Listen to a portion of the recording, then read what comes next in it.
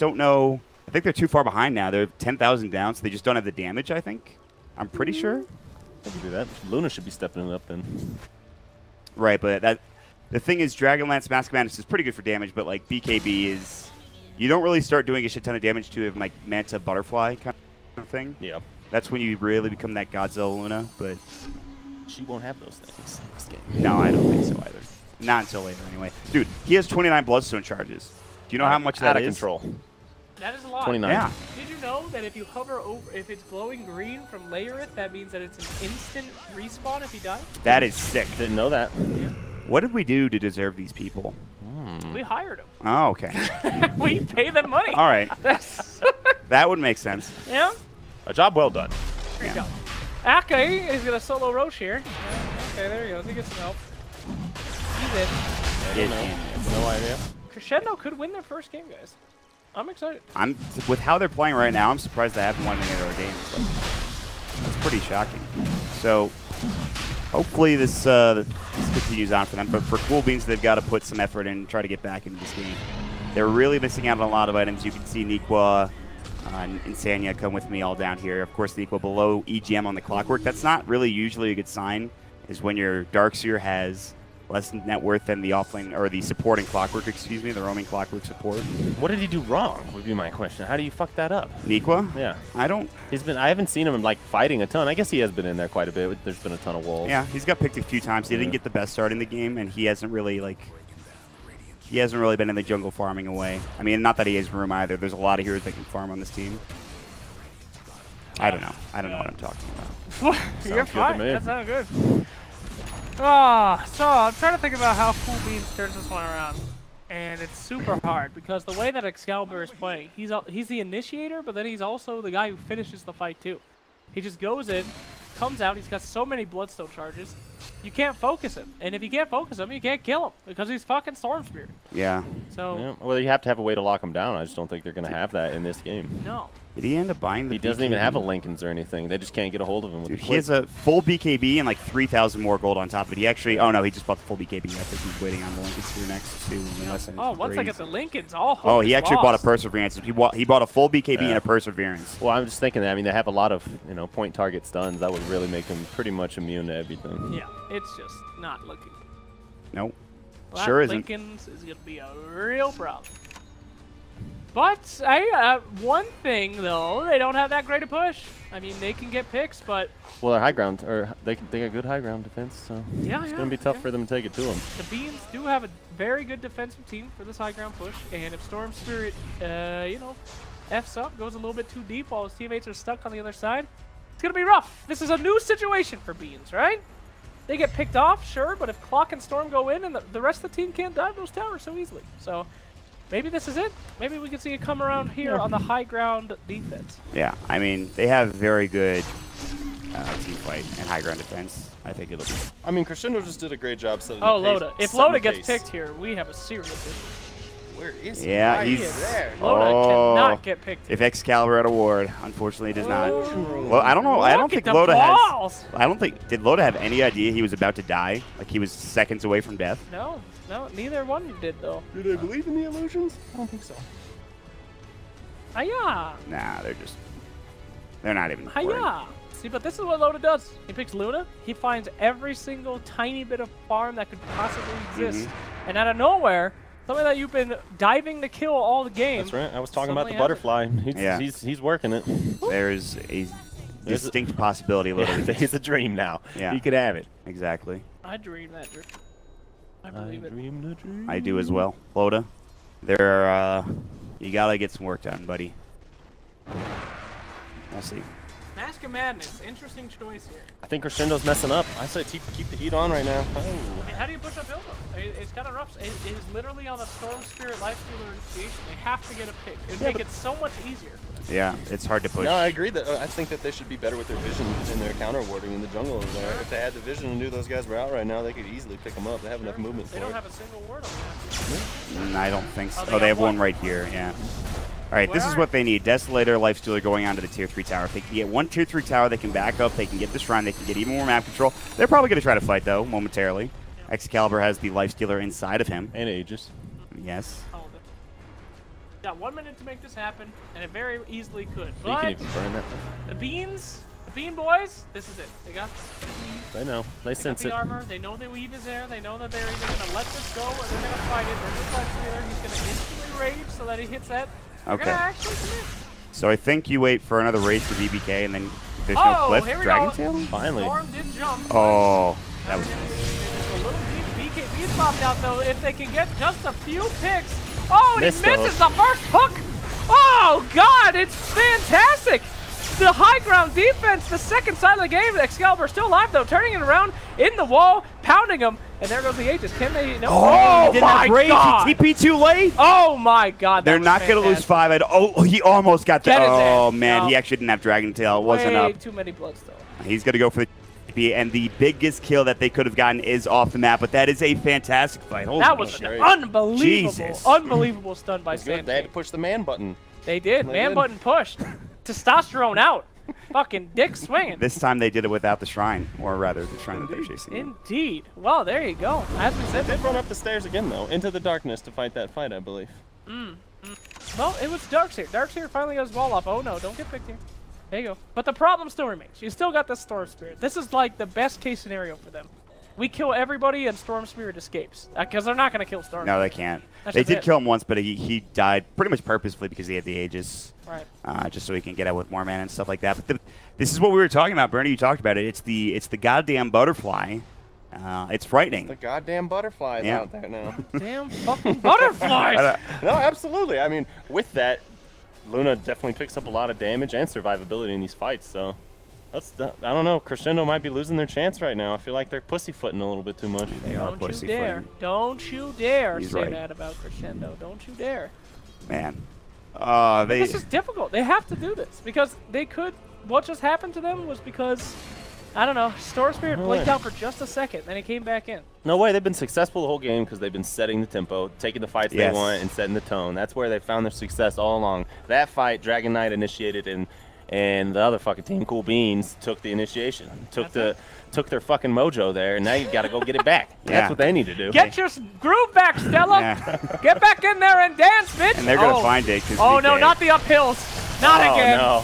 No, DK, no. Oh, that's it. I mean, that's He's got buyback. And he doesn't have well, maybe does he have Dude, buyback? that's the He has god. buyback too. That's Okay. the god tier. All right, pick, so yeah, they lost 2. They gave BBK a double kill. Oh, ETN. hell yeah. You're going in, my friend. Stella got a groove back, baby. Nick was like, please no. They do buy back, but All right, that's just one buyback. A Sand King to try to spook him off. If it doesn't work, then they will commit the Dragon I Knight. think they're going to lose this tier 3 tower one where actually no, look at the way the waves are really pushing. They have this they creep could wave in backdoor mid. it. Yeah, Yeah. the creep wave is in mid. Okay. So yeah, they will lose their tier 3. Will they get any more? Excalibur. They have to kill right now. They have to force this buyback. Oh my god. man. Dear There's the God. buyback forced out, but now they have to try to win this fight. BKB popped on the Storm Spirit, and he is just going to tear them apart while the rest of the team tries to initiate on anybody that they can. Double BKB coming out, though, from Dragon Knight. They're not going to kill the Storm. I don't know why they're even clicking on his ass. Oh, my God. Here he goes. You can't kill his ass. Yeah, he has the Lincoln Sphere, and they need Dragon Tail for after the Lincoln Sphere is broken. Yeah, Unfortunately, they didn't have it. I mean, that's literally their only chance this game is to just kill everyone and let the Storm live and see what you can get. Dude, Oh, we're that's- getting to that point though where they're starting to fall behind. If you look in that fight, Storm Spirit didn't even look at Luna or DK once, and just going around picking up the support. So he's starting to get afraid of both of them. Yeah. I guess so, but I mean, at the same time, he can't get picked. That Dragon Knight, if he didn't get picked, this would have been a completely different game. And I mean, that's like you said, that's the story of the game so far. It's all about the tempo control that Crescendo have, and if they keep doing that, then it's just dunzo. Yeah. When's the next rush up? Well, we're gonna find out in 3 seconds, guys. Hey! Let's go. All right, what is it? 18 seconds. 8-minute and 18-second Roche respawn time. That is amazingly fast. Hitting some shit here. They sure are. Shines down. Can they complete their domination? Lazinga. Ha ha! Ha ha! Mochi. Mochiwa. Level 25 on your Storm Spirit with 33 Bloodstone charges and a Lincoln Sphere BKB. He will never die again. Has he died once yet, Mon? Nope. Nope, and he never will. Man, Thank we God are- we put him as Oh, damn it. least deaths. Well, What we got was it, one 0? wrong. Yeah, we had 2. There was 0. So a bit unfortunate. And we're actually pretty good with our 4th, though, and of course our 1st. So. Damn, Life Stealer went hard. That's crazy. You don't see that too often. He just wants massive HP. Wants to tank, yeah. Guess he needs one. Look at those hits. I mean, I guess what, they're really tanky, so he's just trying to stay in the fights longer, or I don't know. Yeah, they can back so up. They weird. can reinitiate quicker. It's kind of the same thing where you have a Bloodstone for the Storm Spirit. He backs up. He gets Yeah, mana. maybe so they have 2 heroes that can in and out a little bit more. You're a bit more versatile. Even with the Clockwork too, he can get out with the hook shot. He doesn't have Ags. Holy shit! He actually bought I it. told you. I am. When you are carrying this hard on a Storm Spirit, you are the entire team. This guy is now a roaming fucking enigma. Easy peasy. Man, I look like an asshole. You're no asshole, I was friend. like, man, Like, there's no no way fucking there's no way they buy this, right? Absolutely. Good call. I mean, that's great. He can It get. only happens in this situation, though. Like, He's Storm huge. Spirit had to go out of control, and he did. He literally cannot die. So why not become Enigma? I guess that's fair. This is crazy. It's also Enigma on a much shorter cooldown. Yep. 18 seconds is pretty good. Aegis and cheese go to life. Did he take a cheese and the Aegis? I think they did they give the cheese to Storm? I would thought they They might have passed it around. I think No, Lifestealer picked up both. yeah, though. he has both, doesn't he? He's a hungry boy. That's I guess when you have 33 Bloodstone charges, you don't need an Aegis, right? It's probably. You don't need anything. All right, here we Oh. go. Grabbing the Cinder, and maybe they'll get a nice pick here. That'd be nice. And no, Shallow Grave at the last What a moment. play. She's probably not going to make it out of this alive, but we'll see what happens. She makes it with the Glimmer Cape. Could it be dead? But anyway, everyone else is dying. Oh, this is not good. They're going to lose the Aegis at least, but can they get more? Excalibur is Him down. pretty low. He won't take down to the Poison Sting or the Poison Nova, but they need to leave now. They're like, all right, Elder Dragon Form is running out. Loda has no BKB. That's the dream. Oh, wait. They broke. initiation. They're going to get him. Yule Scepter. He needs to jump away immediately. Kenny, the Oh! Oh my God, they The found him. Instantly back. Instant back. He's And he's already alive back. again. Down to 23. Meanwhile, they're going And to he's continue to coming chase, back maybe? to fight. They thought about running at them, I think. It happened. They Wow. killed the How much beast. gold did they get out of that? Please. A No, million? it went away. Unlimited gold? Oh, here we go. 1,300 with 2 buybacks used. Oh. Sand King got all of it. Oh, my. Sand King is Just what they big needed. pimpin'. Show me that money. Filthy rich. He still just wants his 4-stab. He's had this queued up Please. for the entire game. So close now. All right, well, they've done it. They've done the impossible once. Can they do it again? They better, because even though they don't have any ults, it's time for them to defend. Now, this is a good team right here, all right? They all died. Most teams will just back up and be scared. No, they know all these ults are down now. They only have wall. They're pretty much guaranteed this Rax. Where they go? Hello? See you later. Pretty much guaranteed this Rax. Pretty much guaranteed this Rax. Yeah, no glyph. They should get it here. Elder Dragon Form is up in 20. Maybe look. I'll pick up 4 with the. Just go for it, BBK. Oh my And God. there we go. A little bit of an initiation there. There's the cheese straight up to full health. Mod, take it.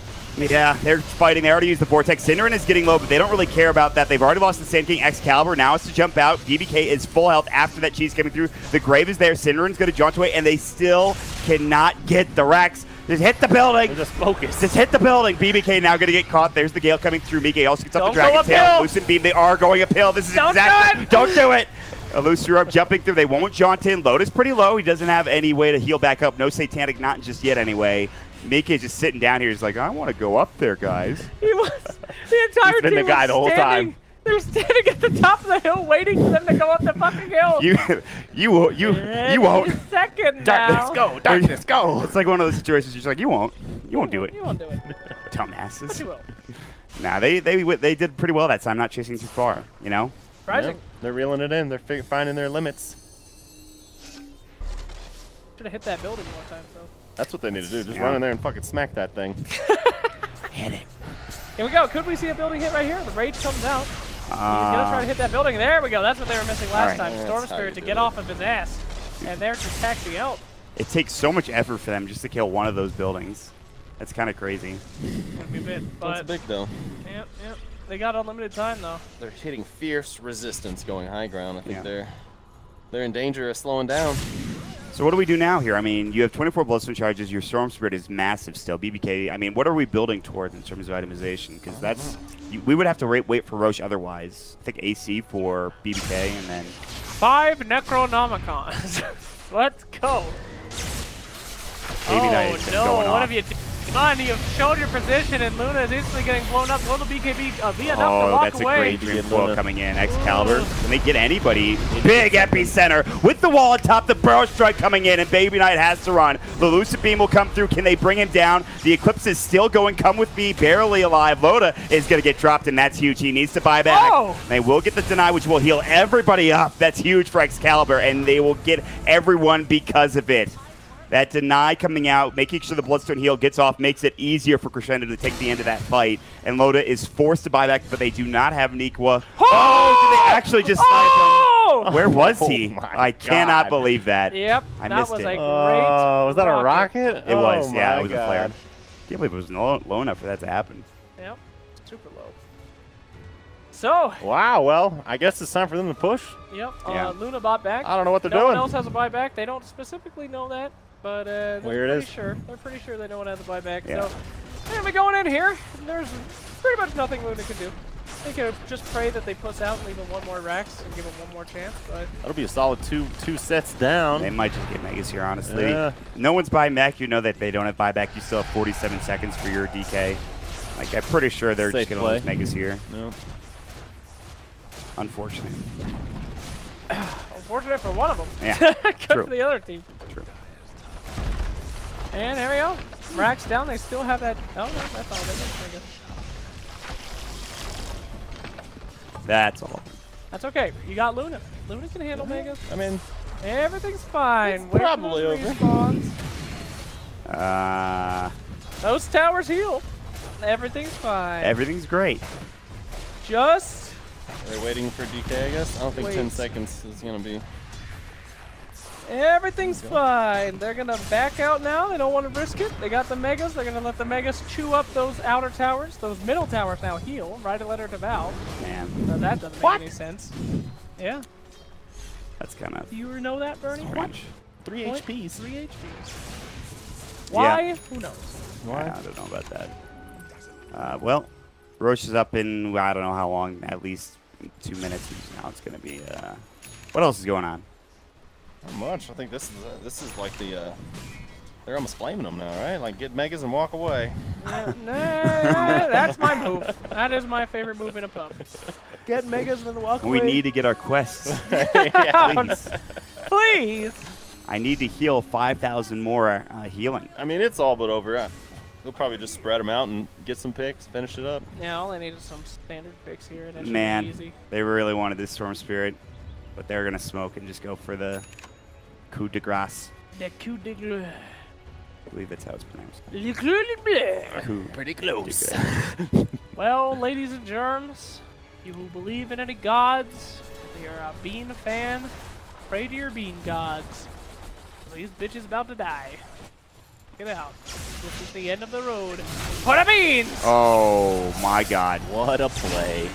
He just blew them away. It's done. They died instantly.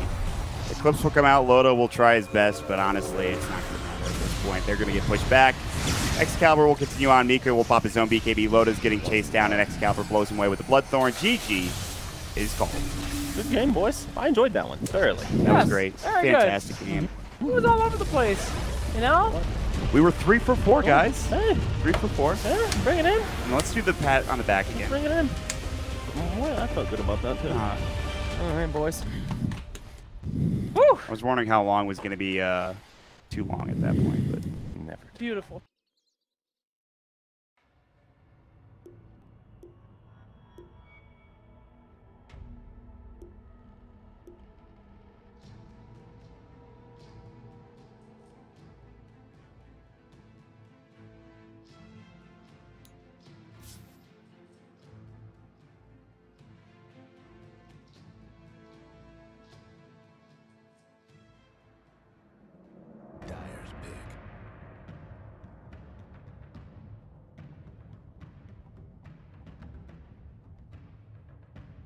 Silencer.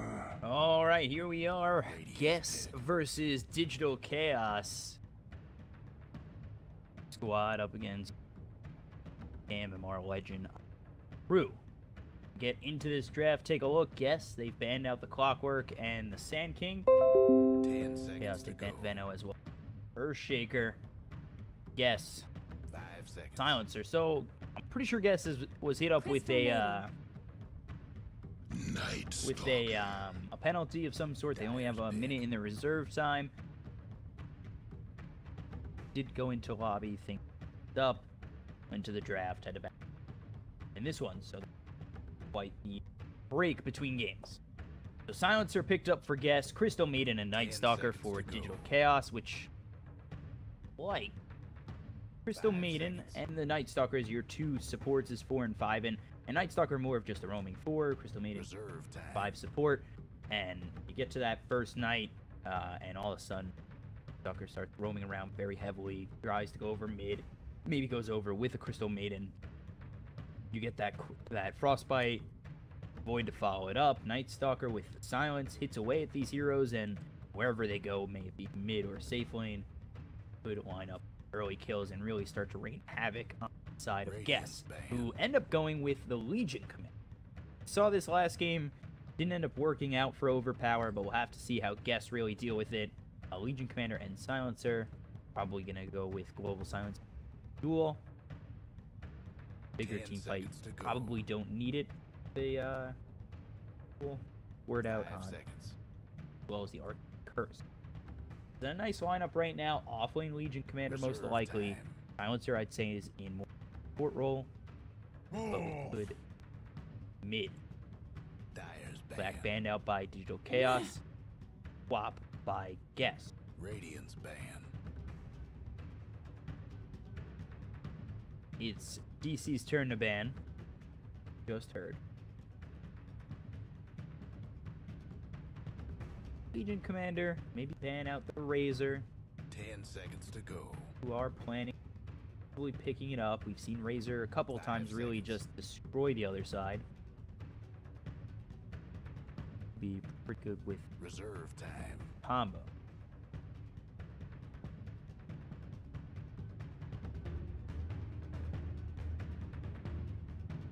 Still available. Guess I was in qualifier winner.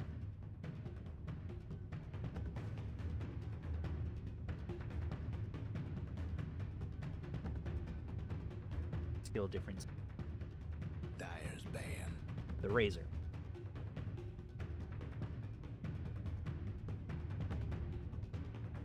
Guess his turn to ban. I would assume they ban out another mid.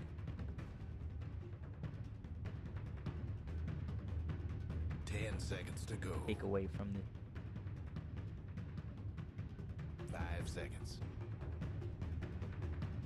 Ban out the Sand. 2 offlaners. 2 4s as well banned out. Pop, so they don't go up against Shadow Strike. That mobility of Quap, especially with Night Stalker, where you get in first night ability of Radiance Pit. Quap and Night. Problem over. Meanwhile, they do ban out Meepo. Of course, I figured that be banned out eventually. If not, it was definitely going to get picked up. But now DC, they do go with Lifestealer. So Lifestealer, Night Stalker, Crystal Maiden. Right now, you really don't have a vehicle for DC's Lifestealer. Could see a Bat Rider come out. There's no Sand King, no Blink for him. Definitely see themselves getting a Bat Rider and a pick for DC.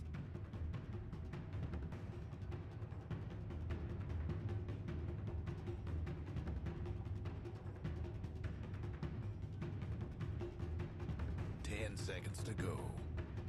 See what Guess wants to pick up as they've got an offlane and a Silencer. This could be a core vent. Radiance pick. You don't really see too much Venge in the support role. You know, it really is a struggle when Guess is given half the reserve time of DC. They really got to come out with these picks real quick. 10 seconds Venge to go. or possibly the Legion and Silencer. So a good amount of early damage. Minus armor with the Wave of Terror. Lockdown in the Magic Missile. I do like this pick from Guess. Just don't know how it's really going to fare up against this Lifestealer, Night Stalker, and Crystal Maiden. Lena. Got Lena into Puck. Radiance ban. Lena for Digital Chaos. It's a good pick. I like it up against Puck, especially if you can really line up the Light Strike array, get the rotations over of Night Stalker, 10 seconds to go. get a silence out. 5 Dead seconds. right, especially 1-6. They ban out the Jug. They don't think this is going to be a core Venge, which with this draft, I don't think so either. They got the Offlane Legion, the mid Puck. For both Venge and Silencer wouldn't be too bad. Other core and Dyer's pick. I think it could be Sven. Not banned out yet. He gets a Blink Dagger. He is pretty mobile. You get into the face of Alina.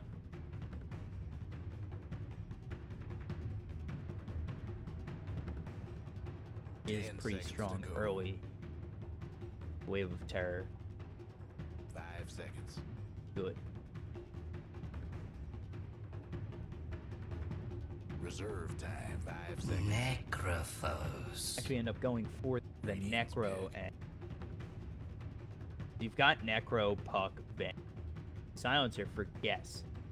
We've seen Necro a couple of times get banned out. You want to take it away from that big Reaper scythe coming in, slow down your farm, and go off these heroes for quite some 10 time. seconds to go. Maybe we see a Dagon come out from either Necro or Puck. 5 Could be seconds. that kind of game.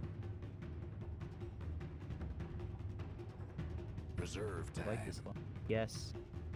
It's alright, it's pretty mobile. Blink, duel from lead. Illusory Orb to move as well. Lockdown and Magic Missile. Foil. For Digital Chaos, I still need someone to be mobile.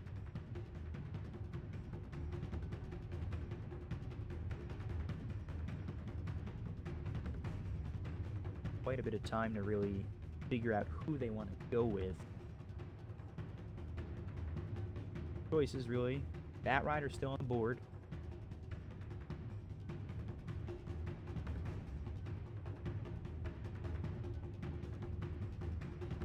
Bat Rider, no, you know what? Bat Rider's not good. You've got the swap.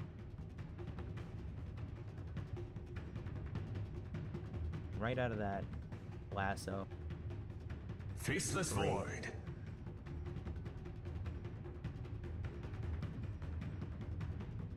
So, you've got Crystal Maiden, Night Stalker, Lifestealer, Alina, Void on Digital Chaos, Necrophos, Puck, Venge, Bleed Silencer for Guess. Alina, Forev on the Void, Mason on the Lifestealer, Bulba playing Night Stalker, Dulu on the Crystal Maiden. Take a look at the other side of Guess. Woo on Silencer, IX Mike playing that Legion Commander, Johnny Walker on the Venge, Bryle on the Puck, and WWD. Necrophos. Lineup. From the side of Guess. We'll have to see if it works. I don't know if they're going to go 10 like seconds Dagon to go. with Puck or Necro. Try and get them bursted down, get that scythe out there. Heroes home.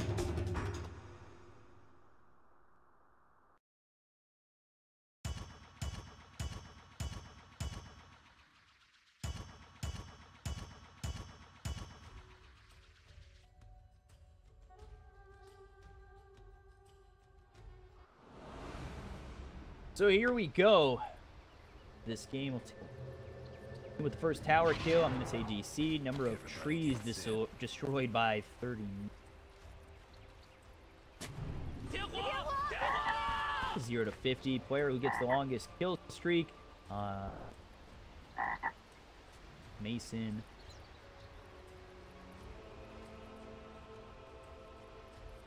$30 minutes.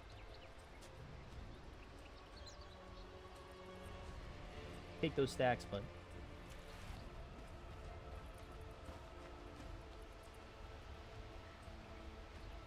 do 60. Yeah, lock it in. Final answer. Regis. Final answer.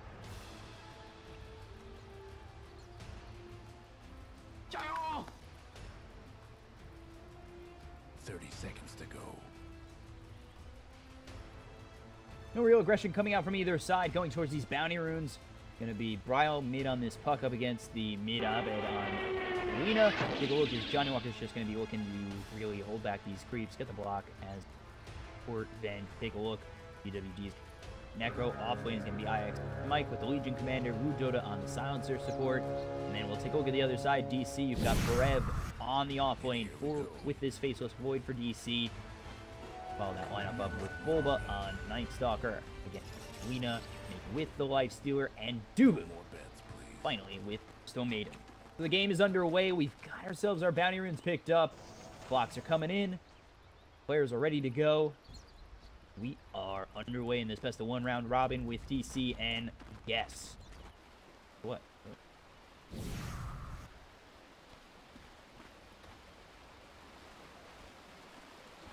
It is a dual lane up top so far from the side of Guess with WWD and Pro as well as the Venge. Take a look over mid. Johnny Walker just staying by Bryle, really just trying to help him out, as well as Bulba.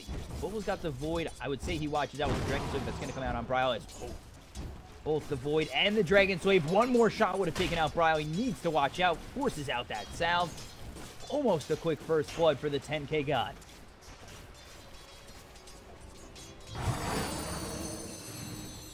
We'll have to see what they can really do. Back up to full health is going to be Bryle.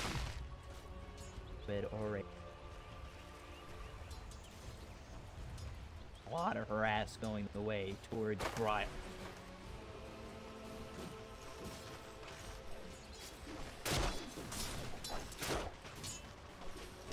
Take a look. Over top, WWD takes level 2. That nice bash as well. Time walk just in case. Really forced to use it as Blue Dota with plates. Just continue to hit away at Brev and a lot of damage, but it's just annoying. Over mid one more time. Bryle continuing to just eat these shots from Abed. He now has the stun, so Stalker comes over in that first night. The way he's playing, I would say he needs to definitely watch out against this Lena. We take a look up top as does end up going back towards mid or over towards top.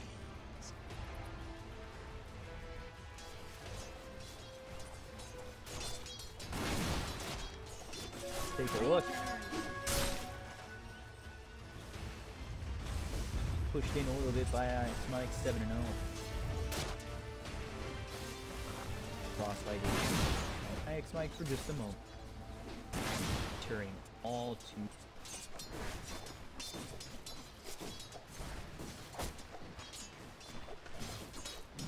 so again, just Void trying to stay nearby as they're trying to get this farm for Necro, and WWG doing a really good job of getting middle lane. Over. 4 on Lyle, 3 on Abed. 3 down bottom. Surprisingly enough, they get first blood onto this Crystal Maiden. IX Mike, he'll be taken out trying to TP away. So it ends up being a 1-for-1. Mason gets a kill, and IX Mike gets first blood for the side of Guess. Have the Venge come over, use that magic missile, get themselves a stun. First blood goes the way of Guess, something. Guess.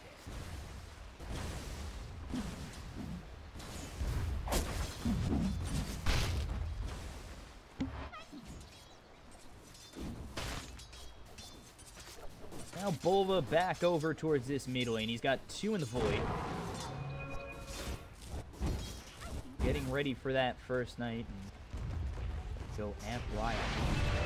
Silence. The stun's going to be avoided by the phase shift. Or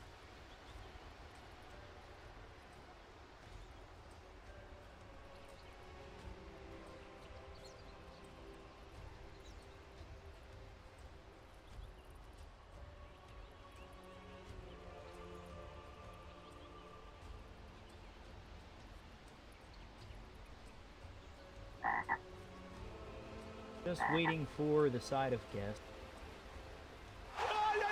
Who's go to final level 3. Bleeding farm with WWD is really that high. We'll look at Void as that. Pace with Void, maybe not that great for this offlaner. Brev. First night.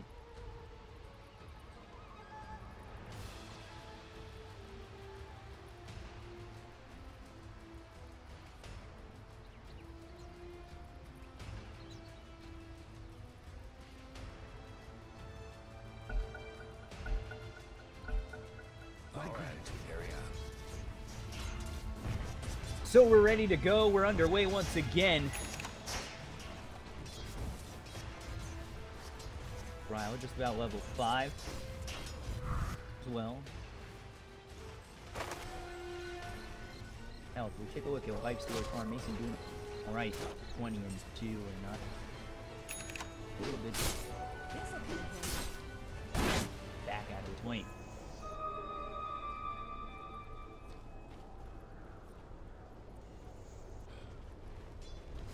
Top. Stalker's here for the first night. Pushing away this silencer. He's now got that clarity. Going to go back to about full mana. We take a look. Smoke's going to be broken on Johnny Walker. You see Bulba coming through. Bryle might be in a little bit of trouble. He's used that phase shift already. Here comes the TP on over from Wu Dota. Crystal Maiden as well as the Luna. So both sisters ready to fight this Night Stalker.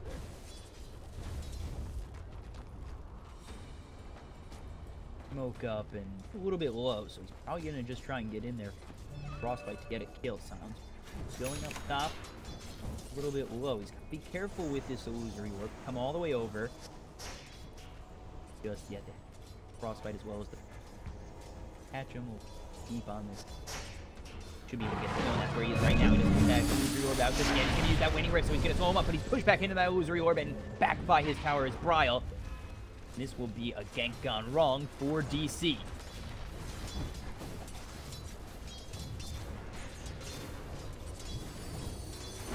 Getting a kill. And now at 5.5 minutes, he'll be able to use that shrine to heal himself up. So the gank attempt already missed. We take a look up top. Courier coming their way. Going to be able to get the kill. They skip it over, but it should be vision for them. Wu Dota getting a little bit low. He's out half health with these stacks. He's going to get pushed very low and enough to get the kill for Dubu. Arcane Curse in the last word comes out just before he dies, but no return kill for WWD. 2-1. When we take a look over mid, there's the Dream Coil out on Abed. They've got the ship coming in from Bulba. He's made a rotation. The Illusory Orb as well as Waning Rift. Magic Missile comes out. Wave of Terror should be the kill for Bryle. He'll finish him off. So under the tower is going to be Bryle. He uses that phase shift to avoid the Dragon Slave. He'll be able to get himself a kill on Bulba. The rotation's coming out. An alright kill for Guest. Not a huge net worth. Doing alright is Bryle now level. Dream Coils locked down for another 4 long. With the rotations coming out, Mason going to be continuing to farm up over bottom, and that was done and dragged at this puck to get the kill.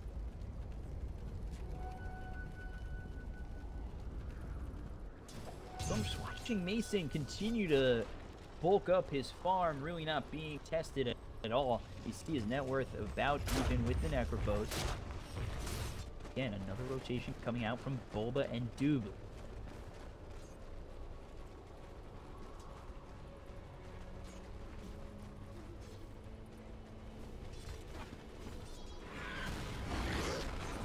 Bottom, they look to get Wu Dota. They've got themselves a Void as well as Hunter and Knight to get themselves close. The Arcane Curse as well as the last word comes out on Brev. He's going to get a little bit low, but the last word's not going to be enough to take him out.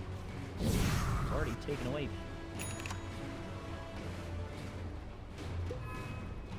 Kill on this silencer. Bulba doing a very good job of rotating over top, killing off the silencer again. They're going to make their way over mid, so they want more. They want to use this Knight as well as they can.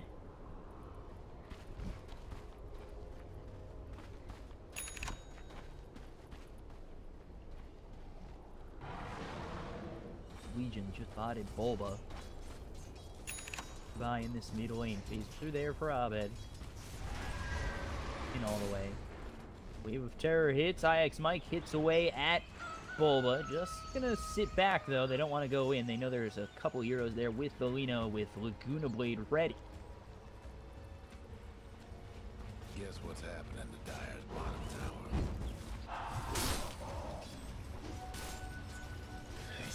Top of the net worth right now is Mason going for this Hand of Midas. Wave or 2, he should have it. Probably see him go for that armlet. Possibly the Desolator afterward. We go up top, Arcane Curse. Hit away at Brev. Use that time walk to gain some space. It's really going to be a hard catch for WWD to get this kill. Kurt's just going to tick away at Forev, but not get him really that low. He's almost got level 6, so Floyd, level 6 in WWD is under tower too long. Could be a little bit of trouble for him. Meanwhile, over, maybe we can look at Abed. It's going to be the Sons coming out on the Legion Commander. He's going to try and get that duel. They pick themselves Abed very low. There's the duel. There's the kill. So they take out Abed. They're going to look for more, but now Mason's made the rotation. He's going to try and get themselves a kill on Ix. Mikey and Fence is going to be popped. They'll get themselves one. Now they look for two in Bryle. Bryle's going to use that Facial Field as well as the Illusory Orb to back up. Now in comes the Necro. Here comes the Chronosphere on 3.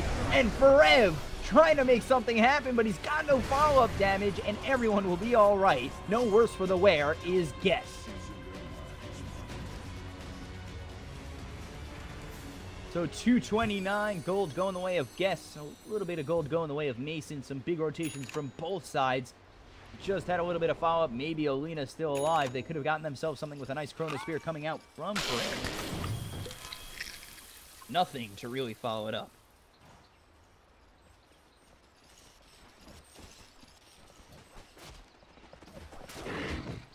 Can't do nothing. 5-3, a bit of a lead here still for Guess. 1-1-1. Doing all right in terms of net worth, only 300 behind throw and good. Early. Looking very good, almost top of the net worth. He's got himself a Midas phase boots. You see he goes for the armlet next, and top of the net worth was just this next.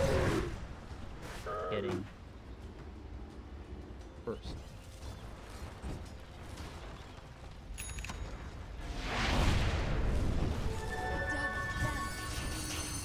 Continuing to try and hit away at this tier 1 tower. Here comes the rotation of Silencer as well as the Legion Commander, but no pop into that Illusory Orb, no Dream Coil, so maybe a little bit of miscommunication bringing these heroes over. They're just going to go to deny this tower. They get the deny, gold not DC.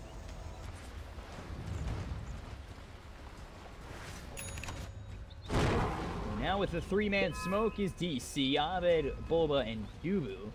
We're going to make our way up top with Berev. Seconds close.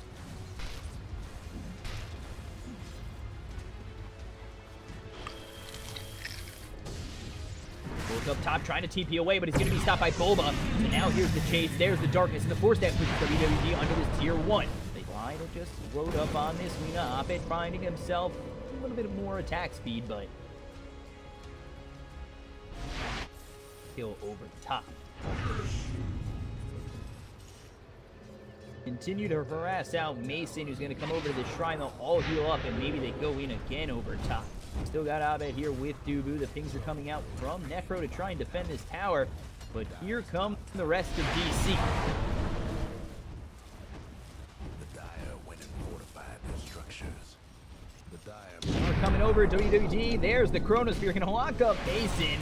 Should be still the kill. There's the silence. There's the kill. No Laguna Blade even used. They look to see if anybody's TPing in. They'll get the top tier 1. An easy kill, an easy tower. Goes away with Digital Chaos.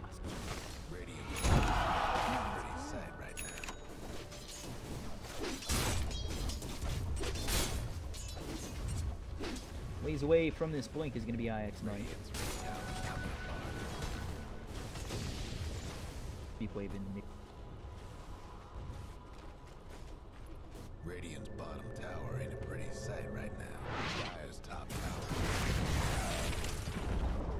There goes Radiant's bottom tower. up top while the rest takes that bottom tier. Trading towers right now. Both safe lane tier 1s are taken out.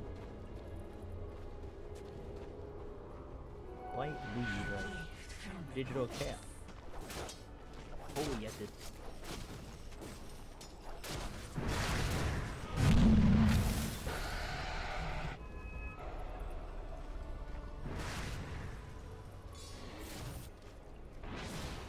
Nighttime again. See if DC are ready to make a move, and as I say that, guess with the 3-man smoke, Bryo, Johnny Walker, and Wu Dota not under a ward, and we look forward to mid. Oh, it's coming towards mid is gonna be Dubu. He's gonna place a ward up here. They clearly see it, and Bryo is around the corner. There's the Veil popped out. Dubu keeping a little bit of trouble with Johnny Walker and the Magic Missile. He'll be dead. An easy pick off, and they should know that ward is there as well.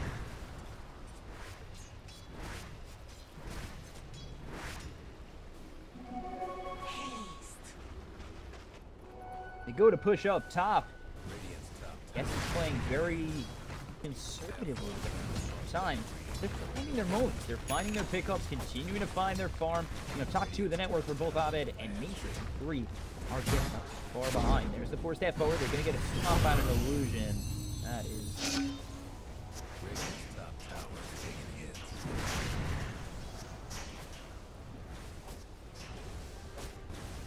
from DC.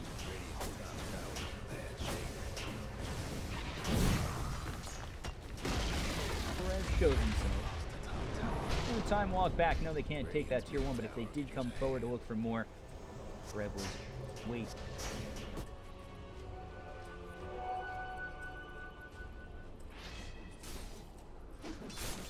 It's over. IX Mike almost ready with this blink dagger for the Legion Commander. That Veil, he's working on a blink as well. Playing with Necro. That's that 4-staff.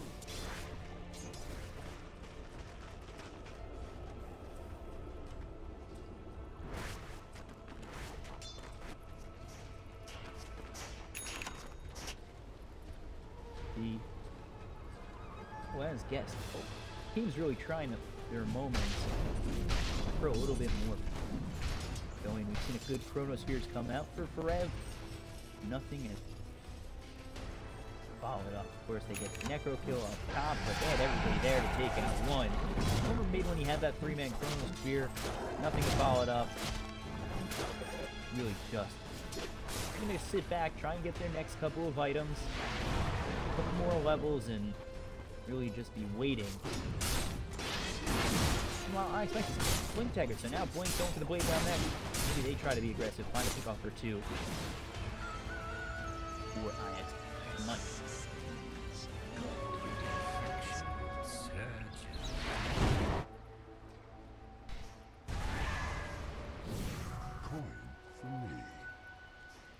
Wave of terror, just spot out what he can, push back a couple of these heroes of DC. That was about a 1,000 network. We bottom Mason. That arm went next. Legion.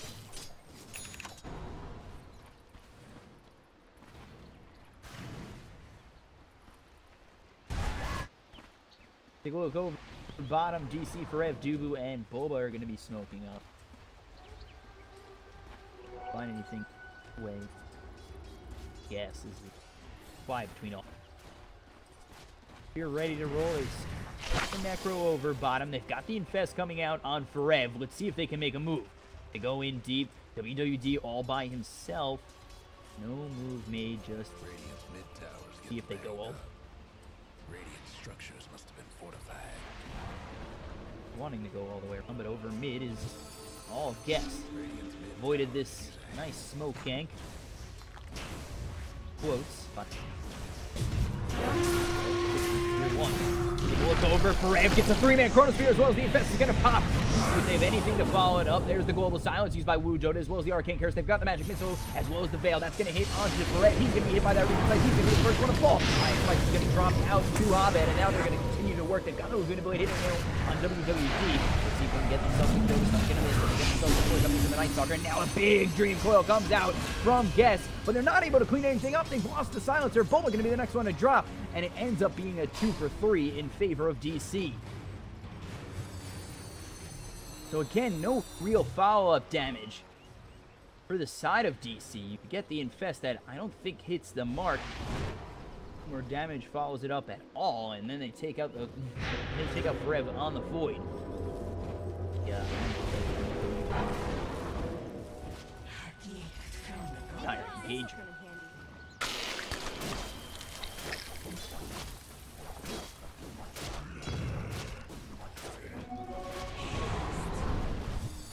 See where DC are kind of working with right now. Dante gets a little bit strong. He's got charges in that Bloodstone right now, looking for a blink next. has the ability to really hit away these heroes. So, stacks in that Fiery Soul. Chronosphere works out a little bit better for them.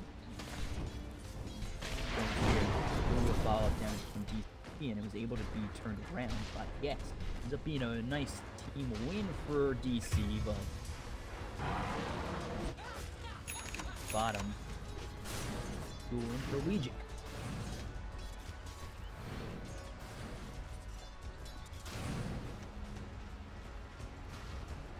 Here you go. So, Ryle, WWD still trying to push this tier 1. If spear available in 23 seconds, it's sort of a slow push, and Mason pull these creeps in. Waiting, 20 seconds till the duel, so gotta watch out as well. They're gonna come on over, and I don't think they know he has the duel. They're gonna press the attack with tier 1. If he gets it to 9, the boss fight comes out. They've got a green coil coming out on 3 as well as the waiting rip. Let's see what Guess has left. They really go for anything. They've got the nice Reaper Sight, but it's not gonna kill off Mason. They killed off Bulba just first. Will end up getting the kill on Mason to follow it up. This Crystal made it. The Chronosphere comes out onto the rest of the attack to use. They get the swap out. WD right back into the Chronosphere, but they don't get the kill. Bryo's gonna finish off Dubu. They lose nothing for Guess. 3 die on DC. It is not looking good there in that team fight. It looks as though they're gonna lose a tier 2 mid as well. They still have duel, so Forev, he's really got to watch out. Abed brings forward, tries to get himself a stun, but doesn't land on any of these heroes as they all Delta maneuver out and retreat. Forev is coming as well as Bulba. They've got the silence, press the attack, and a finish off that silence. They're going to continue going out. He's got the stun. Now, able to get away. The Veil is used. Brau trying to get himself a couple of kills. The Arcane Curse has the last word burns on Forev. Yes. What's out?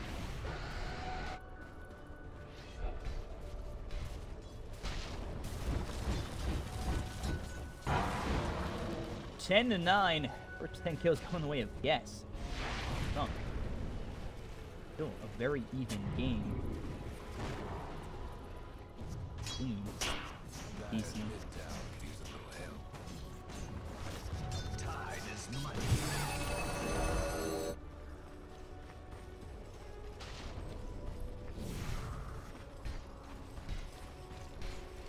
Top of the net worth right now is Abed.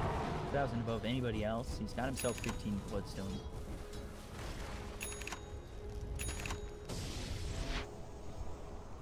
Dyer's top Ryan. tower. You know the drill.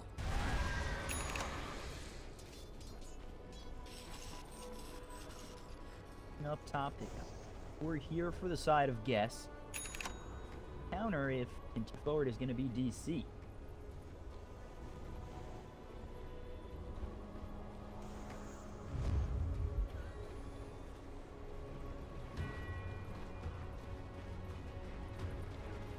There's the smoke on all 5, but they're immediately scanned out.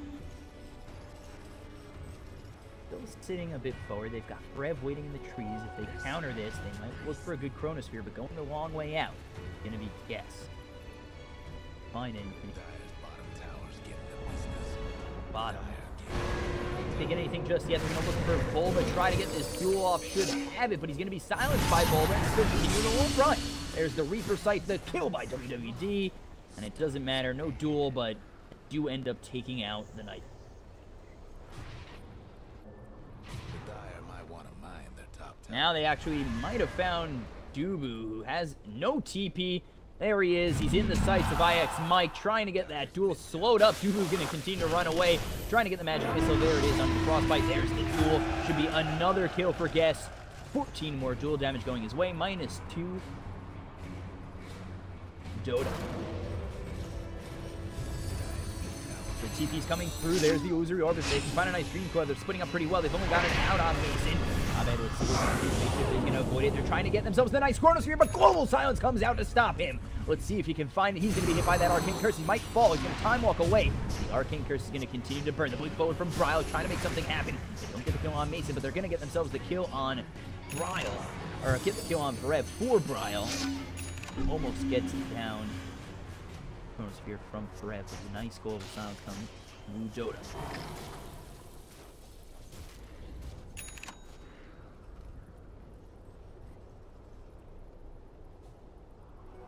this'll come. Fight there for Guess. Work with what they've gotten. Ultimately look for an upset over DC. And DC's gonna head towards Roche. They've got no Dream Coil, no Global Silence. Dream Coil up in 10. DC Guess want to make the move. They gets thrown by C. They're picking out this Roche pretty quickly. Nobody's gonna look yet. Make their way. Let's see if they can be there in time. Darkness is used.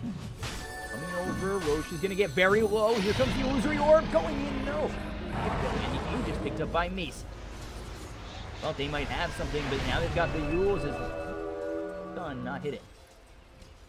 By Brile. Just gate.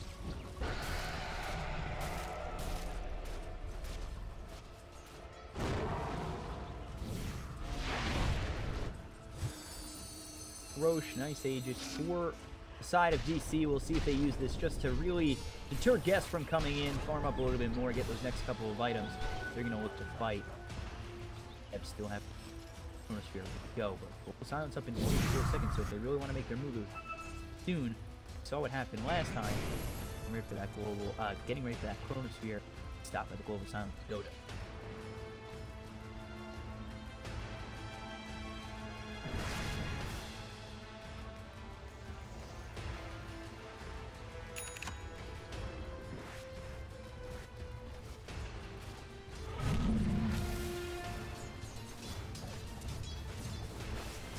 Push is going to be Dubu. He's here with Karev and Mason.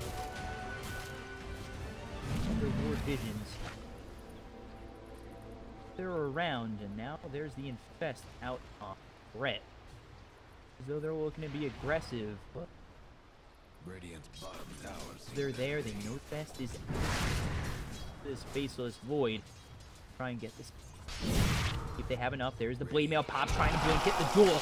And now the Infest is going to be popped out. IX Mike might have gotten in a little bit too deep. He's going to be forced that forward. And now let's see if they can get the kill. There's the nice Chronosphere onto the Necrolite. Let's keep him locked up. The Light Strike Array as well as the Laguna Blade hits in from Abed. The Global Silence a little bit too late. Going to lose both IX Mike and WWD. Continuing to move on forward is going to be Mason. They're trying to get that fetch. They'll get the kill. 3 kills for DC.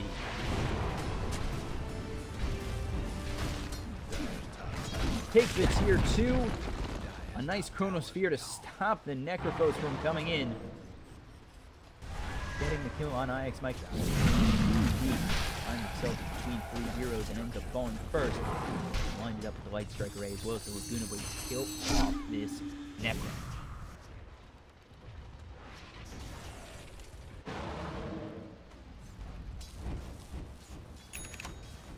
Bottom of it. Try and clean up. 17 Bloodstone charges again.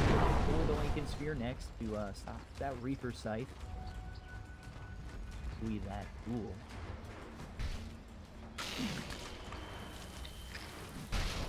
He's going for the Shadow Blade and Lot. Take a look over at Guess. They've got the Necro with the point towards that duel. Blade now. B, and then it's still looking for the lightest blade. As his win. Fail. Now he's going for the dagger.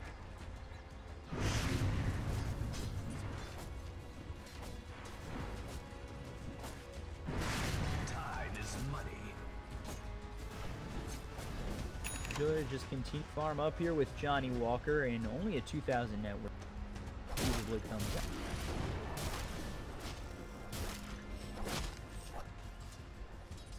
Really just content with farming away. These next items coming out for Guess before they really went. After that last fight where it kind of just went wrong, IX Mike getting a little bit too deep. Necro trying to save his life. And get hit by that Chronosphere. And IX Mike dropping. There's no chance you can get out, especially with the Light Strike Array from Op-Ed hitting. Be a bad play from Guess. Maybe they'll sit back and look to get the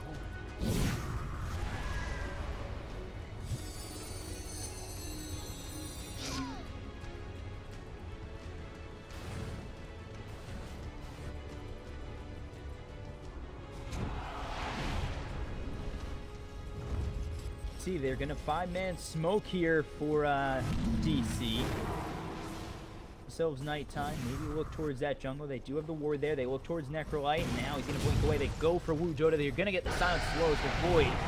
comes Mason going in pretty deep.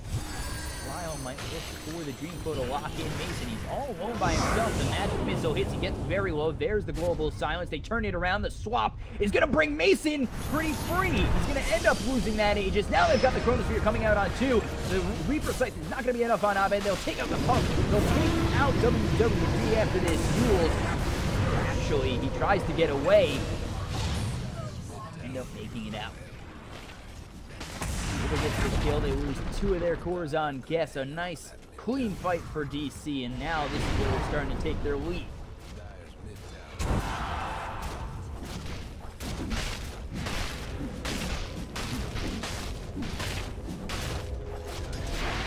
Lose their first tier 3 of the game over mid. Now they try to get themselves the duel. There's the blade mail. Mason hit away with that rage. The buyback's going to be in there from Bryle. Let's see if Ix Mike can get away. He's down there trying to heal him up. Mason gets enough with the kill. The mail's going to be dropped as well as the illusion. Dream Coil hits on 2. They've got it both broken on both Dudu as well as Abe, but I don't know if this is going to be enough. Forev starts to hit away at this bench. Johnny Walker looking like he's going to drop. He'll fall to Forev, and now they look towards Bryle. Bryle's trying to run away. He's going to be earned up. Coming back in. Lewis is going to stop that last word from proccing on Abed. Now, Bryle and Wu, WWD, ball.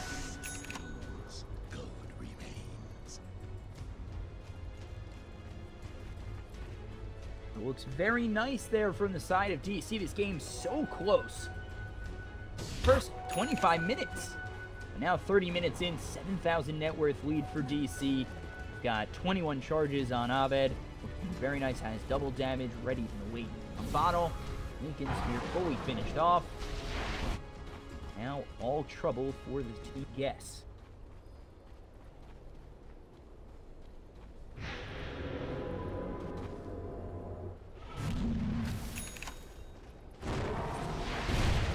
They're just gonna continue to farm. He's going for the Daedalus now.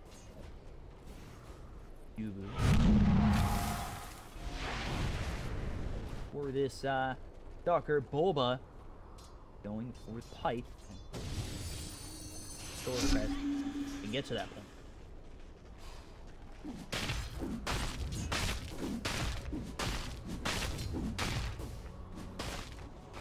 Dragon almost finished, maybe a little bit too late. They're going to try and get this duel on Bulba. Pop the blade mail, but far away. Blade mail, pop X Mike is knocked down.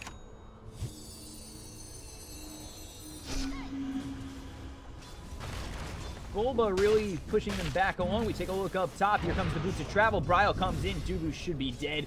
Wu is here as well as Bryle. Dudu all alone.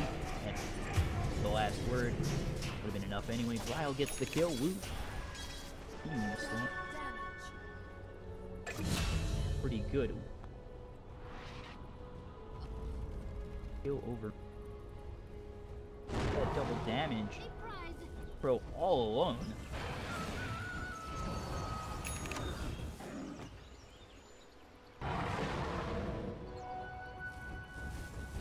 Bloodstone charges getting so close to the crit stick and the Daedalus in full. Without the Necro for 40 seconds. Yes. Kinda gotta sit back, corralled in their base, and for him to be up before they look for a team fight. To really get the nuke of this Dagon to work with this Reaper Scythe, maybe blow up on it. And really back in the fight so quickly with the amount of Bloodstone charges he has anyway.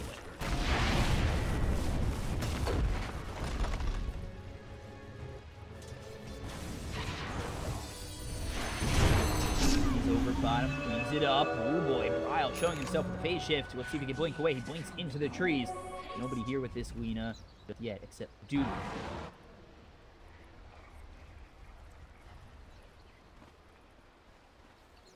For that BKB still active. They want to go in.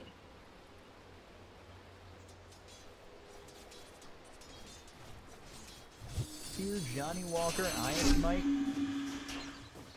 Bouncing forward in that. Mason showing himself, doing the chase, not infested in the void this time around. gonna push away Guess. Meanwhile, over bottom, just continuing to farm his Woo. He's trying to find a 4-step and WWD over mid. Times than probably he would like to. Solo by.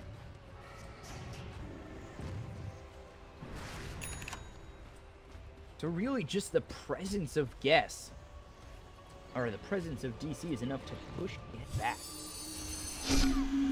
Try to push out these creep waves as much as they can. They've got some nice net worth on the puck, looking for Dragon level 5 and slowly getting it. Maybe DC want to fight before that happens. And now, group up, should be smoking in just a moment, and there it is. 5-man smoke, a little desperation down 9. Get themselves a good fight on DC. Be infested from smoke on the back end by DC. Side of Guess, they come in, and now we go on forward with the time up. Things are setting up with the nice global silence. Abe's going to get dueled up, but Lee's mana is going to fall. It's going to be the duel damage going the way of this Lena, and now he's going to be taken out. Bloodstone pops, will be dead for 17 seconds. They're going to lose themselves WWD, and now they hit away at this silencer. He's going to be thrown up by the Void of Bulba, hitting away is Perez, trying to get himself the kill. Arcane Curse on him, but not really going to matter much. They get both Johnny Walker and Wu Dota, and they'll head over into the Roche pit.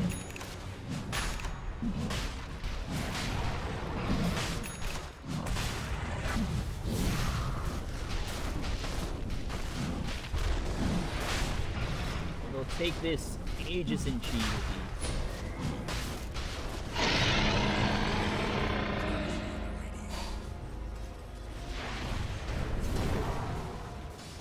12,000 net worth, 21 to 15. They'll push over mid.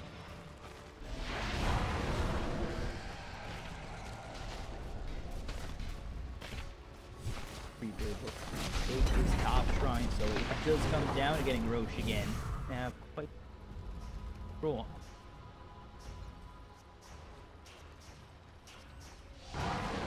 Precise kill on us. Very clutch for them. Don't end up getting it. Lose 4 heroes on Ken. And put it up is done himself. Ready to go. Rage up on Mason, forcing out that glyph. Everybody up for the side of Guess. How confident DC are ready to commit to.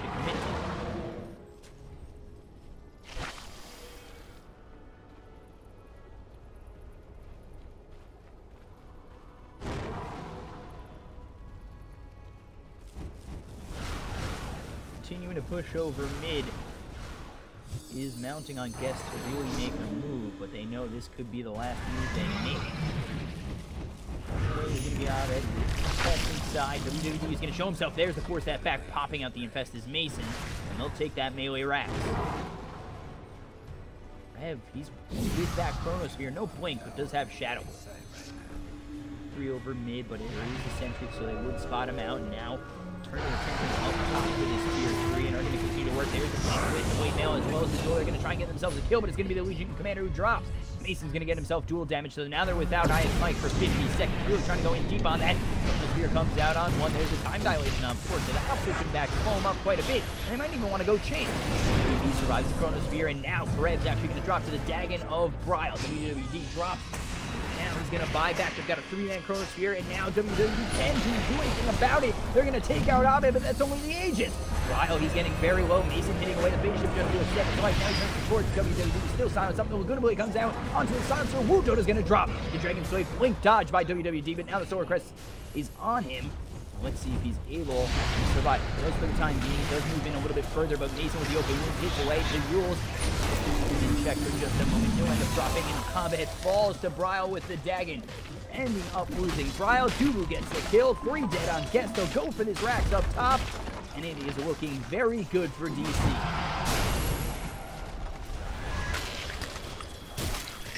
Get themselves the melee Rax up 18,000. Only the Legion Commander as well as Johnny Walker are alive. There's the Infest. Going to be pop press. The attack going to stop the slow. Johnny Walker in a bit of trouble. There's a Void and Mason. He's not going to let you TP out with Bulba. He'll die. He's dead. 53 seconds. Does have 5 out. They've taken out 2 sets of Rax.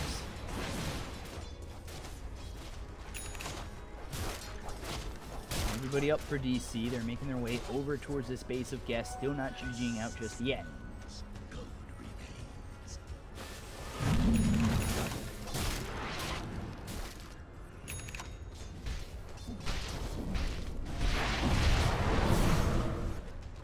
The original 12 Bloodstone charges is cheese ready. You're gonna push bottom, look for the tier 2, and get Mega Creeps and finish off this base of guests.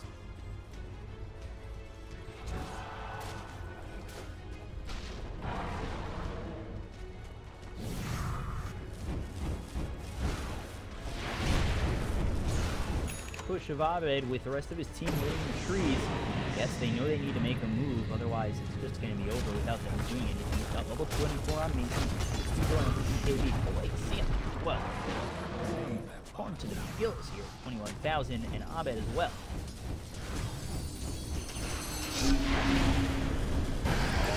Ryle caught out, tries to get something good. There's the Chronosphere out on 2. Abed just hitting away with the rest of his team, and they'll take out 3 just like that.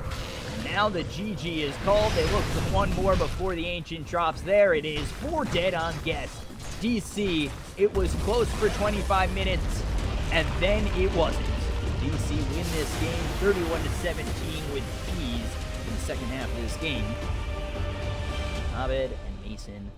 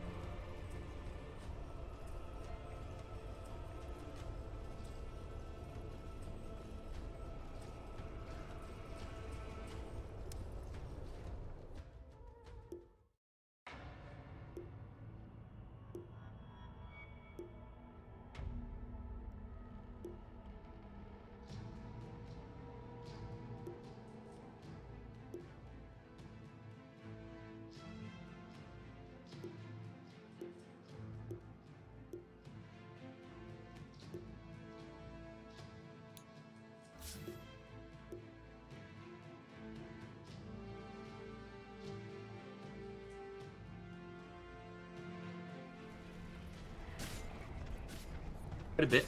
Not going to get randomly picked off in this top lane. Ice Blast is going to see a couple of them on the secondary projectile. Alliance want to do right now, pick off optional. What they really want is the Roshan. They're just going to kind of post up near this area, keep their vision up, keep the Hawks and Boars fanned out. See what they can get. If they can get the kill, fine. If not, it's no big deal. Gem is up on this Beastmaster, so they'll keep Cool Beans blind in the meantime. They're in no rush. 1 minute, 20 seconds. Next big thing is going to happen. Effect, at least. Fawn and Limp, maybe looking to surprise this bottom lane. Ira's showing himself off on top. This is going to be a little bit close. I think they can kill off the Fawn. If they roar her or chain her down, there's the roar, and then the triple jump. It is enough, albeit barely. In the meantime, they also have found the Skywrath Mage. He's lasting a very long time, still goes down because of the Skywrath Mage, obviously, but they do get the toss onto Come With Me, beat him to hell, and now they're onto Nikwa. He has a Blink Dagger out soon. He will have it. I think he's free. Oh, never mind. Actually, the relocate can put Ira in a pretty good spot to intercept. Although they don't see the Doom, they will see Loda instead. And Insania, so if you want to get kills, the Ancient Apparition. 115 Alliance gladly give away their Skywrath Mage in exchange for 2. And again, it's all about just getting themselves into a good position to take Roche. Now, I'm fairly certain that Io and Tiny can take care of by themselves. I think that's Roche number 2, if I'm not mistaken. Again, I don't think there's any way to find out from where I am sitting right now. Check his inventory to see if there's cheese, but obviously not alive yet. No, he is alive. Oh, it is 3. Okay, it is Roshan number 3. So Cheese on Io is ridiculously crazy. Aegis on like any of the other cores is fine. But I don't know if Cool Beans can they possibly defend this. Conskin and Era blink in right now and start going to work. Oh, they're gonna all get bashed. Era just picks up his AC.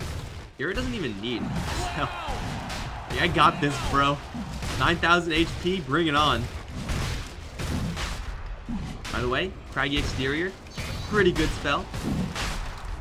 Very easy to underrate. Here comes Wraparound, come with me, finds Hanskin. Link forward, Burrow Strike, and the Roar will cancel the Epicenter, but still the Io's in a really rough spot. Flare is here, will do some pretty good damage. Avalanche, completely off the mark from Era, still looking for that Doom. He's sealed up, does turn around, gets his ultimate off onto the Tiny. The Tiny can still fight if he really wants to. They do catch up to the Skywrath Mage and blow him to bits. Will be Axes to Fly, trying to intimidate for the Tiny. He does not have his Io to help him right now, and he will as well die. Oh no, here comes the Ember Spirit, but I'm not really sure what he's gonna do. Oh, he gets a cheese kill on the Sand King. Okay, that's something. But the Roshan now is free and clear for Cool Beans to jump into. Limp still trying to do what he can. Will chain down Loda. Just be a little bit careful here. He's gonna eat the hammer with the Lincoln Sphere. Now chasing forward for more. Here comes the Ice Blast. Pow. Limp almost dodged it. I think you can dodge it like that. I don't see any reason why you shouldn't be able to. Force out the BKB. They push him away. Keep Roshan unattended. It's really all they wanted to do then. That is still an extreme win for the Cool Beans side. Picking off the Tiny, picking off his support crew first.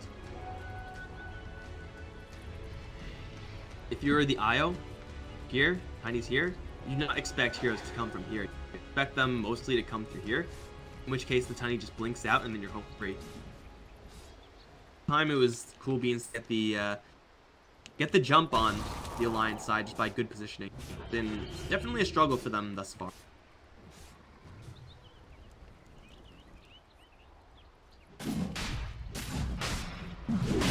No road. Bond can't do it. Can he do it by himself? I don't think so. Era can do it with the lad, that's for sure. With a little bit of a hiccup, Cool Beans are starting to pare down this advantage, or disadvantage, rather, Alliance side have. The end result is still double life and cheese. Alliance squad. Still this Quap. He has a ton of farm, cannot be denied, but she doesn't seem like she's having a contribution of a 16k hero. Sven as well, just really struggling to find those opportunities to lay into opponents that matter. He obliterated the Skywrath Mage, not even close. And that's also kind of okay if Pablo's just wasting the time with the Sven, kind of dragging him out of the fight. That means the Tiny, that means the Ember Spirit, free to do whatever the hell they want. Yura, oh, finds Nikwa, finds Hum with me.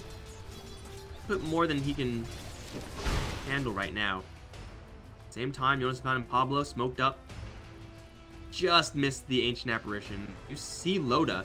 To relocate in, they can crush him so easily. Don't know the extent to which she's alone. They do then go for the Queen of Pain. She has a BKB. It is not going to be in time. She's obliterated. Before she can get anything now, Loda forces pop his own BKB to try to go for this Tiny, but he's not doing enough damage. There's an AC on this guy. He needs a little bit of help to bring down Era, and Era's not even getting healed up by the Io. Here comes the Epicenter, will land pretty well, but again, it's mostly on the Skywrath Mage. Who really cares about that? Era's back in, Avalanche toss, insta-kills too. Now he's trying to cleave down Insania by hitting the creep wave. At the same time, his allies take down the Sand King. It's a full wipe, prompting the buyout on the Sand King to maybe pick off this Aegis of Tiny. Even if he does, who cares? It's only one of his 2 lives. The Io is returned from his relocate, and he's ready to give them even more juice. That's racked on top lane in its entirety. Now over towards mid. Burrow Strike will do a whole lot of nothing. Era will just start bulldozing, getting to work. Loda gets some boar farm, right?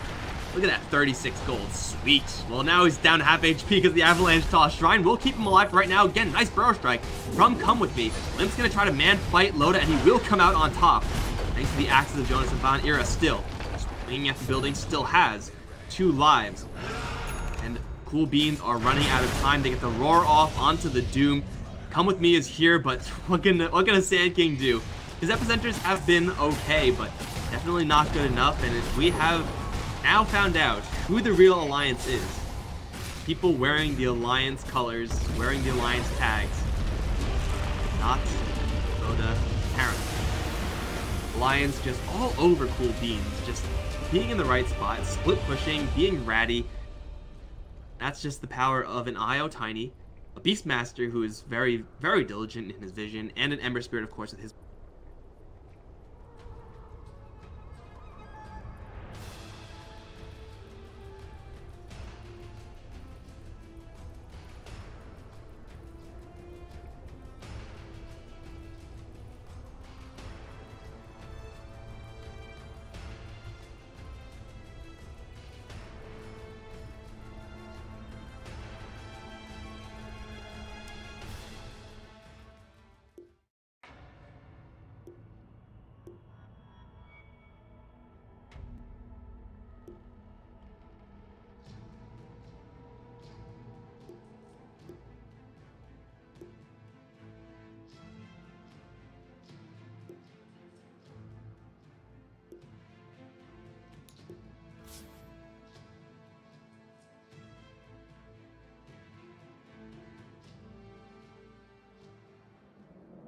Radiant's ban.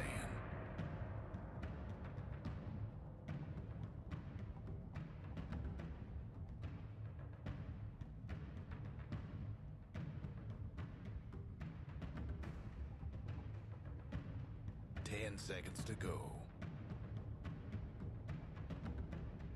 5 seconds. Reserve time.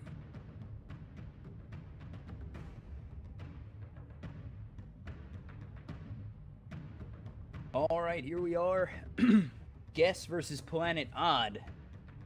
We get right on into best of 1 draft. We take a look. Clockwork Night Stalker banned out by Guess. They pick up 2 different heroes this time around, Earthshaker and Darkseer. And for Planet Odd, they ban out the Veno, Silencer, and Disruptor while picking up both the Sand and the Crystal Maiden. Could see 10 seconds this to go. be a good lineup thus 5 far for seconds. Planet Odd. Could go offlane Sand King or position 4 and 5 with the Crystal Maiden. Earthshaker, Darkseer, Radiant's offlaner. 4 for them.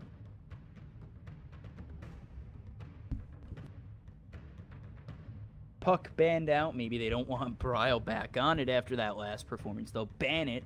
They 10 don't pick seconds it. to go. Now let's see what Planet Odd want to do in 5 terms of seconds. mid. Lena's been pretty popular. We just saw it do very well in the last couple games.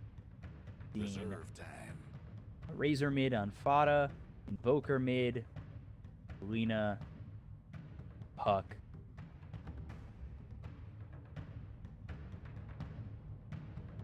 Has been pretty popular in this region. Puck's gonna be banned out. Maybe we see one of those again. For now, Planet Odd, their turn to ban. What they wanna ban out, what they really don't want to be up against.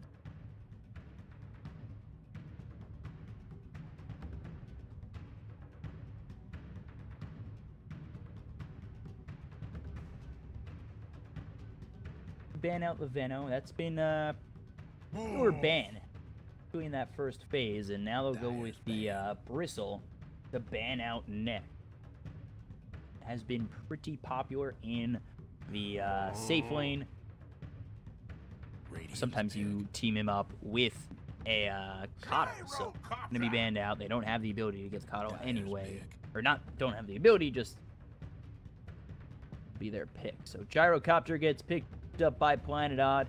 That's going to be their safe lane. We've seen this a couple times. Usually a Gyrocopter, at least recently, has been going Ags, get that side gunner. And, 10 seconds to you know, go. I think they've upped the attack speed on it. Gyrocopter does pick up that Ag, so his farm does go up quite a bit. He never, to me, never seems like he's really standing out. Radiant's He's always moderately in that game where it's, oh, Gyrocopter showed up. Gyrocopter used call down. All right, his stun came out. Maybe in the early game he kind of like rocket barrage, combined with both Sand King and Crystal Maiden, I can see that going that way. But Gyrocopter to me seems like a bit of an underwhelming hero. 5 seconds. So guess they pick up the Rubik. So Rubik, Darkseer, Earthshaker. Reserve Nah. Got your 2 supports in Earthshaker and Rubik. Darkseer there. Farming well enough with Ion Shell. Double Ion Shell in that one. Should be this tri-lane of Gyrocopter, Crystal Maiden, and Sand King, so he might even be pushed away from it. A lot of harass, a lot of high damage output with the Rocket Barrage. You get the Dyer's pick. Frostbite as well as Burrow Strike to lock him in. Now they do pick up Omni Knight, and that's if they do go with the Sand King, or if they go with the Omni Port instead of Sand King. We've seen off-lane Omni Knight. We've seen off-lane Sand King, so I wouldn't be surprised to see either of them there. Really is up to Planet Odd to show us what they're going to do. Reserve time.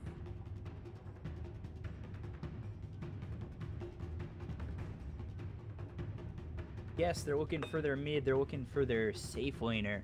Razor's still on the board. For both these teams, Quap, with the lockdown they have, wouldn't be too shocked at that. Quap and Razor are my 2 picks coming into this for guess. Could go Invoker. They do go with the Quap. Radiance ban. So now you've got a little bit of mobility. You've got the lockdown of the Earthshaker, the Rubik. Quap comes in. You know, these are 2 heroes that are going to look to be aggressive in the mid lane. You want to get that Shadow Strike out there, get a nice blocking fissure. Rubik comes in, telekinesis to hold him even longer. The mid of Planet Odd really needs to be strong enough to get out, and I wouldn't have been surprised if it had been Puck if it wasn't banned out, but now I do kind of like Rubik for Planet Odd mid. I mean, Razor, sorry, I was looking at, I don't know, Arnett. Someone who could sap away the damage, deal it right back.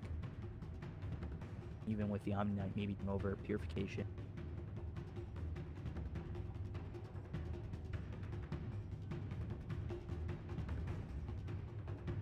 Last band's coming out for both teams. Yes, needs a safe laner. Planet Odd needs a mid, and they actually ban out the Razor. First pick is Guess, so I guess the Razor Dyer's pick. safe lane for Guess would have been too much for them.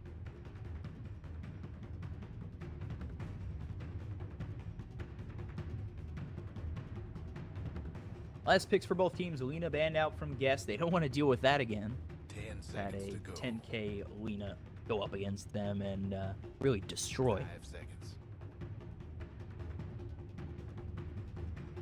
See what they go with Reserve time. lastly. And Necro again. Radiance pick. Necro again. I like it in this lineup a little bit more. Have early game nuke damage of the Fade Bolt. 10 seconds to go. Shadow Strike. A nice seconds. damage over time there. They've got the Death Pulse of Necrophos. I think I like Necro in this lineup a little bit more. Then for Planet Odd, they'll go Invoker. So.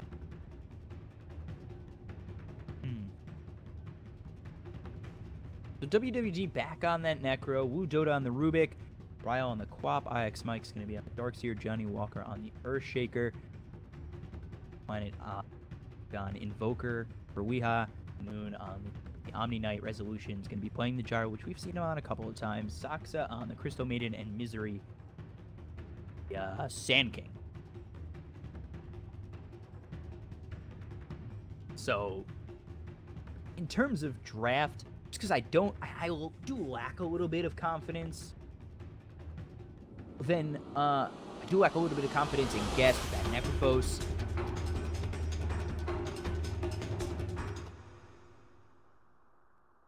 Kind of like it with what they got right now, but after last game, it's kind of hard to root for Necro doing well. Conflicted, guys. Very conflicted. How long will this game? There. Total number of TPs canceled. Places, everyone. go with... Will there be a teleport canceled by stun by 10 minutes? Why, thank you. No. There with the first triple kill. We good. There we go. Wow! Wow! Take a look. Go look at these wards. They are going to ping out both Wu Dota, WWD, as they've got this nice ward on the bounty rune over by this camp, this pole camp. Take a look. They're just sitting nearby. Going to be probably looking over mid with Bryle, trying to get themselves first blood. You've got IX Mike in the off lane. He'll probably be by himself with the double iron shell that'll come their way on the side of Planet Odd. Forward here.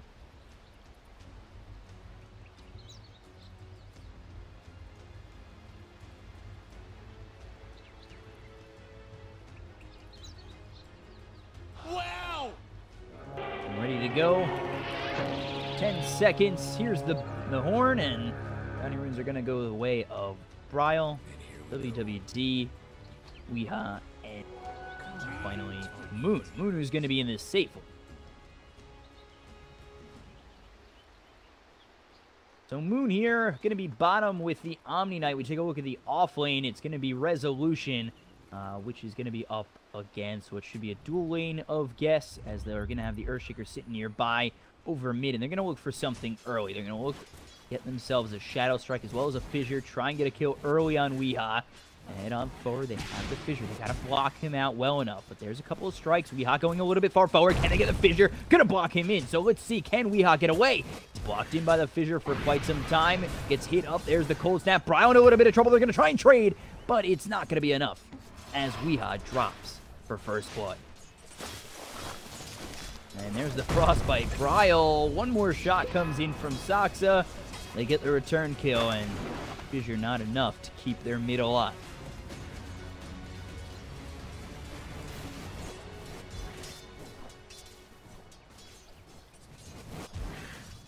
1-1 in the early goings. First blood goes the way of Guess, but they do lose that Quap after.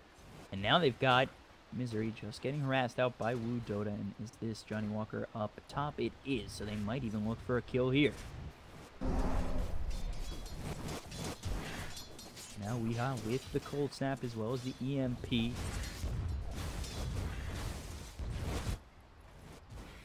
Over mid, and again the Shadow Strike just gonna harass out Weeha. Gonna be in a bit of trouble. If they did have the Fissure coming in from the Earthshaker, maybe he'd be dead. Definitely gotta watch out. They're gonna go very deep on him. Weeha very low. He might be dead again. Just gets the Ghost Walk out. Just survives past the Shadow Strike. Whew. Almost another kill in the early goings for Bryle.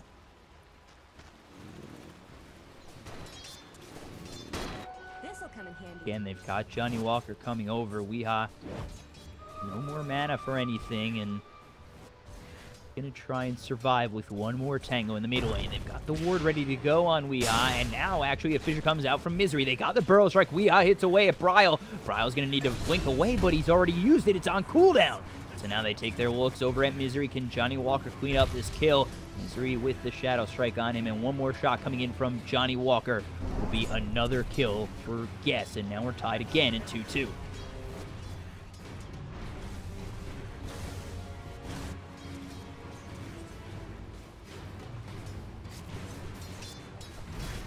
Take a look over top. WWD having a good time on Necro.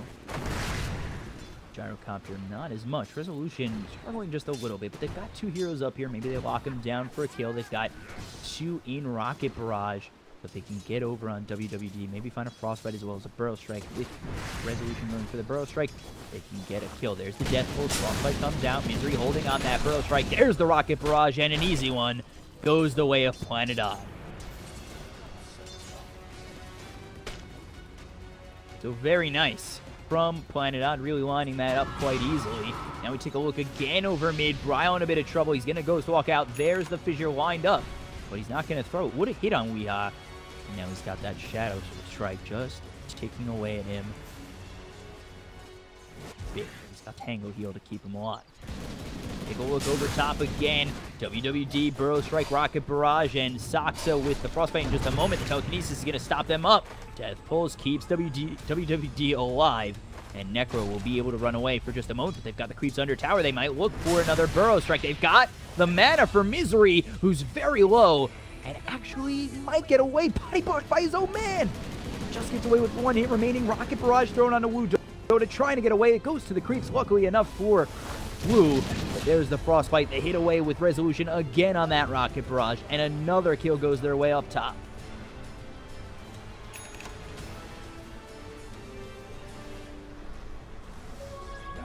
So 5-2 for Planet Odd, a very good start for them up top. 1-0-2 for Resolution. Sox has got himself 2 kills. They're all involved, and it's looking very good in the top lane for him. Meanwhile, Weeha is getting harassed out quite a bit.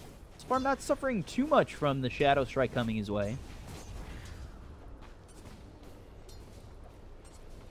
Does still need to watch out, but he's keeping his Ghost Walk at the ready.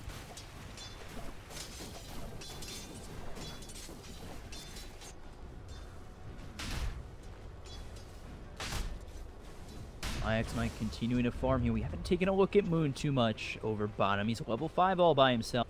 3 in Purification, 2 in that Degen Aura.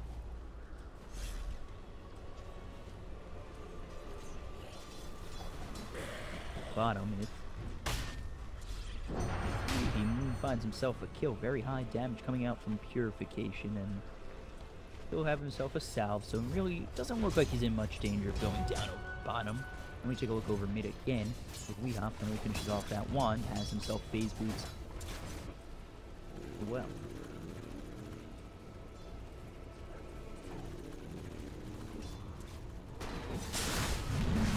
Take a look over. Burrow Strike comes down on Wu. As well as the Frostbite, you've got the Telekinesis to lock up Resolution. One more shot will do it. Trying to deny himself, but Caustic Finale procs, and they get the kill again. This time on Wu Dota.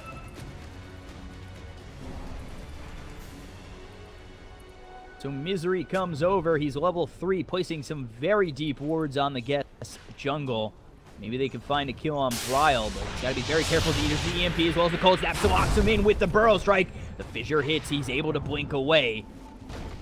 Caustic Finale not going to finish off Bryle at the moment. Misery gets Telekinesis up. Down too far away for really gets to do anything. The Salve bringing Bryle back up. There's a ward there, but it's not for the time being. There it is. Shadow Strike as well as the Scream. Ghost Walk to run away. They've got the Sentry Ward placed down. Sonic Wave thrown out from Bryle. They'll get themselves the kill on Weeha. And a nice combination between these 3 heroes to find themselves one in the middle lane. We take a look over top. Soxa just screwing with WWD. They've got Misery ready with the Burrow Strike. Gotta watch out. No Resolution to really clean it up. He's about half health, so he doesn't want to continue to go in. Really, just Soxa annoying this Necrophos more than anything.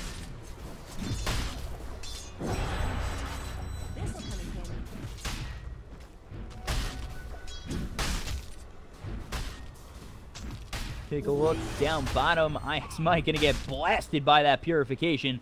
Run away just with that Surge and be alright, but very tough to stay in this lane against Omni Knight. He's got 4 in Purification now, 1 in Repel. He should be able to farm very easily in this lane, and he is. Got himself top of the net worth at 3,000.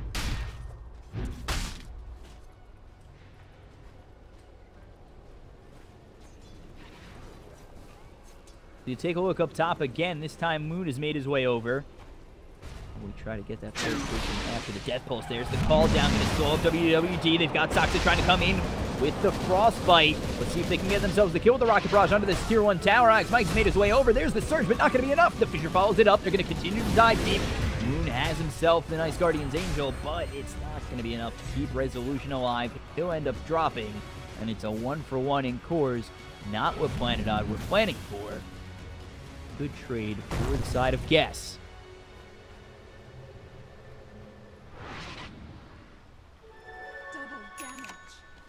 A 1-for-1. Not expecting, but now Moon's in the off lane, and they're going to move over Resolution into this bottom lane. And WWD's here again. He's going to be hit by that Burrow Strike. They're going to try and go in with this Rocket Barrage. See if he can stay alive. He's got himself using Growth Shroud, but still getting chased out by both Misery as well as Resolution. The call down should be enough. Trying to TP in is going to be this Cloud Ryle going in deep. There's the Sonic Wave Blink in again. He's not going to get the kill on Misery just yet. He's still trying to make himself some space. Resolution continues to blast on Bryle with that Rocket Barrage. And no kill for the Quap with this rotation.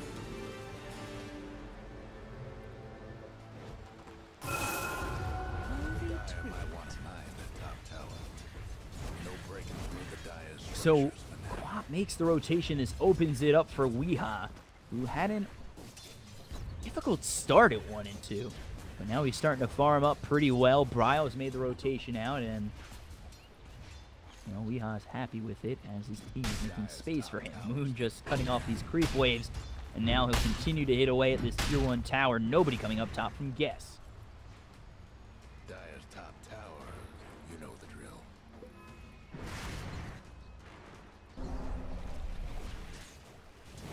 Bryle sitting over mid. They still have the sentry just in case he does want to try and Ghost Walk out after the Shadow Strike. Moon, meanwhile, takes the tower up top. Waiting is going to deny that region. Take a look over. There's the nice Tornado with the Burrow Strike following it up. The Vision's going to hit over on to Misery, but Bryle, after the Frostbite's not going to be able to survive, and they'll get themselves the easy kill onto this big Quap. So Fissure not enough from Johnny Walker. And it's now 9-4 in favor of Planet Odd.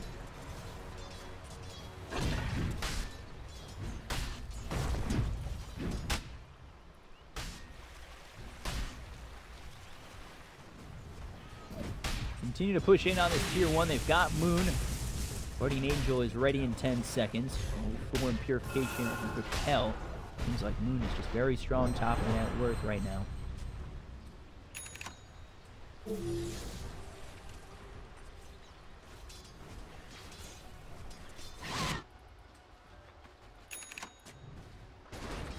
Resolution just bottom farming as much as he can. So, these boots and the Aqua. We'll see who goes for the Dragonlance next, cleaning up a stack. Well, his points creeping. Good job from this Gyrocopter. Gonna use the Rocket Barrage to clean up the stack. Farm gonna take a nice bump. Very close to the top of the network. 3 heroes on Planet Odd lead. Moon and Resolution, followed by Weeha.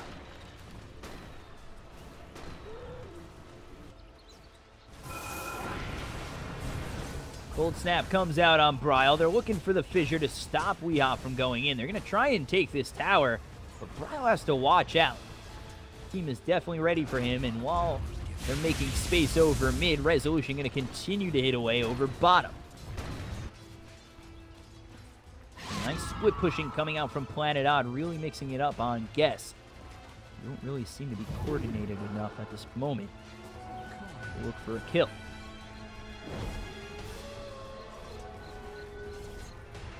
Take a look, Soxa right now, X-Mike. There's the Ion Shell. They're going to continue to run forward, but now he tries to surge out. The TP over to the Shrine from Moon. X-Mike, as well as Bryle, don't even go on, and Crystal made it.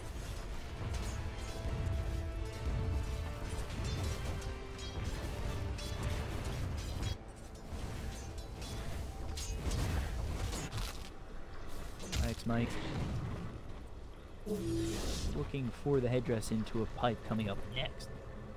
Very deep. Vacuum, not in time. We take a look over mid. Bryle in a little bit of trouble. He's going to be hit by that Cold Snap as well as the Degenora doing damage and with that Purification. But Bryle will be able to blink away. We take a look up top. Echo Slam, Reaper Sight to clean up Misery.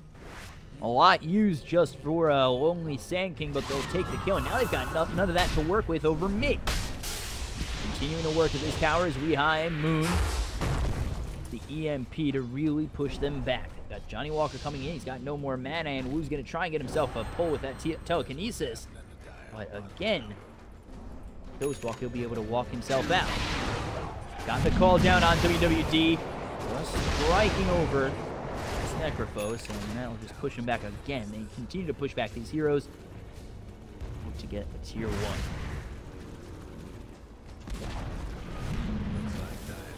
Denied by IX Mike. Better things he's done this game. Bryle very far forward. There's the Veil coming out. The telekinesis comes through on Weehaw. He's going to be hit by that repel. The Sonic Wave's going to fly through, but not going to be enough. The Purification keeps Moon alive. And now Guardian Angel's going to be popped. They blink forward, try to get the kill on Moon, but not going to be enough. The uphill miss. Weehaw almost blocking his own teammate in too long. And now they turn it over on Resolution. They've got the Ghost Route sewing up Resolution with the Death Pulse coming out. Barrage not doing enough on this Necrophos, but now Weehaw has found himself possibly a kill. The Cold Snap, the Frostbite. Let's see if they can continue on forward. They've got the Maelstrom hitting away. But everybody here in the fissure hitting on Weehaw.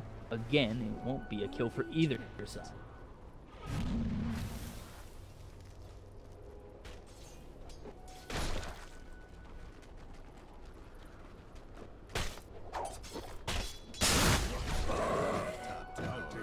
You know the drill.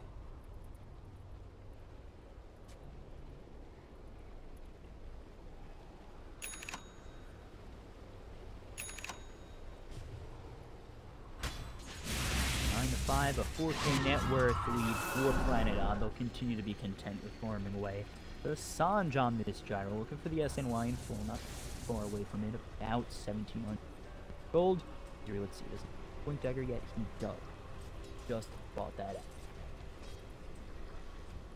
So he's over top with Resolution. They're under Ward Vision. 4 of these heroes are going to start to come their way from Guess. Comes out from Planet Odd. They're going to catch themselves. Will these heroes come in? Ocean will go very far. They're going to look for the Fissure. They've got the Veil coming out as well as IX Mike. They can get themselves a kill. There's the fall down comes down as well as the Rock Barrage. Misery's going to come in with the epicenter. They might have found themselves a kill on IX Mike, but the stolen Burrow Strike from Blue Dota is going to come out on Misery. They end up getting themselves a kill on Resolution, and now a 3-man Burrow Strike just to delay a little bit longer before Misery drops. Might be enough for the rest of the team to come in. The EMP is going to be there, and they get themselves 1 kill in the Rubik. Towards place down, going to be immediately pinged out. Now they try to turn towards Sox, so they've got the slow. Bryle's going to blink forward, but the Tornado comes out on 2 as well as the Frostbite on the fight on Bryle. Ghost Shroud from WWD. That'll deter Planet Odd from going in any further. Actually, maybe Weehaw's found Bryle. He blinks away to the low ground. Continuing to move on up. He's got himself quite a bit of move speed with that haste. Mid-towers having technical difficulties. All is said and done. 2-for-1 trade in favor of Gas. They go back to their shrine, heal up, smoke up, and look for the kill on Moon. Come over, there's the Fissure. Johnny Walker has Echo Slam. See if he can get far enough. There's the nice repel, but he's got 4 heroes on him. Misery comes in as reinforcement. There's the Reaper Scythe. On what? I don't know. Just, he's way too high up in health to really be taken out from that. The Burrow Strike comes through from Misery. They'll probably get this kill, and they will, but they've used Reaper Scythe and now actually top to get themselves a nice 3-man call down. The Echo Slam's thrown out at Resolution, but he's got the repel out on him. He's going to try and make something happen with the Guardian Angel. The Stolen Burrow Strike's going to stop him for just a moment. And Walker tries to get away with that Enchant Totem, but will end up dropping to Moon, and so will Wu Dota. They look towards IX Mike. Do they have a stun? No.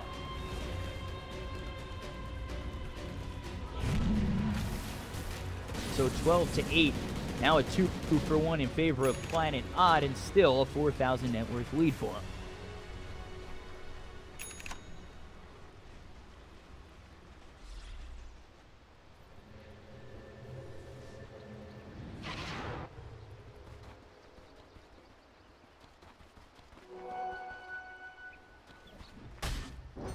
Weehaw going Maelstrom Ags, and far off of it.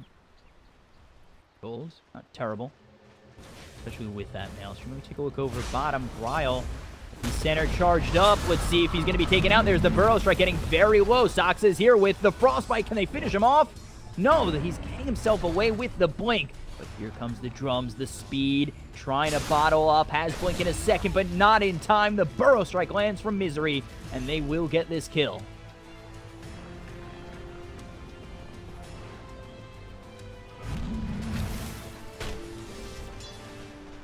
IX Mike just showing himself over bottom with the Iron Shell. Back Misery and Soxa for the moment. There's Team coming in. Fisher's not going to hit. Blink Burrow Strike comes out on one. The Tornado follows it up with the EMP. Mike might be in a little bit of trouble. He's going to try and surge out, but he's got no more mana. The Purification from Moon onto the Invoker will get the kill. They've got the Cold Snap coming through on Wu. Doty's going to try and keep himself alive with Sandstorm going, but it's not going to be enough. He's surrounded by Planet Odd. Grab themselves two.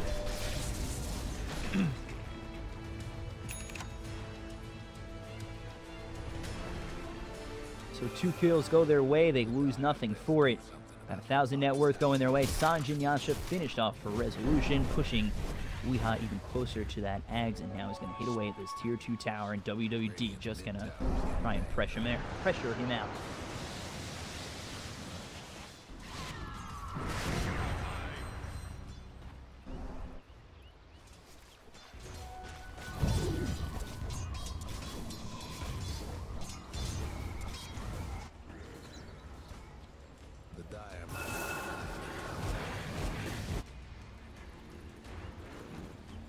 Look at Resolution. He's going for that BKB next. This 6,000 net worth lead for the side of Planet Odd. Quite nice. Got themselves Guardian Greaves already on Moon. Very hard to take out in these fights. Yes, they're trying to work on this Blink for Earthshaker. Has that Echo Storm. He's worked a couple of times against Planet Odd, and then Bryle for a Yule and trying to just find himself a little bit of farm sitting behind even the Moon Omni-Knight.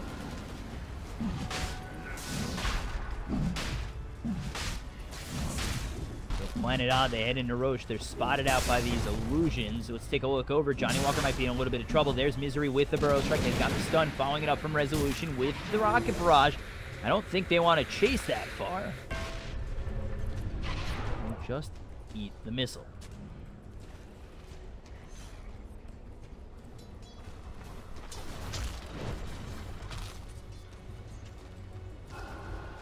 Push back Earthshaker. They don't go into Roche. Now Weeha and Misery are going to push up top. Got Maelstrom doing quite a bit of work on it. And 1,000 gold away from that Axe. So he's going to continue to push, try and get a little bit of a chunk of gold in this tier 2.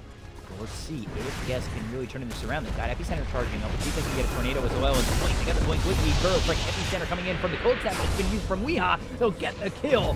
And now they'll lose the Necrolite. They turn their attention towards Misery. I don't think Bryle and Wu can do anything.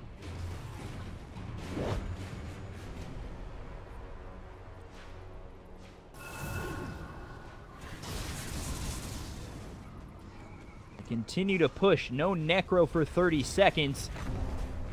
Just will continue on their way to trying to take this tier 2. Meanwhile, off-screen Resolution as well as Soxa just going to continue to farm them up. Their 3 teammates take care of top.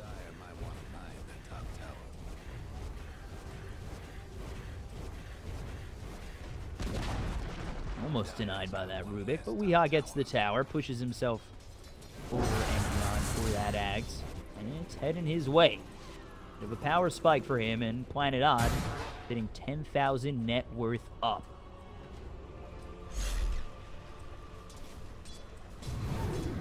Let's see, Misery might be in a little bit of trouble, gets hit by that Fissure. Burrow strikes out. They're going to get the Vacuum into the Echo Slam. Enchant Totem should be a kill, and they will drop Misery. Now they're going to try and TP out. I expect trying to get away. There's the Frostbite to stop the TP. And boy, Johnny Walker just up against Soxa trying to run. And he does get the ability to blink away. Finds himself some distance, but meanwhile up top, there's the Tornado as well as the Ice Wall. That comes through. Chaos Meteor going to be dropped on top of this Necro. He's just trying to use the Reaper Scythe to buy some time, and he might have bought enough. He's going to try and TP out. There's the Vacuum to stop it. Purification comes out. Let's see, can Wu survive? Stolen Purification from Wu. That'll bring him low. They're going to use Repel. Still trying to go in on him. And he'll end up falling WWD. So it doesn't make enough time with that Reaper Scythe. Doesn't get the kill, but locks him in long enough to stay alive, turn it around. Yes, turn it around on Omni-Knight enough to get that kill.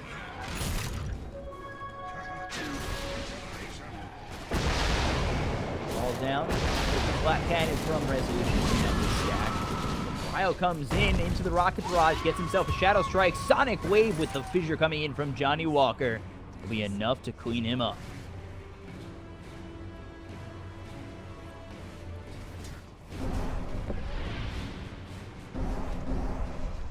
Still Still a 10,000 net worth lead.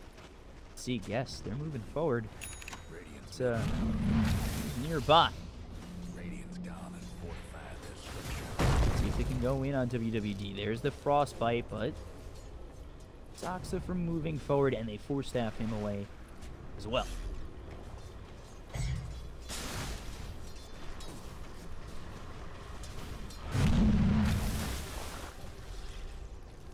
Setting up in the Roche pit. Might have been distracted over mid, or at least that's what they were thinking. But Planet they're just sitting back. We'll go for BKB on Invoker after this Maelstrom. Ags, Resolution, he's still going for that BKB. Then we'll look over at Moon, who's got that hood, as well as the Guardian Greaves finishing off that pipe soon enough. As for the side of Guess, top of the net worth is going to be WWD. Well, top, actually, Bryle blinks away. WWD has that Rod of Atos trying to lock in these heroes. IX Mike, I don't think we've seen a wall yet, but he's going to be going for the Guardian Greaves as well next. Quap, as that Yules has the Veil going for Maelstrom.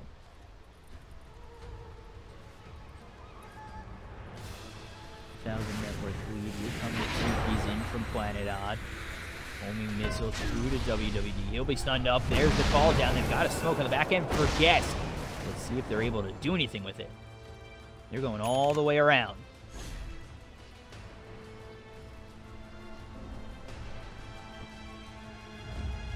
They're looking to smoke on their own. So Planet Odd, they smoke coming around the back. It's going to be Guess. They're looking for the blink as well as the Echo Slam. Epicenter as well as the Burrow Strike is going to be used on WWD, but on the back end there's the Fissure as well as the Echo Slam might be in a little bit of trouble. There's the vacuum wall followed up. They've lost themselves a Crystal Maiden. Getting out with the Ghost Walk is going to be Weehaw, but the Reaper Sight comes in on Misery. Not really going to do much. WWD is going to be the first one to drop on Guess. Guardian Angel comes out from Moon, and now they strike away at the rest of this Guess squad. They've got Bryle to blink away, and now Stone is going to be repelled. They've got the magic missile, or not the magic missile, the homing missile to come in on Wu, but he'll be able to TP away. Meanwhile, IX Mike hits it with the Burrow Strike. There comes the Rocket Barrage, tries to surge out. Enchant Totem saves his life. Maybe they could turn it with his Shrine. The Rocket Barrage, as well as the Burrow Strike from Misery, gets the kill. And now, homing missile to stop the TP and get the kill for Resolution. Double kill for Resolution. 4 die on Guess. Weehaw, he takes out Bryle, who tried to run away. Very nice fight from Planet Odd, despite counter initiation coming in from Guess on the back end.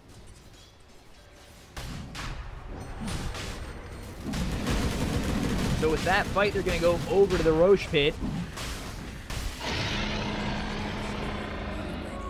You pick up the Aegis. This will be put on Resolution. 26 minutes. Still looking to push. It's going to be Planet Odd. They could go for tier 3 up top. Push down this tier 2 over mid and maybe just push through mid.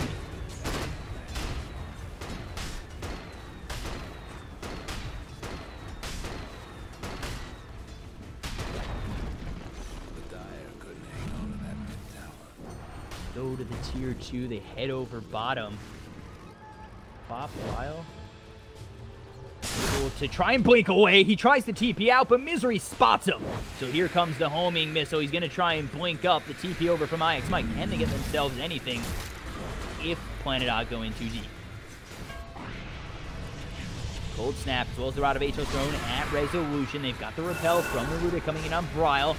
Going to try and go in deep with the Epicenter being charged up. Oh boy, he's going to be splitting the seams, but they do get the Burrow Strike out on Johnny Walker. He gets a little bit low. The Sunstrike not going to hit, and he'll Shrine up. All this is happening. They'll take that tier 2. Retreating just a bit is Planet Odd, but not all the way.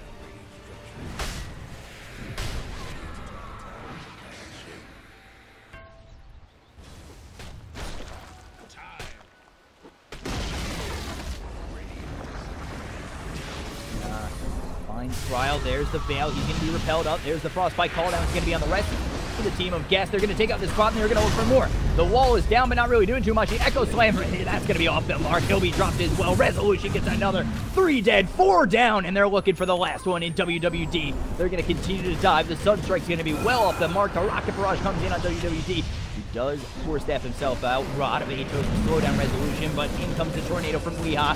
It'll be WWD dead, and everybody gone on Guess. So 5 down on Guess. They'll go for the tier 3 for Planet Odd. We should be able to get the tier 3 even this set of racks.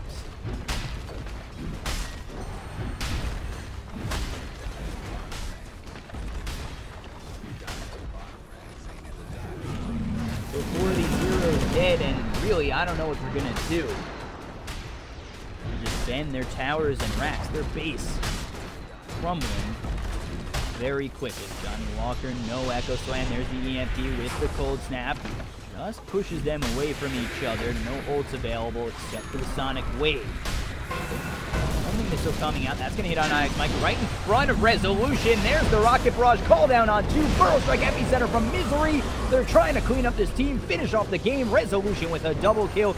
Meanwhile, Weehaw, man fighting WWD, pops that BKB. He's going to try and chase him out.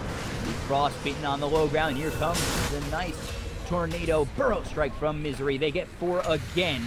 And the only one to survive is Bryo. GG called by Guess. And Planet Odd take this game 29-12 with so much heat.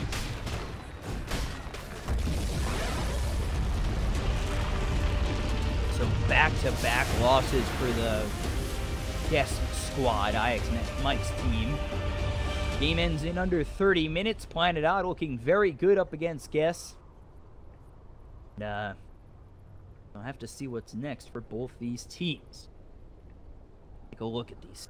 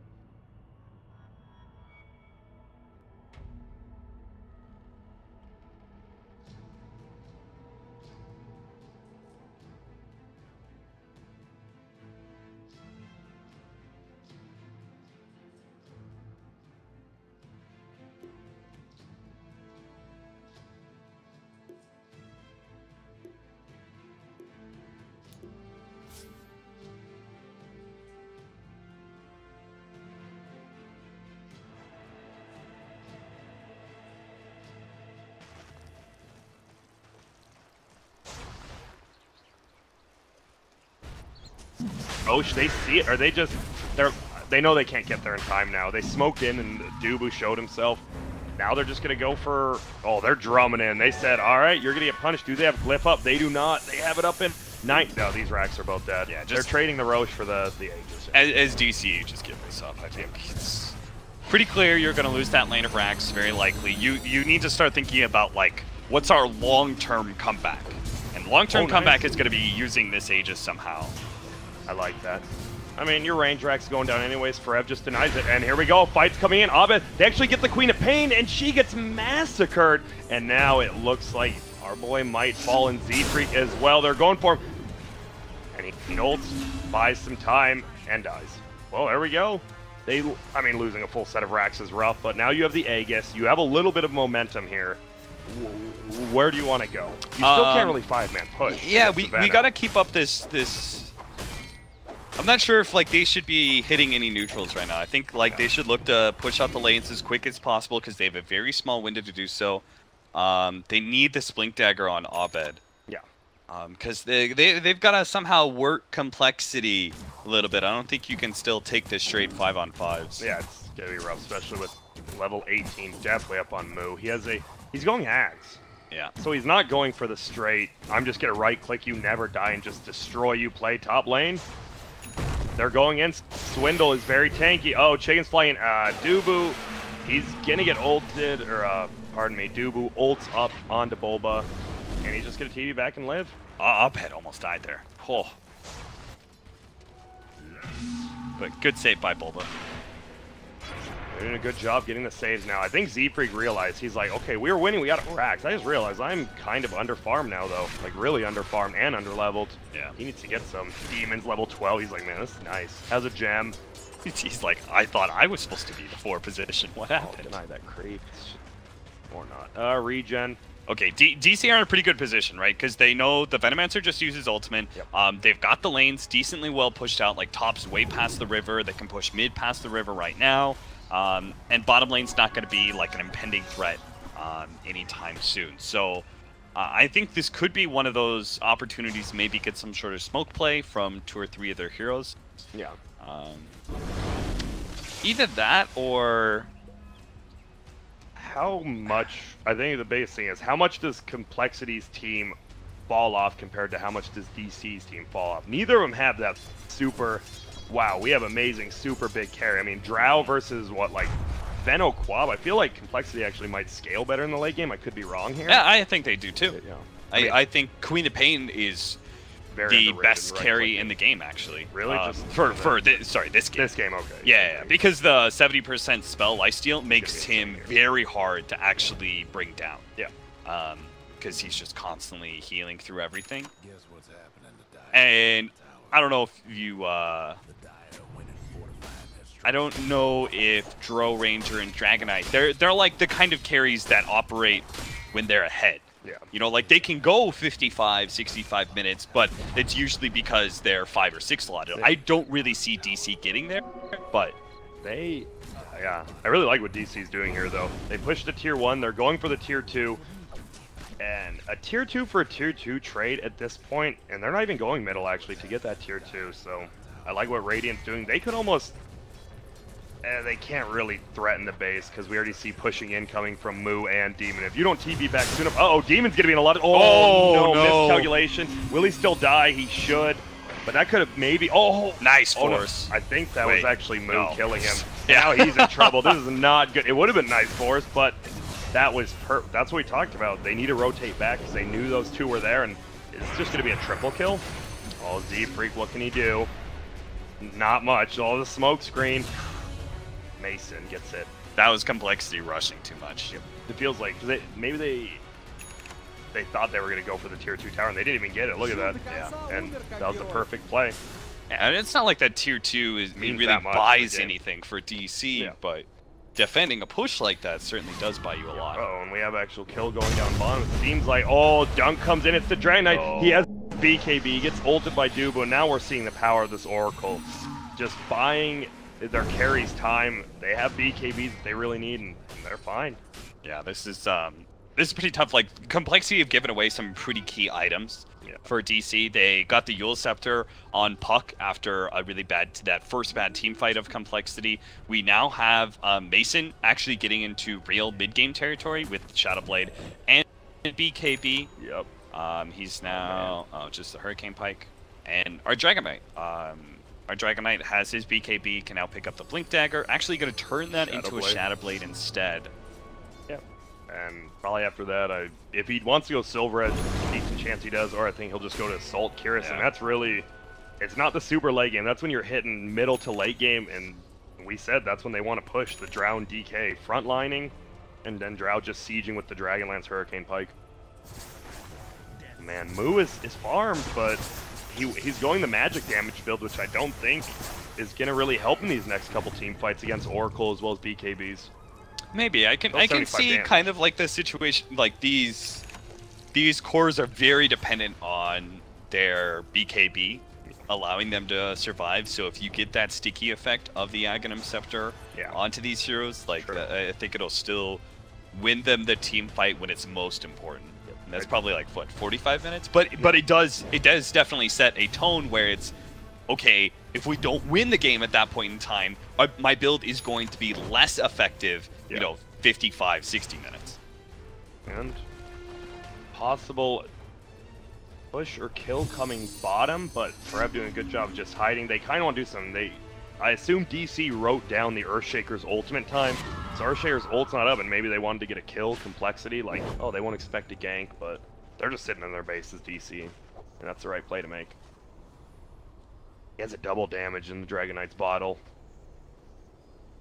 We want to take a fight now. Complexity just gotta chill out. You think if they play the farming game for like 5 more minutes, just pressure lanes, maybe Yeah, wait like- for next Roche? Yeah, just wait for next Roche. You I have the mean, wards. they took Roche away from you, but they gave away a laner Prax. Right? There's no reason, like they obviously made a very significant trade. If they don't get anything out of that Aegis, which is tough to do Yeah. when you have a Joro Ranger, like we saw, all they really did was push that tier 2, and there was never going to be an impending fight or anything. So it's not like they were able to utilize that Aegis in any way. So just farm up, wait for your Roshan, because it should be theirs. They're always going to control more of the map. It's not like DC. You don't see a whole lot of like smokes or them really attempting to gank complexity a whole lot, despite trying to bring back map control. The reason is there's this Riki that's always there. There's Riki that's always going to be scouting you out. Yeah. When your lanes are pushed in and there's a Riki, it's so hard to get effective smoke ganks. They're going to try one now, a 4-man smoke across the river, but it looks like it's going to run straight into Z-Freak. Oh, not well. The wards are going to kill it. That's a very interesting. They have to know something's up, right? You don't fortify a shrine with 21 HP for some crazy, and they are going to find Z-Freak. He doesn't have the gem. This isn't the biggest thing. Nice stun up on Demon on the backside. Swindle Melons doesn't stun anything. He's BKB. He actually blocks him. That was a nice play, but Demon's going to be in trouble. Does he throw the wards? He's still hiding. Uh-oh. Does he get the Hex up on Forev? He wants to. Mason kills him. Bullwit's kill on Z-Freak, and now, what does DC try to do? We see a split push bottom by Moo. And look at already. Forev TP's immediately back. He saw some backdoor shenanigans possibly from the Quap. Yeah, they still didn't get what they needed. Yeah. Like those kill on the supports doesn't change the game in any way. They still have to go back and defend their lanes because Moo's pushing out bottom. Because I'm sure Swindle's gonna like backdoor a creep wave or something. Oh my, Mason, the 50-50 of going up or down. So Firo close. though. Oh, Swindle's going in. It might be a bait. It is a super bait. BKB getting popped by Firo. We're going to see the Earthshaker just get destroyed. Bulba might go down. I think he's getting healed up enough. No, not quite, but still a good trade. Duba now getting chased down. Abed's here. Shadowblade gets 4-step forward so he can get the stun up. And see you later, Firo. Whoa, 4-staff, but goes right into Moo, pops his ulti. They know they don't have any ultimates on the Radiant side. Moo's just right-clicking him hard here.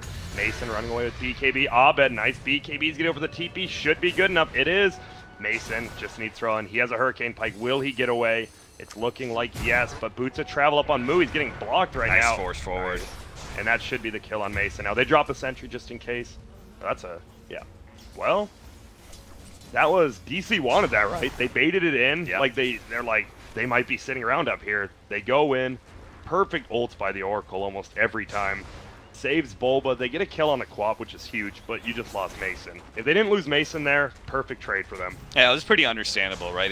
They're thinking to themselves like, okay, we've got this one kill. We're gonna catch Firo here. Like we kill him, they can't really fight back that well. Yeah. Yeah, Moo comes in and he's a threat, but ultimately all that threat did was get them the kill on Mason. Yeah. They were still able to get out with Firo. So well, this is a very aggressive play. They have the shrine up, so Firo will be TPing in 1 second, but they started this really early. I like the aggressive play, and here he comes TPing in. They know BKBs aren't up, actually. Mason's dead, and DK's BKB just came out. They're just going to give it up. Yeah. That was smart. Okay, smart play. Going for it super early there. I liked it. yeah, I think DC and that top engagement, they set the trap, they got greedy, and I think they kind of do have to play greedy in some ways. They get punished for it by giving up Roshan, but honestly, Roshan was always like, 75% chance that Complexity was going to get Rosh. Like, it was very unlikely DC were going to be able to ever take enough control back of this game to be able to find the Roshan for themselves. So DC just have to, again, kind of reset into what they were doing before, playing pretty passive, playing a lot of 5-man. That's what they've done pretty well, I think. The score's only 11-11. DC have made sure that they've always been in close quarters with each other. They haven't given too many kills away to the Queen. Like, I would expect, the way this game started, that Queen of Pain would just go off and get a whole bunch of picks, but he's always been countered by Dubu's Oracle. Yeah, he has, man. It's 11-11, like you said. A little slow pace. It doesn't feel that slow pace because there's movement on the map. Now it does. I mean, DC, look at how scared they are. They're actually 5-man sitting in the base. That is insane because they have a ward up top. They're like, how's no one farming the jungle up there? But they have a ward bottom. No one's gone through that. They're super scared of a smoke gank, which is fair. Even though Cole's kind of just 5-manning. They're both just 5-manning, whatever. Yeah, look at Freb. No one has vision. No one has vision of anyone. Freb like popped his head out of the base to see if he would like pop a smoke or something, but it is the biggest thing. I think Abed being underfarmed, I think, is the biggest problem here. He's finally getting something going for a Bloodthorn or an Orchid first. What's the Orchid for? Just Quap, you think? Yeah, I mean, I think it's still one of the best late game damage dealing items that you can get. Oh, this is... I like how they just commit wards, try to push it. They commit a stun. He's still trying to farm these out. It's going to be deniable for sure. See, will they hit it? No, Swindle says, I will take that. He has BKB now, by the way. That's big. Basher. Oh, I like that. They do need that team gold, actually, because they want Ricky. Ricky's not farming that much. A Basher, though, you just blink in, like, Diffusal Basher, just hit on 2 of them, maybe. Could be curtains. I really like this BKB from Swindles, and the timing for it is very important as well, because this puck, what Frev's job in these team fights is going to be is he needs to be able to get to some of these backline heroes. Yeah. The Venomancer, the Shadow Shaman, the Earthshaker. Those 3 heroes are all 3 heroes that are very good to be able to get your Silent and Coil on. It just kind of slows down what complexity you're trying to do in the fight. Earthshaker in particular being locked down by a coil is usually like the death sentence for your initiation. Yeah. Like you're just not going to get anything good most likely in the team fight after that. But with the BKB, he can actually pop that, you know, wait for the blink to come back up, blink out of the coil because there is no Aghanim Scepter yet for Freb, but he is closing in on it. He can almost buy out if he wants to and forsake the buyback. And I see they're just saving every single bounty road and everything for Moo right now. I think they just want to get him 25, and I think they might actually start sieging with just the wards. Yeah. Like, they don't have to commit even a 5v5. They can just commit those wards into the base, slowly see... I mean, not even slowly, because they get 3 times damage and HP. They do a ton. Could be interesting. Top lane... Oh, he's not even 25. They're just going to commit. They're going for a kill here. Puck seeming to get out. Maybe... Nice. Oh, the max range silence just right there by Mason. Will buy him a little bit of time, and they were hoping for a kill. Will they commit more, or will they just go back to farming? Would you buy this if you're Freb? Would you buy the Aghanim Scepter? Puck, I like the more lockdown. What it feels like if you're gonna fight. Sorry, I should say without the buy, like. Oh, without the buyback? Yeah. No, I wouldn't. I think you have to have. Keep it. Okay. Yeah. And well, looks like they're good. I really do think they just wait for 25 on Veno. Do they have a tome up or anything? Is that what he's flying out? Well, he's flying out an Assault Curious, which is almost just as good. And they are gonna start sieging actually with just the garbage wards while Mason slowly destroys them. Nice. Get Dubu. They want to get this kill. Silence comes in. He's going to BKB. They're going to blow him up. Perfect ult. Mason's right click, and we see Bulba goes in. Doesn't get a stun up. Hero, though, might go down. He's trying to heal up, but he can't quite. He has the Aegis, though. We see Move pop ulti. Hits on 2. Abed's going to shrine him. He might have to go to the other shrine as well. Move is Silence coming from the He's not Quap. even going to make it. He will not end. That's it. That's definitely... That's going to for sure be Megas if they want. And then, I mean, we did see in Secret versus Mouse. Secret stayed in the game quite a bit, so we might see DC do the same. You know when Moo's happy when he spams stuff. Yeah. He seems like a really sad guy, but then he like gets super. He has the highest of highs for sure. Yeah. He definitely gets like very much in his own head, you know, about the mistakes he made, his team makes. There it is, 25. Look at these wards are. Wait, did he not go? Did he go poison? No, he was. No, he get it. He just, that first one wasn't. And there's the Ags like, I mean, pardon me, Puck, same hero. And there it is, Megas. Where does DC, what does DC? Tell me, Cap, you're the captain of DC right now. They have Megas. You have a little bit of an underfarm DK. You have a Drow who hits reasonably hard, going Silver Edge into Ags. Yeah, How do you do this? Okay, I would say time to change our item builds. So we're like all our farms just going to be coming to us, right? Yeah. We're just going to be operating off of these mega creeps that are coming into us. So we're going to switch up our item build. We're going to get Mjolnir on Dragonite. We're going to get Aghanim Scepter on Drow Ranger. We need that level 25 on Puck. I have no idea how he gets it, to be honest.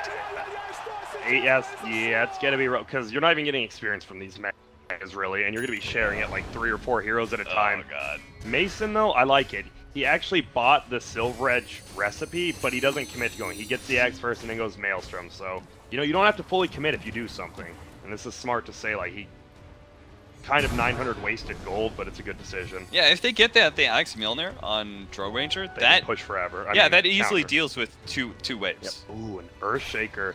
The 4th item, Solar Crest. I like it. Just easier for sieging, helps the frontliner, which is pretty much Moo at this point. Yeah, and you could get some serious dunk damage now with your Enchant Totem. Oh, and here we go, the smoke gank. Who is it? Mason. Uh-oh. They have the... Dubu's not behind him.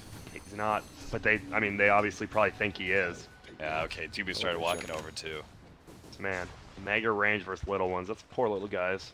They actually just drop in 2 hits. Swindle now farming, level 20, gets 40 echo damage.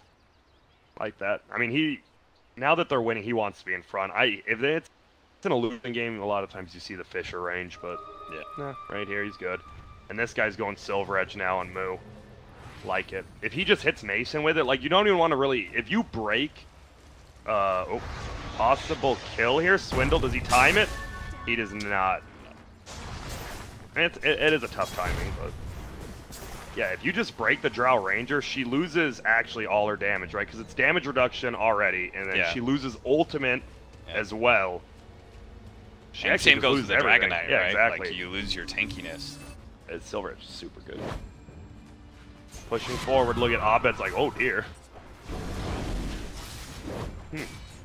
This is my favorite time to cast right here. Megas versus non-committal. I mean, why should they commit though? This is smart play by Cole. You don't want to commit to a dumb fight. Yeah, Complexity, they're just like waiting for that one situation where they're I'm not finally blaming gonna get them. the pick off. It does make it slower pace, but they are playing the smart game. Yeah. That is the Dota IQ. Look at that Midas in backpack still coming off cooldown, but it's all good. Oh, the stun comes out. Nice. Gale flies. He gets silenced. He is dead. He has buyback. Not over yet. Drow Ranger's moving up there. Get it just seat. Man, Moo actually still takes a lot of damage here. He's getting coiled out. Where's he going? He's getting coiled out again. Abed wants to chase in the back. Getting a stun up on the back line. Zero is going ham. He is actually destroying everyone. Mason, Oracle, and now on the front lines, Boba pop back. He's gonna die over here. Dragon Knight's getting kited around by friggin' Jimmy. Did you see Moo gave him the walk around? They had the Abed shackled up by the Shadow Shaman, and Moo just gave him the little loop-de-loop walk around. Whoa. Damn. Wait, the game actually ended though. You can hear it. Yeah. Oh man. What? And oh my god, he did. Oh my. Just stay, you. Is this? Okay, there we go. Wait. Ooh, I love me some NA Dota, baby.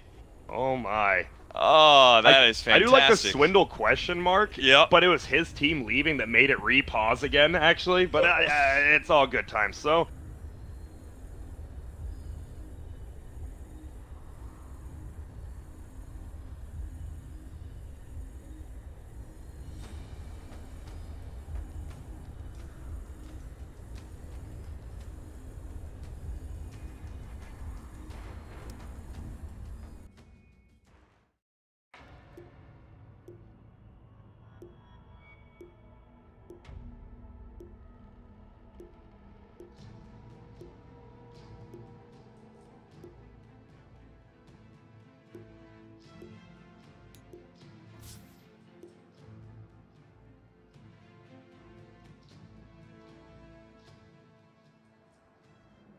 They're banned.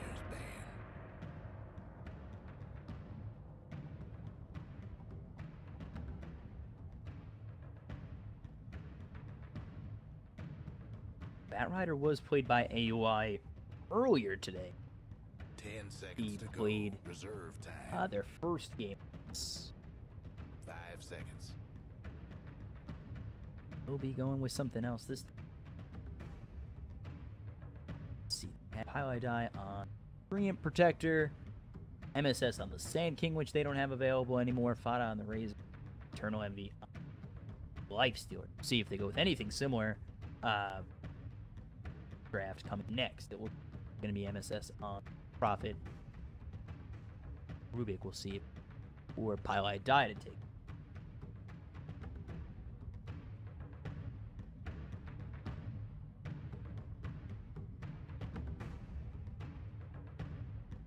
ban out Dazzle and Radiant's ban. Starboys. But they ban out next. Second phase of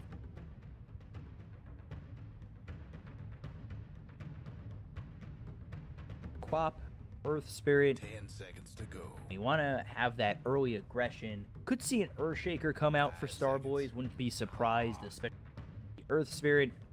Dyer's Boulder in ban. there. Pull him out. Or as an Earth, get a nice fissure. Queen of Pain comes in with the Shadow Strike, and you could find your early kills in the part of this game. Saw that 10 seconds to before. Last game we did Planet 5 seconds. versus Team Guess. It was them, trying to go after Weeha, Reserve time. but with the Ghost Walk, he was able to get out most of it. So it's hard to pull off if you're up against an Invoker. They don't ban it out, so Invoker always a possibility over mid. But again, we'll have to see what MP want to go with Rubik and Prophet.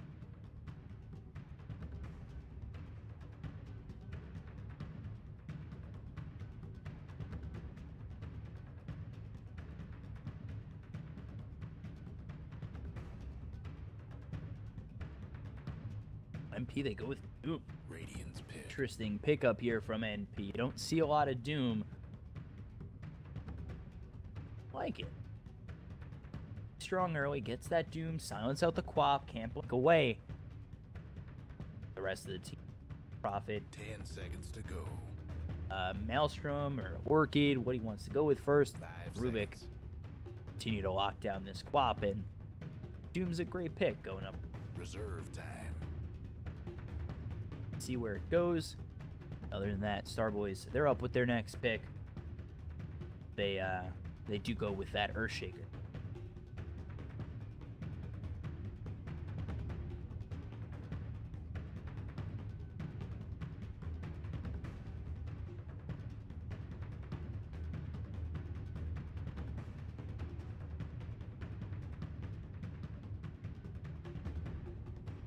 Queen of Pain. You'll Razor in the safe lane. That wouldn't be.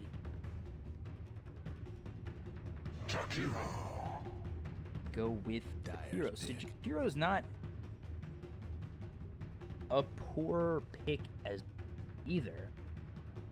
I thought that they should go with the Earthshaker Hero here as a support with the Ice Path, the Dual Breath. Really nice to get that slow, to have that pushing power of a Jakiro with the Liquid Fire. And Jakiro works well with this line. Really do. Gonna work well with Earth Spirit. They can roam around as duo pretty nicely. Get the Rolling Boulder in, Dual Breath, a lot of slow, and maybe we see like a Life Stealer come out from Starboys, where they work with that safe lane cap, the Life Stealer, and really hit away this NP off lane. So NP, they're gonna go with the Lina. Lina very susceptible, I feel like, to ganks early. Of course, you could land the Light Strike Array at the right time, but with Jakiro coming in, as well as the Earth Spirit, to me, it feels like Lina is very open, taken out in the early, especially, like I said, with Earth Spirit and Hero really coming in. 5 seconds. Such a tough time. Reserve time.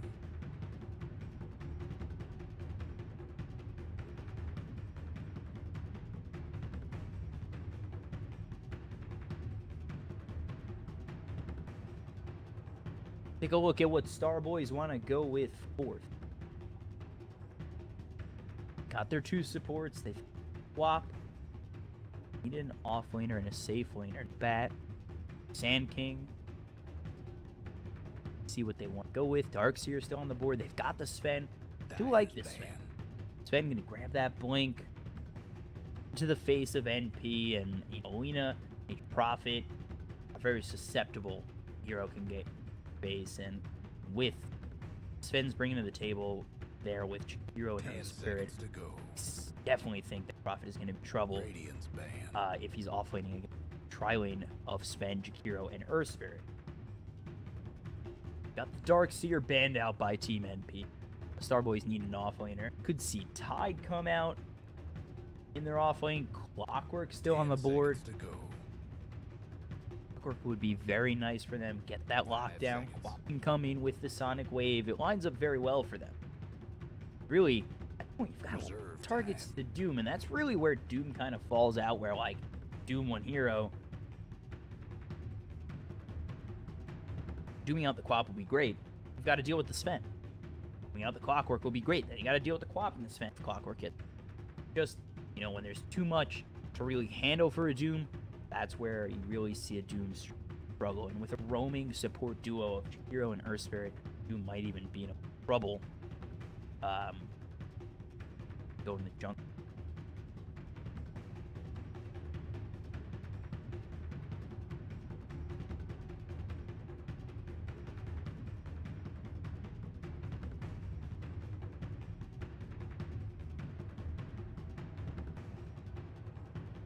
And Starboy's really thinking about their last pick. 10 seconds to go. For the ban up against P. They're going to ban out the Drought. Range in this team, and not a bad ban.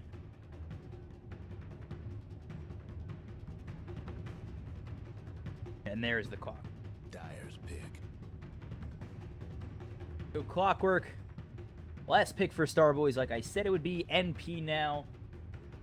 In a little bit of trouble. The silence would have been nice from Drow, and now they don't have that. They've got the Doom. They'll probably get an Orchid on Nature's Prophet. We'll have to do tandem with that, and they do go for the Lifestealer. Eternal Envy going to be back on that Lifestealer, it seems. We've got Orange on the Earth Spirit, Saf on the Chihiro, BTY on that Quap, Dragonheart on Clockwork. While for the other side, Team NP, MSS on the Nature's Prophet, Pylai Die on the Rubik, AUI is going to be on the Doom, over mid with the Lina is going to be Fada, and Lifestealer with played by Eternal Envy.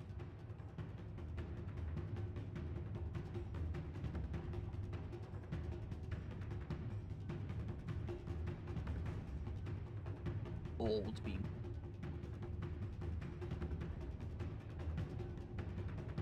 10 seconds to go.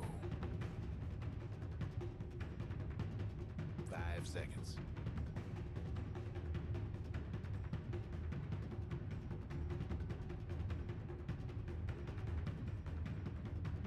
We'll be ready to go. Get into this game real quick. Game 5 of my day. One more game after this. NP versus Starboys for this one. Towers, let's see. Teams. Let's get ready to go.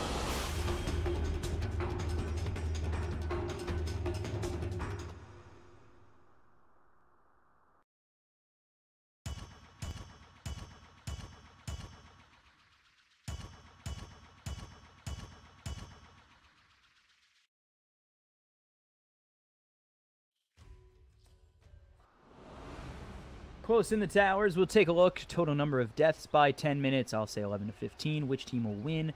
P. Everybody get set. The barracks destruction 20 to 30. And team with the first roach kill. Thank you.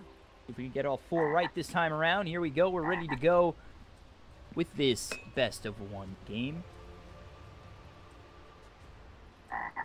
Starboys can set MP.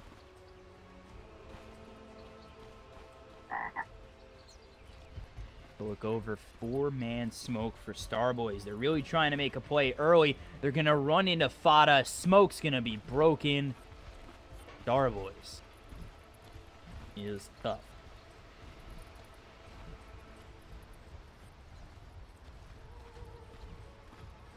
They are going to push back these heroes on the top bounty rune.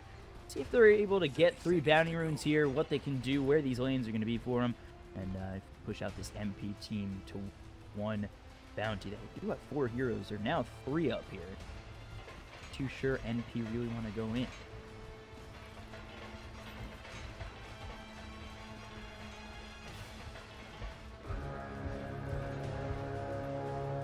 Over Doom. Old White with the Sven.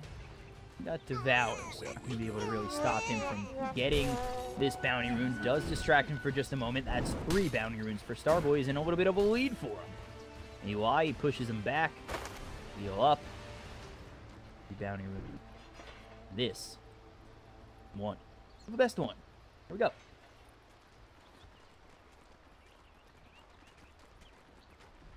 Take a look over. We've got Saf with the Earth Spirit ready. See if Orange goes in with the Rolling Boulder as well as the Dual Breath of Jakiro. But it looks as though Saf's just going to go down over bottom. Got AUI farming their jungle, it seems. They're always getting a creep devour. Let's see. Really gets caught out here. There's no wards from the side of Starboys.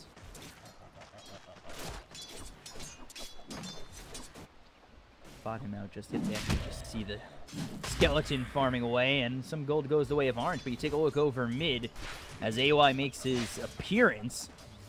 And he's got himself ensnared. Just not enough mana for it at 0.5 mana regen. It is quite the wait for this ensnare to come up.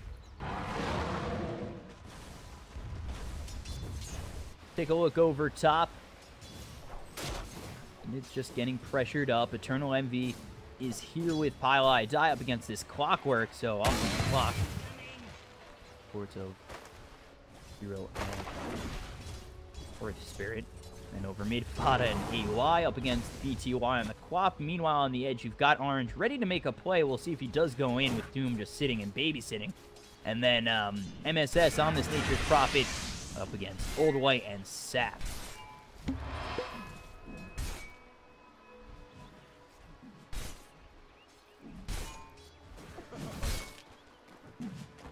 See how these lanes work out for either side. Definitely some potential for the side of Starboys if they get Orange down here.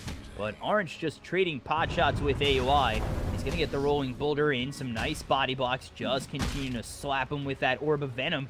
AOI getting very low, and Rolling Boulder's up in a couple of seconds. He's not going to dive past this staircase, but really pushing away AOI.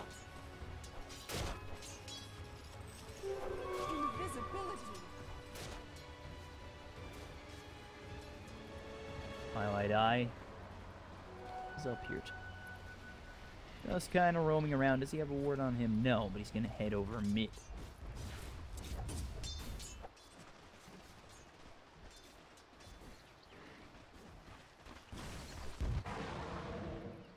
Orange making his way over again. He's smoked up this time around. We'll see if they do get themselves the nice Rolling Boulder. Come out on the Lina. But with Quap getting pushed back. Again, there's the Dragon Slave. There, Shadow Strike comes out on Fada. He's going to be hit with the Rolling Boulder, but coming around the back is going to be Pile Die. Looking to get the kill. They'll get the ensnare coming in from AUI. The first blood goes the way of Fada, and body blocks from Pile Die. It's not one, but two kills for the side of NP. One for Fada, one for AUI, and a quick start for NP.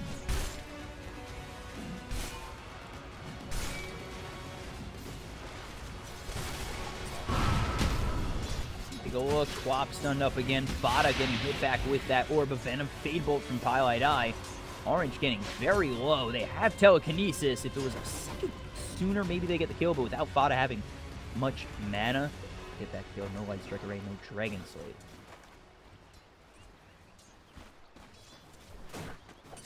So MSS's farm is alright. Top 3 of the CS are all on in. Man, White farming okay. Not really much danger yet. I do think they should be able to go in on MS eventually. Orange really focusing his attention over mid.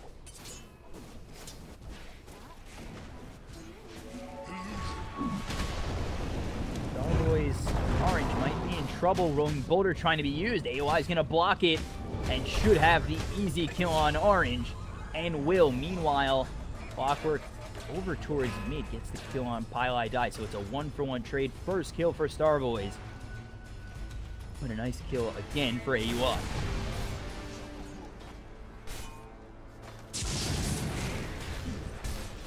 Comes over on a staff. He's going to be sprouted up. Stormhammer comes out as well as the Rolling Boulder. MSS going to be in a lot of trouble. He's burning and ticking down. Orange gets the kill, and they turn it on MSS.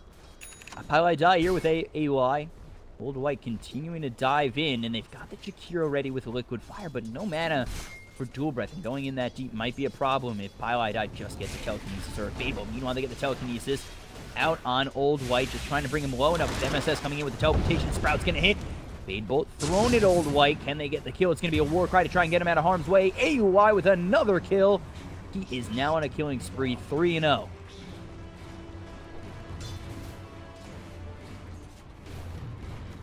The Infernal Blade doing a lot of work for AUI.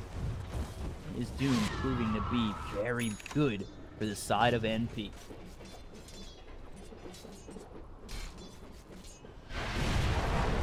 Light Strike Array looking for the kill. UI is going to have to try and TP out. No Laguna Blade for Fada. We take a look over in the jungle. AUI getting very low.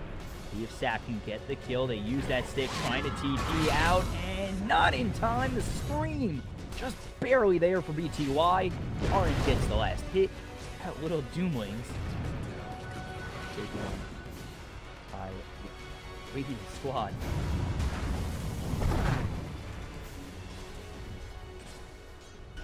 Four to 3. Take a look at fight recap. No, Light Strike Rage not going to hit. Dragon Show does work, and the ulti coming in from MSS. Get a kill onto Orange as MSS comes bottom to sneak it out.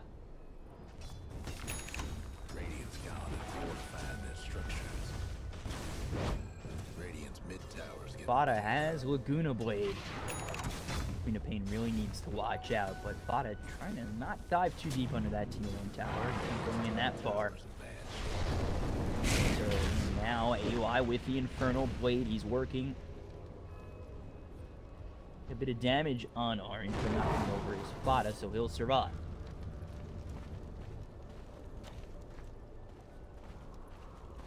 $3,000 net worth lead already for NP. Top 3 of the net worth are all NP members. Fada, then MSS. Take a look at how Eternal Envy is doing again on this Lifestealer, going now for the Midas. See Midas in an armlet. Highlight Die trying to come around the back. They've got Dragonheart, no hookshot, just about level 6. The kill.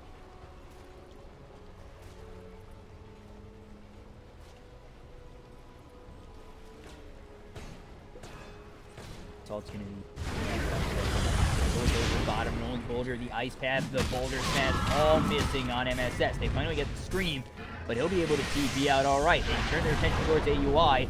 There's the Dual Breath, but a stun comes out on 2 from Fada. At his flop, trying to use that Scream of Pain to get himself a kill. Finally blinks away. Meanwhile, up top, they'll get the kill on Dragonheart. They continue on forward, looking for this Jakiro. With MSS TPing in, he'll get the kill again. He's got a double kill as well as a killing spree. Radiant's mid towers coming apart. 7-3 in favor of NP, already a 4,000 net worth lead. They'll push MSS and AUI on this tier 1 tower. Old White really all he can do is watch, try and clean up these treants. Continue to hit away, and MSS gets credit for that tower.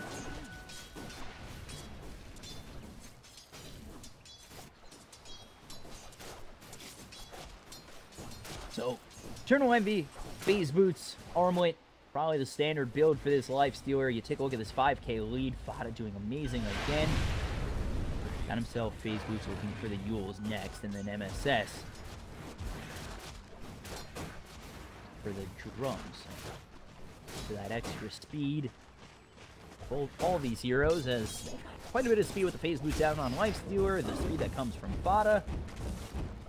Just to catch these heroes, maybe get the Infernal Blade to lock them up. For the side of Starboys, trying to get Dragonheart involved. He's finally level 6, has the hook shot, and that's really where their team play comes into play. I just said it once. Try to use more words, try to splice, but they're trying to use that with the Sonic Wave in succession. Get that, maybe the Sven uses God Strength, comes in, cleans up with the Stormhammer. They gotta work together. They gotta find a little bit more farm for this Sven as well as this Quap, who's a bit far behind. Probably sit back, farm a little bit more of items. That's where they'll look to really put the pressure on with the hook shot. Both the Quap and... So Midas out for EE. Looking for the Phase Boots next. Has enough gold for it. was right on that. 6 to 10 is 10. Again, Nature's Prophet gets himself the kill. He uses that ult to get himself into mid. Orange is going to get the kill on Fada. MSS ults the way of Old White. Now he push on Orange. This Ice Path not going to hit on anybody. They push him back with the Dual Breath and Old White. Quite a bit of trouble with that God Strike. MSS gets a kill. They lose Fada. Orange gets credit for that one. So a 1-for-1 trade in mid-course. The lead extends for NP. Now it's 7,000. Really keep an eye on MSS.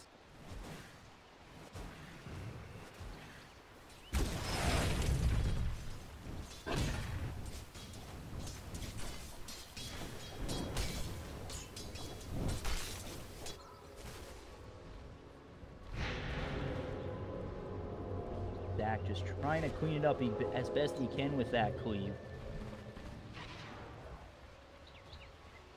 Madness.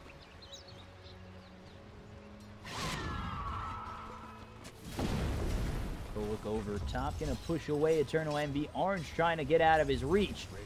He's just still looking to go in. Juking around these trees. Orange looking good. Eternal Envy still wants to go in. Got himself phase boots. Ready to go in and hit hard on this Orange Earth Spirit, but hesitant to go in this deep. Here comes MSS, and this should be the kill. There it is. MSS with the tree, and it's going to be stunned up. Rolling Boulders out with the TP. Orange. It's far enough away.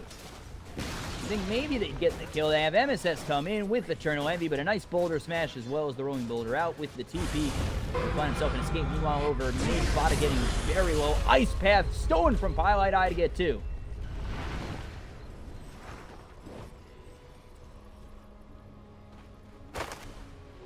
The seeds of force. Followed it up with the Ice Path, so too much hype.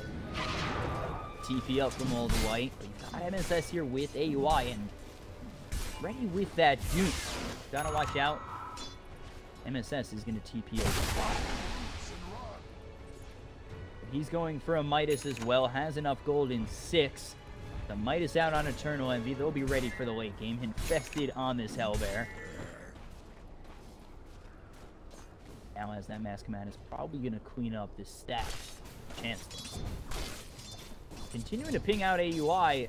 Orange, he really wants to go in. He's got Magnetize ready, but looks like the Hellbear was coming right for him. Got no Envy here with AUI, the Doom the Life Stealer. Really wanted to go earlier, but he's coming over in time, and he'll just be able to walk away. Midas now on to this Nature's Prophet. He'll be going for that Orchid next. He'll look over at the farm, the top farmers who are half the farm of NP. On the side of Starboys, they've got the Mask of Madness looking for the Blink next. You really want that initiation after you go in with the hook shot of Clockwork, who's going for Blade Mail, and that's close enough to it.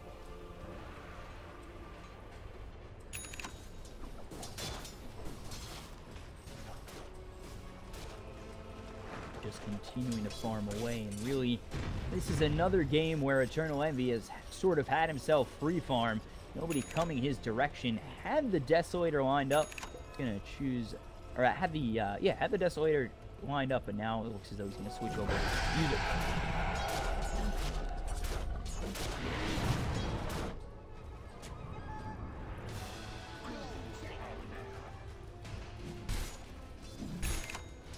Starboy's going to try and sit back, farm as much as they can, as they are seemingly behind just about 10,000 net worth. Old White really wants that Blink to follow up anything that you initiate with the hook. You can get a Blink and a nice Storm Hammer while he's got strength with the Mask of Madness. Of course, that's asking for a lot. They can start to chunk away at this lead. Right now, Pilot Die with Fada, they're going to smoke up. Go in bottom. They can scan out of them retreating, so they're going to come all the way around. They've got MSS ready with the teleportation in. See if MP can get anything. They spot both this Ven as well as this Earth Spirit. He's stunned up. Now they've got the Ice Path thrown from Pilot Die. Coming in infested is Eternal Envy on MSS. They look towards Old White. They'll get the kill. The Ice Path comes in, but the rage is too much for Eternal Envy. Or too much for for the ice path with Eternal Envy. He's going to try and get a kill on Sap. He'll get one more, and now they will get their attention towards Dragonheart on this clock. He's going to get very low. He'll fall as well, and 3 die, and they get nothing on the side of Starboard.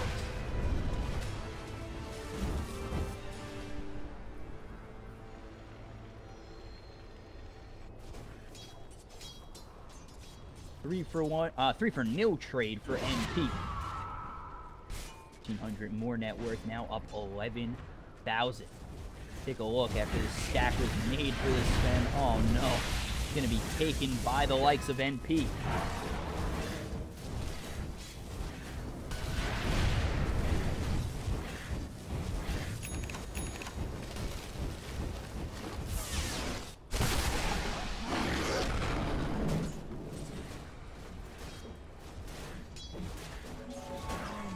Still looking for that Orchid is MSS. So take a look over at the flop, has Veil. So just trying to output higher damage earlier for Veil. Got themselves spent. Still looking for that point. 1,400 gold. He's still 800 away.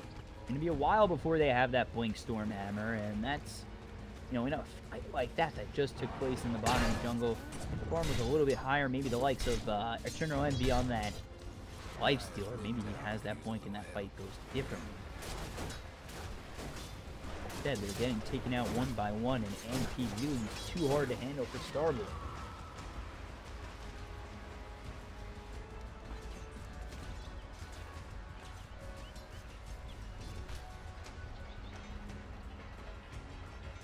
Blade Mail coming in for the clock.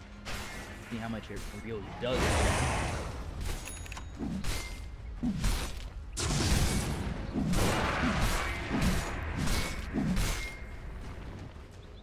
Worth that 20.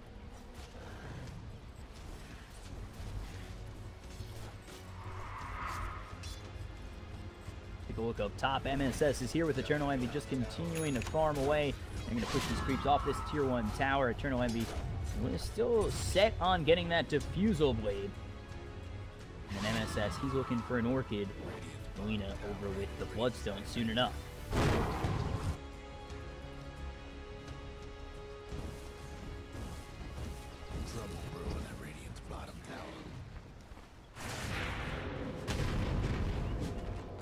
Treants are going to spot out Starboys. They're having trouble even killing off these Treants, and they're all together. Was that a smoke? Given to them? No, it's not. 4 spent. Rolling Boulder comes through, trying to get the silence out. They do hit it on Pile I Die. They're going to continue to chase. It's making so much space is Rubik. And there's nothing they can do. Their set here is 4. This opens up the map quite a bit for NP. That's where NP are really thriving with. Continual push, continual pressure on the Starboys. There's really no answer from the opposing team as NP continue to farm and really have no trouble. The hookshot does finally come out on Eternal Envy. Let's see if they can pull something out with this, but the Rage from Eternal Envy, the TP out. Stormhammer does nothing. Starboys set again.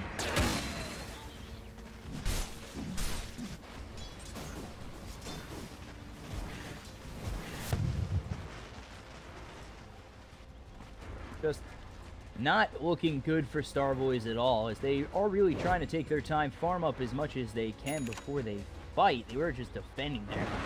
So far behind, even there, you see on Eternal Envy, they have nothing to really follow up once he rages out. It's a hook shot to land, but really once that was used, that was it.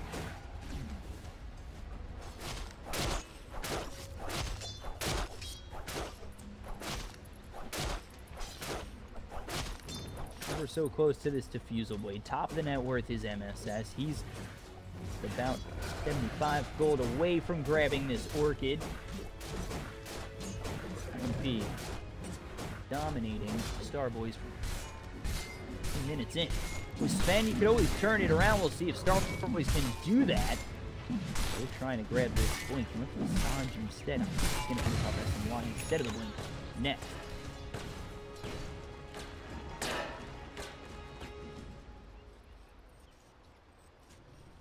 Eternal Envy now switches from the Diffusal over to the Desolator. Not enough gold for that just yet. About 500.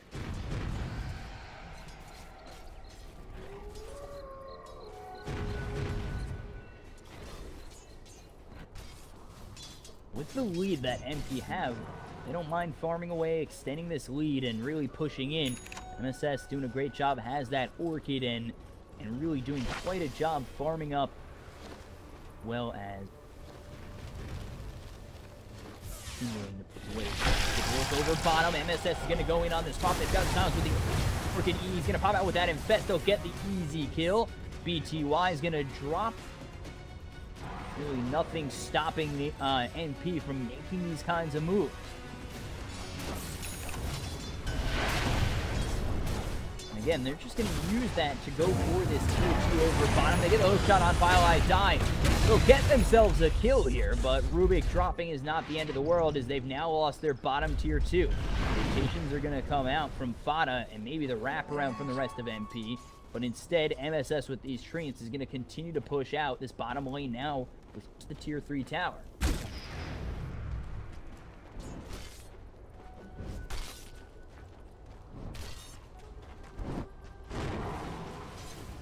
So NP doing a very good job, 15,000 net worth up.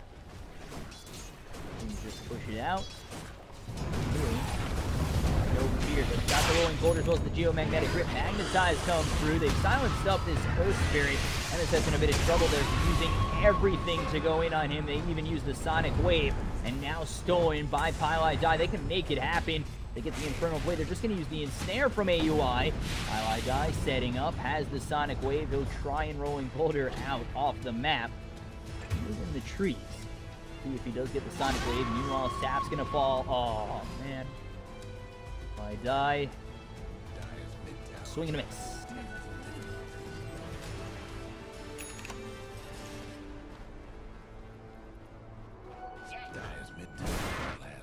So somehow Orange manages to survive all that. Had no TP to get away. Guess what's happening to Dire's bottom tower?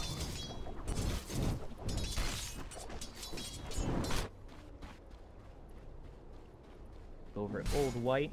Has himself finished with that SNY. His form's not terrible. I really do think that Sven can change this game off one good fight. Despite being down 14,000 net worth, there's always that opportunity for Sven with a nice God Strength. Stormhammer. Hook shot. And notice how I say nice on everything, because they really need everything to kind of work out for them to take these fights down so much.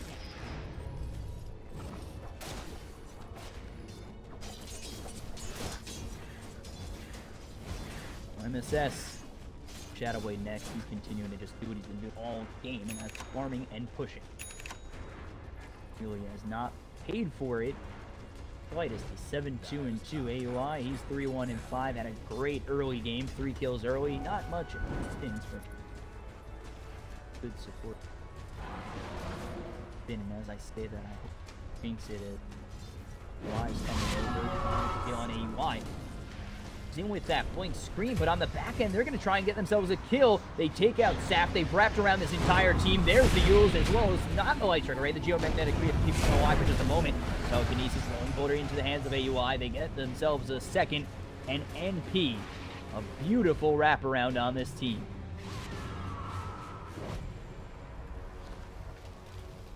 Let's see, MSS, right spot, Light Strike Array, almost. The Dragon Slave does catch the tip onto Quap.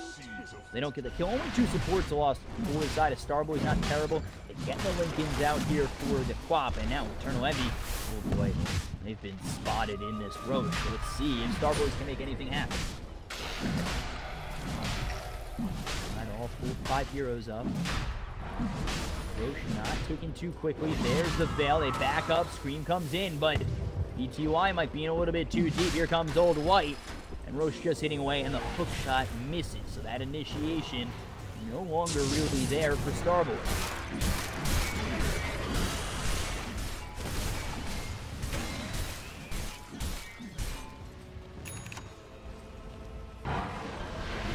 So 4-man smoke for NP. All that's happening. Continuing to push bottom is MSS. They're trying to go all the way around on this Quap, who I think has no idea. And there it is. Breaking the Lincolns. Blinks away up top. But I don't know if BTY has enough to get out. They've got the Yules. Meanwhile, Eternal Envy's got the kill on the Jakiro. Lincoln's popped again. There's the TP from BTY just in time.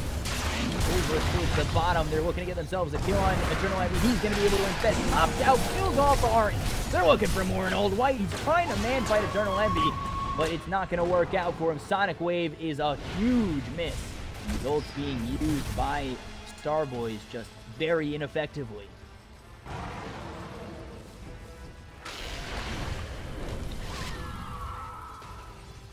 Blink forward by BTY. Feels a little bit safe with that, Lincolns. The rest of MP are here and continuing to push behind MSS, and they'll move back in a row. No Sonic Wave, and that push got back up.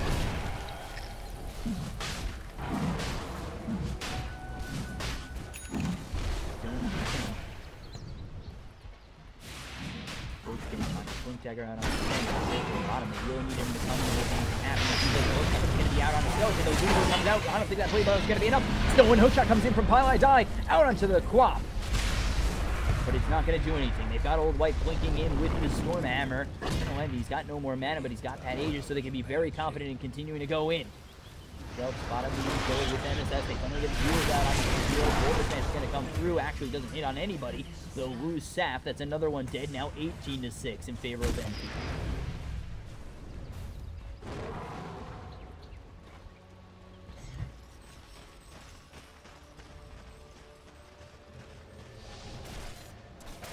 Very nicely played from NP. 18-6. Just playing the perfect game again. Might have been found out. There's the Orchid in a lot of trouble. Dead. BTY and Spada and MSS combined for the kill. And that is a dead Quap for 50 seconds. Spada 15 Bloodstone charges. Third on the net worth for MP. Third on the list as well. Net worth is Eternal Envy. He's got himself quite a bit of fun with that Death. Gold saves up. They're trying to defend their tier 3 over mid.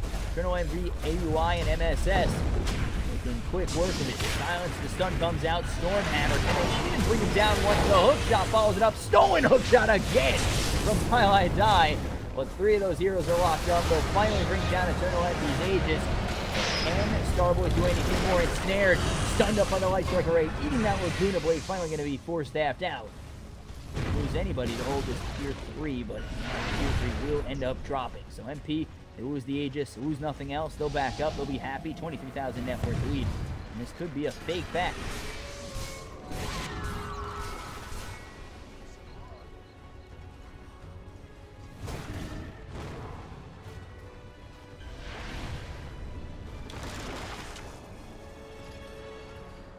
Do they have a smoke ready to go?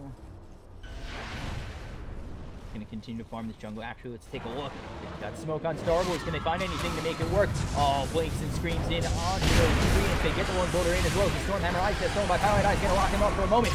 Ice going to be laid down by this Jakiro by Zap. Eternal Envy trying to man-fight this Clockwork. They've got the Laguna Blade striking out on Old White. He's going to be the first one to fall in this fight. They've got the Doom out of the clock. Clock can no longer blink away. AUI's done everything he needs to do with the Magnetite sticking away at him, but he's not even going to drop. Eternal Envy gets himself a mega kill streak, killing off this Quap. And now they look for more. They look for Zap. He's going to be Euros up. They got the Ice Pet coming out on the Earth Sphere. He's going to drop, as well as Zap dying. 4 die. Nobody dies on MP. Sorry, Starboys, but with that smoke, you get nothing. You lose. And up top, MP going to continue to work on this tier 2. Nothing standing in their way. MSS, he'll push over mid to get the mid melee racks. Winning that prediction by 45 seconds. And up top, they'll push the tier 3. And with that, Starboys, they tap out. And that is the game going the way of NP 23-6 before 30 minutes.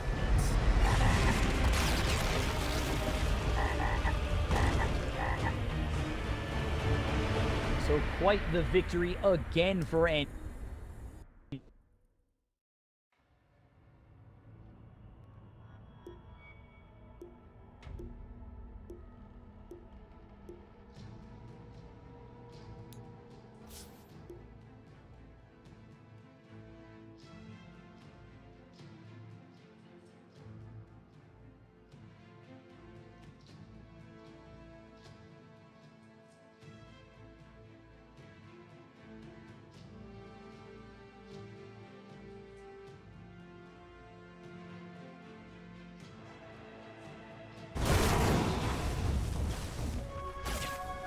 that Razor has no mana. He's not afraid.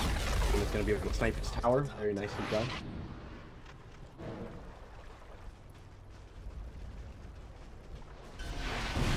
Oh, level 100.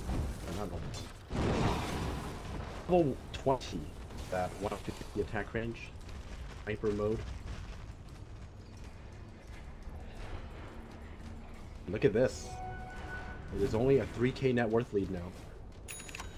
Still, experience still pretty big.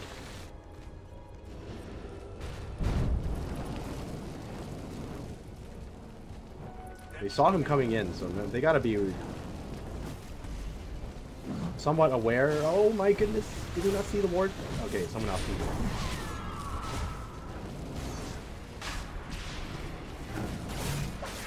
Alright, we finally have team heading for Roshan. I believe they give this to the Queen of Pain. Razor is incredibly tanky. I don't think he actually needs it. Fine. I'm surprised this ward isn't dewarded.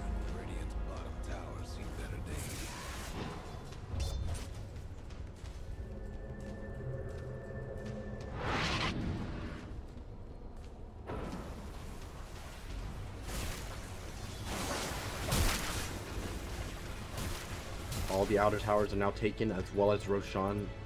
I think this is Elite Wolf's time. Time for them to strike.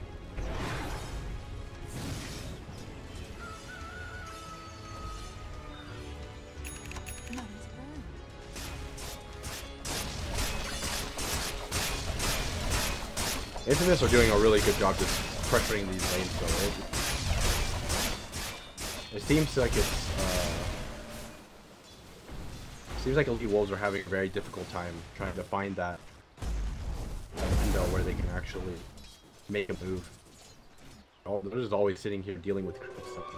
Bad Rider isn't waiting in trees trying to find pickoffs happen. Make pickoffs happen. Oh, Excel completely juked him, makes it out alive. Knew he was there too.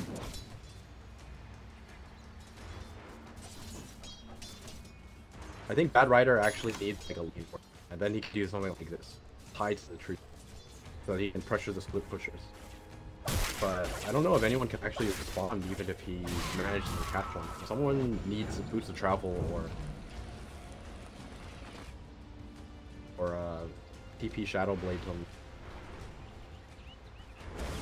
Otherwise it's really difficult for them to pickoffs happen. He has a gem, but he's so scared to remove ward even.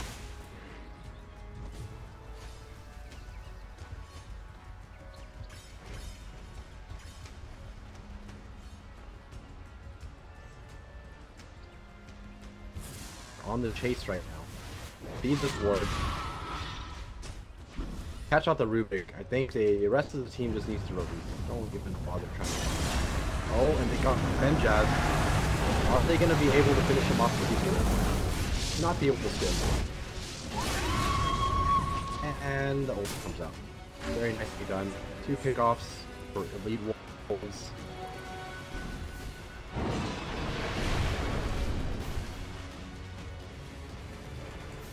Farming continues for Infamous, but you can only farm so long, you can't wait forever. Razor is going to be working towards the have that Aegis. Pain also has his Orchid now. 3 levels away from 25. A really big pickup for him. He manages to finish 25.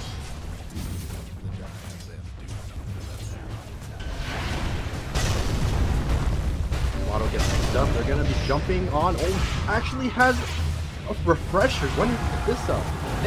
Blow up the Razor. Oh my goodness. That well, Razor's back in 1 minute. There's not gonna be a double echo type of play coming up. We'll just go again once Razor's back up.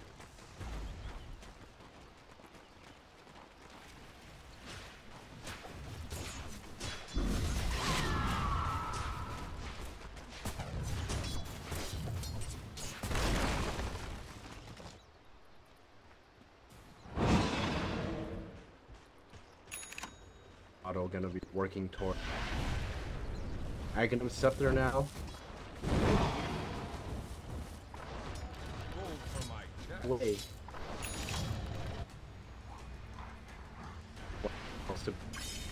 Wants to be able to burst the Elite Wolves cores even if they have.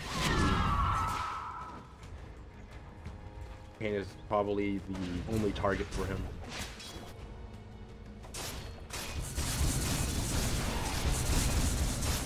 The dagger and we'll finish now. This Juggernaut is like really committed to the split pushing build. I think he needs a lot more time before he's ready to fight. I think with just these 2 items, he's not strong enough. I think he needs maybe a Scotty.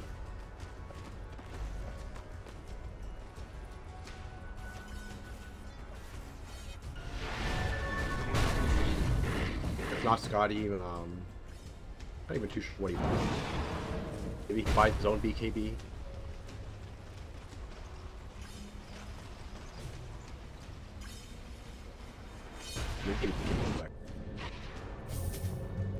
Alright, here we go again. No refresher. Only have to deal with 1 Echo. The X marks the Razor. I like this idea. Makes it much safer. He's gonna head up again. Lifted, gets fissured, but they do get the tower. Gonna back up and take those shrines. Hopefully push those waves again.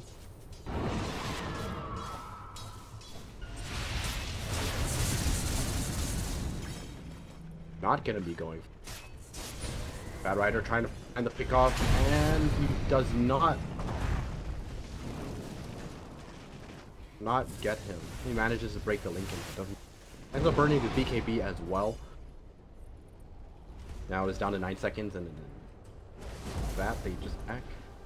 Time to hit shrines. Soku holding on to 3,000 gold, going for the but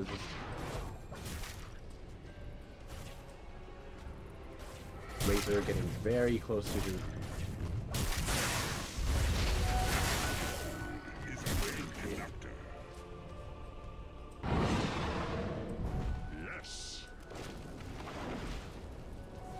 Rider trying to find the Lina again, but having great success.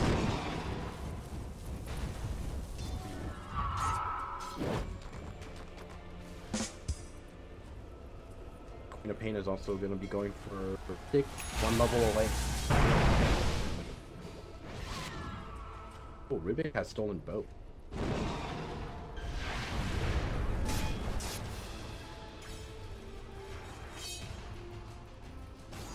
I feel like this game should have given Rubik a lot more farm priority. I think this is a great game for Eggs.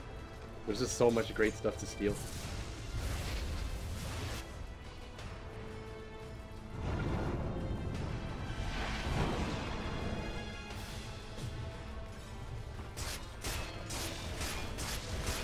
Well, Infamous have now farmed their way back into even footing, only down by 1,000 gold. Pretty much nothing. They are still definitely very far behind when it comes to levels, so have to be careful. More importantly is the Earthshaker's refresher. This Earthshaker does so much damage.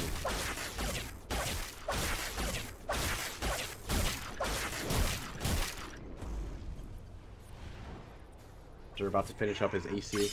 I'm starting to think that Razor should probably go for Scepter, especially with how they're sieging right now. You just put the X, you put X on the Razor, and you can just get Scepter, make him out of the storm, and just make him walk up the buildings with it. We're gonna be approaching from the top. Gonna blow that Astro on the Earth Spirit, sitting at about half health, not gonna be going down.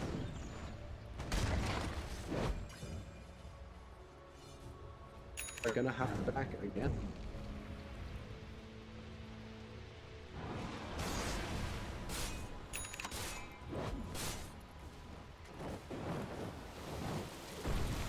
I think Scepter is definitely the play. Right now, they're having a lot of issues trying to force their way through. Infamous are doing a really good job at just turtling. But Thatcher is the choice. Juggernaut. Oh, and Rubik has Lasso. Is this a game changer? We'll see. They see him though. He's gonna get X. But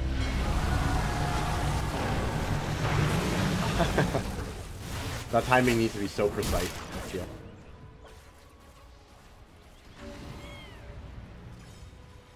He takes it out a lot. No ghost ship. Oh, they open the Razor. Echo number 1. He's gonna hold on to his second one. Just try to burst them through. Here comes the egg. Egg is not gonna amount to anything. Egg is gonna go down as well. We have one more Echo, but there it is. They don't even need it. 4 for 2. Trying to find that kick paint, but we takes away. You end up losing the Juggernaut, but great team fight from him. Managed to capitalize on the fact that Kunkka just didn't have Ghost Ship. Without Ghost Ship, it's actually very significant teamfight ability.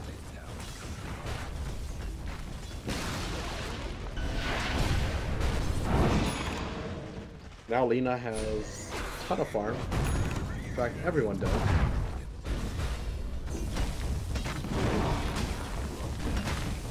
For the first time in this game, Infamous are now leading. Not by much, but are...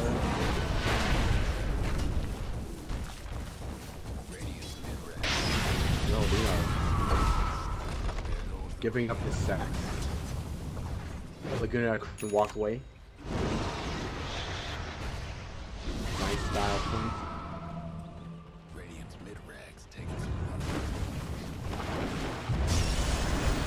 Trying to find someone. Matthew gets caught out. Time to leave him.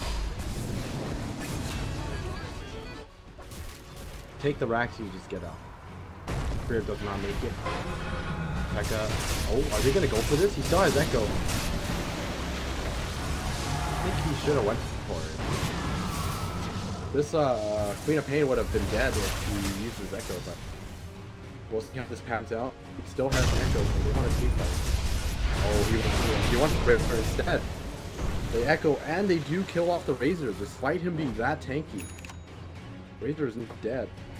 And Roshan is up at the same time, so now it is time for Roshan.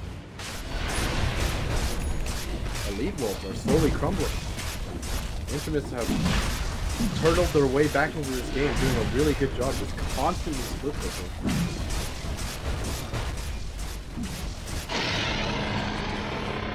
Refresher Shaker is no joke. Got that cheese now. With this cheese, he is gonna have no issues refreshing and casting every single spell.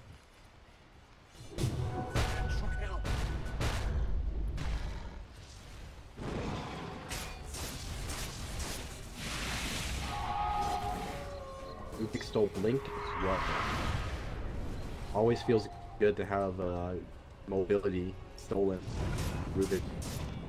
Especially with a Blink dagger, and of course now you have 2 Blinks. Great. Gonna be working towards the Scepter.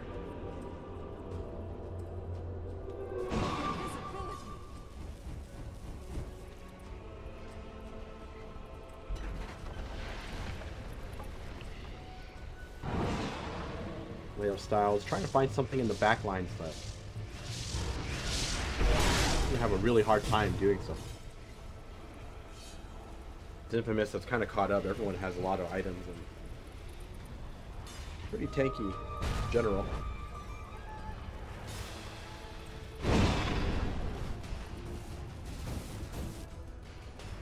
Otto is going to be going for the Scotty. Pretty much has it. He has it now. It looks like he's going to be saving for buyback. Oh. Oh, has lasted all over the last one up. They just have to run. They already know that the rest of the team is coming in. Just like that. another kill in the way of Infinite. He was struggling to find any kind of movement on the map. Look at this.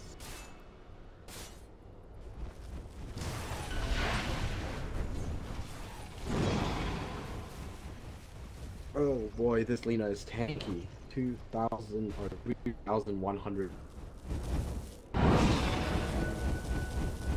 He does some damage on it.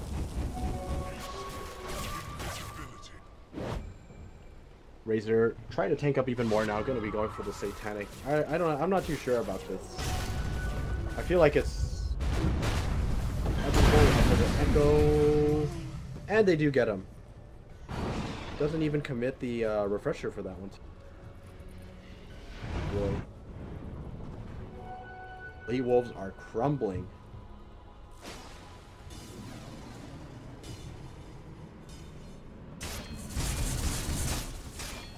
I'm gonna try to get a buyback out of this Queen of Pain. We're not gonna be going for that Scotty now as well. So rough.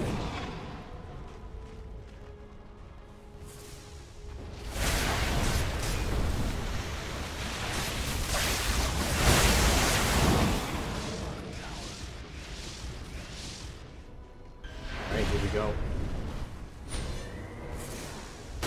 That high ground.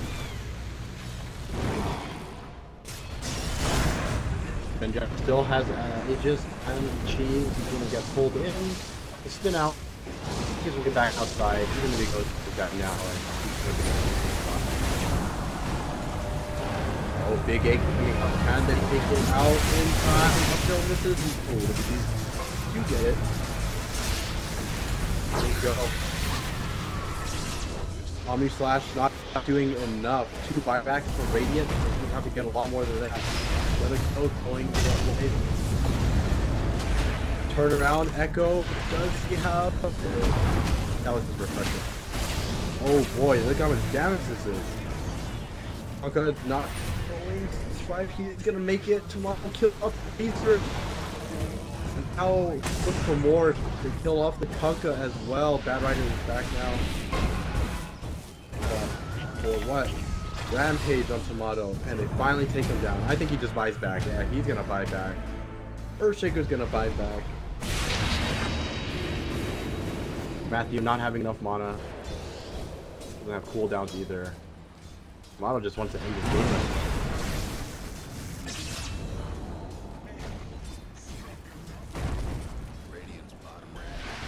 There's your removal off the mark, but you're gonna get the Rex. The FPS incredibly low.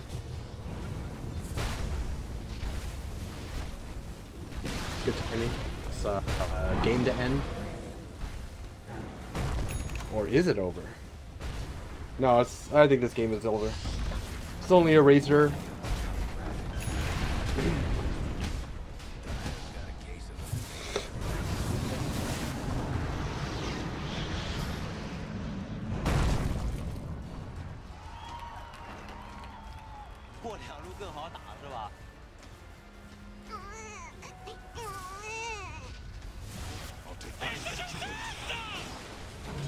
Patience from zone.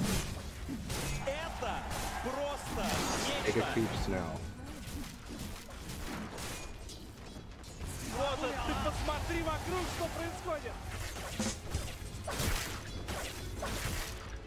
Wheel.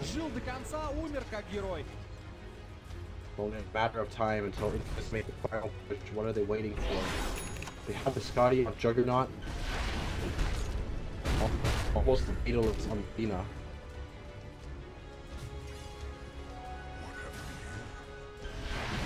And Earthshaker is now 25. He doesn't even get the health. He takes the enchant totem. 30-second enchant totem. For Lincoln's, or makes it a little easier on his mana pool.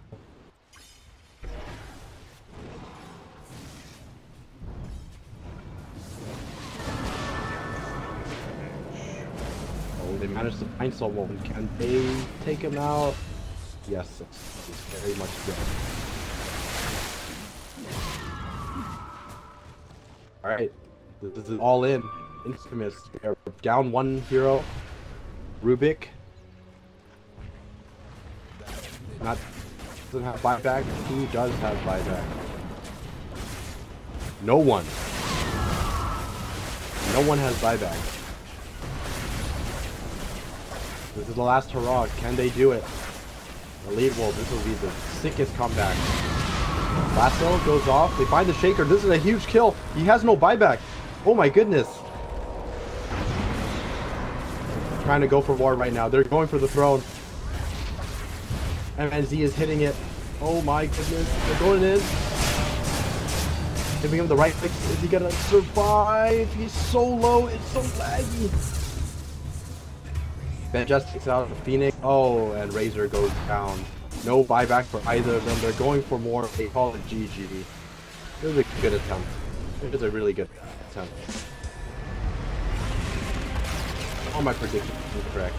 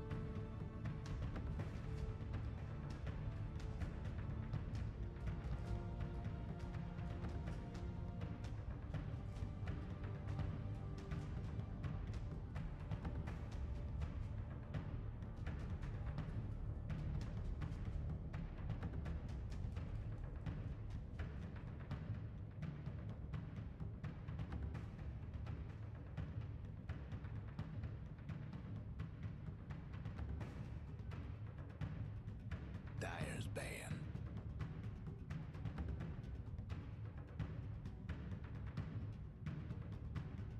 Radiant's ban.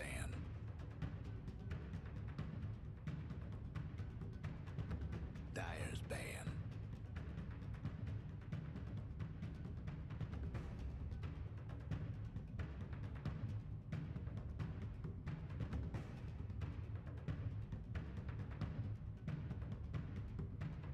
Ten seconds to go.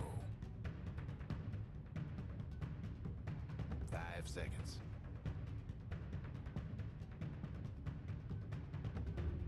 Reserve time.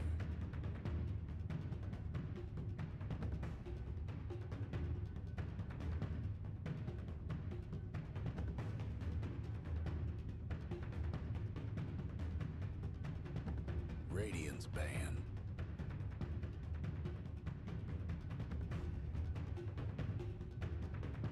Dire's pick.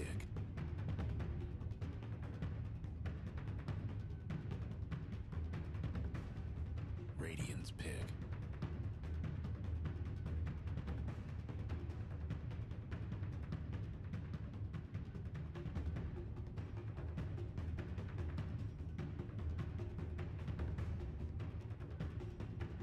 Seconds to go.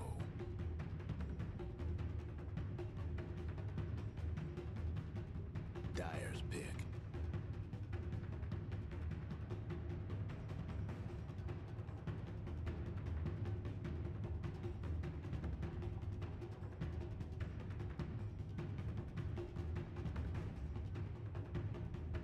Radiant's ban.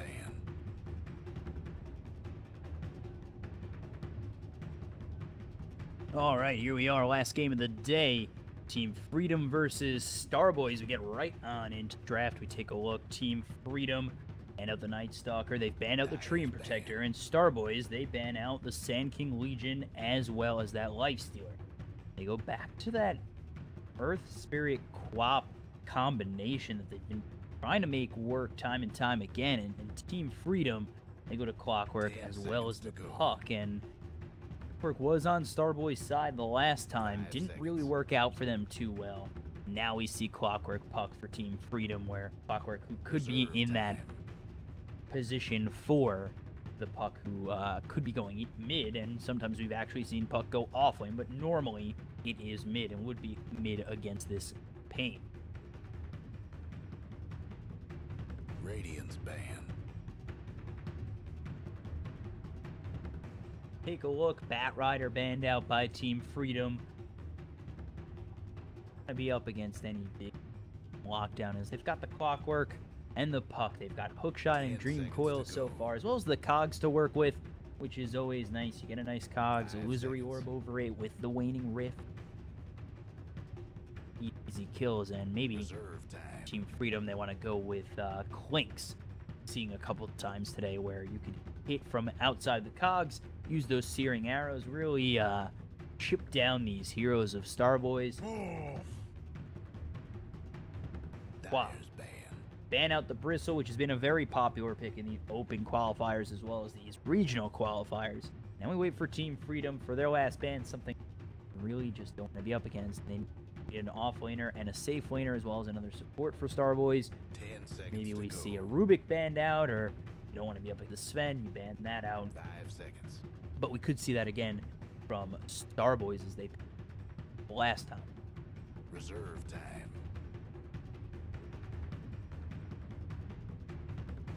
Let's see what Team Freedom choose to ban.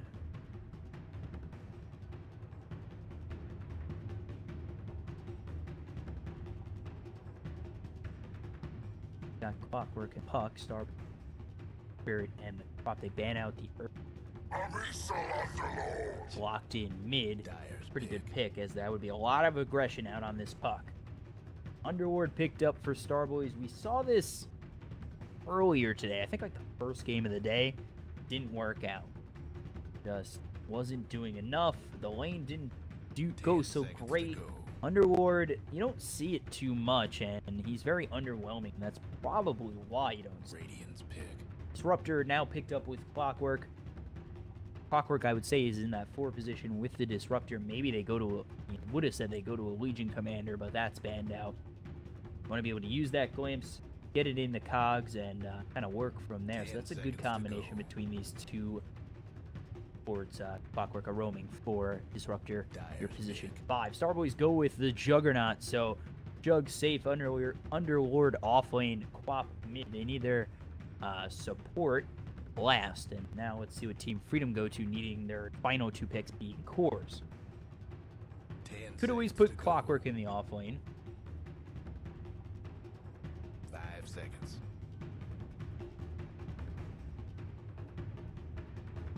Reserve time. In terms of off laners, too much available that I'm seeing a lot of recently. You do have Darkseer on the board, could go with the Clockwork. Team Freedom, see what they go with on top of this blue-orange lineup of Disruptor, Puck, and Clockwork.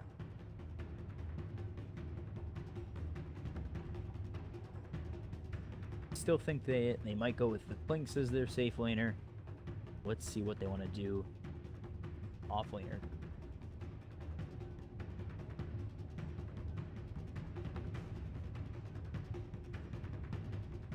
Clinks. And there it is. There's the Clinks. Radiance. So they're going to go with the Clinks first. Clinks, Disruptor, Puck, Clockwork. Now Starboy's last ban, looking to ban out an offlaner. Could see a Void come out for Team Freedom. Could throw Clinks even in the offlane and get a Drow picked up. Seen that like once, twice. But maybe Void comes out for Team Freedom in the offlane. Clinks is going to be hitting from the outside in as well as the Puck. Reserve time. Throw the Static Storm in there. Clockwork. Go for the initiation with the hook shot. So maybe a Void to come out for Team Freedom. Let's see what Starboys want to ban out, though. They've got a last pick to come into this, and maybe they go with the Rubik. No Night Stalker. No Sand King as a 4 position.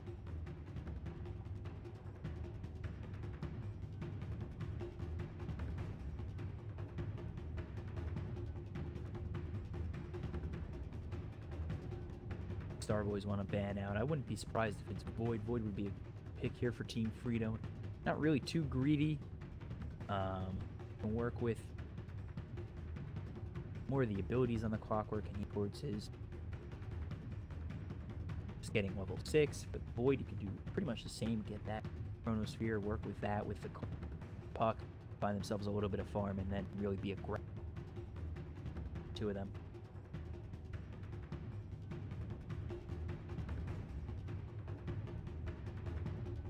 So a lot of time taken for this.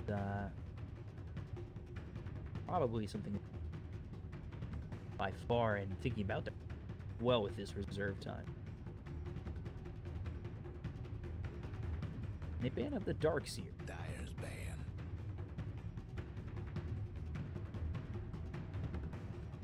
Darkseer gets banned out. Silencer for Team Freedom, and that's really, when you ban out that Silencer, it really does make me think you're going to go with the Faceless Void. You want that big ultimate to get off. You don't want it to be stopped by Global Silence, and it's someone similar. It's Enigma. So it's kind of the similar concept. Work with Enigma. He's very good in the off lane. Get to that level 6. Use that black hole. Hit from the outside in with Puck and Clinks. And it's basically, without your team getting stopped, is the black hole. You just have to be to get it off. And you take a look at this lineup. They've got Pit of Malice. But other than that right now, not really much in terms of a stun that might force Starboys to go with the Venge support. Keeper of the light. So interesting move.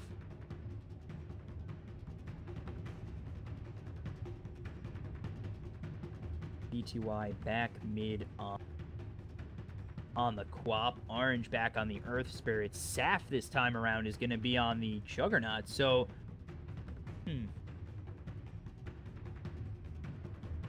usually see Old on the carry. He was played the Sven a couple times. Now he's going to be on the Keeper of the Light. Saf on the Juggernaut. Dragonheart on the Underlord. For the side of Team Freedom, you've got Flea on the Clockwork, CC&C on the Puck, Stan King playing the Disruptor, Clinks played by Yawar, and snaking Enigma. Well, Enigma, Clinks, Disruptor, Puck, Clockwork for Freedom. Starboys, Paddle, Juggernaut, Underlord, Queen of Pain, and Earth Spirit get underway. This is the last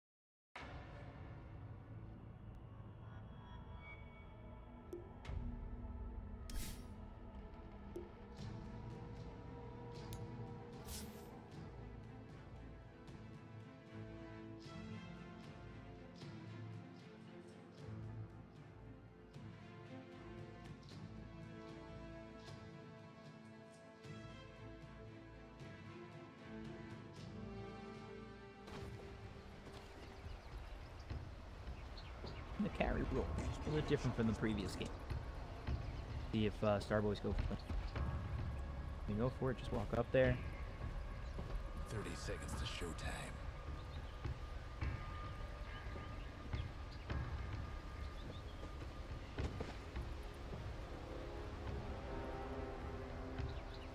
He's spotted. There's a nice ward here from Team Freedom. Freedom, they're just back hit the bounty room of their own over bottom. You've got CC and C locking that up. And they're off. There you go.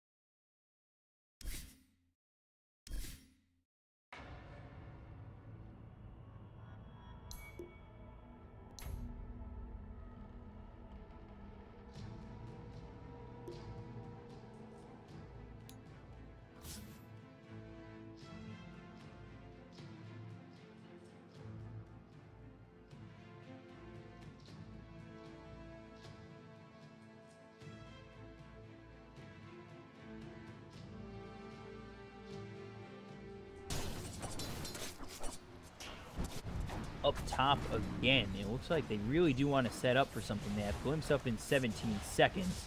The old white will just hit away with Stanking, just chipping away at each other. Just making really his presence felt. They're working with the Glimpse as well as the Battery Assault. Now we take a look over mid. Rolling Boulder's going to come through. CC and C heavy hit by that. Orange just with this Orb of Venom. We continue to harass out CSC and C, who's now out of. Another look up top. Maybe Old White in trouble. He's going to end up dropping to the Battery Assault as well as the last hit coming in from Stanking. So another kill on Old White. And it's already 2-0 for Team Freedom.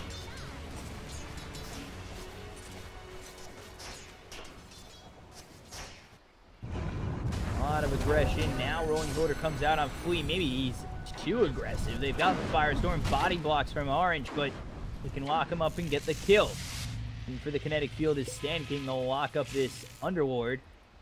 And they won't be able to chase in on this Clockwork. You take a look over bottom.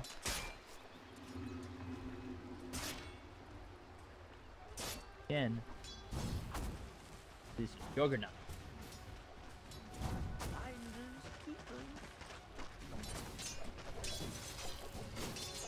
Bar here with Stanking, now level 2. He's got the kinetic field as well as the Glimpse. Could use this to find another kill. They work towards Dragonheart. There it is with the Battery Assault into the kinetic field. Hits away, just continuing to wreck this Underlord. They're going to go in deep. Look for the last hit. Searing Arrow enough from Yowar. Third kill in this top lane for the side of Team Freedom. Oh, Courier kill there from BTY. A little too far forward is that Courier. Rolling Boulder comes in from Orange. Not going to hit on CC and C, but now again without that Courier, luckily enough, he has that bottom.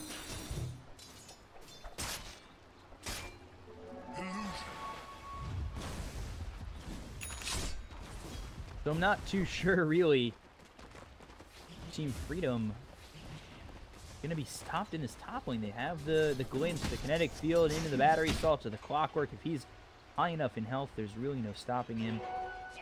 Level 2. Cogs. He goes forward, just level 2, not seeing just yet.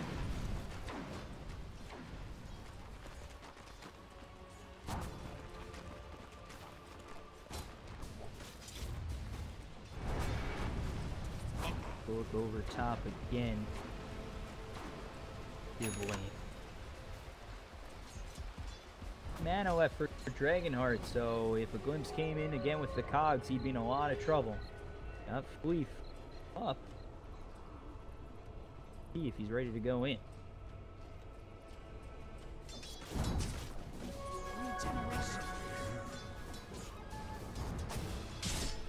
back off. This creep wave pushing in up top.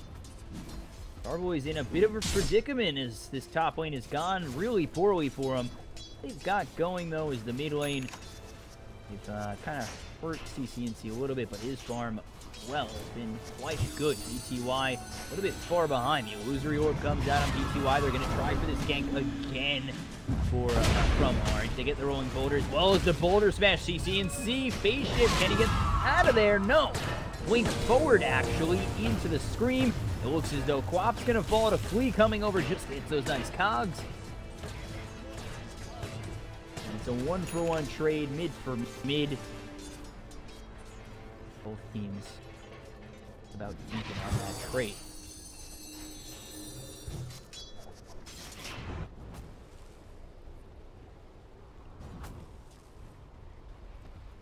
Four to 1, still just a slight lead for Team Freedom. We'll switch this over the net.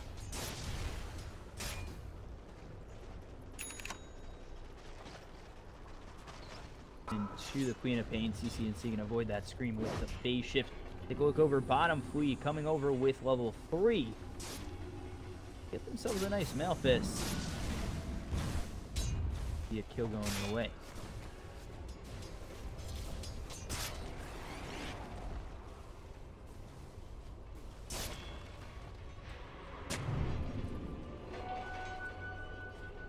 Flea just wrecking havoc. Really, the entire side of Starboys can't seem to really find a break from this clockwork, and up top, it's all of a sudden become free farm for Yawar. Got himself boots, getting himself the Bite Stone next.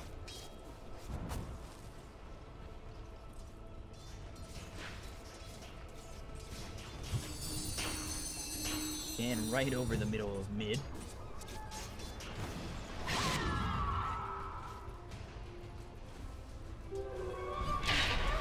Really quite get that, but now they've got CCNC with Dream Coil and an Invis Room. He's gonna head up top and get himself a couple of kills. Kill off Dragonheart. Ward here for Vision, but quite deep. The Sentry Ward as well as the Courier coming over. They do know that CCNC is there, I think. Dragonheart as well as Orange are going to back off. They know that he knows they know. Now he'll just back out. Can he get himself a courier kill? No. We cannot. So over bottom, we'll take a look at Snake King. He's had himself some pretty easy time farming. That's a sap. Pretty high in the net worth. Only 300 behind is Snake King. He's going for the Midas next. And then over mid, Flea. See if they can get themselves a kill. Blink is available for BTY, but have quite that much mana left. Take a look over top. Just kind of more of the same.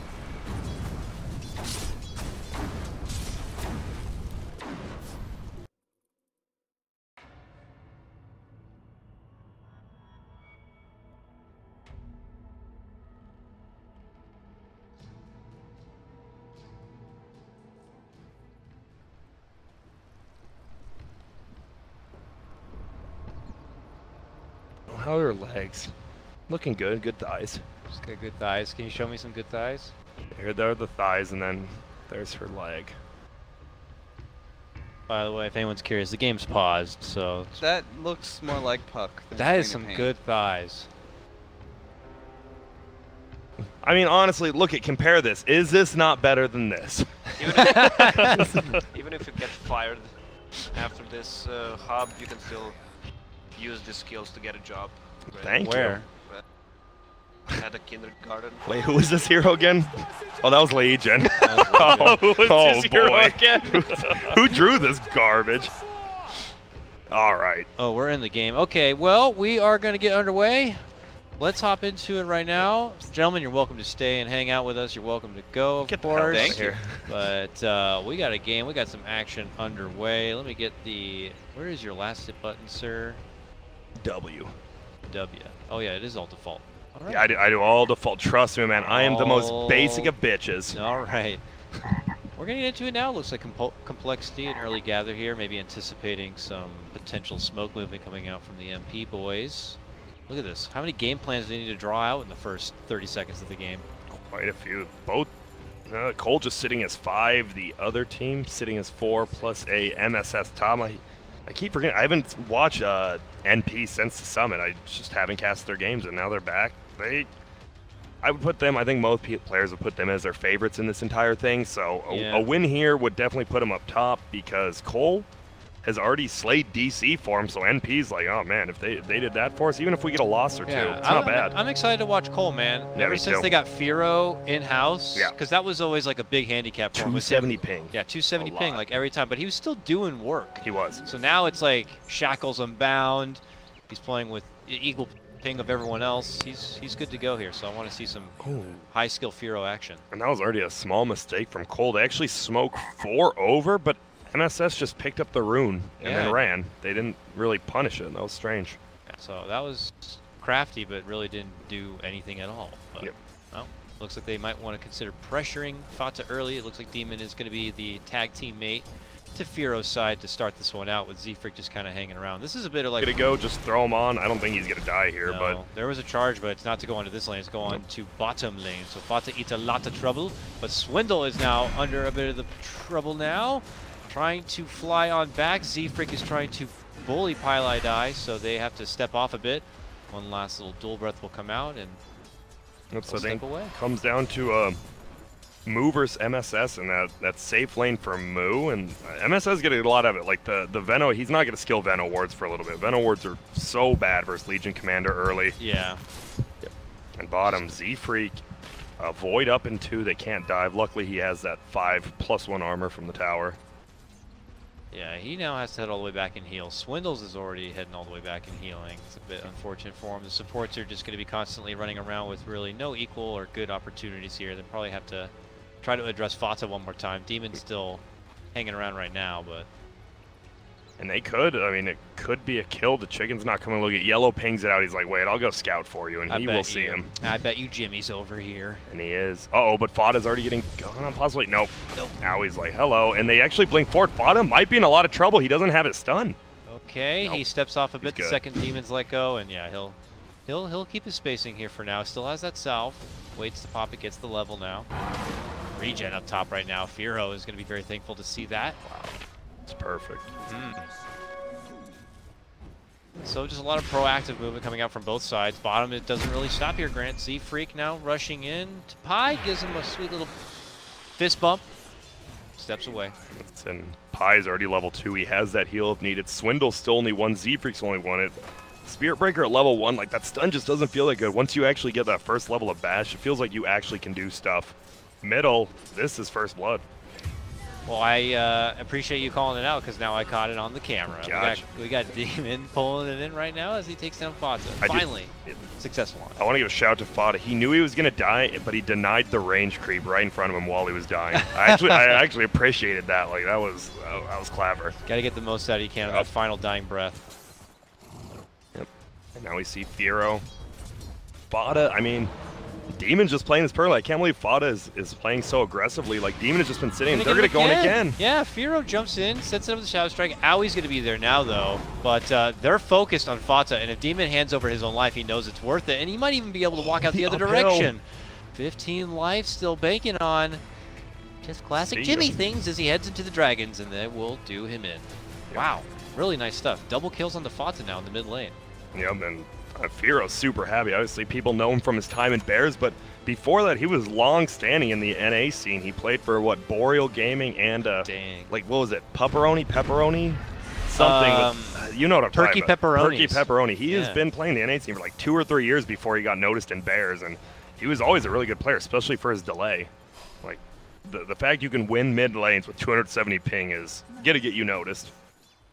Definitely going to be looking to make the most out of this opportunity while he has the team house. Yep, absolutely. And would love to be able to make the trip to TI. I'm sure Complexity would. They've been able to make it out the past couple of TIs. It would be a shame just to see a TI without that classic Complexity banner and that smile from Beef.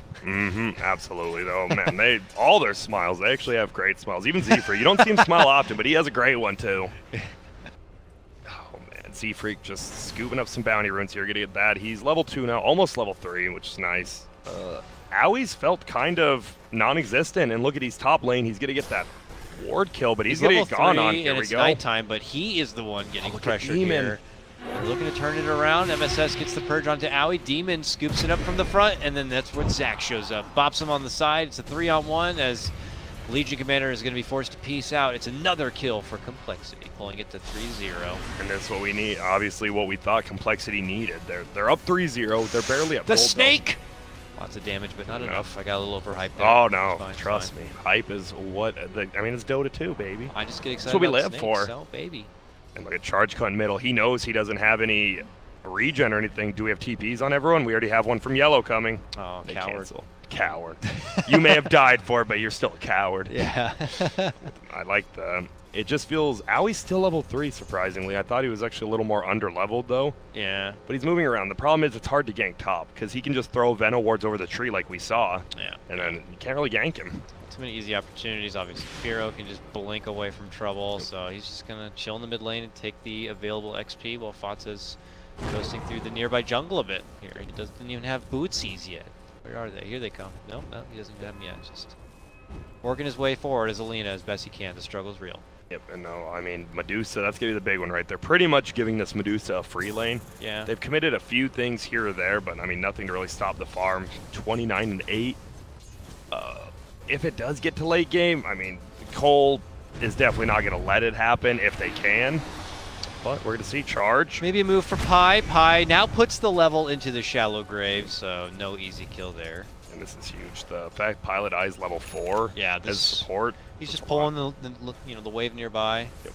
And since it's been kind of a duo lane, Aui's been putting in the mileage. He's now back to the bottom lane now. And they may pull out a flank play here. It looks like their vision. Man. Doesn't quite see him, but he'll actually head out the other direction. We saw in that top lane gank when they 3-man ganked onto Aui, that overwhelming odds with just 3 heroes. It took like half of all their HP, and that's just with 3 heroes there. That is a very powerful skill. I mean, Snaking was using like 5 heroes against a CK. It just melts them like butter. Yeah. It's a very scary skill. Can't sleep on the Legion Commander, and in the draft you'll pay for it if you do. And he's gonna have a phase boot soon. He'll be level 7, you know, pop that level 4 overwhelming odds, just duel anyone. You're gonna get a win most likely. Appreciate the expert of lockdown because there's already a fair amount of ability showing here for Complexity.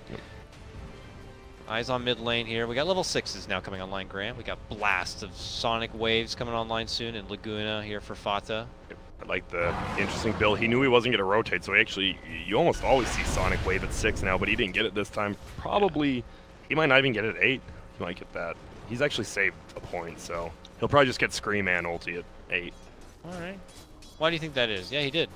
I think he just leveled Scream, but yeah, now he just did to farm. Yeah, I actually don't know why you save a point at that level. Greedy, I guess, just feeling good about being in the lane, not really. Oh, and the smoke. But they smoke. It's like, well, oh no, he does have it now. Sonic Wave. Okay. No, this is going to be a big road. If they can somehow pick off Pilot Eye and then Eternal Envy, and I mean, they'll get a tower out of that as well. This would be the perfect rotation. But look at Teal. Oh man, for show here. Oh, nice setup. Demon's going to be there. The charge is out. They zap with a Fade Bolt. Fira moves in. Are we going to see the Sonic Wave to go for the finisher? Is it necessary? The lift. There it is. They blast him down before Pilot Eye is going to be able to get the Grave off, and he's going to be forced to use it on himself and then TP back home. They can't stun him, so he lives to tail the tail. Oh my. That was all, like, I mean, it wasn't all Demon, but Demon, he was, Dazzle lifted his hands with the staff to give him the Grave, and Demon perfectly timed the lift so he didn't get it off.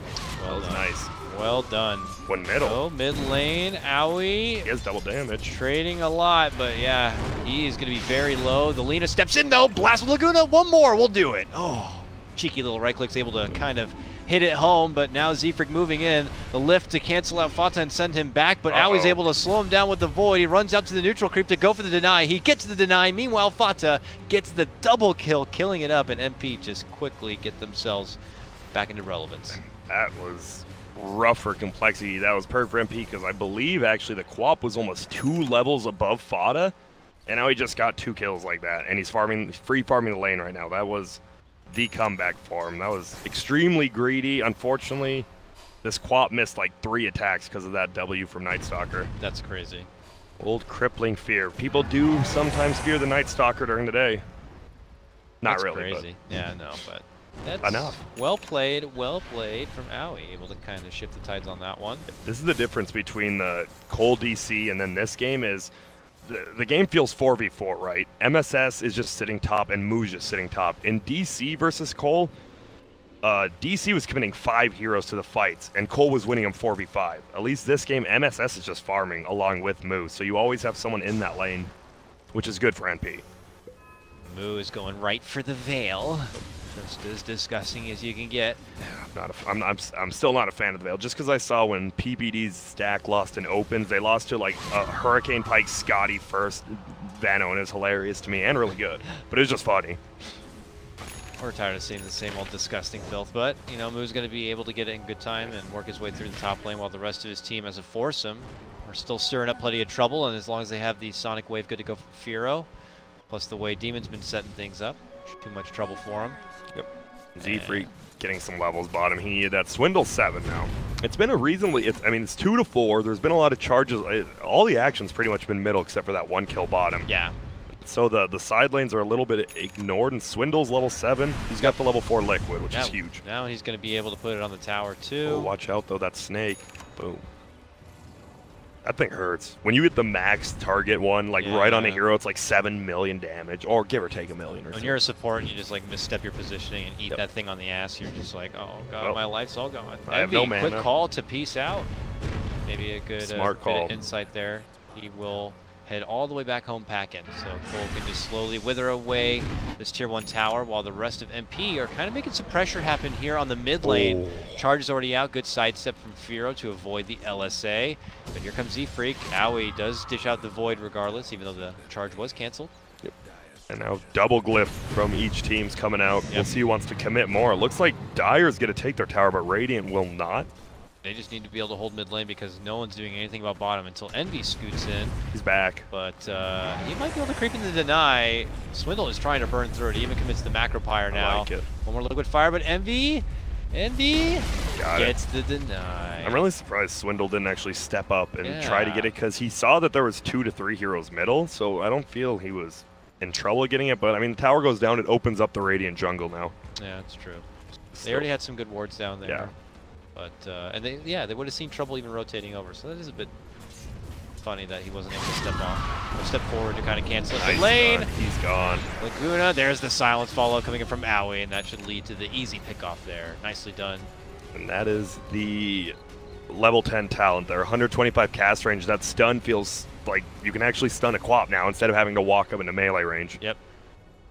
Already a first catch there. So Firo's probably going to have to learn from now. Pulls off, steps away. Let's check on our boy MSS. He's got pinged up, the dagger good to go, gets a bounty rune and goes right into the jungle.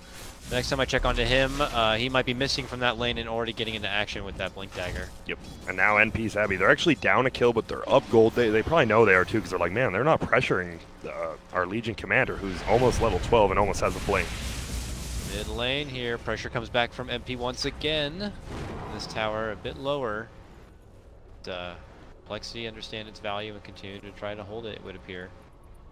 They did this last game, and me and Lacoste didn't understand. They're going double Veil, one on Quap and one on Veno, and we just feel it's...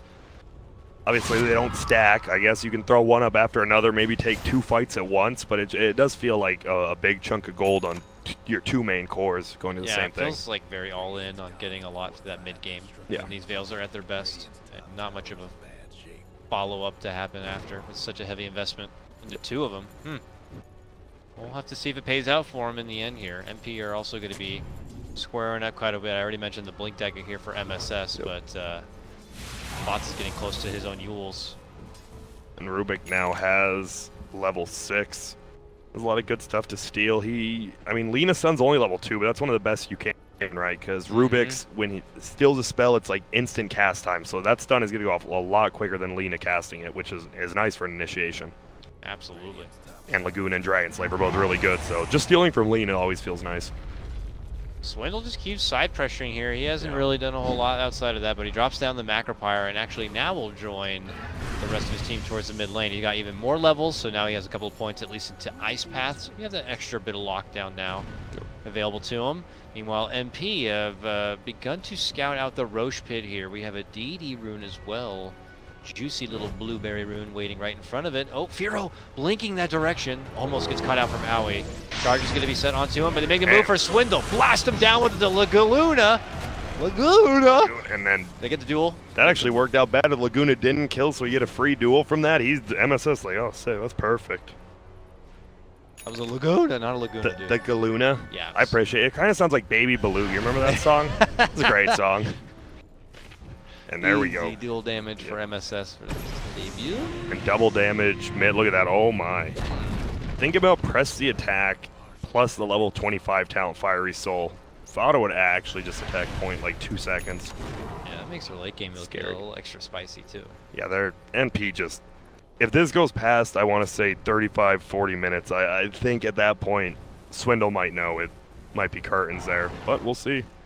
Curtains. I heard you say that before. Something like straight out of Looney Tunes. Yeah, I don't know why. Where does that come from? It might be curtains. It's like because you drop it. It's like the left. classic like mobster thing. Yeah. It's like, you gotta do this, you see? Or it's curtains. It's curtains for you. Curtains. I ain't no snitch. Come on, Swindle. Pull it together. See, you drop that Yules, it's curtains. It's like stuff like that. Man. I don't know. At least you have some great voices. You're a true actor. Thanks, man. No problem. Unlike my acting. Hello, everyone. I am Grant. This is garbage. Who is this They have guy? yet to see your true acting. Oh, yes. If it will be debuted eventually that's at this terrible. Oh, Smoke Gang from the Dire. Let's see if he is level 2 Laguna. This is almost the complexity wraparound I've heard of. There is a telekinesis pull back and an instant blast sonic wave for Fata. He's going to be able to get out the Yules. Turns around, gets a nice 2-man LSA, and now he's going to help hit it home onto Demon. The follow-up takedown support secret is going to be there. And let's make it a cherry on top with the duel coming out. And Fata will pick up all 3 of those kills. Damn.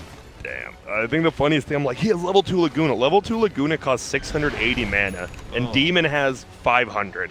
He literally couldn't even cast it. I was looking at him like, this is going to be a huge kill. I'm like, wait a minute. He has full mana, and it's grayed out. That's rough.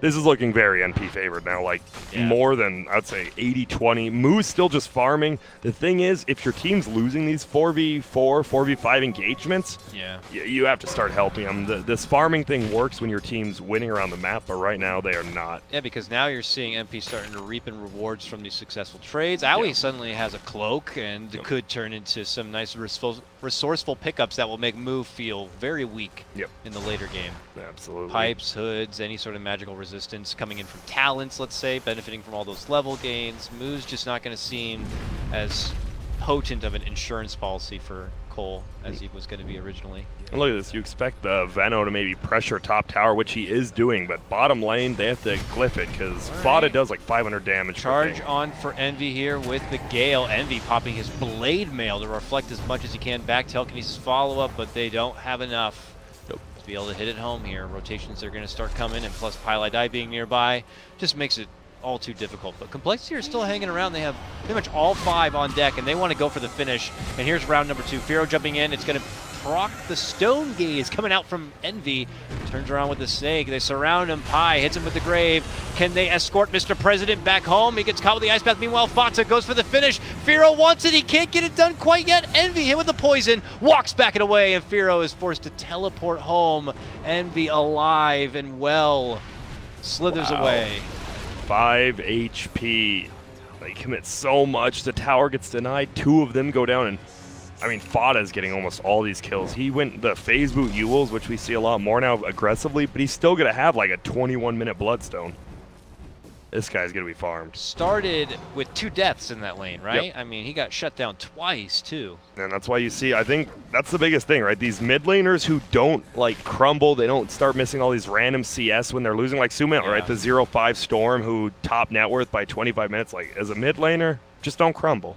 Just believe in your team, and you'll come back and be your own dream. Believe, and you can achieve, and you can be your dream. Exactly. The words of Grant. I'm a... What's that? I'm a glass half full kind of guy. Oh, okay. I was going to say you are a prophet, but, you know, we'll take that too. While we have some downtime, I want to talk about that. You know when it says, like, glass half full or glass half empty? Yeah. Mathematically, a glass half full always rounds up, right? So the glass is always half full. It's never half empty. Yeah, I mean, that's how I would mathematically, of course. Yeah, you got to get the mathematics into politics. Or that's not even, I don't know what you I'm got to factor saying. in I'm memeing. the time, too, it takes to fill the glass. Exactly, that's true.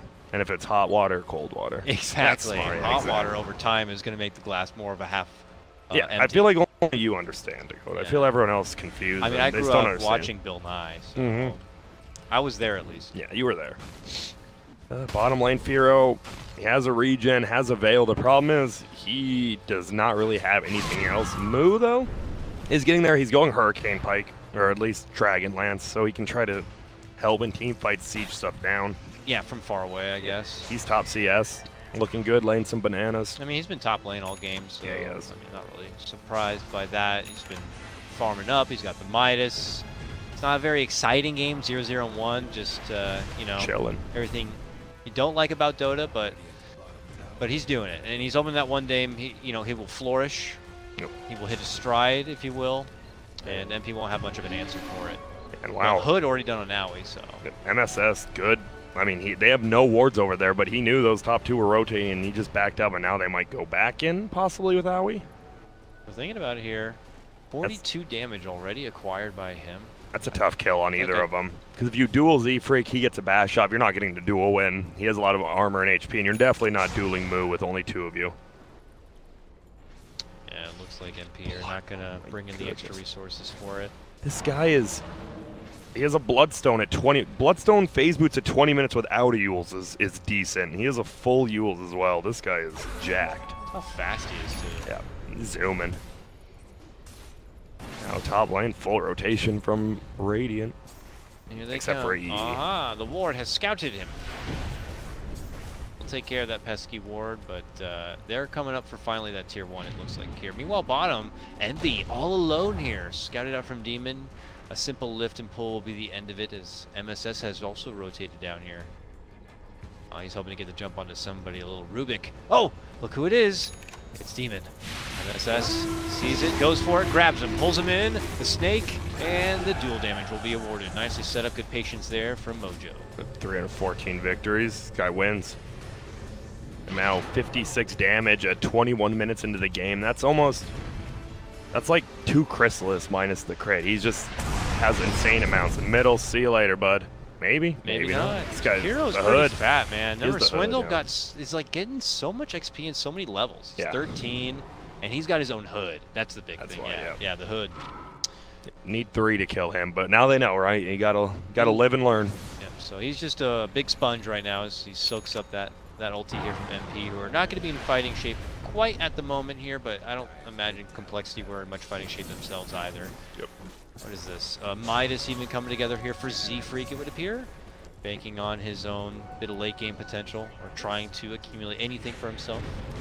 I'm sure a lot of people are wondering, why isn't Complexity just 5-man, right? They have those kind of heroes, they have big team fighting. The problem is, with those 5 heroes and no burst, what if the Medusa just clicks ultimate? You just can't fight into her right now. If they 5v5 fight, NP will definitely end up winning that fight. Yeah, I don't know. Maybe a pick off on Envy first or something. To get that, yep. But you got to commit so much for that. Yeah, we saw having top lane, getting away with like 5 life or whatever. It was pretty damn heartbreaking, but they might give it another go here in the bottom lane. Mojo, though, right behind Envy, leapfrogs up and over, gets the grab onto Firo and is able to take him down in time for the dual damage going to be awarded.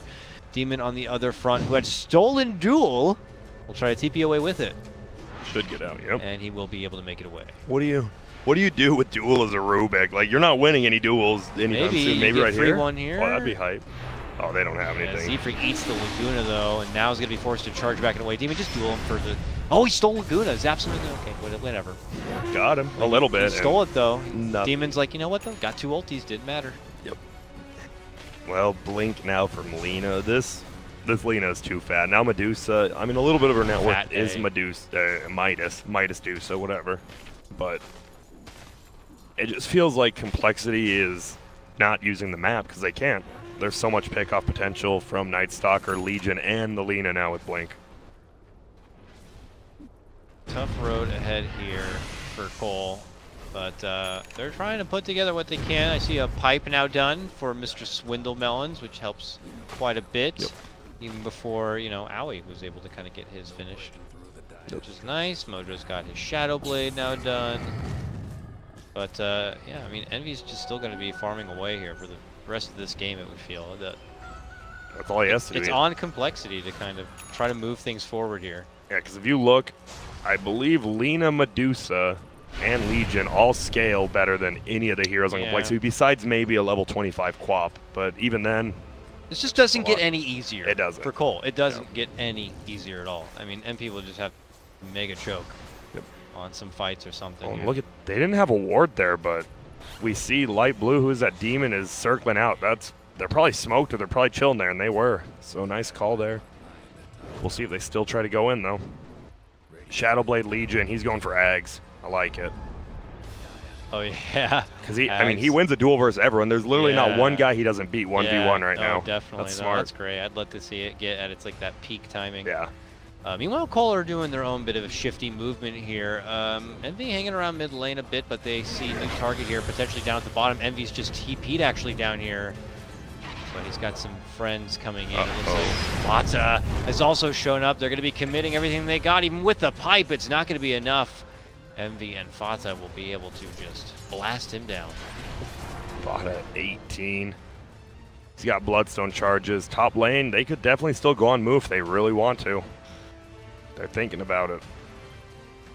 Now they're not. He just TP's in range. They're going. Oh man, Fata goes down easy. They actually got him. They got the 6-kill unstoppable streak. We just missed the back end of that one, and they're going to try to make it a complete hit and run as they TP out and back home as MP begin with their sweep. Wow. All right. That's good. And nice now, pick. yeah, Spearbreaker, was he the one who got it? He didn't even get the kill, and he has plenty of farm now. Almost has the full Midas. That's good. Helps. They need that pickup. They definitely need that pickup, and they got it. And a Lincoln's on Quap will be great. He can move around without fear of that silence from the Night Stalker, completely just zoning him out. But here we go. Possible fight top. Nope. Yeah, in lane is Moo, but he just drops down the ward and spots out something a bit fishy here. Sees the trouble nearby, and we'll be able to create the space. And Envy say, oh, it's fine if you want to hang out up there and push things out. We're going to move our way into the Roche pit, claim that Aegis here. And with the ulti from Dazzle, they'll have about 40 armor once that stacks up. Can't fight into it. Definitely not. Cole already run their road all the way down south to try to keep the lanes pushed forward and stall the clock or something. I mean, what do you imagine? MP are even going to get proactive with this Aegis? Do they even feel like they need to? I mean, I feel like they could just farm away. I feel like they could if they wanted, but if they don't want to, they don't have to. This is the thing. In the NA, all like 5 games I've casted now, the winning team has never feel, even last game, like Wheel probably could have just ran over Red, but they played it safe because it's, I mean. It's TI, first off. Yeah, why millions and millions of dollars on the line. Literally, yeah. Even for these teams that you figure just have no chance at all to some of them. Takes one good, like you qualify for that 4-man bracket, one good day is all it takes, really. Yeah, and then you get to that next step, and then suddenly you're one step away from money, and then you're in the money, and then you're in first place. You're buying a Corvette for Greggs. He's your favorite NA caster, just saying. Uh-oh, duel on Swindle. Jakiro certainly not going to be able to survive. More damage awarded to Mr. Mojo, and he's got 84 now, sporting those biceps. Mid lane action on in. Cole thinking about making a move. We're going to see Moo do something for once. Hit that R button, get in there. Oh, it's Owie, the one going to get caught out with the telekinesis. The pullback. Good grave will be there. Is he going to try to TP out and away? Doesn't seem like it, but he will turn and fight with everything he's got. Be able to dish out a little bit of extra firepower to help get the finish. Follow-up takedown to Firo with Fata by his side. MP getting the better end of this fight. Force complexity to withdraw. Yep. So, well, they get a return kill. They lose their quap, but luckily they do finish off Owie. They get a little something, and that's what matters. A little bit of something. But the problem is, we talk about Legions getting a lot of duel victories. This is actually the highest damage I've seen before 30 minutes in quite some time. And he only gets more and more duel damage as he levels up. Gets an extra 4 now if he wants to get that talent. Even more. Yeah, you're right. I'm trying to think. If this Veno is going for the kind of, you know, kite build, getting the Hurricane Pike, now has boots of travel, can really move around the map. The problem is, when you think of split pushers, like, you're like, man, like I said, Veno, he can split push really easily, but he does it slowly. Then you think about Alina. What if Alina just split pushes against you? Cast 2 spells and attacking every like 0.1 second. Show up, cut the wave by casting 2 spells, peace out, and they have the lane. I'll push forward. Veno's like, hold on, let me get down a couple of wards first. Let me gale the wave. Okay, I'll slowly right-click him down. And then Legion comes and all the damage just one-shots the wards. That's the problem. Blows up the whole wave. Need level 25 on Veno, and that's why you take the experience gain. You take all the tomes. It sucks playing support with the Veno, because Veno does take all the tomes because of the experience gain talent. Yep. Okay, here we go. Bottom lane, MP coming together as a team. They got the Aegis, they got the extra life, so why not, right? Here they come, rolling on forward with Fata leading out the charge with that extra life. And he's just chilling. No one's even showing Mega behind chilling. him. Super chilling. On Firo fire. waiting over on the side. Oh, and the Venom ward. Oh, he scouts out. MSS scouts out the scouting ward. Okay. So he's chilling right there. I got a keep new saying place to chilling a chill. lot, but he really is. He's chilling for reals. Yep. Swindle comes in from the side, trying to be cheeky over here, but Demon's there waiting. He's got his own LSA. Telekinesis lift, gets a nice two-man stun from that, pops the shrine, turnaround, Sonic Wave's gonna hit, but now Envy pops out the Stone Gaze. Vata will help follow up the bit of damage here as they get the duel locked down, and it's gonna be Moo who'll be the first victim to fall here for Complexity. Macro Power is now gonna be coming out. Cole will try to cross the line here. MP not looking to fight within the fire here. Z-Freak recharging into action. Nice Ice Path does come out from Swindle on this one, and they're gonna be able to get the pop onto Fata now. Turning the other direction, they make chase, going on to Swindles. He is very tanky here, but MSS and Owie are going to try to get it done. Good Ice Path, though, will slow them in their tracks. Swindle, though, is going to get caught with his own bit of slow. Owie hits it with the Void, and eventually they will slay the dragon. 3 dropped from Complexity side. MP take the fight, only losing that extra life. Yep, and I mean, everyone was super low. The problem was they had so much lockdown, like, I think it was Lacoste or Cap said, and the Veno didn't, like, he was disabled for he lived forever, like 11 seconds, but he was disabled in silence the entire time and didn't get an ulti off. That was crazy. Yeah, that is, I mean, you're That farming up all game Yeah. for having a fight where you get a big ulti and then it doesn't happen at all. That's got to be heartbreaking here, but a jump in, nice catch duel onto Firo, puts the foot in the grave even deeper, it would feel here for Complexity. Easy, Rack's going to be claimed here from MP. Wow, it's just, I mean, we were saying this Cole versus MP game's a huge one because Cole obviously undefeated already. They already beat one of the big guys in DC, and now NP is going to take down a big one of their own. And they will take control of this group with 3-0. Planet Odd is 2-0 if they win this, pardon me. But it's looking very good. 18K, racks down. They can just wait for next Roche. No rush. The highest farmer on Complexity is Moo at 13K, and then finally down there is Firo. That's rough. And you have like Medusa way up and above, Fata way up and above. Yep. This is mega grim for sure, but... Oh, here comes... He's just charging creep, sorry. But we talked about it. There's no more 1v1 lanes anymore, right? It's just... Who can 3v3 middle better? And we saw him get 2 early kills on that Lina. The problem was, like, level 1 kills, what do they really give you? Like, 50 experience? When Lina ended up killing the Quap, it was like level 6 and 7, 2 kills in a row, and that's just obviously higher levels, the higher experience and higher gold you get. And now with tier 3 already taken down, easy shrine and easy extra money rather for MP on this one. And now they push on forward. Cole, oh my way out goodness. the front door, going to get punished for it. MSS sees the easy opportunity to get the catch on a demon and claims another bulk of damage, now up to 120 at this point. Insurmountable, it feels, for MP at this. Yeah, he is feeling, MSS feeling on top of the world. Like, he was with Moo, right?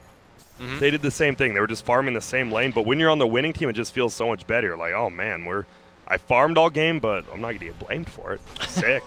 Because they're winning. And he is reasonably farmed. He has the Shadow Blade, which pretty much just another initiation. All they care about is just blink duel anyone you can, and we'll finish him. He has an Ags now, so increase the duration, and only they can attack each other. And he does not lose to any of these heroes one-on-one, so he's loving life for sure.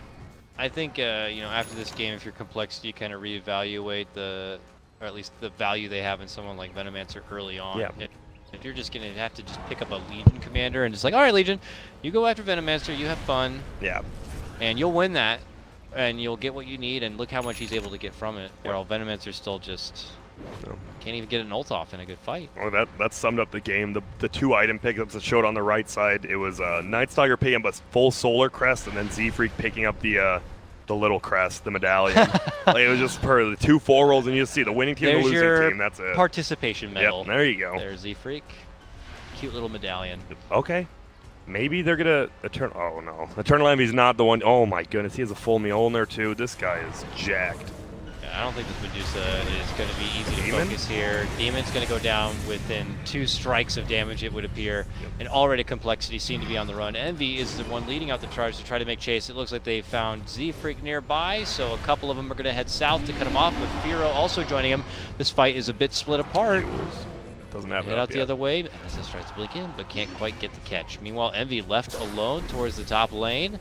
Moves in for the tier 2. Moves like, don't do that. Stop. Hits him with the Gale and hits him with the Veil and walks away. Man, that's how you know game's going rough. The Queen of Pain bought a 34-minute raindrop just to hope he can survive another like nuke from Lina. All right, Cole do what they can to kind of fend things off. This could be the final hurrah for him. Already losing a set of racks in a game that's 21k advantage for MP. You don't hold this racks, and I really don't think there's any point in playing any further.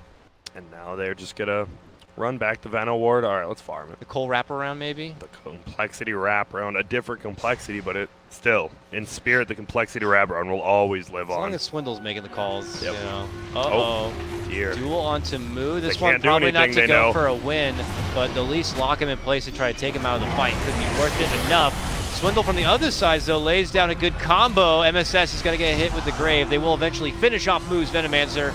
MSS trying to TP out, make it back home in time. He's going to be good. Meanwhile, Envy steps in with the Stone Gaze, and they begin to clean house here in the mid lane. Swindle to the high ground, going to get hit with a Laguna coming out from Fata.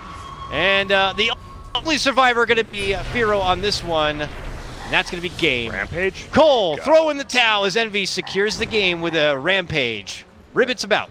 Ribbits about, and that pretty much something we said. Complexity had to get something done in the early game. Unfortunately, they didn't, and I mean, NP just scaled pretty much all around better. It felt like it's Spirit Breaker versus Night Stalker in the 4 position role, and the fact Night Stalker got more done than Spirit Breaker, it was.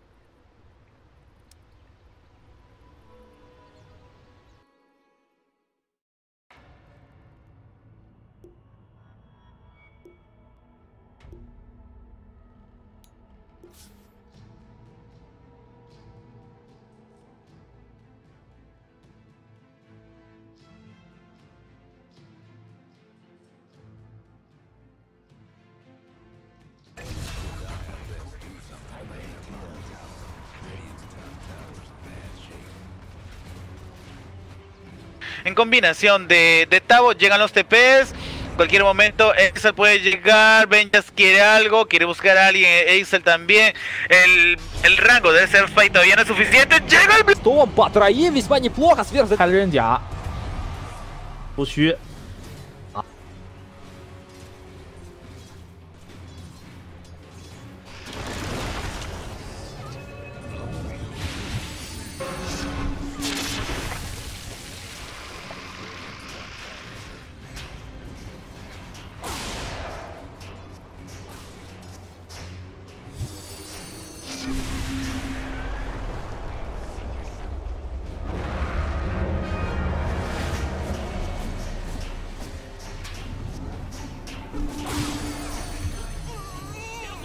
Patience from Zone.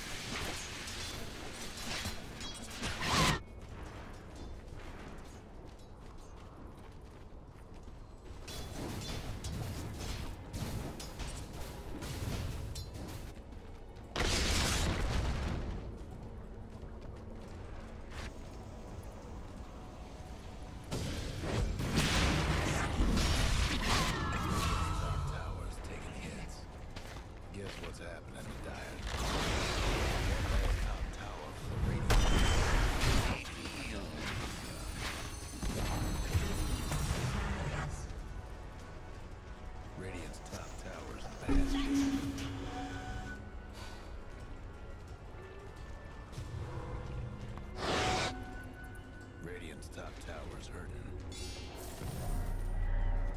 Blessings upon a loyal warrior. Radiant's top tower's taking hits.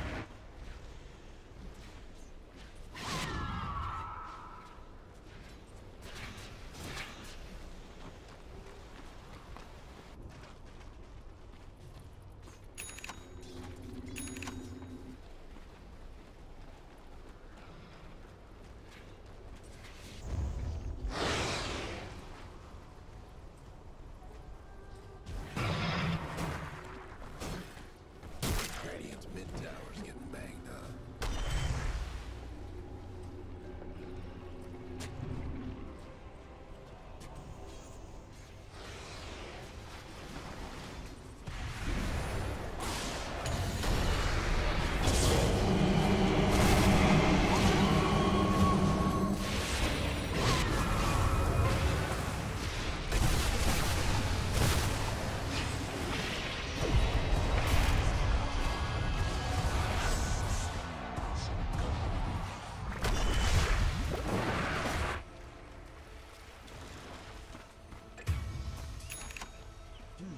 What is this nature you speak of?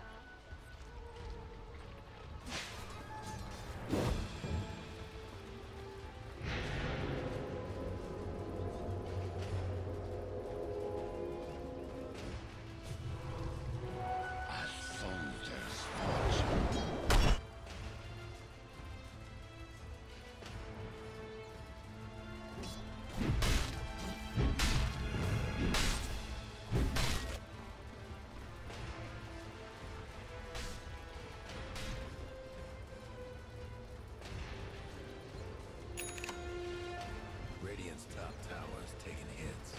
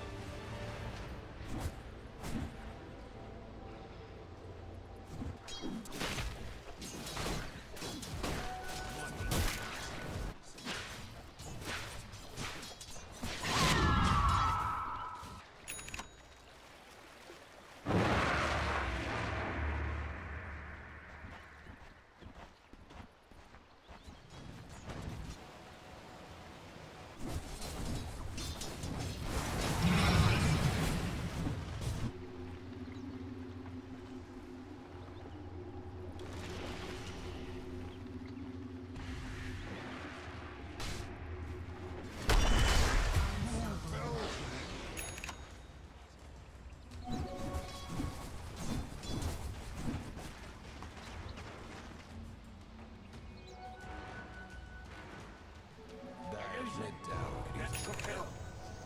Radiant's bottom tower ain't Radiant's lost right now.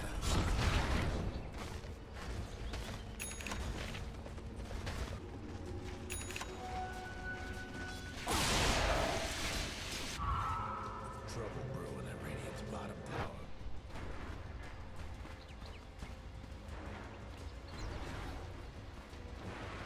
Radiant's bottom tower seen better days.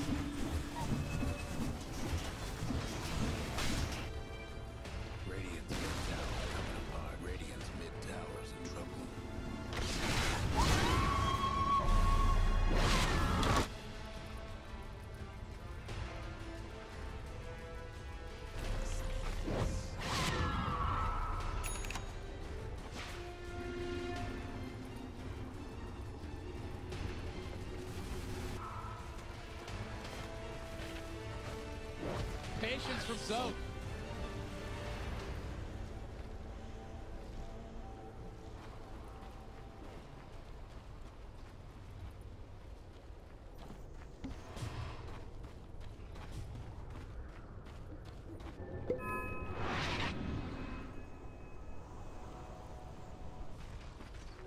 The seeds of fortune.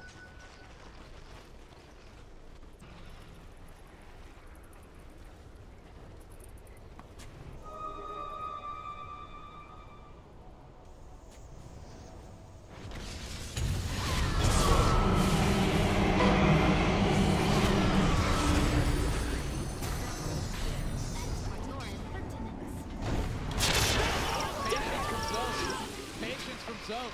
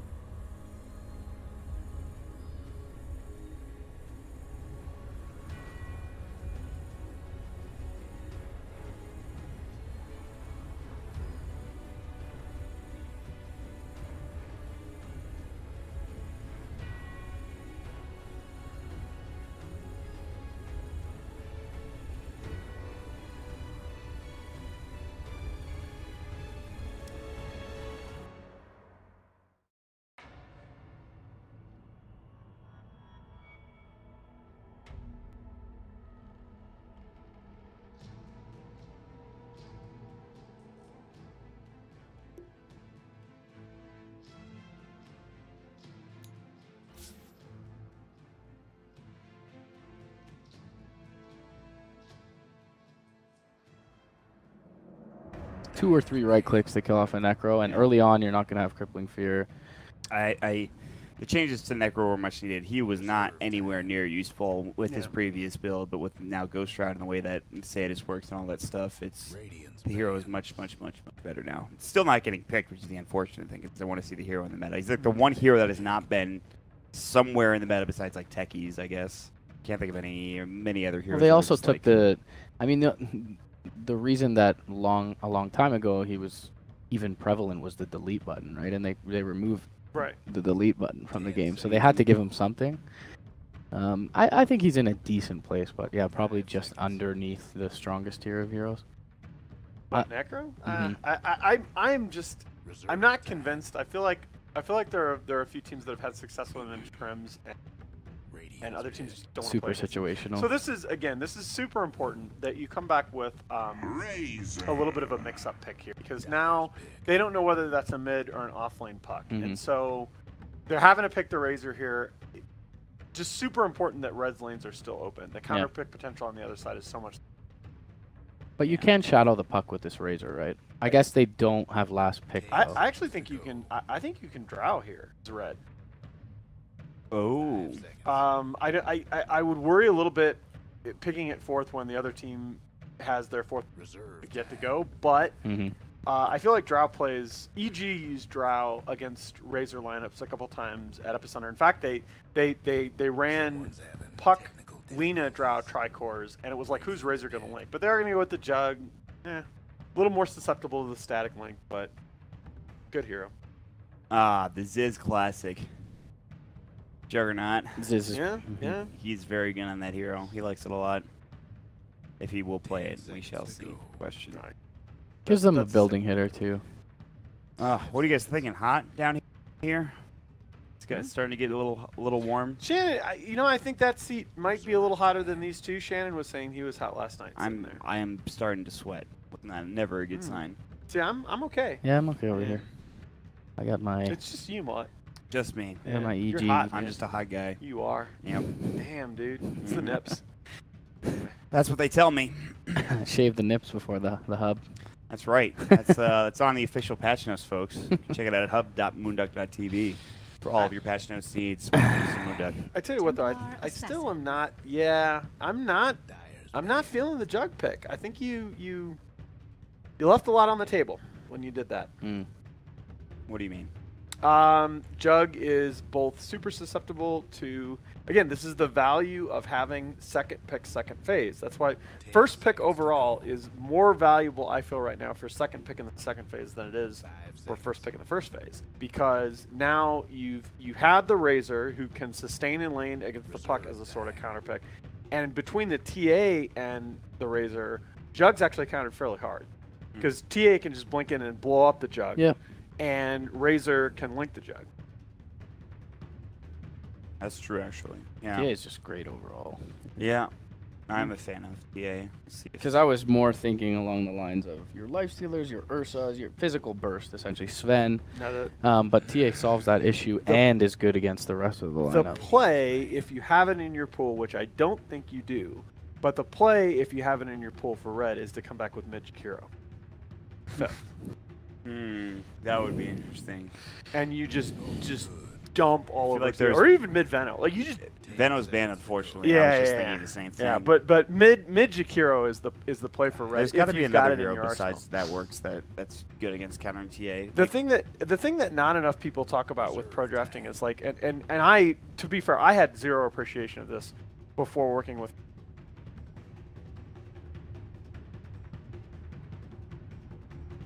Hours of scrims and practice that you have to work in different heroes into your pool. The matchup can be great, but if you can't play it at a pro level. Exactly. Yeah. You get into these situations where you're like, oh, I know the pick here. Oh, we don't play that. Like, and when you're talking about a game, like when you're talking about games where like first overall pick out of group stage goes to TI, you're in. It's not a wild card, not more playoff phase. You're in the main field.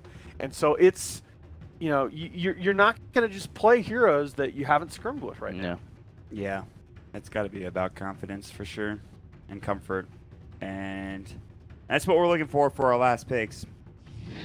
Whether it's going to be off lane or mid for red, whether for guests they will. Yeah, okay. The IX my classic, as it were. That's a really good pick because it also takes away the Bat Rider. That's the other big TA counter.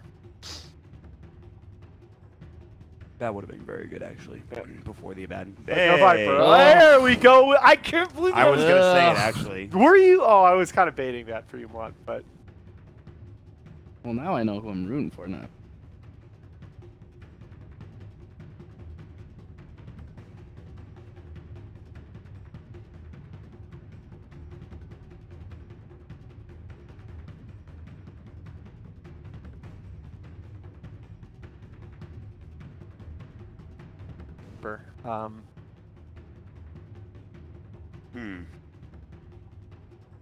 I'm going to default back to red because I feel like they're the better team. But this draft, I guess, is actually pretty sick. I just like the opening from red. I like the nice Stalker Sam combination. I like the fact that they go for a comfort pick for Ziz on the Jug. I also love Viper, as many people know. So I'm also going for red. What's wrong with me? I am going for red. I think that the big thing is going to here is going to be how guests deal with the potential TA Viper matchup. Whether you dodge that matchup and try and get TA in like a 1v1 versus Puck, which certainly isn't favorable for the TA, but better. I don't know. It's not catastrophic. I talked to Jenkins about it, and he said that he thought the Viper TA match wasn't as terrible as you might consider.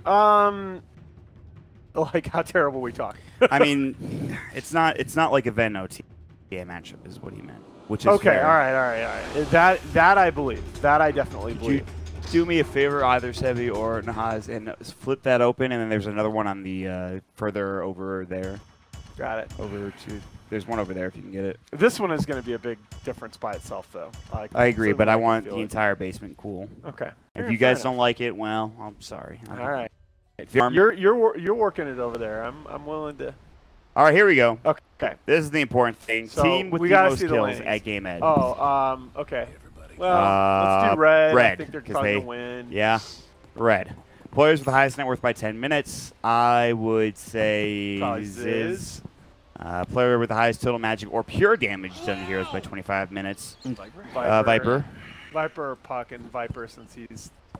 Last player to be killed would be that's Puck. a hard one. Puck, TA, maybe. No, I feel like Puck's gonna die. TA. TA's gonna die. We have 51 seconds. Razor? Razor's probably gonna die. Abaddon. Abaddon will die early. Abaddon's gonna die early. Everybody's gonna die, guys. Just pick one. Let's gonna just die, I'm gonna go die, we're all gonna die. with Viper. I like it. Because it's Mott. Yeah, there you go. All right, this is the one where we get 4 out of 4. So we're gonna get into the game. That was a again. neat bug. Did you see that before you clicked on a hero? Medusa's Now, portrait if was still there. when you with that prediction for last player to die, if we have a game like last one, multiple players finishing with 0 deaths, do you You're get still it? correct. We got it last time. Okay. I believe. All right. I'm pretty sure. I don't know. Well, we're gonna find You're out. actually making sure. It's Probably. okay. I love you. All right, let's see what's going to happen next. We have the aggressive play coming in from WWD and Woo. They're going to check things out. And Nushim is going to get telekinesis and static linked as they get the rune, and he'll steal 21 damage and head on out of there. So it is a dual lane top, it looks like. And 3 out of 4 bounties to the Radiant. That's pretty good. But now they have to deal with a Viper mid. Oh, but he he missed his missed his block. block, which is really bad, even yeah. as a Viper. It's very, very bad. So, Monkey's in some trouble early on. See for you can't take advantage of this. He went for side blades at level 1, of course, no refraction. Here comes the courier, but so too is Trout running in. He's got the burrow strike ready. He will pop it. Do some harass here. I think he's just going to stay and just try to harass as much as possible. Monkeys went for the level 1 corrosive skin, which I'm not thrilled about, but it's fine, I guess. No, he'll solve up. He'll be fine. All right. Keep our eyes peeled. So yeah, it's going to be a dual lane mid for now, looks like, for Guess. We'll see how long Trout stays here. But this is the 1v1 So what's matchup. with this Abaddon Puck matchup? Dude. I mean, Puck should crush, The right? classic. When I think of matchups, I think of that and Puck in the off lane. Well, yeah, but that was, again, what we talked about, that was how Guess are choosing to address that mid lane matchup, is they're going to keep the tank mid to support the TA, at least early on. God, this land is Oh, no, they're obnoxious not. as it is. They are rotating a dual lane top. They have the Rubik back at base now TPing. It is now an aggro trial lane, which I think is pretty good because they have a Razor. I'm sure that was a call from the TA saying, all right, thanks, it's good enough. I mean, he's already up to 7 last He forced him to use a It's lot of his regen 3 early. for the Viper right now. I guess Yeah, he but didn't actually everybody's, sell. like, everybody's ferrying out multiple salves now anyway. It's not. Right. It's not lane Yeah, losing. it's not. Yeah, it's not what it used to be. Oh, I got that. All right. So, yeah, we'll see how much pressure they apply. There's a couple wards placed. There's a ward in lane for the Dire. There's one over here towards the camp for whether or not people are going to get stacks off or pulls. But again, this mid lane matchup is going to be interesting. It's going to be, we'll see if Monkeys can't catch back up as he gets more levels in his Endotoxin or whatever he goes for. He's doing a lot of harass already, though. Yeah, he's concentrating on sustaining the harass against the TA, and I think that's probably right. Yeah, but we'll see. Nushim and 4 Fox, gold from that illusion. Man, they're game rich. They wanted a rotation. They are not successful in getting it. However, Franz is still trying. I have Frostbite, but I'm very slow. Swift as the wolves of Ice Dragon. Yeah, you're real boy. swift, huh? Look at me. Look at my 275 movement speed. Yay. Boy, I'm going to go jungle. They have managed that mid lane remarkably well. Yep. They've done a pretty good job. And they Early will game probably is going swimmingly for IX Mike's squad. Yep, and they're doing well in CS. They're 2 last hits for Ziz. My God, that is much worse than I thought it was. That's a you've had a Razor semi trial lane against you. Like, Nushim, I don't know if you want to fight into an 84 or plus damage Razor at this That's point. why I really questioned that 4th pick Juggernaut coming out of red after the Razor.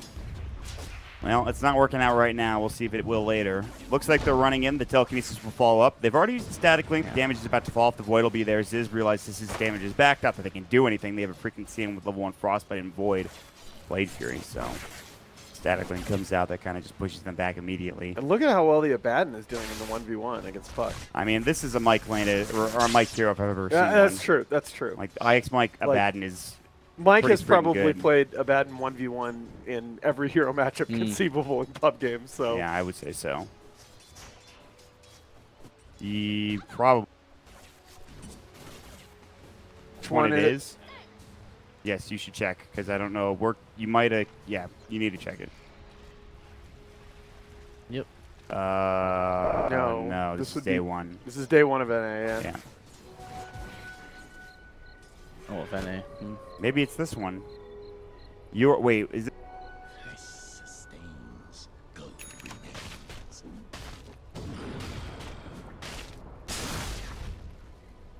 We would be in the game that you needed to cast because we're on.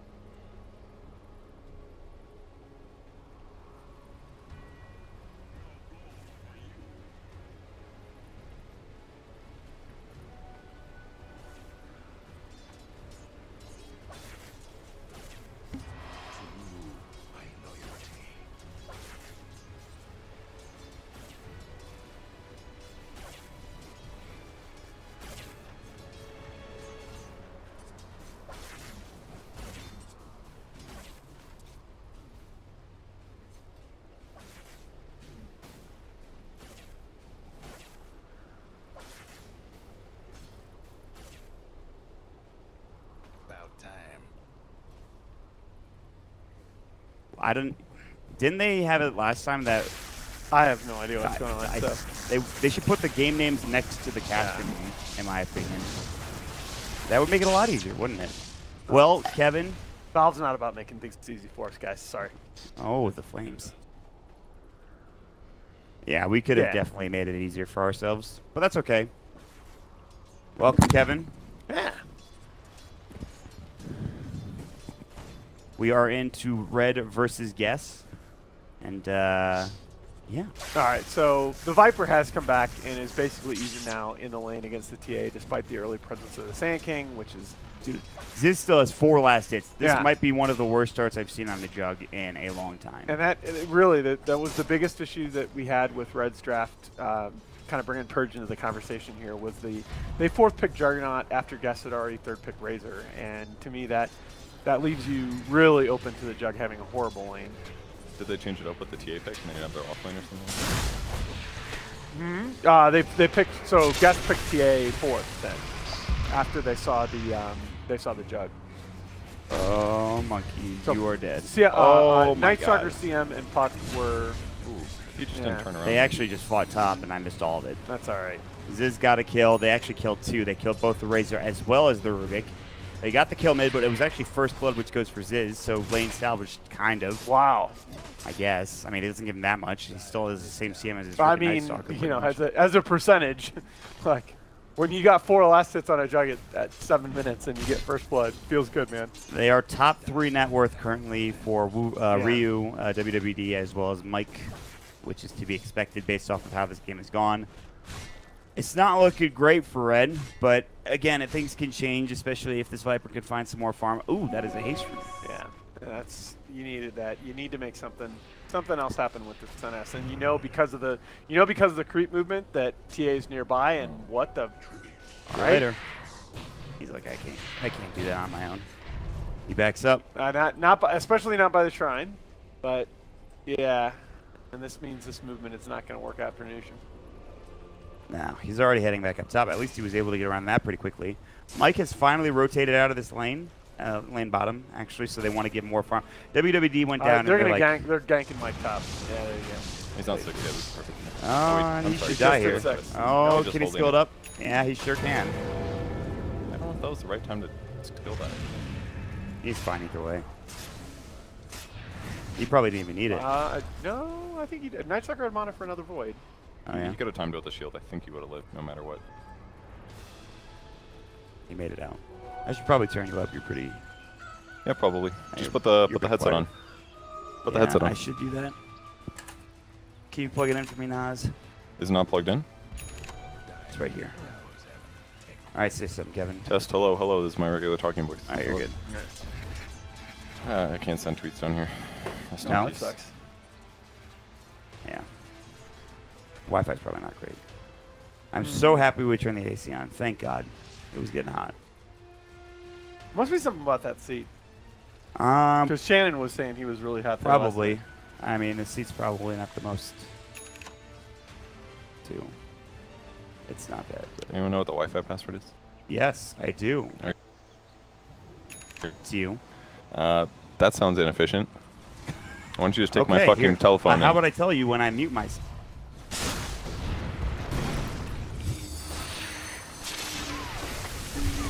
All right, they just get a kill onto Trout. They come in. Dreamcoil trying to turn it around as well onto WWD.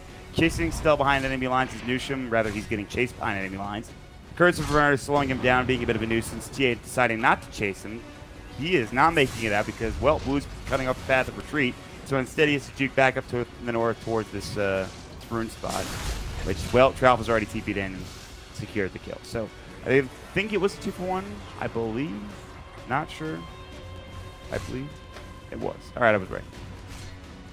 Yeah, and suddenly Red is right back in this game. Like, Jug with the first blood, up to almost 30 last hits now, still behind, but...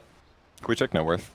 Yes, we sure can. So that's probably the better way to... No, not that check. Get rid of that. I want to see his individual. So he's like middle of the pack. I mean, he's only like 300, 400 gold behind the Razor. So yeah, and Jug can catch up decently just because of his active skills. Like, they're actually good for ganking. And ganking's the best way to catch up if you're behind. So I think he'll be okay here. As long as he didn't die too much, he's fine. And he didn't. Yeah, the thing is just it's a severe lack of CS, but he will get there. In the meantime, this Viper pick has not really done as much as I would have liked him to as a personal... Although he is second in net worth somehow. He does have a full kill. I think he has something actually coming out of the courier. Well, he did. Right. I mean, after the Sand King left the lane initially, he's sort of steadily been climbing back in there. Yeah. But it hurt them then that he died. You actually has a significant amount of net worth on this freaking TA. Yeah, he's going Blink first too. Yeah, that was the combination of getting off to a really good start in lane and then the kill on the Viper. Burrow strike out from Trelf. He won't make it away. I still think Red's in a decent spot. I don't think it's panic time for them by any means. No. You really don't want to die here tonight. Viper Strike's going to help that. But here's the telekinesis, and they might get Monkeys, who's a bigger kill. Burrow Strike only hits on one. Dreamcoil to turn around. They get off the borrowed time, at least for Ix Mike. Not that much damage coming out. Jenkins had a good Dreamcoil, but there's just not enough there. Now they're turning to Ix Mike. His borrowed time already done. The Omni Slash. Ziz with a great rotation and to turn it around. And yes, it's only one kill, but it's big. Everybody from Red surviving and limping away at pretty low HP. Yeah, and if that had gone against them, I was ready to really question with them committing to a fight at 11 minutes with the Night Stalker on your team. But the kind of other side of that coin is if you're going to commit to a fight at that point with a Night Stalker, you got to be willing to hard commit, bring all 5, and they did. So, or at least 4 out of 5. I mean, they weren't even trying to take a fight either. They were like kind of fishing for stuff. Yep. And it ended up being something that happened. No, but you got to be willing to bring the 4 heroes and not get something up there right ahead of the second night. Ooh, he is in trouble. And no matter how much damage he steals, I think he should... Oh my god, he's actually going to get 1 kill out of this. Maybe 2 if he can get Jenkins. Jenkins' phase shifts a little bit too late. It would have been too late if he actually got the auto attack off. But it's going to be 1-for-1 trade, and probably should have been a 1 for nothing. And there I do... This is something that Newbie and a couple other teams have showed that you... With the Night Stalker on your team, you can fight a little bit ahead of the second nighttime because the other team is anticipating that second nighttime and feels safe until it hits. But I think that was a little bit over-aggressive there. I think they just needed to, when the static link came out, he needed to jaunt to his orb, I think, just to break the static link earlier, even if it limited some of his damage. Because then the Viper, or the Razor wouldn't be able to just 2-3 shot. Yeah, exactly. Ooh. I'm faster than you. Thank you for that. See you later. Just runs away. Might get out of dodge. Smoke coming out from Guest. They will move towards the top part of the map. Not heading into Roshan. A ward was not spotting them. They walked by one, but they were not smoking on a ward, so... I believe Zizzy is probably in some trouble here. Yeah, that Radiant Ward just spotted the Night Stalker, so they know where he is on the map, and they're going to smoke rotate away from that, try and get a kill. Will they start out with the Burrow or the Telekinesis? They can't kill him through. Oh, wow. I mean, it's pretty safe for him. Like, there's no disables that go through BKB this game, so if he's feeling scared, that like he could have just TP'd out, but I think he definitely chose to go for the spin TP as well, just because if they do rotate and the creep wave is still alive, then that tower dies faster. Now they have to wait 30 more seconds for the creep wave to get there, and then start pressuring the tower. So that actually just gave this team so much space and turned it into a push that's good for them and not their opponent. I think they might. Yeah, they probably don't have enough damage even if Rubik lets them out of smoke. They want to force out borrowed time. That is now down. So can you back up now if you're guess? Well, it looks like they're going in. Static Link, Dreamcoil to go. 49 damage total, not that much. A lot of damage. Omni Slash coming through the Blade Fury. The Epicenter coming in, but it's on the Magic Immune Jug. Now the Burst Strike onto 2. They're trying to fight this. Monkey's trying to leave. Nushim, no Void available. Viper Strike comes back out. That will be onto the TA. He also has at least the Aphotic Shield. So again, another 1-for-0 fight. No tower taken. They're looking to try to find a Burrow Strike on the Monkeys after the side trap went. But Monkeys is fine. They're all shrining up. Good to go. That was a perfect Aphotic Shield, like the exact time the Frostbite hit. Stopped all the damage sources except for the Viper ultimate, and then TA was completely fine. Yeah, and they really needed that. Like that, they could have been in a great deal of trouble in that fight without really good execution. So. That's a great point by Purge, because I thought that when they first started that fight, I thought that fight could have really gone against Gus. And good position by Nushim as well, or Jenkins, sorry, to prep for anybody that goes to defend. And they're just doing a good job, like engaging, disengaging, and going back again. Yeah, the zoning orb there toward the end of the fight, because I felt like Gus was really tempted to go for an extra kill. And I thought he had that orb out just in case they were going to go forward, ready to reinitiate. All right. Defending now. Let's see. There's 2 up here, but everybody rotating up from red. Well, mostly. There's 2 bottom pushing in. And they saw Trelf maybe? They have a Blink available on the TA. Burrow Strike's going to go in. They're going to try to fight on this Viper. Static Link. Dreamcoil's there. Viper Strike. He'll go for the TP. Should be fine as well. Monkeys will make it out. Absolutely. Can they find anybody out of this? The TA would be great. There's the Frostbite. Waning Rift is there as well. Daunting in. Wu now trying to turn this around. Great telekinesis will find Jenkins and save the life of the TA. So Wu Dota getting that steal on the orb is pretty freaking huge. It was still a difficult ability to get the kill. The only reason Puck stayed around is just because the TA got kind of low, but he probably should have just escaped. That would have been a lot safer. Yeah, I thought it was a bad idea for them to initiate there, because I didn't think they'd get the kill without committing a lot. But what in the world? Franz just killed, Franz just got killed by my guess is he went over to put a ward down. That way, once his opponents take the tower, they can kind of see where they're going. He wasn't expecting TA to be over there. Yeah, so it's probably something like that. Or the bounty room.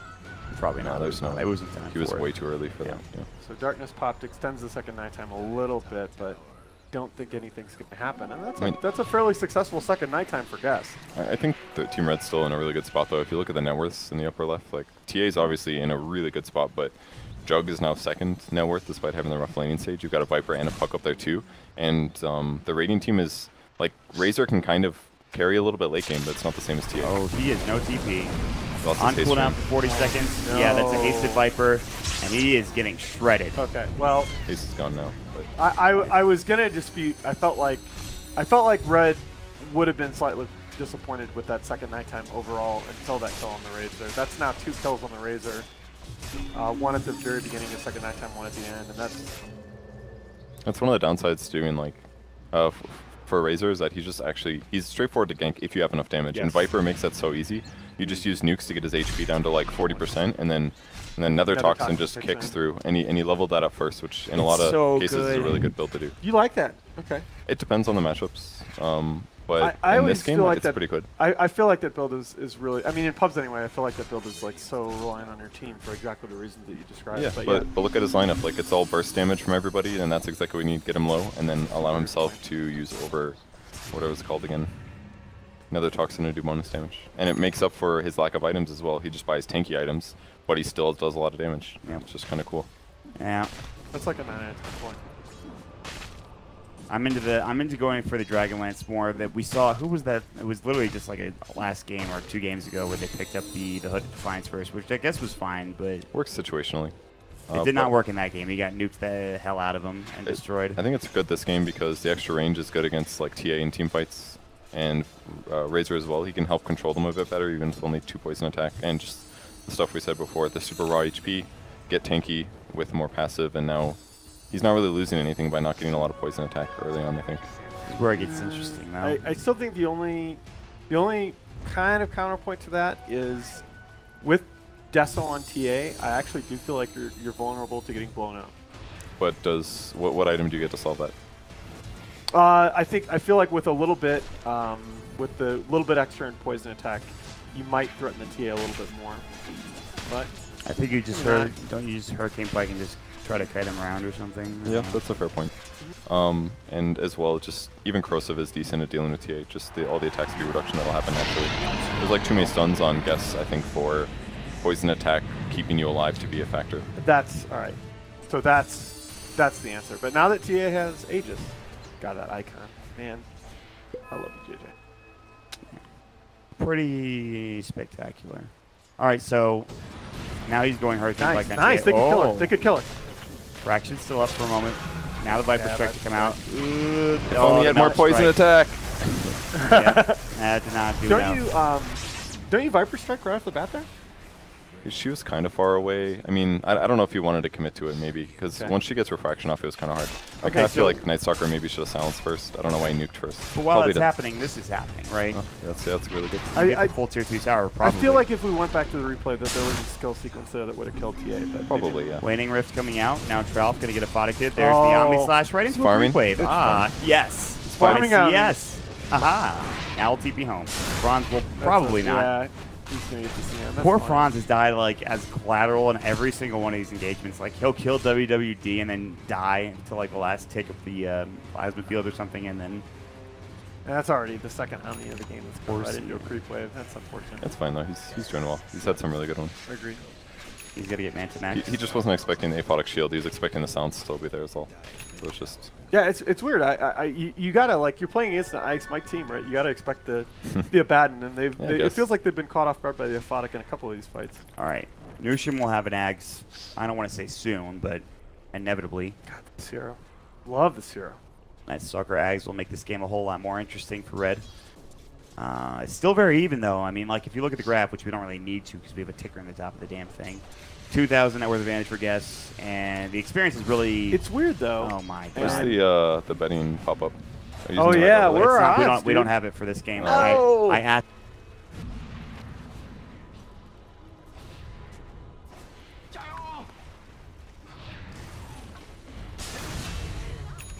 Attention apparently. However, they will get another kill onto Franz and the tier 1 tower to follow up with it, and that's all of a sudden pretty good for Guess. Yeah, and they're doing this during nighttime. Like Razor is in some trouble. Static Link monkeys will walk away. They need a void. They don't have one. Razor learned something from his opponents. Just TP.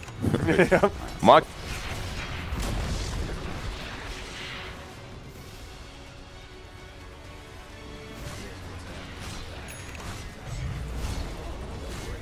You struggled through this last night, how difficult that was, dude. guys? So. Boom. Yeah, look at that value on Guess, and that probably a couple minutes ago. You know, bet $1 to make 225. That would have been even bigger a couple minutes ago. Franz, get the hell out of there, buddy. You don't want to be in the front line. Frostbite will go. Mike says, if it's borrowed time, still ready. Boyle, rather Ryu coming in, doing some auto tech still. Is the Aegis working on Jug. About to go down. Freezing Field to spin is there in time. And that Freezing Field is enough to push them back and keep the Jug alive. The classic I will steal from Viper and get the only ability he's ever able to cast in the Viper Strike. And he will use it, in fact, on the Night Stalker, who's caught out of position, trying to come in from the side or deward or something. I don't know. That was a huge mistake by Nushin there.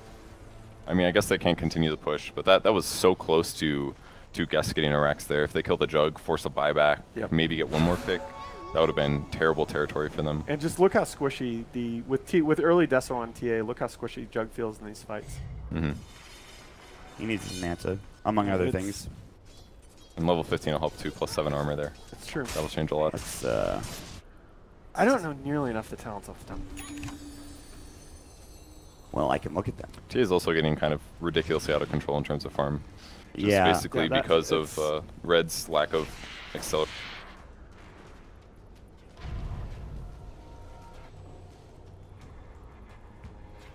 Disadvantage. Like she's on her way. I really do like the way that they've. I like the individual TA play, but I also like the way that they've managed the TA in this game. I felt like she could have been in trouble in lane. She could have eaten some deaths in these fights. Like they've played very well around her. They have found Nushin again. Eldritch Strike will do some significant damage, but he's okay. And they won't try to reinitiate or wrap around or anything. Oh, However, he's got that is a force. huge telekinesis, but he gets forced down to the low ground, or rather forces himself. Dream Coil onto 2. They get the Frostbite off. Rubik is dead. Burrow Strike coming out. Ziz now has to play the Fury and spin. Yule Scepter to come through. That'll be onto Jenkins. Not much mana left. Viper Strike to go through. He does have an Aegis. Gets the Omni Slash off in time. The Epicenter coming in from Trout. The Burrow Strike. It'll be onto 3. Can they turn this around? They can't even get the Aegis. Finally, they will take it down. Jenkins is able to blink away, but they have lost Ziz. It's a 2-for-1. 2-for-2 if you include the Aegis, of course. But it's the Jug, right? That's the kill that they need to be able to get to sustain a push. Got the Omni Slash off at least, but Yeah, and it was a pretty good Omni, but again, they're too behind at this point. I mean, I still think they can win fights. They just have to have a good engagement, and that engagement wasn't so good. It was basically like Viper gets gone on, has to use Force to escape, then Puck goes in, which means their team needs to go in because Puck went in. Made everything a lot harder. So what's the ideal sequence for them? Because they're fighting at nighttime there, and they're still not getting great engagements. That was like like how do you go in? That was such a bad place to fight. Like they're fighting up a cliff basically in an area that has a hard to approach ramp. Like maybe they can TP behind on shrines, but it should be like Puck initiating, Dream Calling a bunch of heroes, then they go in while Night Stalker like silences Sand King or something like that. No, that's okay. So that's what I kind of thought. That's the one thing that we haven't seen from the Jenkins Puck in this game. We thought he did a really good job zoning in the one fight, but he hasn't necessarily had the really big initiation. Yeah. And that's what I feel like they need at this point. That one was a little forced, and you can't if you have to use a defensive item to get out at the start of the fight, and it's difficult for you to re-engage afterwards, then your fights aren't going to go well. And I think it's smart that they're going to go take a fight right away. They need to start getting some kills. I think in the back in time, Radiant Scam won't be there. Or at least like it looks like it won't. Yep. Okay. All right. Well, they need to leave just barely. now. They know. Get the hell out of there.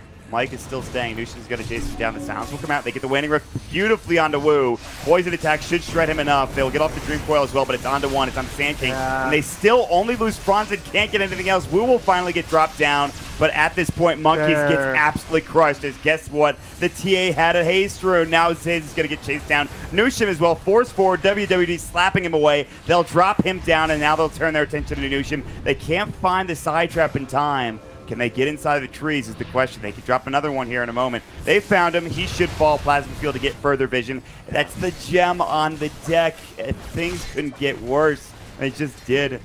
No, there's a reason I pressed you on that, Purge. I thought that was gonna. I thought the puck point was gonna be super relevant. And I think you saw it there. That the one-man Dream Coil was really. I don't know if they cleanly win the fight even with a great initiation from the puck, but the one-man Dream Coil just screwed it. It was more, I think, the way that they initiated with Night Stalker. Like, he kind of scouted with the flying thing, but I think he should have aimed for more where the backline would have been. Because he used both nukes on the Abaddon. On the Abaddon. And instead, if that went on the Rubik, shielded hitting the tower. or if you silence Abaddon and nuke the Rubik, maybe you kill the Rubik, and then they got static link on the Viper, and at that point, Red loses the fight, because Viper has to kind of stay alive and continue doing damage. Because if Viper's out of damage, he can maybe slow and prevent TA from blinking and being as effective, but like everything just went bad. The initiation was not ideal there. That felt a little bit like they were just hoping that they'd have a good engagement. And the scan maybe helped a little bit for Gas. Yeah, because you saw the scan, the Abaddon stayed by the tower, but the TA was able to hide in the trees. The Rubik backed up, and that spaced them out so that knowing that the scan was coming spaced them out so that they weren't going to be vulnerable to the puck coming in behind the Night Stalker. And he's even got Lotus Orb, so silencing the Abaddon wouldn't work either. So it's just a really difficult team fight for Red to take at this point. All right, we'll see if they chase. It looks like now. Like, you notice we're wearing the same exact shirt today. Oh yeah, like as a whole, they split push pretty well. Red did in the last like 10 minutes. Sponsored by Discord. Sorry. It's okay. I mean, they split push pretty well the last like 10 minutes or so, but they've just been getting out farmed while doing that, and they haven't found enough kills themselves. And that's what this and that's not what this lineup is supposed to be doing. I mean, split push potential is fine, but when you're playing with a Night Stalker on your side, you want to be threatening the enemy team. They need to be feeling pressure during nighttime, and Guess has not been feeling pressure at all. How close is he to his eggs? It's getting there. A little. But He's 1,000 gold away. They needed that eggs like 2 fights ago, though. Like, especially in the last fight, if they have eggs, yeah, they can take that fight. They know where the heroes are. They can initiate them. Yeah, the TA hiding in the trees does nothing. All right, this is where the game gets extraordinarily difficult. You have your Cheese on your Razor, you've Aegis on your big TA, who's, I mean, pretty much carrying this game for you. He could 1v5 almost and probably be fine.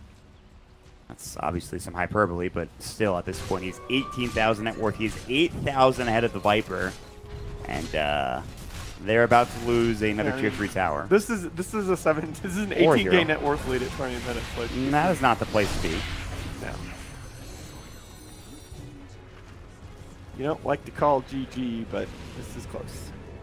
It definitely doesn't feel great for Red, but maybe they can have some beautiful high ground defense. Not looking great, though. Click on Heroes mod, please. All right. She's so triggered by this. Yes. Yeah. Never scratch your head again. I was just going to say, I'm blaming you, scratching dude. my head. Leave me alone. All right, they're going to find Newsham getting caught. Dreamcoil, that'll be under 3. Franz is dead. Looks like Jenkins is going to have to back up. Newsham's going to get dropped as well as WWD has stolen what? No damage, actually, surprisingly enough. Not that he needs it. Jenkins will blink in. He'll go for the Waning Rift. Dreamcoil has already been used, as previously said. Yeah, and GG. So, pretty rough. Yeah. Red looking like the open qualifier team in this game against Guess. I mean, I think, look, I actually think these guest players are pretty good. You can call them an open qualifier team all you want, but I think this team has a legit shot to take games off of a lot of teams in the qualifier. The big problem, again, I go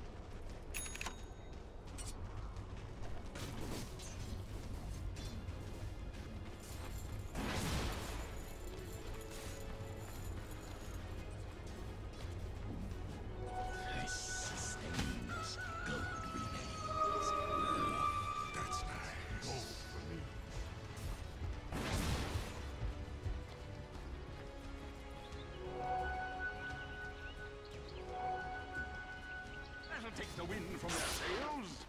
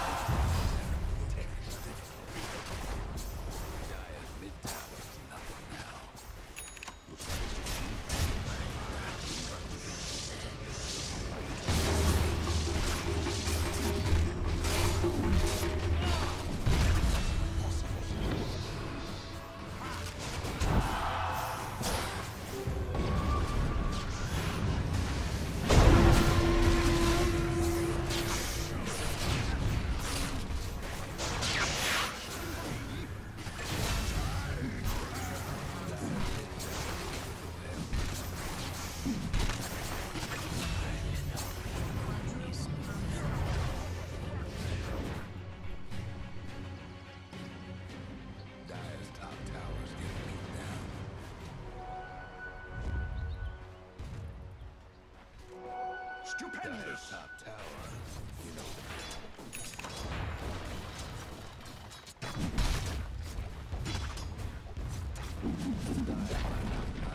Dire's top tower's gone.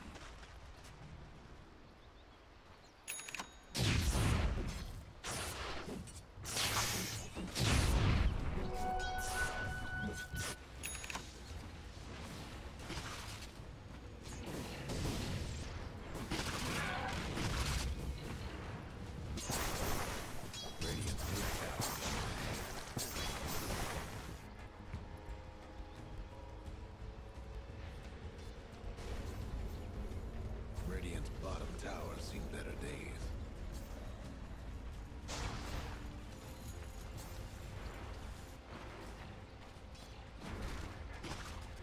I'll take that as tribute.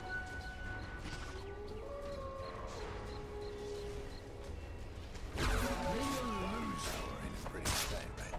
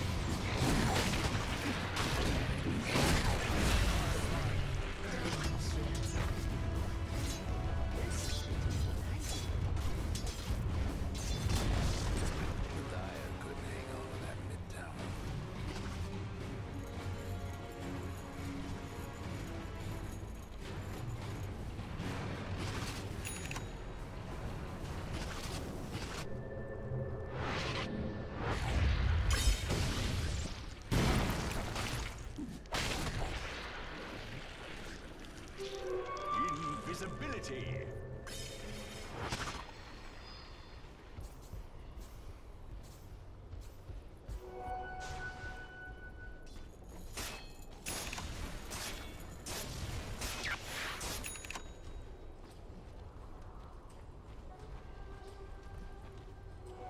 This sustains, gold remains.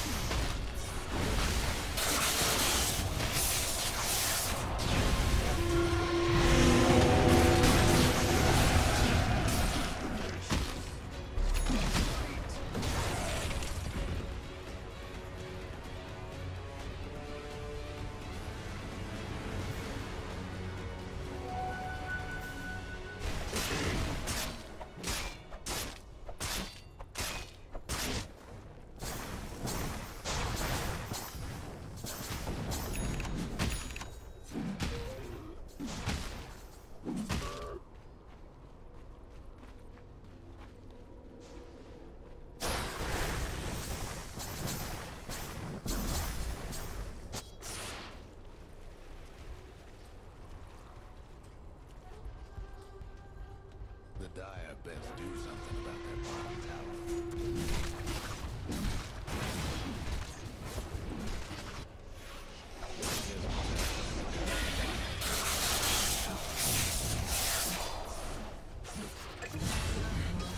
Radiant's top tower's hurting. Guess what's happening to Dire's bottom tower? Radiant's top tower's in bad shape. The Dire must do something about that bottom tower remains.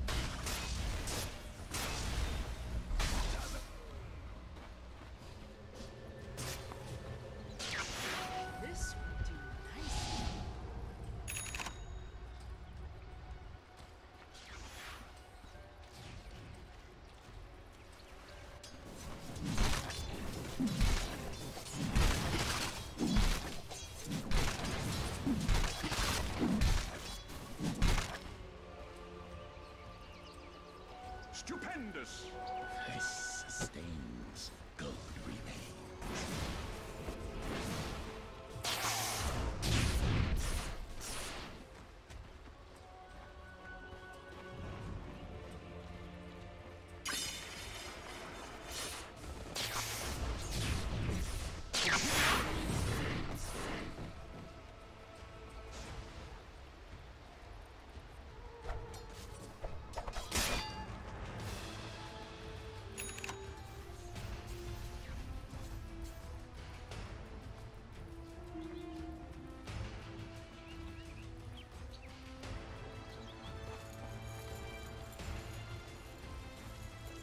That's for me. I'll take that as a tribute.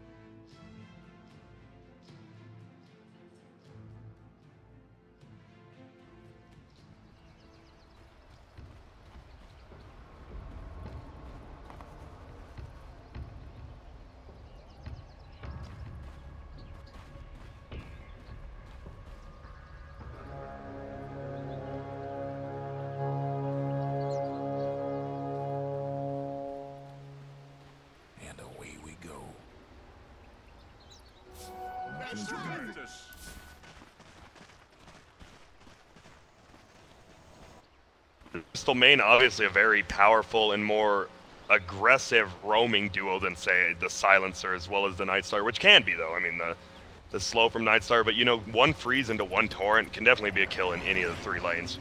So you have to be careful about that. This is not a good lane for the Enigma. I mean, is there a bad lane for Enigma?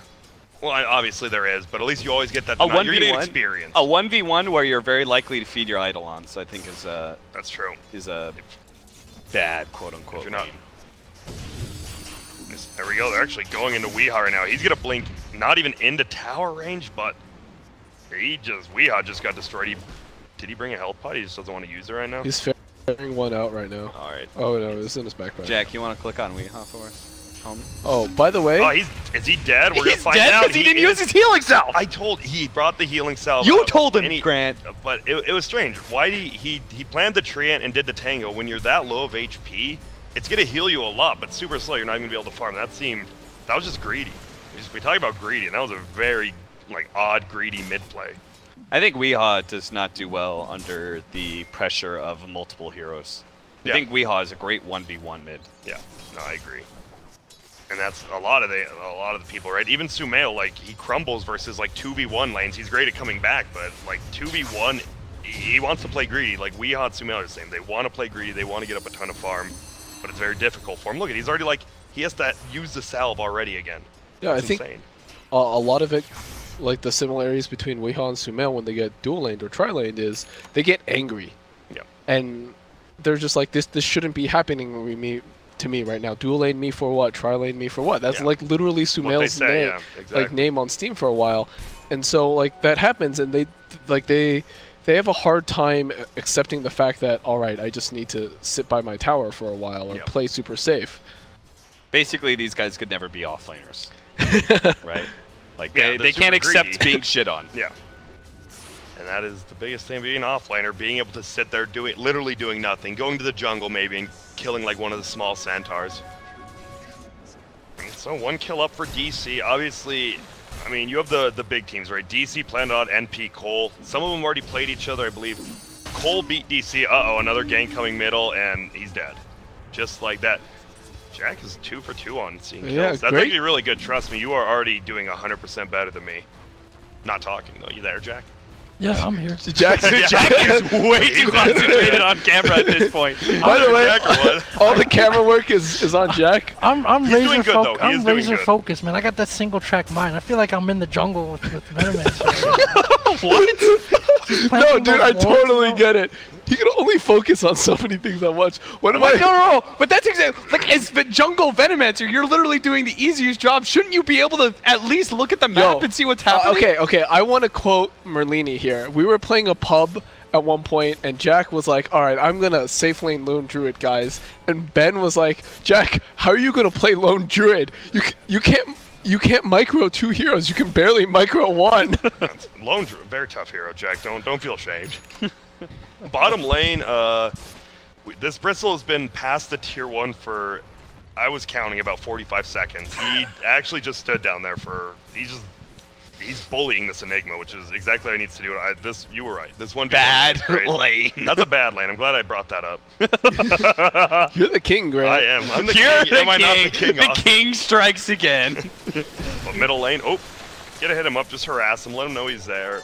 Took a little bit of a bottle hit, but this feels... This lane for Planet bottom is really one of the only things going for him, because the Juggernaut is not doing the best top lane. Uh-oh, For him, let's see what the idol wants, you greedy boy. +2. You know, I'm not much into the Twitch memes. I don't like how they say -2 enchant instead of +2. Like, it's just positivity. It's instead of a minus, just put a plus. Like, make the heroes feel better. No, the -2 is more impactful. It really is. Jack, let me ask you a question. What do you prefer, the -2 or the +? All right, we got some initiation on Weehaw. He's just dead again. He is getting massacred. All right, Jack, is that a -2 or a +2? What? It was literally an A or B question, Jack. Wait, you talking about? Wait, what? No, I'm laser focused on the camera right now. Jack, I'll explain it. Jack, you know in Twitch chat when Silencer gets intellect and everyone types -2, don't you feel it should be +2 to be more positive? No. Oh, okay. No. No, this is NA we're talking about. It's definitely the -2, okay? All right, Moon's getting gone on again. Yep, and this is looking rough for him. Nice attacking from the front with that Malphus up, and that'll be enough to bring him down. That's a +2 going out for Dubu. Almost dies, but... No, that's a -2 coming out. Yeah, Dubu doesn't care about the +2. Bristleback is real upset about the minus. You're right, Bristleback's actually... You think dumb. Dubu's going to be doing right-click damage later in the game? That's true. You're correct. Abed, dude, Weehaw's dead again. What's happening? That's not that. What happened to that Razor? I'm sorry about that. He died so fast. I didn't even. What is actually happening to him? He's level 4. He is level 4. I mean, to be fair, like the Puck Storm matchup is already bad for Storm. Yeah. And then on top of that, you had a Night Stalker sitting in your lane at level 1. You feel so bad.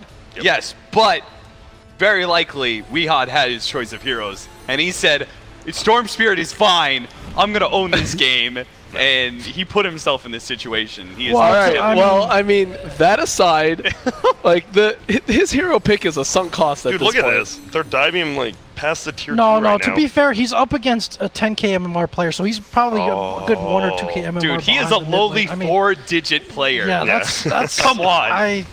That's just tough for anybody. Abed is literally on a different level than him. Oh, the X marks. How are they going to play this out? They have to do it right at the end. They do not. I think it's only is it And level he's 1 or got 2x. a regen. Oh, bottom lane. It doesn't matter. The duration's the same now. Is it? Yeah, the only thing that changes is the patch range. notes, Grant.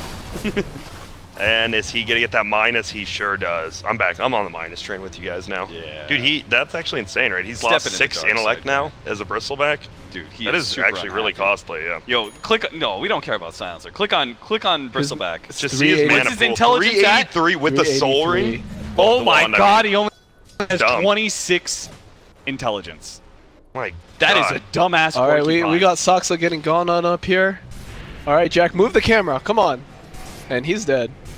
He did. Oh. Level 1. That's a -2. That's a -2. That's big. Oh, Kunkka needs that mana too. Oh, and he's just gonna TP middle. Oh, they're going again. This puck though. Oh, he TP'd to the tier 2. Juggernaut might have been able to just, if he got a right click crit, that might have killed him. And now he just wasted time TPing. These Planet Odd's playing very reactive, but it's very slow not fast reactions. enough, yeah. I mean, to be don't know. fair, if you look at their 3 cores, like the Storm's getting shit on. Yeah. Juggernaut and Bristleback are heroes that don't want to rotate. So at the end of the day, you have a Kunkka and a CM. Yeah. And like, I think Kunkka is very much a hero who needs to be proactive about his read to the game, and it's very much the opposite here. Planet Odd are rotating after the gank is happening, rather than being ahead of it. And me and you had this conversation last night about Crystal Maiden. With the move speed slow and the mana slow now, it's a hero where you have to be so precise and perfect with your rotations. If you're 1 beat too slow, you just feel like a useless hero the entire game. Yeah, you could have just like, you rotate, but you miss the opportunity for that gank or the counter gank or whatever. But like, you just like, oh, I could have spent my time in the jungle getting aura at that point in time. Well, to be fair, Crystal Main is level 5 though, so level 3 aura is this isn't the worst, right? Storms, a lot of teams play like this. If you can abuse the jungle really hard, especially with your underfarm mid heroes. If you have Crystal Maiden aura, and it's the same, right? We watched a Team Secret versus somebody at the summit. I'm trying to figure it out, and Kezu had a Vanguard at like 20 minutes in, and then at 30 minutes in, he was like 4 slotted.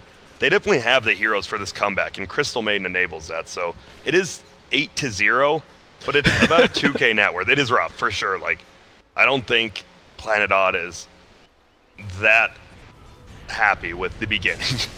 No, and my worry is that, all right, as he just gets chunked. He tried to cleave him off the Juggernaut, but he phase booed away. That was nice. All right. So, Jack, you want to hit W for me?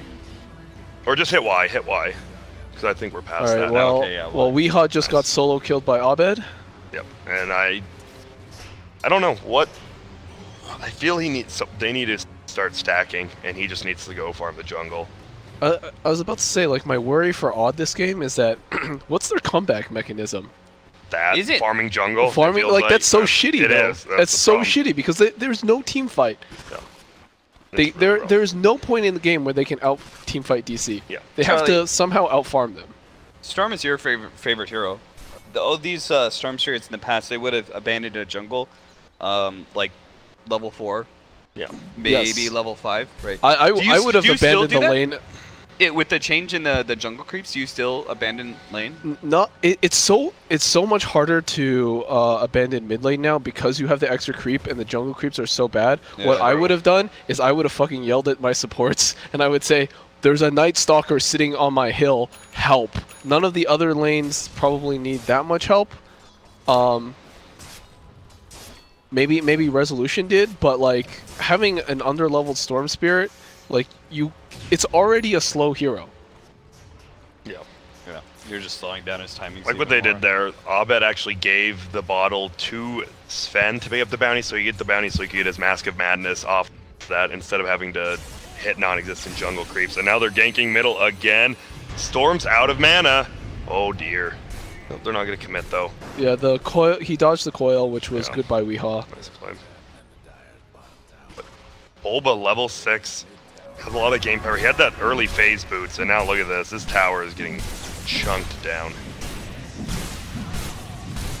Oh. Huh. He's making use of the regen. Yeah, but now they're going in. Well, Bulba, unfortunately, just going to run away. Nice use of the regen, like you said. Yeah. That's cute, but ultimately... Saves your tower.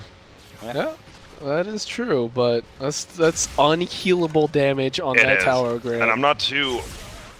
I think that's good for the Dire side, because they don't really have building hitters besides Sven. Well, Puck might be, since he is getting a ton of farm, but Juggernaut's getting decently farm. He's going Diffusal first instead of like the normal Yasha into Manta. He needs to fight and do damage, do something on their team. Yeah. We saw Bristle picked up his Vanguard. They're just going to 5-man. I like this. Maybe force DC to make a mistake here. DC obviously over-farmed, probably a little over-leveled as well, but you never know. Just forcing a 5-man this early could make them do something they don't want to do. I think it's a smart idea. Make them make mistakes by surprising them. Sure, I mean... This was a surprise, though. This team 5-manning a little before... I guess they have all this I mean, it's not like a surprise, like... Yeah. It's not like, oh god, something's happening. We have to, you know. It's like, oh, they're 5-man pushing mid. Okay, they don't really have tower hitters either. Yeah, it's. I don't think it's a surprise in a. Well, pardon me, quick reaction. My bad. Oh god, it's gonna force a mistake out of them. Pardon me. Pardon me. That actually felt so bad as DC. You're 5-manning a tower with. Look at their heroes. Yeah. You mean Planet Odd? Or Planet Odd, yeah. Classic. They all look the same too. Plain Todd. Plain Todd. No, it sounds good, a hot toddy. What is that? I know it's an alcoholic beverage, but I don't know what it is. Is that like a... I actually have It's no like, idea. it's a hot drink. I know that. Well, hot toddy. I hope it's hot. It's a hot one. We've got Sherlock Holmes here, everybody. That's me. Jack, how do you feel this game's going? Don't ask him the camera and talk at the same time, dude. It's all right. Looks okay for Digital Chaos, but not that big of a lead in the net worth as you guys were talking about. So yeah, that's. You know what's funny? Like, the people watching Dota TV, all they're gonna hear is me talking. Oh yeah. Oh really? Dota TV. Because Jack is just silent the entire time. Can you actually click the E button, Jack? It brings up hero level. I just want to see, like, we see the net worth, but look at that right there. The two supports are both 2 levels higher. The cores are, if you add them all together, like almost 5 levels higher. It's just really good for. And that's the biggest thing. They may not be the highest net worth with 3K, but the hero levels are insane. And they do get top tower, luckily. The Radiant does, so they're happy with that. Juggernaut picks it up. He's going to have a Diffusal reasonably early. Here comes Boat. Bulba does get hit by it. Did we have an X already? They're just going to kill him. Nice. A hot toddy, also known as a hot whiskey in Ireland, is typically a mixed drink made of liquor and water with honey. Pardon you. No. Yeah, okay. Herbs. Yes. Spices what? and served hot. Did you say herps? Herbs. Oh, Herbs. Oh, okay. Jesus Christ. that'll sound interesting in Dota TV. So Herps. Herps. just him saying that to no one in particular, but served with herpes. But that's a nice taking of objectives there. I think in terms of objectives, Planet Odd are still in pretty good shape. Yeah. And now they can kind of deathball a little bit. You see the healing with together with the Bristle pack. Something that's tough for them to fight into. Yeah, look at there. It's going to be a free tower. We're about to find out. They have global. They have whole. The thing is, we don't see Enigmas really get into fights. He's going to try right here, and this could be huge. He's moving in. He'll get at least 2, maybe. Good jukes by the Juggernaut, but he's still dead. And they're dying. They did. And he's not going to have to use whole for Chase this. misery. Here comes the boat. Dink. And that's it. And they're losing a tower. So we were talking about they were doing a good job trying to force this tower. Unfortunately, 5 heroes from DC come. They only had to use global since they still have Black Hole up. And Coil, obviously, a reasonably quick cooldown, so it's still rough. DC is up 12 kills to 1. I like this line. Bulba draws, you know, just go all the way down, take that Radiant Tower, bottom Radiant Tower. Probably get wards up and just run the jungle. Yeah, because that's super smart, right? Planet Odd has 3 farming cores. Yep. If you take away half the map from them, then, you know, where do the rest of those cores farm? They all just want to... What are you doing? Nothing. Nothing. I'm just even Smoke, they were looking... They're in the Roche pit right now. This is cheeky. Oh, no. the orb already spots them out. They're gonna try to do this. No global, obviously, like we said, but Black Hole is up. Enigma, you got to get there, buddy. Yeah, Enigma needs to be there. Enigma's. Yo, 4Ev, your TP is up. Go TP. He has a blink too. This is what you want to do. This. I'm actually really confused by this. 4Ev. He's just continuing to farm the wave. They're just not going. I don't like this. Like, you're up a lot, but you could actually just possibly. They got a free Roshan. That's really weird. That's super strange to me. Why do you, Austin? If you have to say why you did that, why do you just continue farming bottom? I guess. They don't want to fight into a bristleback when Planet Odd is already set up. Like that's the best reasoning I can come up with. I don't agree with it, but yeah, I mean, I think it was a team decision, so I can't just blame him on his own. But like, that's so bizarre. Yeah. But there we go. Oh, resolution bottom now. I think Abed should go for Boots of Travel if he doesn't already have them on that puck. It would make the map way harder for anyone to farm except for that bristleback. You could just TP. I mean, use Black Hole on one hero. It's fine if the puck's like just down there near you. Just be more aggressive. You shouldn't be letting them try to farm up when you're this far ahead. I guess you're not that far ahead. 17 minutes, 3K isn't that far ahead. But when you're 12-1, the net worths look a lot closer than they probably should be. Yeah. Especially you gave them a free Roshan. They sort of gave him a free tier 1 tower mid as well. Yeah. Like they could have been there earlier to fight. Yeah, they've got the best Aegis here in the game too. Storm Spirit. Would you say he's the best? Because he is. You would be I think correct. so, Yeah, yes, he yeah. absolutely is. I think Terrorblade probably used to be when Metamorphosis stayed up, but now it doesn't. And it looks like bottom lane's going to be a gigantic fight. We actually see the puck going under. Bristleback, gonna get stunned. They're going to try to do anything they can, but they go on the Bristle. That's the one hero you probably cannot go on to. I like he's going Lotus Orb second item. Yeah, I think that's really important to help out Storm Spirit. And could help out the Jug, the key point as well. Like, this is what I'm saying. They're down 12-1, but the Bristleback still feels unkillable. Third on the net worth chart. I mean, I think this is more an issue of... It feels like more of an issue of just DC's trepidation in taking a fight. I have no clue what that word means. I'm legitimately... It means they're pussies, Grant. Alright, that makes sense. Uh-oh. X, they're bringing him back. Here they go. They're zooming in, and see you later, Dubu. That's a big kill. Moon gets 300 gold off it. Weehaw gets that assist gold as well, and okay, he is very, very close. Does he have it? Now, Charlie, if you were to this cowardice problem that DC have, what percentage of the blame would you put on Bulba for that problem? Oh man. Oh man. Okay. Moon has a Lotus now. He took off his mana boots though, which could be a little bit of a problem. He split them up. He has Soul Ring. Never mind. He's fine. Yeah, I really like that early pickup. Maybe like 40. 40%. Maybe like 40%. Like DC, like they got their history, you know? Yeah. I know they're all in the Arizona. That's interesting. So Planet Odd's, what, 30 minutes away from us. The DC is right over in Arizona right now.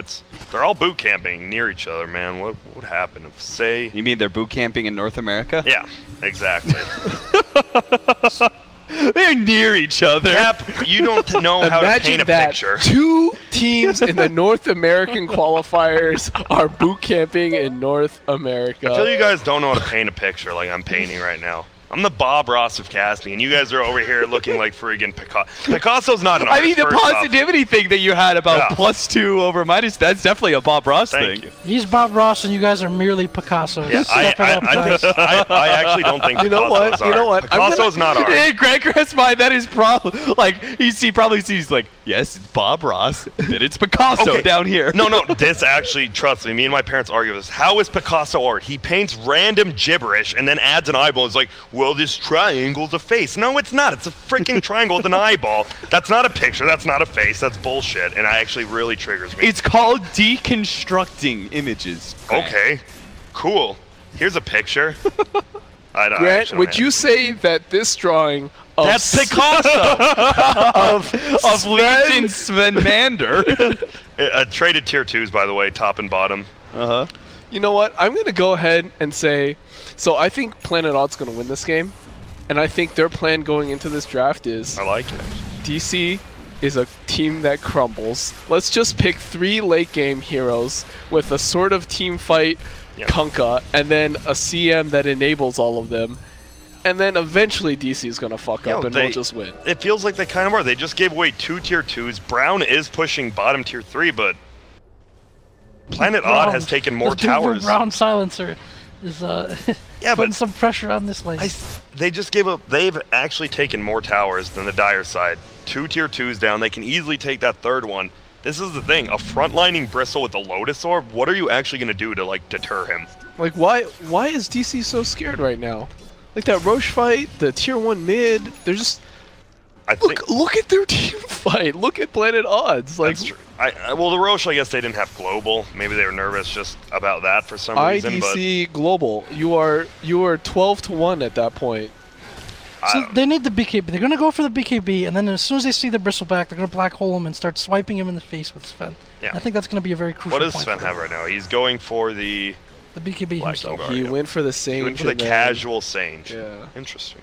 I don't mind it. It's damage, and it gets a slow if you catch someone, but they're not really looking to catch people. I don't know. It'll become the halberd at some point. I kind of understood them. I didn't understand them being scared earlier, but now that you let Planet Odd catch up, I understand them being scared now. Like, you really can't do anything to this Bristleback, and then Juggernaut Healing Ward, if my man Resolution has the micro of a king, this Bristle never dies.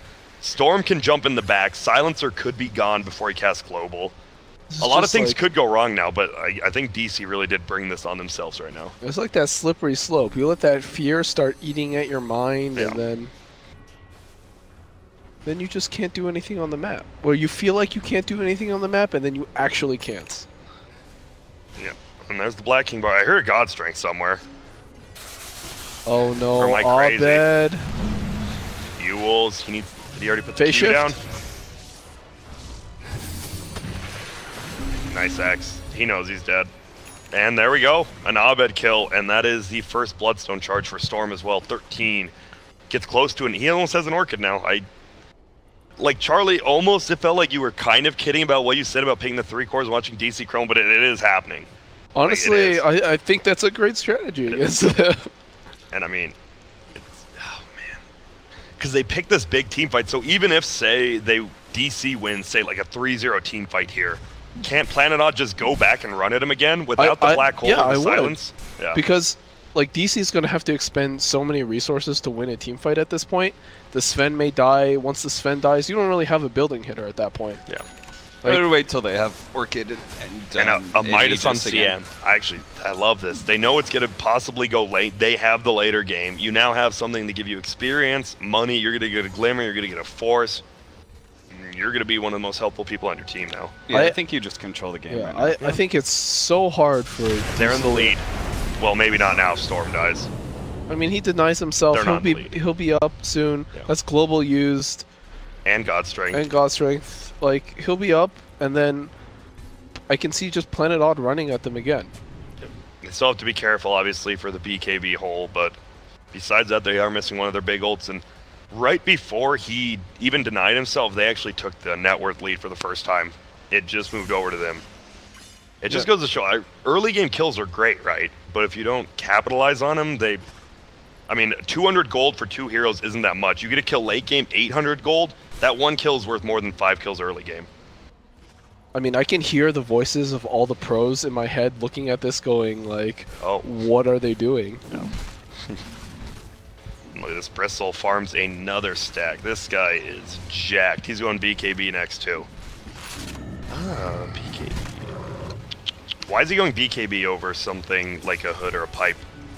I think he can now pass up. Because he's got a lot of magic sources that are really annoying. You've got Midnight Pulse that you can ignore with BKB. That's really good for the all going high silencers, ground. bullshit. All these silences and stuff, which means that Lotus Orb, like, you can then pass that off. Right? You can pass that off to Storm or Juggernaut, one of those heroes. Or, like, even Kunkka could, like, then throw his ship, because obviously they're going to initiate, right? And you'd like to have that Coco's Rump. If they jump him actually in the jungle, but I don't know if that's what you want to get with your Cole. Now Moon Meander's looking to be in, but it's a 1-for-1 trade, definitely in favor of Planet Odd again, I would say, because Storm Spirit gets a charge on his Bloodstone, and you only pick up a Crystal Maiden. Of course, they lose the aura, but right now they're all full man. It doesn't matter. And he finds a regen. Best hero to get a regen, too, and Aegis. And orbing in. You think that's best hero to get regen on? Storm? Because you're correct. Okay. Got me. Got you, didn't I? You did. I pulled the granters on you. Got me. And this is... There's no way they give this one up again. All right, you guys have to fight here. And they're going to. They are moving up now. They don't have global, obviously. Sven just got a Sanjin Yasha, and here we go, boy. Whoop, no one's there except... Wait, they do have global. Okay. And they... Wow. Resolution just died in 2 hits. Moonmander's trying to run. He might take a lot of... Oh, nice. Shrine. Has to be careful, though. Throws 1 stack of goop. Boat comes out. Get a help him in there. The BKB black hole. Only Weeha's outside of it. This is not good. He is cleaving them down right now. Juggernaut had to buy back. Is it going to be enough, though? No, sir, indeed. He finally brings down Mason. But that was a forced buyback. Storm's going in. He's flying up. He actually kills the Enigma. Now he's pulling back this young gentleman as well. Will he be able to bring him down? Should does. And Weeha.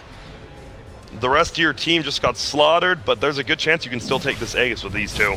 That fight for DC needed to happen like 10 minutes ago. The first Roshan attempt, you mean? Yes. I don't think they can do anything here. They're just stopping Roche, which is smart, so good play there by DC. I bet still chilling up here. There's no way they kill this guy. He has too much regen with just these 2 damage sources. Yeah, at the same time, though, like, they're stopping Roche now, but Planet Odd just get their 5-man together. And they just do it again. Global. I still think... No, yeah, never mind. I clicked on it, but it went to the edge of the screen. It's all right. It's all right. Still working some things out. I love you, Jack. I don't think that fight was that terrible for DC. They did use all their cooldowns, but Resolution was forced to buy back, which is very big. I think it was really bad for them. I don't think that buyback matters that much because at the end of the day, you're gonna get Roshan again.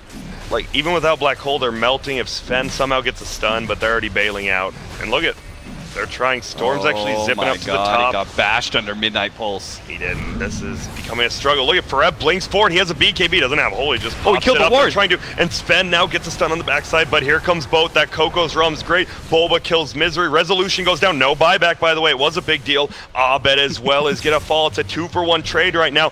Mason getting kited by Guzo. Can he get in there? Last word gets popped. This guy can't really do much. Mason wants to kill him. He goes to the front. He swings on him, and this is gonna be destruction. Dumbasses obviously don't read the game as well as I do. Great was right. The king, that's true. No, that Resolution buyback, I think, actually might have just ruined his game. He just died, bought back, died. They're going to lose Roche. And now Dubu just get... How much intellect does Dubu have now, Jack? 22. That is a big chunk. Oh, Global comes out. This could be a kill. Can they bring him down? They're trying to. A silence. They needed not stack the silences with Night Sire. They don't, and that is huge. DC, that's really big. All right. I'm going to go ahead and say that, like... Okay, let's hear it. Let's hear the excuses. Planet Odd are just bad now. I mean, I think they just misplayed that. They, like, rushed that Roshan. It felt like they didn't really need to do that. Yeah. He got bashed. That was really bad. Yeah, he got bashed. That was like so bad. It's like so unfortunate. Yeah. But you know, at that point, like they're sort of so spread all over the place. Like, how does that shouldn't have happened? Because DC managed to take a better fight without Black Hole and Global than they did when they had it. Do you guys ever like, what does that tell you? It tells you that Planet Odd made a mistake. You guys ever consider that DC gave them the first Roche because then they wanted them to think, oh, they'll just keep giving us Roches, and they just came in and were like, nope, not this one. True. You thought about that? I also think that is an excellent point. I often employ that strategy when it comes to Raxes.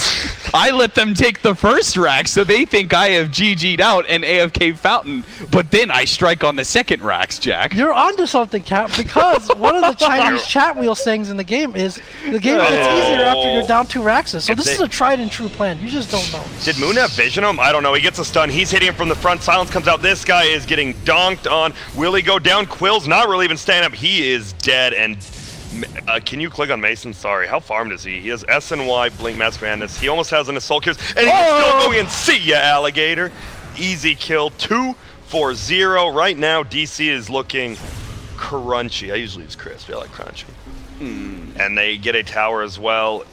And this is for... I really do think that first Roche, though, maybe they should have defended it, but even without Black Hole, the Midnight Pulse was only level 1 during first Roche. That level 4 Midnight Pulse, if they want to take Roche's Illusionary Orb, right, saw Roche's HP, they saw it was still almost half. They just threw down the Midnight Pulse, and if they want to take Roche, they're going to commit like half of their life. And then they half committed, and they just got bodied. I think both teams are definitely playing sloppy, but I think DC is playing better than well, I should say you three are giving them. I've definitely given them. I have nothing to say about that. They're just desserts. I think... I can't say anything. Look, I think they... Like, that last engagement was... They had to do it at that point. Yeah. You know, if they felt like they could get away with it, or like the game wasn't slipping away from them, I don't think they would have taken that fight. I think that was like a desperation, we have to contest them now. Yeah. Okay. And by Scott, they've done it. They're back in the game. They're luckily for them, Roshan bashed him underneath the Midnight Pulse. Do you think if that didn't happen, it would have been a different fight? It definitely did take a huge shot. That was that was a huge deal. I like this. They're getting some counter warding up now. They're going to get vision from Planet Odd, but Moon, I'm still not sure. BKB is decent. Oh my God! Stop it! They have a family. It's a double kill. There we go. He's going to BKB TP out. Forced out the triple. Black Hole. And this is why Mason was top 3 at TI. One of the greats. He just slaughtered them. My goodness. Have you guys ever seen that the Smurfs movie where Gargamel like gets that giant robot and it just slaughters all the Smurfs? That's what happened. What the Damn, I have not seen that movie, but that is darker than I thought a kid's movie would be. No, Gargamel is Gargamel actually is a monster though. And they're going to take a full set of racks. Mason, I mean obviously the DD helped, but he slaughtered them. Oh, he went for the one Malphus instance over 300 health. I like. Oh, no, the last 2 Enigmas we saw went 300 health. Well, they're wrong. Oh, okay. Pardon me, Team NP. You are wrong. Capitalist. Yeah, they're dumbasses. Well, I don't know what Mojo's doing. What do you think the Malphus instance is for here? That's a lot of control against Bristle. It's true. And like he's not really dying in these fights. What does he need the 300 health for? Nobody's bursting him. True. I'm just saying, it's just one Malphus instance is one little stun, which could be a lot, honestly, but it's like, what, 50 damage? It's really not as much as you guys think. It could make the difference. It could. Who knows? It could. And he has an Octarine now on Forev. He certainly does if he wishes to buy it. But Weehaw just kills Dubu up top. Mason's here. That guy's out of mana, isn't he? He has a little bit of a BKB doohickey. TP out? He still might die. It's too late now. It's too late. I think he's just conserving as much mana for a jump TP. Yeah. Slaughtered. Too late. And now on the backside, Moonmander was coming to save it. He BKB's out. They're going to try to do anything they can. They're trying to fight without their Storm Spear. And now Mason is BKB'd. Resolution's ulti on top of him. Mason just right-click anyone he can. He's destroying Resolution. Get ready. That spin's going to end. Nope, they're going for Moon. Oh, stuns himself, actually. That actually worked out. Oh no, but now Resolution has to Manta away, tries to cleave the illusion to kill Moon, doesn't quite get it. Misery sacrificing himself. 3 goose stacks actually on Sven. They can't chase, they don't need to. That little Eidolon actually just killed him. Now they're gonna try to chase down. Oh, he's just running in. Soxa's like, dead. I'm a 4 position. Oh, they're still chasing him. Can they find him on the backside? They're gonna try, and they do not. He TP'd away, unfortunately, Bulba. Another great fight for DC. I'm really surprised they went in after Storm died. Like Moonmander, I think they were trying to save him, and they got really out of position. They were just forced to fight at that point. That's rough. The team is crumbling at this point. They are. And DC is looking very, very good. This is kind of how the DC Cole game looked, except for complexity. So it seems like these top teams are... There's 4 of them, so what would it be? Like rock, paper, scissor... No laser gun, that's cheating. What is it? Spock? If there's 4 ways. Oh, I don't know. I don't know, but these 4 teams seem to be trading with each other quite a bit already, and it's just day 1 of 2 days. I believe the correct answer is human, undead, night elf, and orc. That is smart, because the good word, Jack. We don't talk about that game. Except the lore. Oh man, get me started on some lore. I love me some Warcraft lore. I'm right there with you. And there goes both Did you read the books, Grant? Yeah, I have read the books. Yeah, me too, dude. Give it to me. I actually brought Dave the Dragon with me for the airplane ride. Ooh. Wow. Yep. It's a good one. People don't like Ronin, but I appreciate him. I think he's a good character. It's whatever. Haters. Not you guys, everyone in general. Am I just talking to myself? Hello? Is anyone gonna say anything? Shut me up. No, Grant. We want to. I was just imagining what Ronin haters look like. We want to hear your book review on Day of the Dragon. It's a decent one, because it's part of the Dragon Soul series. And the Dragon Soul, if you didn't know, was made by Deathwing and actually took the coming in. Moon Meander does not get the Lotus Orb off in time. He gets blown up. Is that all that's going to happen? No, they get an ulti up on the Kunkka, and he gets 2 shots. Ring around the rosy. He's getting them, but gets blanked on, dies. There goes Misery as well. We have a buyback. Storm's jumping in. Is he going to find somebody? Looks like he might. It's young Bulbino. They bring him down. They're going to silence up on Duba. These are just the 2 supports. Still good kills. Not like he can. Looks like bottom in the jungle. Oh, he's split pushing. But is anything happening? Well, not really. They're getting kite. Oh, he's just taking their full racks, huh? And here comes Resolution. He ultis on top of Mason. It's doing a ton of damage. Warcry comes out, going to save him a little bit. Manta comes out. Easy kill with the Diffusal Blade as well. For Rev, wanted to cast Black Hole. Couldn't quite get it off. He's now going to try to run away. Get a right click so he can't. Oh, couldn't quite. And Dubu's still alive. My man's just running. Still, maybe more of DC died, but they took another full set of racks bottom. Interesting. Yep. Oh, they're up 21k now. It's a lot. But Juggernaut does have a basher, so a lot more lockdown. He's not doing enough damage. He needs to kill a hero during Omni Slash. Yeah. And the last 2 well, times... he kind of did there on Mason. Yeah. But that was like, I mean, the fight was basically over at that point. Mason already took the racks. He got what he came for. That's true. Can you check Puck's items, Jack? Because he went the 420 gold per minute. Interesting. He already has a lot of items, and he's getting plenty of farm. Are you surprised he took that over the orb, or do you think pros just don't really like the orb speed? The Dagon can still be leveled. Well, he and he has Moonshard 3k. He can give Moonshard to Sven. Sven doesn't have to buy it. I saw when the talents first came out, I saw Ice testing it out on Puck, and he was like, and I've heard some other players say this, it's just like really awkward to use. Yeah, it's just like you just end up overshooting stuff or getting yourself killed, and it doesn't. Yeah, it becomes hard to get used to and play just because you use it so rarely. Yeah, it's only good for distance, right? It's not like Sand King Burrow, where like the increased range is only a bonus. Yeah, okay. That's good. That's good insight, guys. First one so far. Just kidding, you guys are doing great. Thank you. Thanks, Grant. Jack, you actually are doing good on the camera work. It's a little, but it's your first time, and you are actually doing good, I think. Great job. It is very hard, trust me.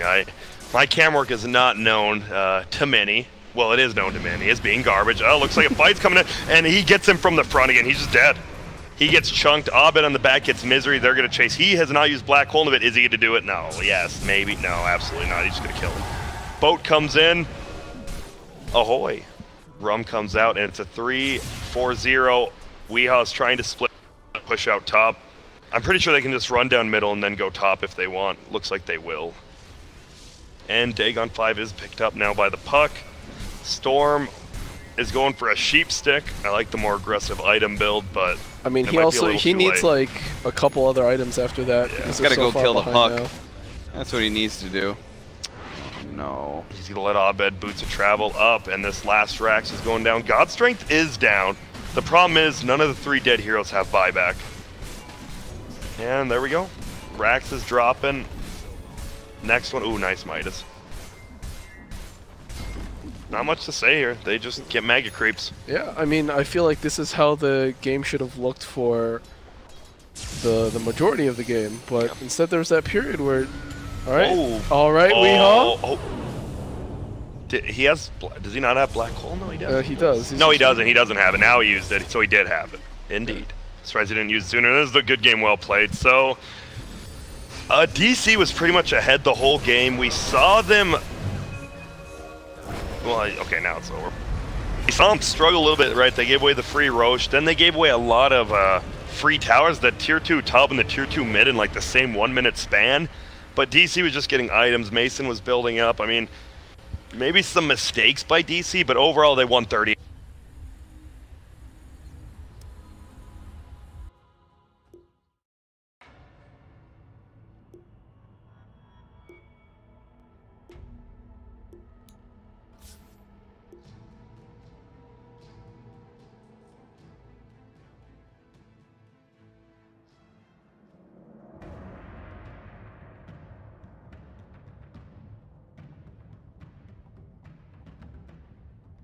Una mentira.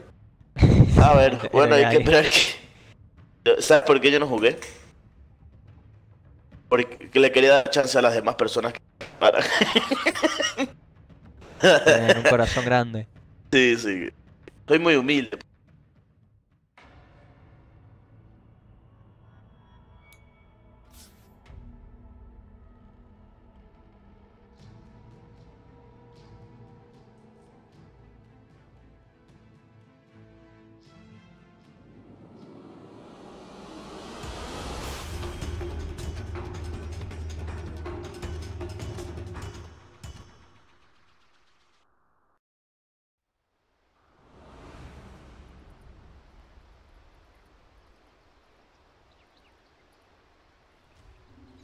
Places, everyone.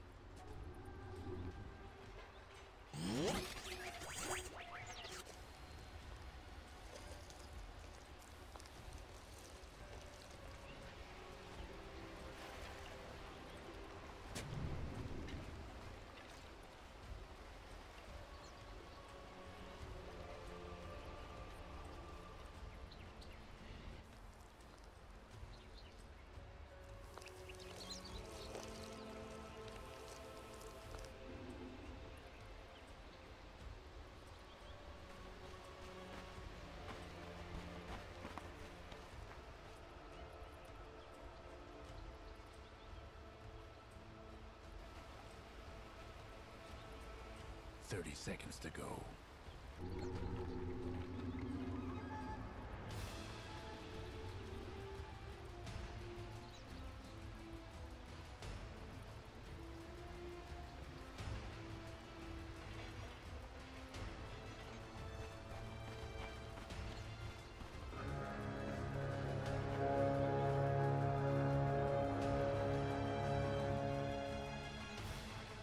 And away we go.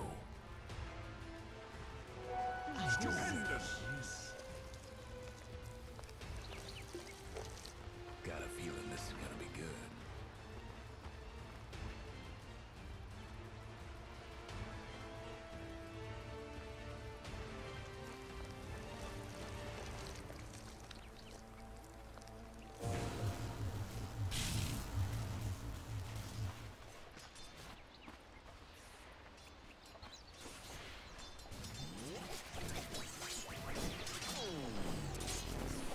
Not what you expected?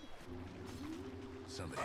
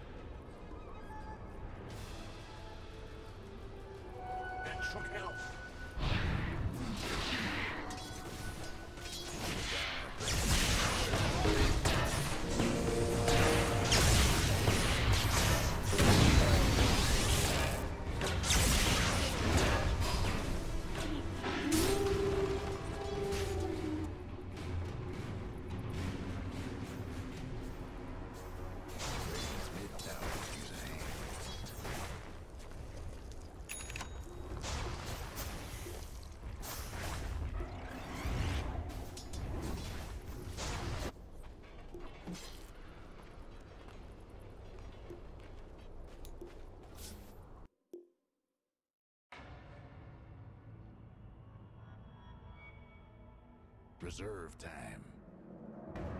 Radiant's pick.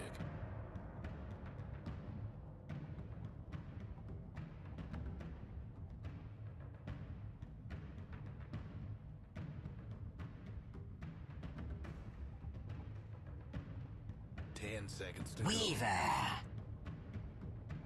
Go. Dyer's pick.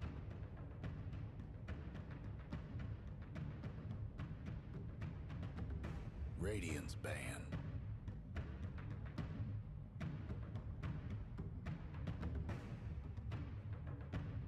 Mark, you've been into the draft. You were here when nobody was here. You guys go. Talk. Okay. Okay. Slardar Rubik opening is interesting. That's fine. I still am not. I will still register yet again my mild disapproval of the first pick Rubik, but I think it's was it opening with Rubik?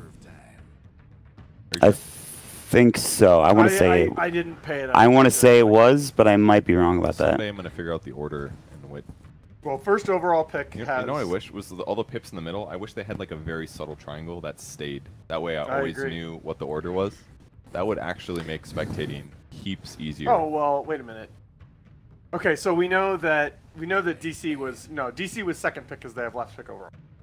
So the Rubik Slardar was a response to the same king, which makes a little that makes more sense. Like you can the still naked throw. opening Rubik makes less sense than the Rubik as a response. And I think Rubik's okay against Razor as well. I mean, it's a little scary, but you can lift and throw him away to break. I mean, didn't we see the naked Rubik opening recently though in like one of those games? Night Stalker left on the table. Yeah.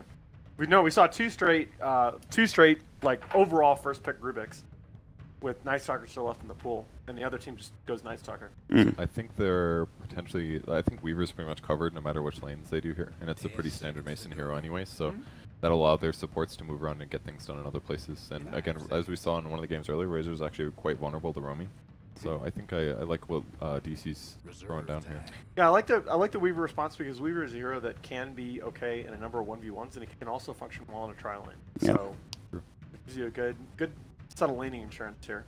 Because Razor is kind of the same way. Damn it, it's so slippery. Just the lack of lockdown. They have maybe Mana Leak and Burrow Strike, but other than that. Yeah, I think Weaver is gonna. There's gonna be a lot of times in this game where he just pops out of nowhere and like 3 shots to Coddle, or if Razor's at like half HP disengaging from the fight, Weaver's gonna show up and secure kills. All right, last picks. What do we got? What do we need exactly? Safe laner or mid laner? I think Red needs a mid. Mid? You think yeah. Razor's safe lane? And I think I like like Alina. No, she can be very vulnerable to the Weaver. You need burst damage. And then it's a stun follow up for the Sanking initiation, so I guess I kind of agree. Storm? Okay. That's fine. I mean, that I feel is a this team specific. Like Monkeys is super confident in his Storm. The one thing that I Come on, get those guns out of here, Jesus, careful. The one thing I don't like is now DC can go Lina or DK, and you have a lot of lockdown for them. They do that. And I actually really like. I guess they do. I really like the DK here. I think Storm was definitely good though. They have some lockdown, but it's not like an amazing amount. All right, no. What am I saying? What am I saying? They want Quap here. They want to be able to blink away from the static link. They want to be able to get out of lane advantage. They needed more burst damage on their team. I was just flat out combos wrong. with vacuum. I think it's pretty good here. I was flat out wrong. That's a better pick. But I think the lane to watch is probably like Darkseer +1.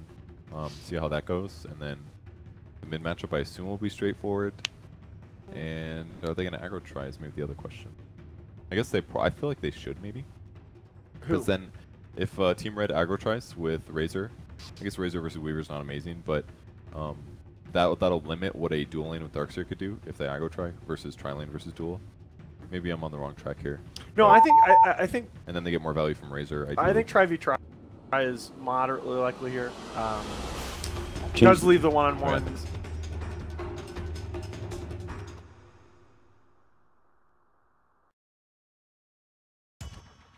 I got you, buddy.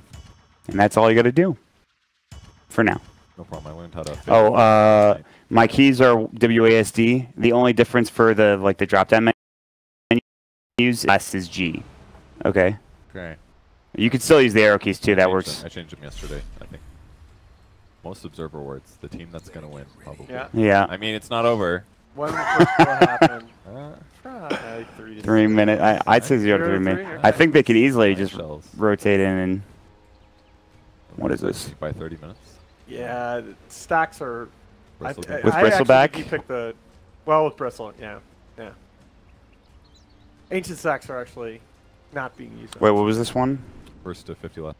So Yeah. Yep. Okay. Some more creeps in the mid lane. OP. If you'd like to try direct Nope, camera. fuck that shit. It's bad, dude. All jumpy and shit. At least if I'm being jumpy with minimap, it doesn't also move it past that. And I can frame the what's on screen a little better. If I want to, I can even do a little bit of smooth drag to try to make it. Yeah, that's the one thing I don't like about it. I wish I could use smooth drag way more. It's annoying. Brutal, savage, wrecked. How did they all know to spam at the same time? How do they know? That was the best way for it to end. Wow. That's always Dakota. What the hell is going on? Storm used a Tingle? That's weird, yeah. Well, Franz is going to be sad about that one. It is the worst being going to lane as a Coddle or a support and only doing 2 tangos. 2 tangos, 1 clarity. The dream. If there's a hero, I guess Coddle's a good one to do it because he's going to sit in trees anyways. Alright, so the way this is shaping up is... Looks like... Okay, there will be no try. There's definitely some like lane matchup metagame stuff going Yeah, on. there's some sort of pre-dodging going on here, I think, by both teams. Oops, I'm pinging. I don't know what's going on. That's fine. Because I can't hold alt and edge pan. So it's going to be Darkseer versus a Bristle Coddle, which I think is pretty good for them. It's kind of like the reverse of what I said in the draft, basically. Because Coddle, because they're going to dual lane as well with Bristle Coddle, so. Yeah, I don't know though. Like, are they gonna be forced to rotate something else up top to deal with this tri lane? Hoping at the lift. Ooh, that was really close. Oof. Yeah. They're anticipating that. This Razor's kind of alone. Either way. If you listen, he's not. The side pulse coming in. Yeah. So they're gonna force. Sand King is just stacking at this point. Dude was too late to the party. Just the right thing to do, I think. Mid's taking some hits. He's probably fine. Took a little bit of damage. A little bit? That's a rough lane. Yeah, it's not great. He does have a salve at least, but you'd rather not have to use it now. What the hell? There's so many creeps. I forgot about that. That's mid right now. It's a party. God, what a wave. It's just giant. It's a really good time for Dubu to be in there because then yes, it is. Make sure that Abed gets all the last hits and lots of denies too. And Bolo coming in, throws out a Slithering Crush, says hi, says bye. And then the classic lane, Bristle Coddle. This is fine for Frev. Look at all these creeps. It almost looks clowny to me. Almost? That's a lot. That's definitely fun. So many last hits to get, man. I guess things are pretty static now, though. They both feel comfortable in their positions. Only missed one of them. That's pretty good. Wow. Side pulls here. This has to move forward. Nushin did do a small pull, and that got killed. Alright, so this was looking a little annoying for Zizza at first, but he's fine now. That's really good for them against what started off as a tri lane. They're going to be able to get that camp, catch back up. While Bulba, the cost of him rotating mid to support that big wave for Abed was that he's solo one. Yeah, we're going to go for Monkeys. They should have lift. They will. Shadow Strike coming out. Slithering Crush. Nice lift back. And that's just a dead hero. Yeah, that was just a really good rotation. All right, then. Oh, baby. I assumed in 30 seconds. did as well that Bulba was headed bottom. A good rotation. All right.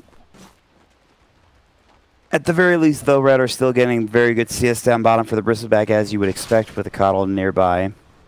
He's level 3. Yeah, and they're choking off the Darks here. Of course, he's going Vanguard first. We'll have to keep, I think they just stacked the Ancients once, I believe. So, mid lane, they're going to try to fight. Monkeys is dead again. Dead again, man. Yep.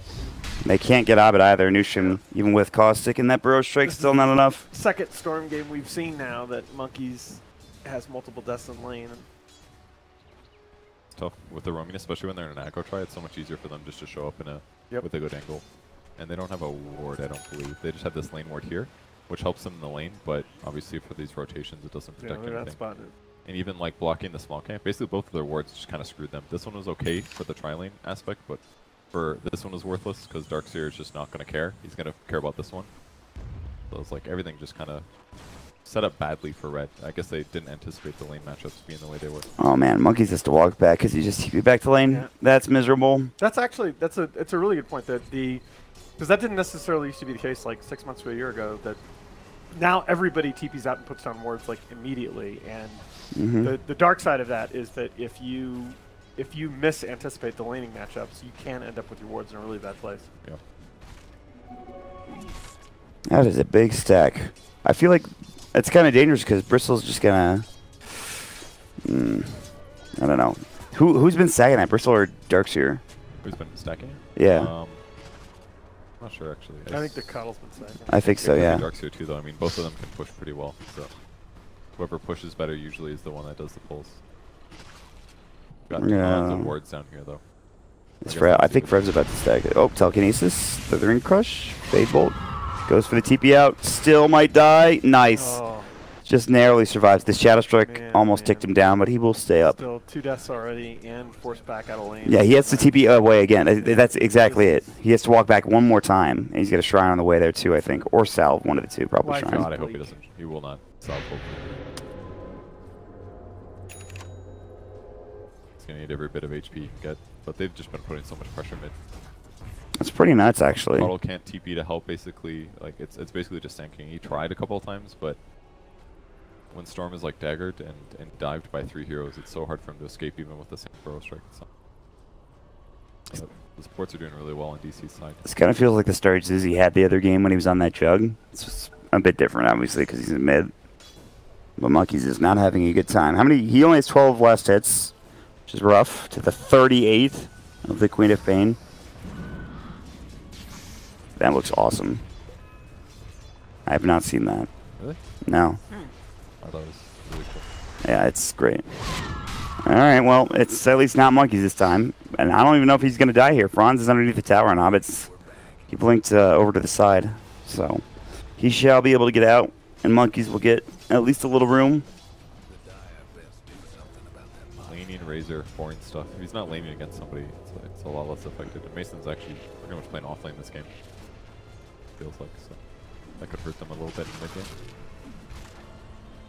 the game. Yeah. All right, Bristle, Vanguard, almost done. Not quite there yet. Does he have boots? Did you guys see how much that stack did Bristle take versus Darkseer? I feel like I didn't. got almost all of it. I would assume he got a lot of it. Because that's... We'll probably be able to tell by the net worth. Yeah. That is Yeah. such an effect. Yeah, it was definitely Bristle, that's for damn sure.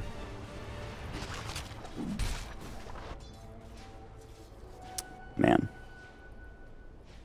They. Well, Monkeys is going to have a better time in this game.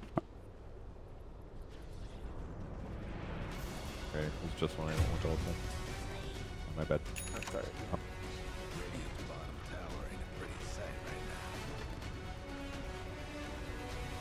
Ah. Oh, wow. Nobody explained. So it has been the coddle. Yep. It does help, yes. Now I know how to do that. That's the layer thing in there at the bottom there? Yeah, that's... I didn't want to touch that because I didn't know what I was doing. Alright, Monkeys is dead again. Ziz rotates in. He is stealing a lot of damage. Dude was probably going to die. Maybe... Yeah, but yeah. They're going to get killed with both the big cores, and that's Storm's 3rd death already in the game at 7 minutes. And the tower's gone too. And they might find Boba. Caustic is not enough. Yeah, he's fine. This is about as bad as this could have gone for red, honestly. Yep. Yeah, all the gank pressure they did on the mid lane was so effective there. Such a big difference. Yeah, the off lane went well. It's just odd to me.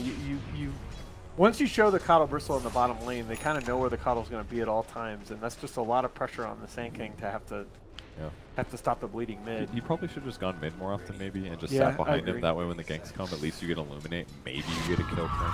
Because then if Sand King rotates and gets a burrow, you probably get a kill every time then. Yeah. Like maybe just sat around Jenkins. Jenkins is really farmed and that's good and all, but like back to even a great card prediction.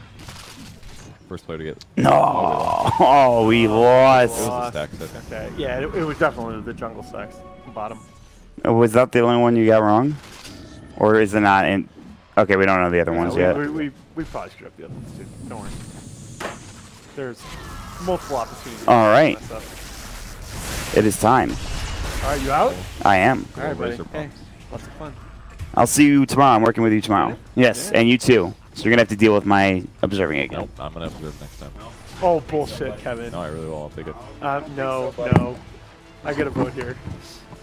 All right. I vote for the guy that's opted a TI. I don't want to flame bot, so I will not make a comment.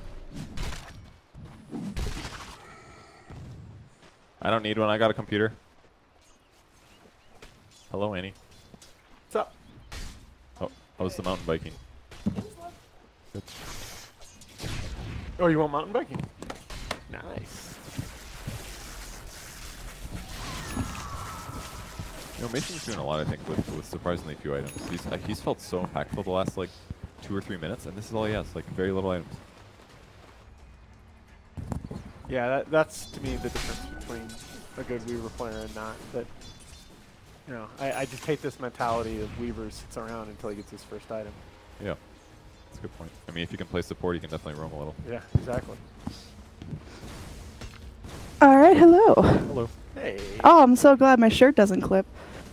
I thought it was going to be just the right shade of green, but I'm running very low on clothes after China, so it would be this or like the t-shirt I wore mountain biking. I'm running low on sanity after China. Whew. Thank you, Mott. All right, so catch me up in this game. What am I missing?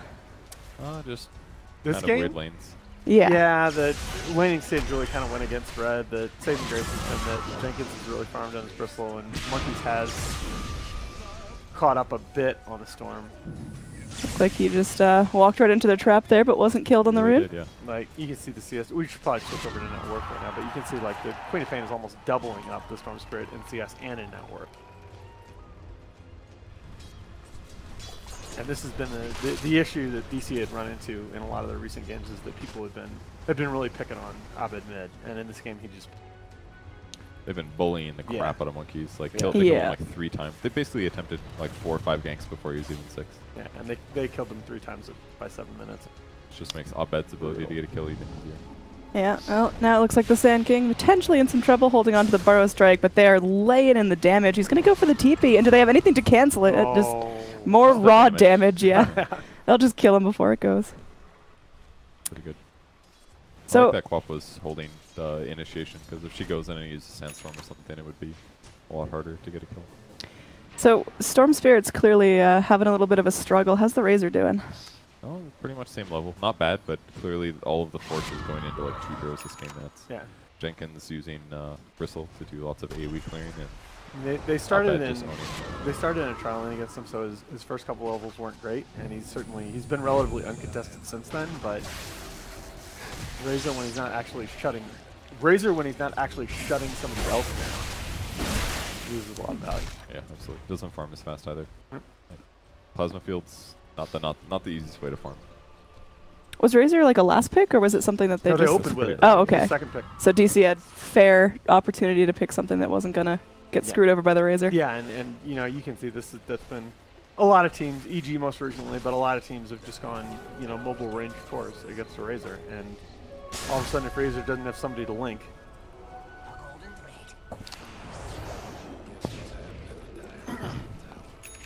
Sorry, just fixing my mic. How's my sound level? I have no idea. Yeah, I can figure it out though. Yeah, I think Mott was really quiet when he was on, so I don't know if I'm... I can hear you at least. Hello, hello. Test 1, 2, 3. Talking very loud. Okay, I think we're good. We could turn you down. Yeah, if anything, you might be a little bit You loud. were up because of me being loud. Okay. We'll just put it back in the Oh, choice. you want- I don't okay. think we should even. I don't even know why we plug it. Unplug it. Which one's actual small audio? That's LR pan. Is it these 3? I have no idea how to work It's that just sound. 1, 2, 3, and And I think the gain knob is all the way at the top. guys, So it's just touch the black knobs, not the blue knobs, I think. Well, too late. I touched the blue knob. Okay. Black knobs, these are left-right pans, so it's definitely not those. Oh, It's okay. these ones, I think. Whoops, then. I was using the soundboard wrong for the last couple of casts. Sorry, not Andrew. What's Alan. up? My bad. Yeah, that's all right. Talk about the game. Talk about the game. Well, Red find themselves in a little bit of a hole here, as looks like Razor's gonna dodge a gank top. Maybe. Are we But sure about he does this? have Corrosive Haze on. And Yeah, it looks like Slardar's just going to squiggle on in there. The static link goes through, but they do keep him crushed up, and they bring in Abed to drop the damage. Zizzy in a lot of trouble here. I mean, he's hitting hard, but he just doesn't have any life left, and none of his teammates are around. Now, there's the TP's in. Nusham going to be channeling up the Epi, but it gets canceled by the Crush. Bulba holding onto the Crush. Nusham now in some trouble, gets clipped off by Abed, and it's just Jenkins running under his tower. He's in trouble. Monkeys comes in trying to punish Abed. Jenkins throwing out the snot. Abed getting low, and Abed will eventually fall. Jenkins just barely alive, but the dagger tick. Is it going to take him out? Forev waiting in there with the Ion Shell. Darkseer rakes in the kill. I mean, they do lose the Queen of Pain, and they are able to trade for the Slardar as well, but, I mean, TC just seemed one step ahead of Team Red. It was just a little weird. The way that Razor was moving around that tower, I thought he was actually going to just duck up into the trees and try and TP out or something, but, you know, he sort of hesitated in lane and sort of just walks backward, and they opened on him, and it was an easy kill.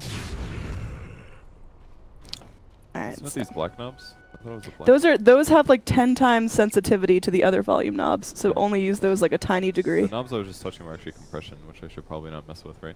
I think I was only told touch the black little ones at the top and then the skinny one at the bottom. Guys, unless it's like unless the levels are way off. We are not certified to work with this equipment. Yeah. I don't even know the name of that thing that we use. I just call it a soundboard. I don't know if there's a fancier name for what kind of soundboard it is. Dude, I'm totally queuing up the golden retriever. I have no idea what I'm doing memes. You know, as long as our voices are going out to the stream and we're not roboting or Shanghai major demoning, I think we're good. You were just too loud, that's all. I think I handled it. Maybe. I'm really happy. I got handled by Purge. That's Ooh, I'm just gonna leave the headset on, that way if I mess things up I can definitely hear it real time. okay. And it keeps my ears warm. Very important. Mason going Midas this game, just try to catch up a little. I mean, do they have all the time in the world, or are they still scared of that late game Storm Spirit? Oh, Mason. He was kind of playing offlane all game, so I think it's easy. We are getting messages that say like to read the Skype chat. Apparently they're telling us things about this. They're telling us things about the sound level in Skype chat. Okay.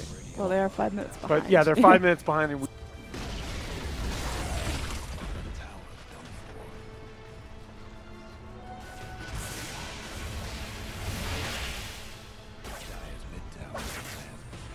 Cool.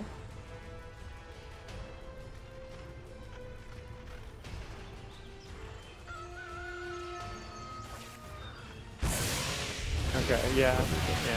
That's my bad. Alright, so how have the games been so far? I have not caught any of the other NA games. Pretty stompy, back and forth. Yeah, but we have yet to have a real close game. You know, the games haven't been horrible, but there have been some strategic mistakes made. Oh, that's cool. You can double static. Oh yeah. Yeah, definitely a lot of strategic mistakes. The last game was kind of basic things. Draft-wise, it was fine. Laning. Yeah. Yeah, they definitely had some lane. I'd say this game's still relatively close. I'm not really sure what the advantage like. Maybe red? I think that, and a couple surprising results today. Cole took out DC a little earlier, and then DC pretty convincingly beat Odd. So things are interesting at the top. Still pushing here. Yeah, they don't really feel safe committing into the set. Everybody going Midas, I guess. Yeah, I think this is probably the closest game that we've had. What do you think about the Razor Midas at 17 minutes? Honestly, I think it's okay. It's almost necessary. Like, he's just one of those heroes that has trouble keeping up in farm otherwise, and the attack speed's good too. Unless his team is going to be deathballing, like he can be relatively item independent at this point in the game. About to get heated here as they go, and they get the crush onto Razor. They're going to bring the Rubik, who's able to go steal the plasma field, but they're under the shrine, so Zizzy still alive, going to go for this big static link, and there's the wall drop down. Bulba goes for another crush. They're going to follow it up with the Sand King Burrow Strike, and now Bulba goes down. Zizzy lived through the entire gank. It just cost him a shrine and a couple of rotations. I don't know when I opened the shop, but then I realized it was open. It felt real bad. I don't know, maybe there's some like weird hotkey that mod has. Let's blame mod settings. I'm sure it's blaming mod settings. So, Discord's not lagging. No way. No, Discord's the best VoIP program. They're doing it wrong. We're really happy to be using Discord. Absolutely. Could just be their internet. So how's your shift been? How long have you guys been on so far? Well, it's been a painful 3 hours. 3 hours? Hey, That's been like 2 minutes. I'm just kidding. No, it's been That's fine. been bad. I mean, it was a little. You know, some of these are Valve games, and so we haven't necessarily been able to do like as goofy of a. We've had a couple of goofy little contests, but that's okay. I'm casting Dota and somebody grilled carne asada for me. I'm in heaven. All right. Oh, it was apparently really good. By the time I got back from driving Shane and Gareth where they need to go, it was gone. I have a piece of mine down here that they say you can have. I think they're gonna make some more corn. I really don't want to eat on camera, but I'm getting to the point where I will. That's what not we do eat here. on camera. I'm sorry, but I'm getting. You can do the old Suns fan and eat a Slacks licked chicken wing. The problem is that they've just been too efficient starting their games on time. That's the problem. Well, that's Andre, dude. That's Andre. We almost lost Andre this year. I can't believe that, man. And they're BO1, so it's a little bit easier for them. Real Sand King. Ooh. Well, 0 damage. Well, got him, dude. Minus, yes. Wait, yes. That's like, I hate that the buff still shows up when you've stolen 0 damage. It just mocks you. Well, it reminds you that you made an attempt and you tried, and you don't always have to be successful, but it's the effort that applies the buff. So it reminds you that you're a failure. Players at this level, I think, want to go for the damage victory here, not just the, hey, we participated in the regional qualifiers. That's cool. I mean, I think there's still something to be There's said no for perfect a attendance solid award. effort. There's no perfect attendance award in Dota. This is actually a really early Crimson card, but I think Excuse you, I have an almost perfect behavior score. It's like 9,700, I think. That's actually really good. What? I think Crimson's fantastic. It's This so game lower does, than because Abed, they all I know. Shut up, please. I want to make my point. They have all these. They have minus armor first of all, and damage block goes in before the armor is applied. They've got double hit Weaver, like things like Dark Zero ultimate is going to be shut down by this. It's actually a good pick for an early grab here, and it gives you armor too. Always give me a nice. Well, it gave Newsham hope. No, like it really does. It helps your whole team too, because you really do have to worry with Rubik in particular being really squishy. I'm sorry, with Coddle in particular being really squishy. Alright, so is this first or second rush? First. Number 1. Yep. Alright. They've actually been working some of the kills. I really like the way that TC's been playing. So Jenkins is putting himself out here. I mean, he's tanky. That's that Crimson. Yeah, it's going to be followed up there. They're going to bring the Coddle, sending the Blast into the pit. Now, Razor's going to be forced forward. The Roshan is getting very low. It does go down to the Radiant, and Abed gets the Aegis, but now they're going to keep going in. Abed able to get out, but the Blast does so much work, and there's the Slardar killed off as well. The Queen of Pain, the receiver of the Aegis, the only one to get out alive. Franz, you are my hero. Yeah, the Blast was great. The crazy part is that the Observer probably spotted them too, but man, they walked right into that one. They tried so hard to get the Aegis that they did it without getting a kill, and now all of a sudden there's just a big team fight advantage. So that was huge. 25 gold swing. 25,000 2.5k. Whoa. Yeah, it was really the ultra farm bristleback being able to just walk into the Roche pit that set up that whole fight. Yeah, I mean, you're scared of a bristleback walking at you with Crimson Guard. You're maybe not noticing that Coddle just casually dropping the Illuminate there, and now Queen of Pain jumps in. She's got her blink on cooldown in 1 more second now. Bulba goes forward. Got that crush waiting, but I mean, Jenkins is just sponging this up. Monkeys jumps back in, kills the Quap, burns her Aegis.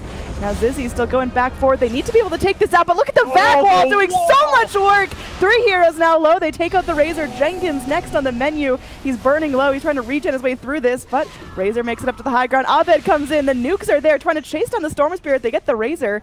Storm Spirit still making his way down mid lane, just trying to zip to freedom. Jenkins eventually does get killed by Mason. Order restored. Yeah, brief, DC turn that right back around. Brief glimpse of hope there for Team Red, but that's a really good wall.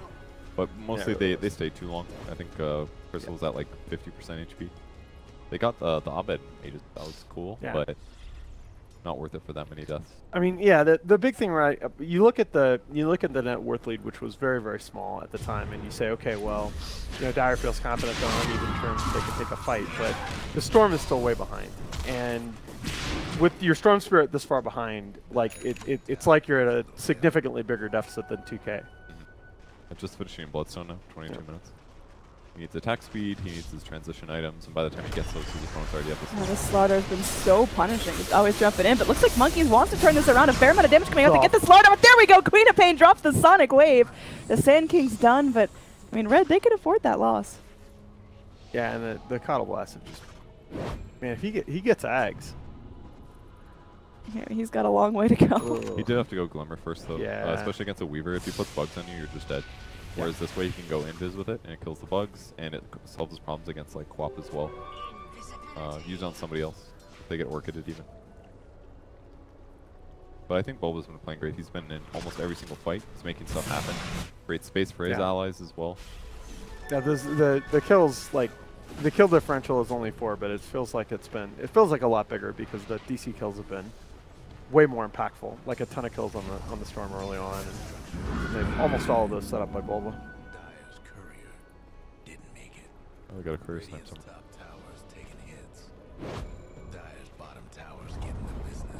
Alright, so, I mean, as far as momentum's going, are DC still in as good of a place, or are Reds starting to crawl back? The Storm's starting to make up a bit of a... How did they go from, like, losing? Like, Red had an advantage and all of a sudden have 4K. Well, that's a couple of kills here and there will do that at this point in the game, but it really is... I think it really, yeah, I think it really is all about the Storm. I think they need to find a way to get him caught up. I mean, 50% behind the Queen is not going to do it. Yeah, he's down there. And these Darkseer initiations have been phenomenal. The back walls just keep everyone in place, herd them up so Quap just drops a Sonic Wave. And yeah, the biggest one, right, was that mid. Yeah. Just catch them as they're trying to disengage. And that turned what would have been a decent little push there after the Roshan fight by Red into a big net gain by DC. Yeah, absolutely. So we'll see if Darkseer is going to keep the pressure up. Radiant all crawling together towards that mid lane. I mean, how active do DC want to be right now? Do they want to keep pushing up? Do they want to keep taking fights? Or, sit back and farm an item or two and just count on that fact that Red won't scale as well? Nobody really wants to sit back too often, unless your opponents have much better team fights. So I think either team would love to take kills if they can. Well, Rubik is squishy. Storm Spirit's trying his luck, but there's 4 heroes there all of a sudden, and Monkeys gets dropped. I feel like, again, I'm going to stop harping on this after this point, but I feel like every path that Red has to victory in this game involves the Storm catching up. And so for DC, I think you just keep your very strong presence on the dire side of the map. Keep the pressure on the Storm. Don't let him find his farm. Man, pickoffs here are getting brutal. Yep. I mean, you're not going to win. As dire, you're not going to win the game just behind the Bristleback. Jenkins has played well, certainly, but they need Monkeys. If control just falls off at some point, people will just force staff away from you or have armor items to resist the damage. Jenkins making a go at the last tier 1 here. Should be able to find it, but meanwhile DC shaping up for a very snappy push. They're actually going to TP back for this. They would love to be able to take out the Bristle, even just force a buyback. So they're going to drop a wall. Jenkins immediately with the Crimson Guard to mitigate some of that damage, but he's surrounded. They've got tons of lockdown. He's going to go for the TP out, but the Crush comes in. Yeah, that is 4 heroes just poking at the Armadillo, and he's done. They can't give him the tower as well. I don't know if they have much of a choice. They don't have a choice at this point. Fortifying for the tier 2. No, but as soon as they see all those heroes, they should TP to this lane to prevent the tower from going on for free. Mason gets his Linken's pop. He's going to try to squiggle away. They do have a good static link on him, at least keep an eye on where he's at. But this tower gets low. There's no siege creeps.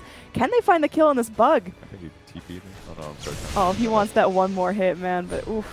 Looks like he will get caught out there. The Linken's popped a second time. He's making his way into the trees, going, the Burrow Strike off the mark, and do they have anything to keep him locked down? They do. Mason still trying to slither away. The Mana Leak going to be pretty vicious. He does get stunned up. This is taking a huge investment, and Bulba comes in, crushes two. There's another vacuum as the Darkseer makes his way in. Monkeys goes back up onto the cliff, clipped by the bug. So now Darkseer just going to work. Oh my god. They invested so much for that Weaver kill. I mean, the tower's still standing with like 10 HP, but Red did not mount the defense they were looking for there. And in the meantime, Abed is just pushing out top lane, so he's still farming at a huge rate, and he's getting tower pressure. That was unfortunate for Red. Yeah, I mean, that's the scary thing is you look, that gap between the Quap and the Storm is only increasing. And that's just the one issue that you absolutely have to address as Red to have any chance in the game.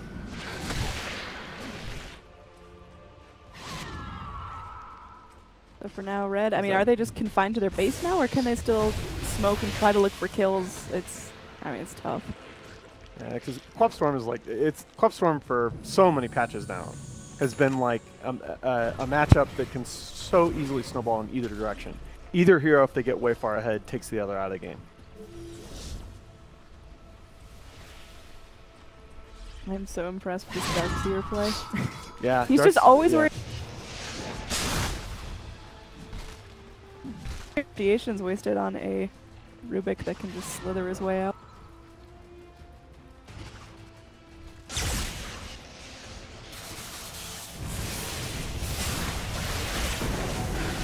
Catch out is very, very squishy Rubik. He goes down, but now Abed makes his way in. That's going to be a crush on 2-3. Man, and there's, again, another back wall holding everyone in place. Nusham just eating up damage. He gets off an epi before he goes down, but it's just not going to be enough. The Bristleback wandering his way back in. The Storm Spirit so low, having to use all his mana just to get back up onto his high ground. Abed taking some damage. Wow, Abed blinks forward, wants to find that one last kill onto the Storm Spirit, but Monkey's just going to be a little bit too healthy for now. Ron's going to be able to chase him back. So DC, they just lose their Rubik, and they were able to go and successfully herd back Red. And just such a good sign for DC. Look at the confidence that Abed has playing around Forev. Like, he's able to blink forward and keep that pressure on the Monkey Storm Spirit because he knows that Forev is going to come in and hit that big back wall to control the rest of Red's lineup, not allow them to just jump all over his queen after she uses her blink offensively. That's it's a great sign for DC's team play. That's something that hasn't necessarily been consistent for them in the last couple of months. I mean, that's something Abed excels at, is just having that confidence, you know, making those big plays, and it's really working out for him this game on the Queen of Pain. I mean, it's just, we, as a lot of viewers, you see the big plays by the Sumails and the Abeds, but you don't see that they have the confidence to make those big plays because they trust their teammates. Yeah, absolutely. So Abed maybe gonna get a little caught here, but no. Blinks away into the trees. The Linken's pop. They do get eyes on him with that plasma field. He's taking some shocks as he's on top of them. But yeah, low blink cooldown, just hopping away. And now Monkeys burns half his mana pool to get in. They will finally be able to get him. Oh my God! You got to be kidding me! No, the mana's going down. He finally pops, but again, say, that Queen of Pain just lived altogether too long. Like, yeah, well played. 1v4 me, bro. You know. Meanwhile, the rest of the team is in the Roche pit, taking the second Roche, scoring up the cheese for the Darkseer, so he can continue to go in deep into the fights and get those amazing back walls. You killed the 10k MMR player, guys. Congratulations. Dude, that's like 2k MMR for each of them if it divides on death. Do they all gain 2k MMR? I think that's how it should work. Okay. I think, yeah, there's got to be some sort of... Gave in, you heard it. If that's how they change ranked, I never want to play Dota again. Nailed it. Mott, I got you some more points, dude.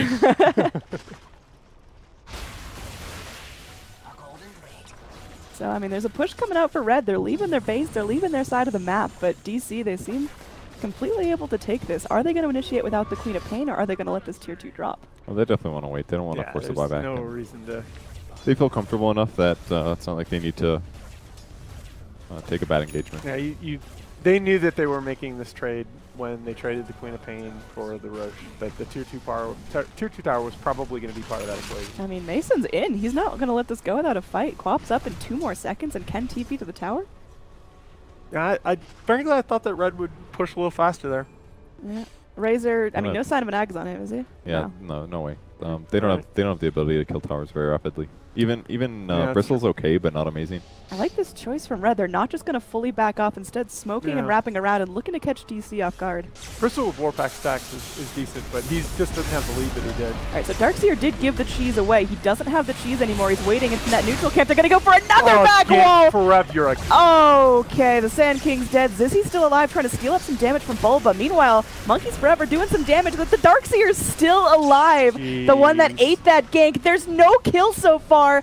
Slardar wiggles out, Darkseer makes it to the trees, and Monkeys just has to leave. Low mana, the Quap's going to keep following up, wanting to initiate onto Franz, but, I mean, this is DC handling this gank so well. In fact, they're going to turn it into kills. They're going to get the Razor down. Jenkins, I mean, he's tanky, but they're going to blink Forev back in. The confidence of this Darkseer. Monkeys is there under Shrine, but it doesn't seem to matter. An Illuminate comes through, hits onto 4, but now Franz is just going to give his life to 4 strikes of Abed's dagger. A gem is on the deck, and Storm Spirit just has to hope he can zip out of there.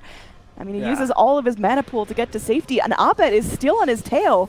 Looks like they are going to keep pushing in for this. If they can kill Monkeys here, that could be GG, but I think they've got to show a little bit of restraint. Dude, I mean, you know, when you talk about the all-pro SEA transplant on DC, everybody thinks about Abed, but guess what? There's another one, and he's played like a god this game. Oh, my. I mean, people forget this guy has a hell of a history in that region. He's played on some really good teams and is a very accomplished offlaner. He's also got an Echo Saber this game. I think which is a very weird item to have. Level 25 talent. But on anti-heroes, you get 25 damage, and he doesn't even need the 25. He's already got the plus 120 damage. Oh, at it's okay. So it is plus 120 at level 15. Wow, I don't know the talent trees that well. And it slows people, so he can basically jump in and try to kill Caudle or other heroes. Kind of cool. Who did that first? I've seen a couple of Dark Seers do that. And granted, it was mostly in lopsided games, but that is a thing. Echo Saber with that level 15 talent. So it really helps him farm people. All right, Mason able to go and get in front of Jenkins to do a couple of hits of damage with a Geminate attack. So just forcing Jenkins to now maybe go back up, heal a little bit before he wants to go and start charging in again. Good slow siege from DC. What's the Aegis timer at? Oh, well, there's going to be a Burrow Strike initiation that catches on no one, so Nuisance has to walk his way out. Jenkins gets behind the tower. He's safe for now, but Team Red, their resources are starting to dwindle as, I mean, DC, they're just looking stronger and stronger. They've now got that wall positioned really nicely, knowing that Red aren't going to go and leave their fountain. And that's about all they need to do. Yeah, it's like it's the first wall positioning from this game that hasn't been spectacular, but it does serve a purpose. They went all blind there too, so they were just hoping that they would catch him. No Ags in safe for Caudle either, which is really a bad place to be in for them. And yeah, because that's been the bright spots for them in this game has been Franz's wave. They're just dealing with Lincoln. Okay, so that they get the initiation that they want. Mason's in some trouble here, going to get dragged back, but is he going to be able to get off that, time lapse? It goes in. Now another vacuum forward, drags 2 red heroes down the stairs. A Sonic Wave connects on 3 monkeys. He's getting low. There's going to be that TP, and, well, that was... well, good epi. Does pretty good damage, but not enough. It just feels like such a stalemate. DC aren't giving anything to Red. Red can't quite lock in those kills. Abed, he's getting low. He's playing with fire. It's not a stalemate when you can't displace the enemy team from the steps of your exactly. base. DC are totally fine with that. They're not even getting close to losing heroes either. I mean, the Storm Spirit has Monkey's never been so close to out of mana. They're going to go take out the Caudle with no buyback. Nusham, and he's just sandstorming for his life, but they've got a gem. The Aegis now consumed, so DC working with a little bit less, but it should still be enough to find the kill on the Storm Spirit and potentially force out the GG as Razor's going down as well. That's 4 heroes dead, no buyback. It's just up to Jenkins. I mean, this guy has courage, but that's a lot to ask. And he just doesn't have the lead that he once did in this game. Like there have been a couple of these fights recently that I feel like if Jenkins still had that big farm advantage that he had initially, it might be a little different. All right, they're really throwing everything at Jenkins here because that's all they need to totally close this out. So Farev still alive, eating tier 4 shots like it's nothing, and this is just really well done by DC. Yeah, Monkey's trying to get these little pick-offs, but he's so far behind at this point. I mean, literally the only little engagement that we've seen Storm be a factor in is the kill on Abed's spot bottom, and he needed 3 other heroes to do it. So. Huge advantage. 1 Rax here, they can grab both shrines up 24k. Yeah, I'm telling you, if this DC team plays like this, they can beat MP. Like, this is a really, really nice game. Oh no, Monkeys actually gets himself out of that. Nusham is going to go and bite the bullet. So at this point, it's just DC playing with their food. They feel really confident in their lead, and it's just a matter of making sure Team Red can't spawn. I mean, they're way ahead, and they obviously should win this game, but they're executing very well, even being so far ahead in these fights. They've just all been very clean. Okay, Razor, he's trying his best. Monkey's doing some work onto Abed, but in return is going to get silenced up, vacuumed back away from his base. He has to suicide like 3 feet from his fountain. There's the GG. Man, DC, they looked really good this game. I think Red had some pretty decent stuff going for them, but the way that Monkeys was pressured in the early game just made it almost impossible for Zero to actually have good impact. It was really, and you know, that's kind of Red's game plan. Monkeys is their captain and drafter. Storm's his best hero. When they draft like this, they're just not generally going to win without.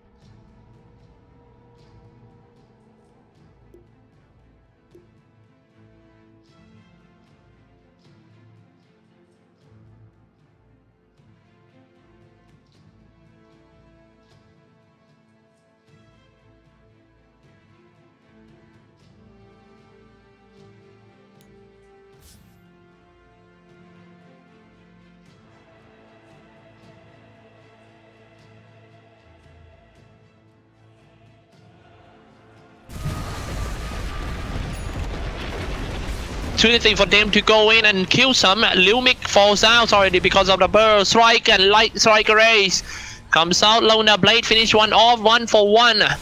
Both party lost a sword, but it seems to be a very good trade for Team Execration. Oh man, XY.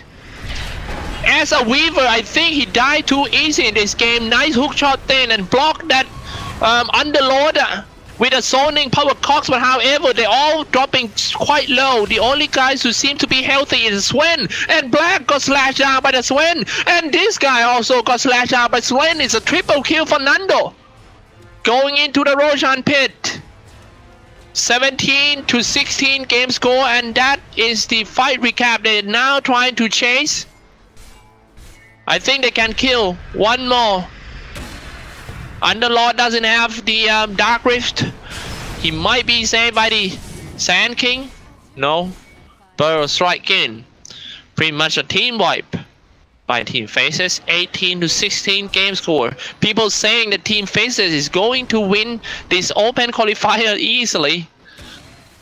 But that's not true. They are in a very bad situation against Team Execration at the moment.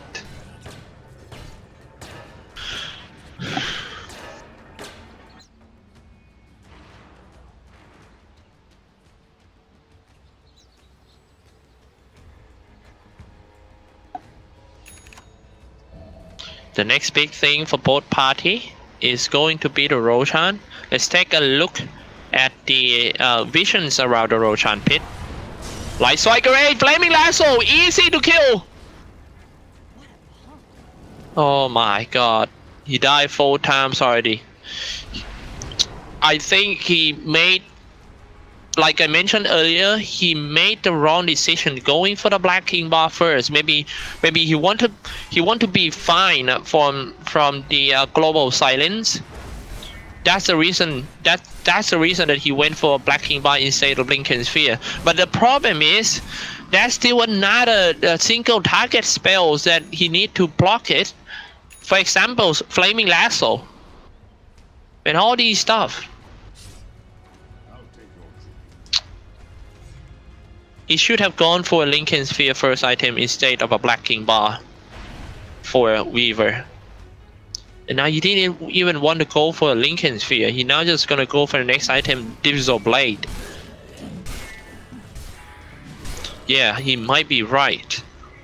And you know, we are not that pro, so we might not understand what they think. And I'm pretty sure it's the mutual agree in team that hey, you just go for a Black King bar.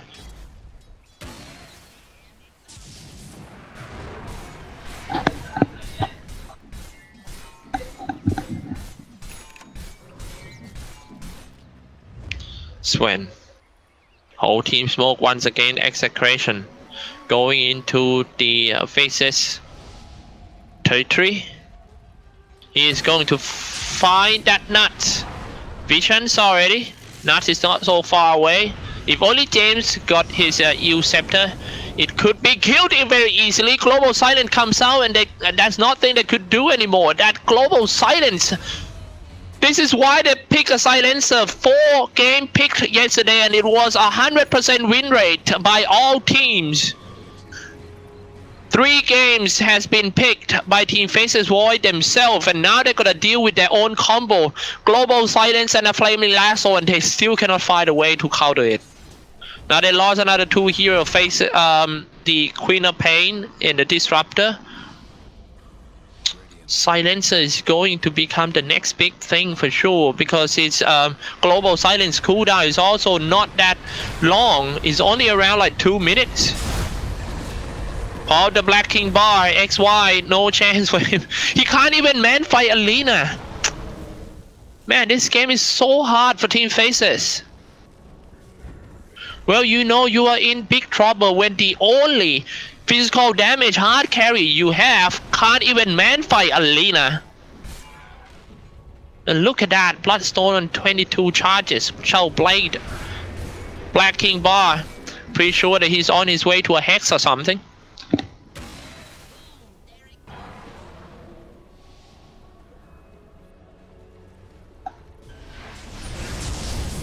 Dive in for Swen.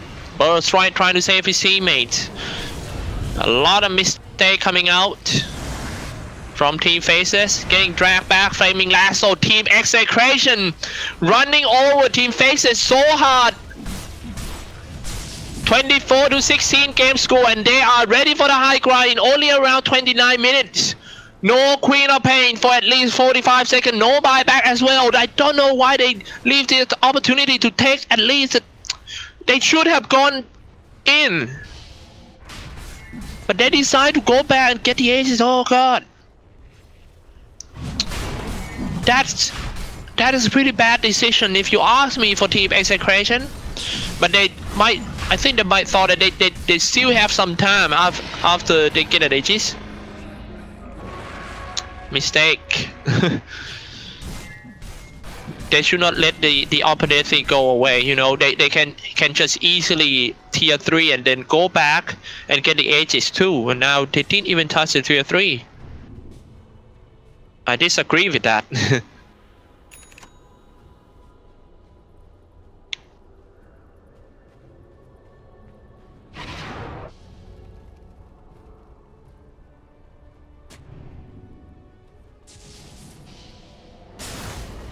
Jabs, Pearl strike in. Get glimpse back. Global Silence comes out once again every 2 minutes, like I mentioned earlier. Flaming Lasso. That's nothing you could do against a Silencer. Throwing some Stormhammer, pop the Black King bar. This is going to be easy for Sven to cut everyone down. Nuts. Teleport away. Now let's take a look at the change between Sven and the side. They're gonna get rid of the Underlord first because they don't want to send all a trophy aura. Sonic Wave comes out. XY doesn't have that much damage. He didn't even have a damage items. He got a Black King bar that he just gonna keep him alive in a team fight for a while, but it's just not enough damage to take anyone down with Team Execration. James trying to chase on him. Maybe a Stormhammer. James. I also kind of doubt his decision. But anyway, he's gonna go for the Silver Scar. Black with a Lincoln Sphere.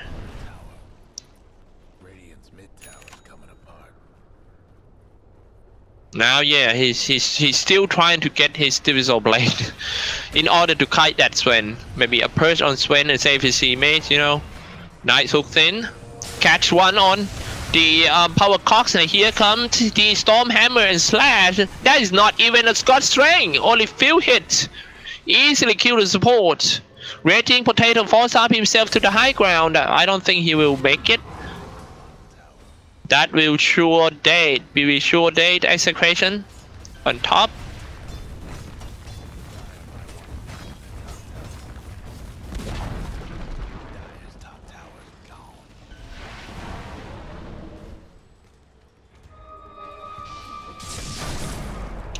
Sven, however, got caught by the whole party. Can he blink away? He popped a Black King bar. A little bit too late. No, not too late. He's fine. Meanwhile, in top lane, top tier 3 already down. A Flaming Lasso popped the Black King bar. Light Striker raid. And that's it. Sand King down, and he teleports away. What a play by Team Execration. Man, what did they have for breakfast? Maybe balut or something.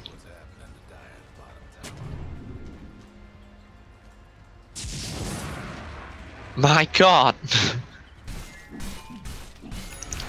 Faces got a first pick instead of going for the Silencer. They went for a Sand King. They're trying to steal Execration best heroes, and it turns out Execration steal their best hero, Batrider and Silencer in the first 2 picks. They gotta deal with that. This is the combo that held Faces through day 1.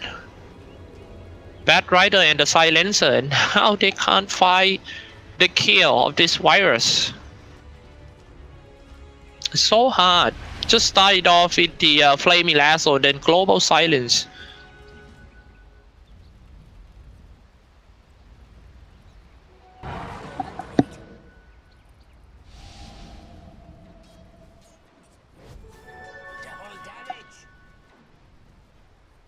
RR. jabs. Big jumps in trying to catch at jabs. Global silence already comes up. How the Black King bar support going so fast without using any single spell. Flaming Lasso just gonna go for the Weaver. Down! No! Team Faces lost 2 already. And next one is going to be Ice in the middle of everything. Ice True goes out. Sand King gonna be the next one. Ice around here. Walking around. 4 down for Team Faces. They are getting closer and closer to 99 call. 33 to 18 game score. It's going to be at least 1 set of racks.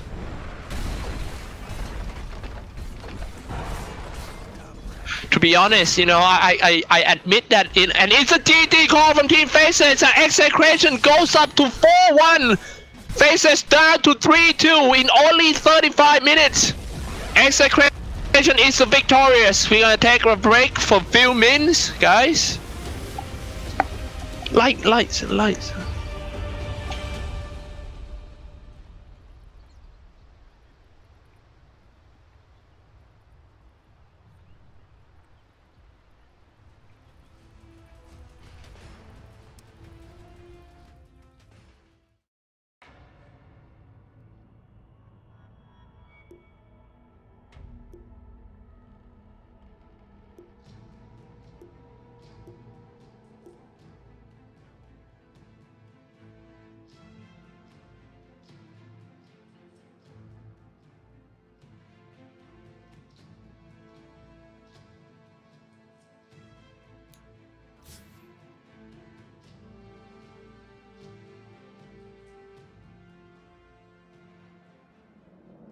Radiant's pick.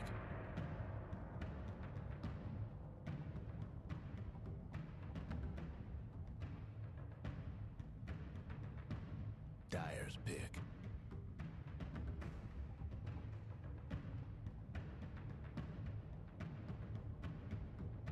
Radiant's ban.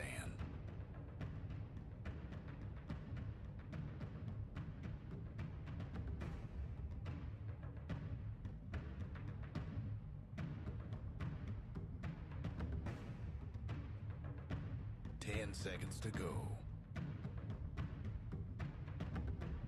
5 seconds.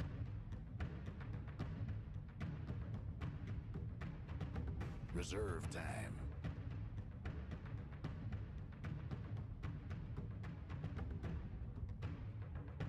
Dire's ban. Radiant's ban.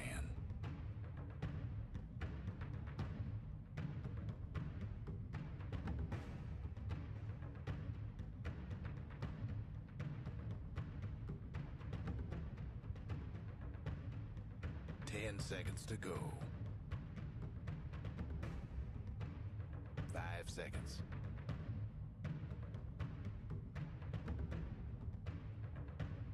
Reserve time.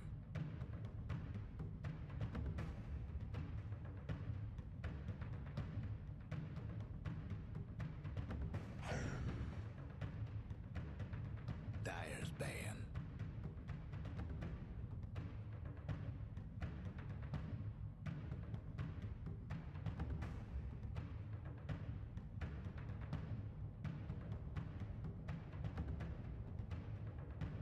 Seconds to go. 5 seconds.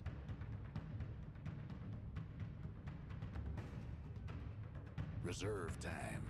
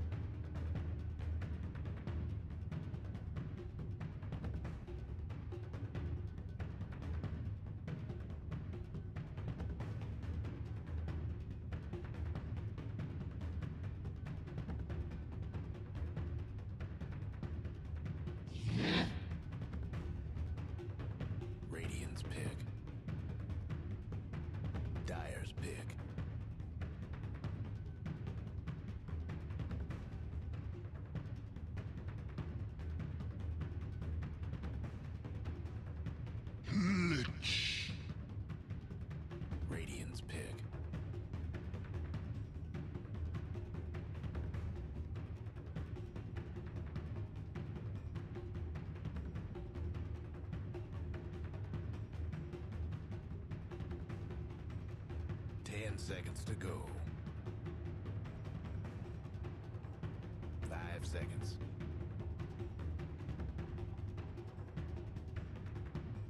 Reserve time.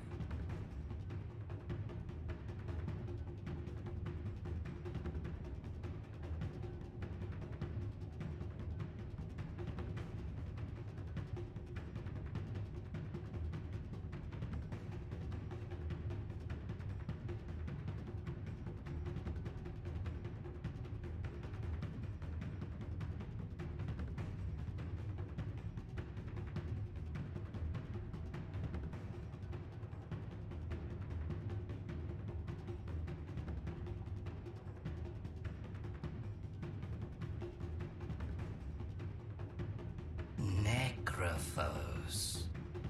Dyer's pick.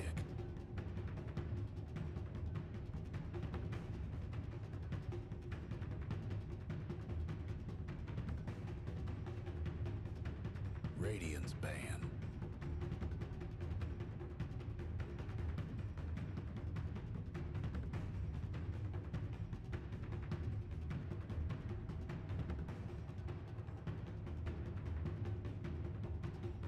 Seconds to go. 5 seconds.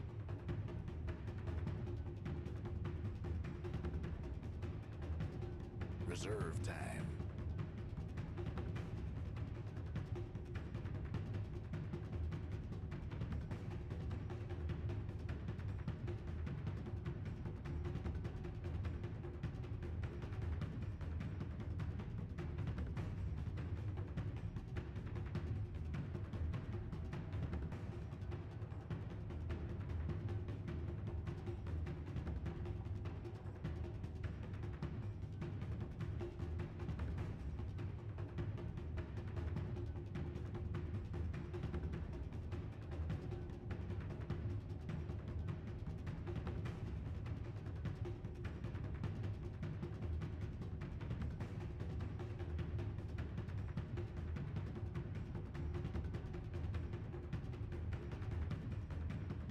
Reserve time.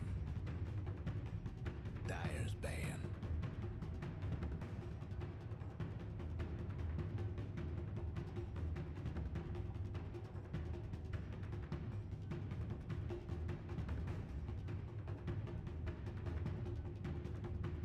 Seconds to go. 5 seconds.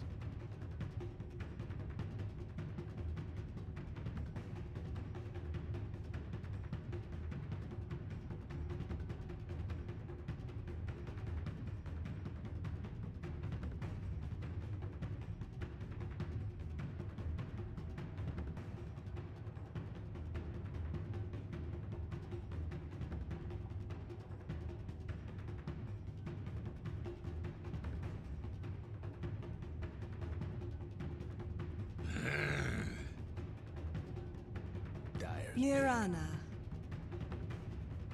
Radiant's pick.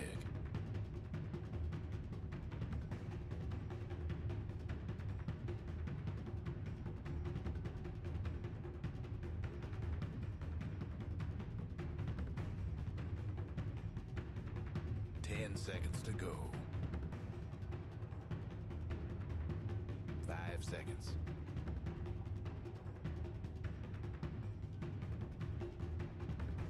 Reserve time. Timber saw!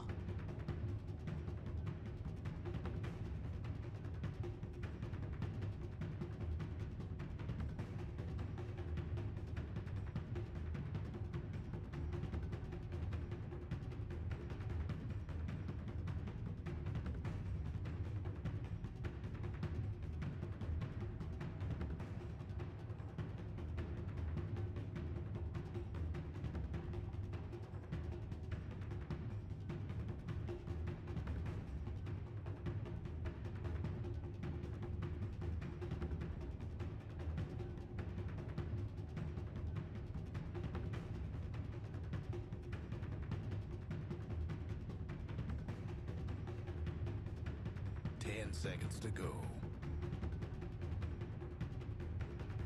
5 seconds.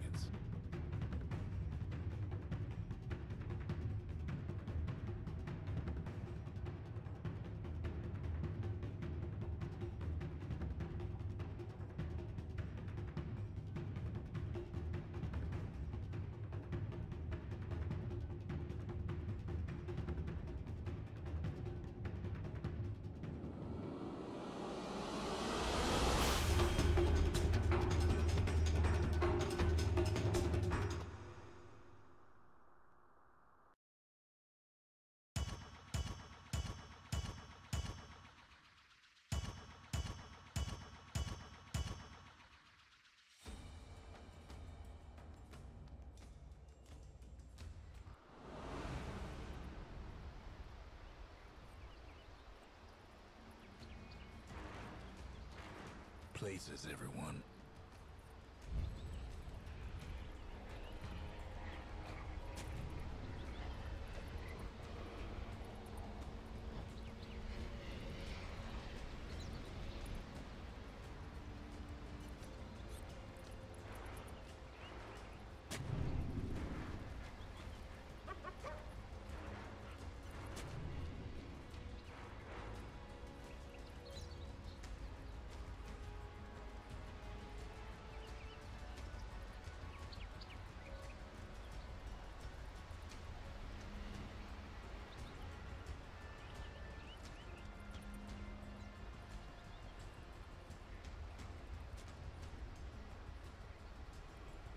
"30 seconds to go."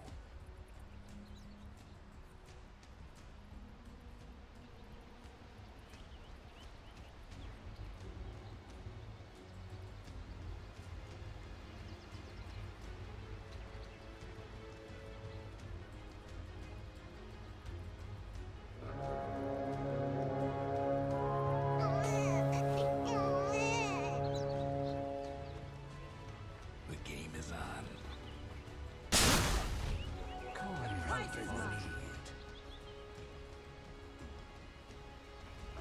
No more bets, please.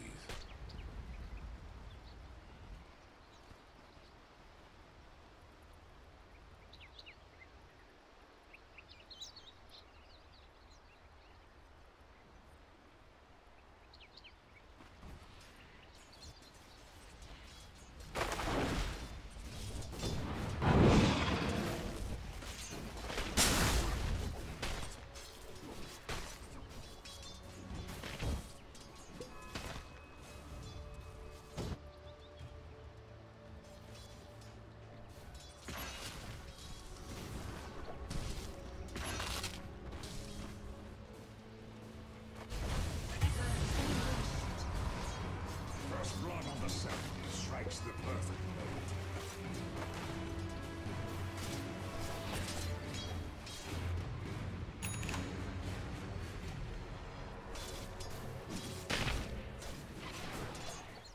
Ours.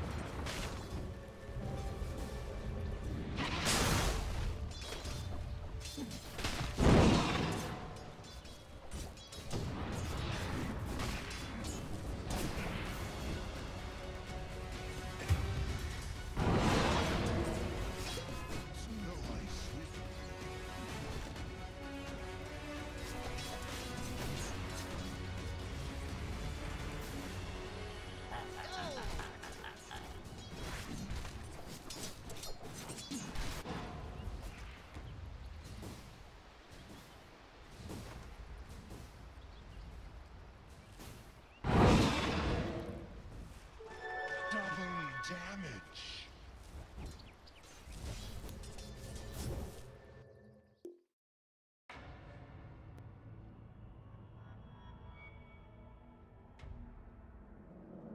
Dire's bath time.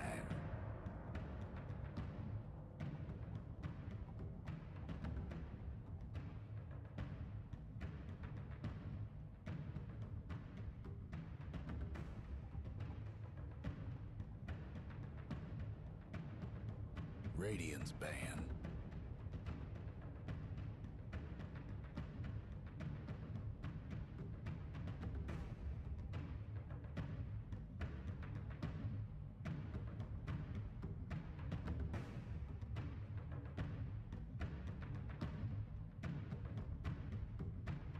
Radiant's pick.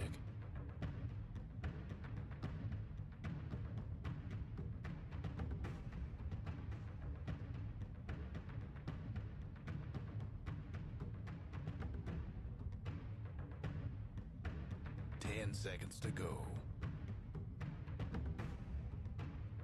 5 seconds.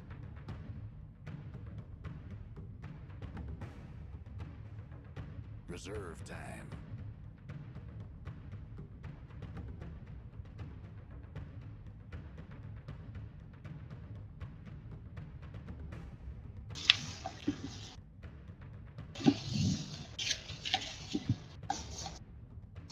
Alright, ladies and gentlemen, welcome back to the International 7. This is the Southeast Asia main qualifiers, and this is the match between Team Fnatic from Malaysia versus Team Mughal from Singapore in best of one match. You are here with me, Cyclops, as your caster.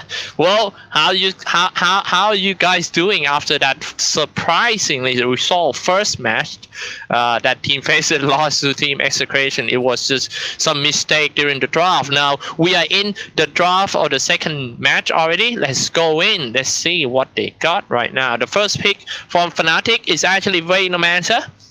Earth Spirit from Mughal. Wait, let me take a look inside. Let me analyze that. From what I analyzed, I think talking about Team Fnatic first, I got some interesting stats of Team Fnatic here. Well, it seems to be that Fnatic have picked 14 heroes in these qualifiers, and their best heroes are actually Necroforce with 100% win rate, but they only pick it twice. The most picked heroes are the Witch Doctor with 5 picked and 80% win rate. But now this one, wow, this is something that they never picked it before in the first day. Vaynomancer and Tusk is kind of like unusual pick. It's going to be Vaynomancer as a hard carry for sure. Will be played by Ajit and Tusk as the position 4. You know, these two heroes pick just remind me Execration. Do really love these kind of heroes like Tusk and Vaynomancer for Earth Spirit. And Earth Spirits for Mughal. Mughal always go for Park. Park has becoming a mainstream heroes lately because of the EG. EG just pick it. Maybe because of Sumail really love to play the heroes. But then everyone was just like, hey, this is a good hero, let's pick it. So Park is right there. Let's take a look at the stats of day 1 about Park. In day 1, Park has been picked 8 times and with the 75% win rate. Not bad, right? 5 seconds. Fnatic. Before the game start, their record it's at 4-1. They have played like 5 games already. This is at 6 games. Mughal, the champion from the Open Qualifiers number 2, let's take a look at some interesting stats of Team Mughals. They don't have any rank yet in the world, and the most picked for Mughals are Lina with 11 times pick, 100% win rate for Mughals. Sand King also 10 times pick. This is the stats in the last 3 months, and actually, there is a long story about this Mughal, you know, long of history together. All 5 players have been playing on and off together for about 3 years. Yeah, all these guys, Miracle. I remember Miracle went to the NS and he's just off for like 1 year. Mostly on first departure, and they are all Singaporean team. In September 2012, Miracle joined first departure as their captain at age of 17. That was very, very young. Linking up with Hana and Peloton. First departure, official roster still includes GBX, Peloton, Hana, and Kai, who all joined the most recently last October. Kai has been playing for FD since 2012. Kai never moved the team. They always stick to first departure and all Singaporean team. I never seen Kai playing for other pro team, and he is one of the best player in Southeast Asia, I can say. So I am pretty sure that this game is going to be a very, very good game between the two. And never doubt Miracle Naga Siren, because he has 63 professional games on the heroes and the most of any player. Miracle's picture on Dota buff is still that of Jordanian player Miracle. People love. He becoming a meme that people think that he is that guy Miracle, the Jordanian player. Lane swaps. Hana is traditionally an off-lane player, and most play heroes are Darkseer, Nature's Prophet, and Clockwork. Peloton is traditionally a solo mid player, but now he would swap with Chibi X on first departure.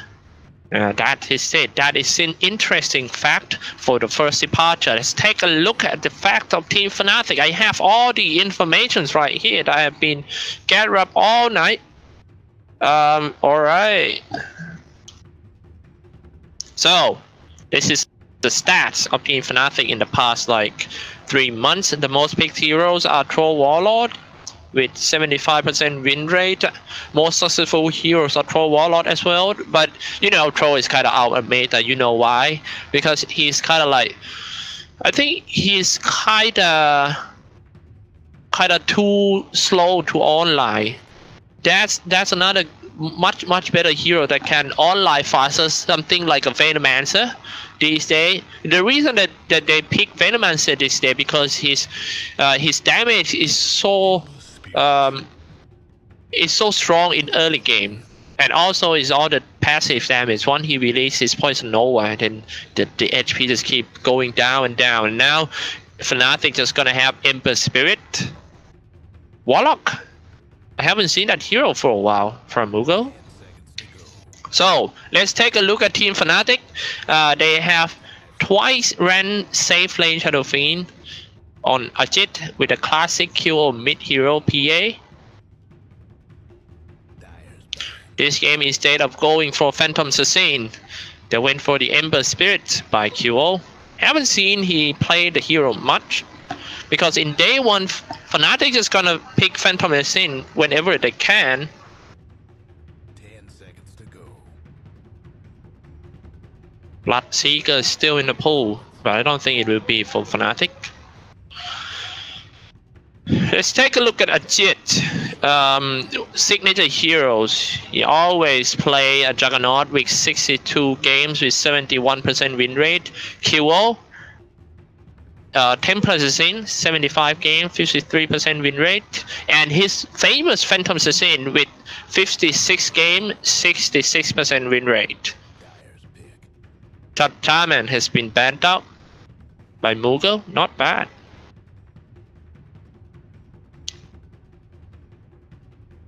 First of all, gone. Now here you go, Fnatic. 10 seconds to go. 5 seconds. Still got plenty of time for Fnatic to pick the last hero. So it's pretty much going to be a position 5.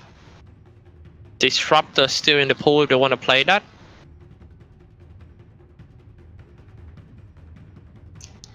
Batrider is the first ban. I am thinking about something like a silencer. We see how strong that silencer is, and oh, it's the Nature Prophet.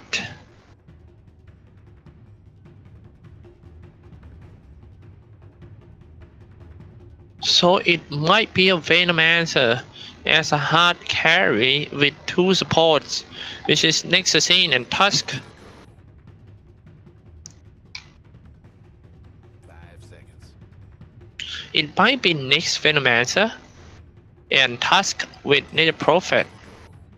Really, or maybe Nyx with Nature Prophet, because whenever Nature Prophet trying to teleport down to gank mid or safe lane, Nyx gonna get a free farm at the bottom. Not a free farm, I mean a solo lane that will rush his levels too. Anyway, last pick from Mughals, Juggernaut. Let's take a look at the stats of that Juggernaut.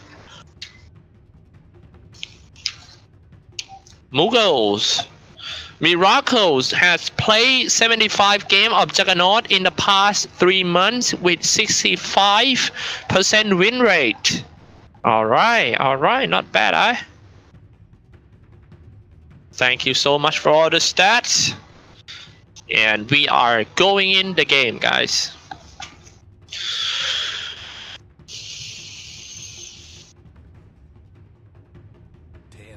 To go.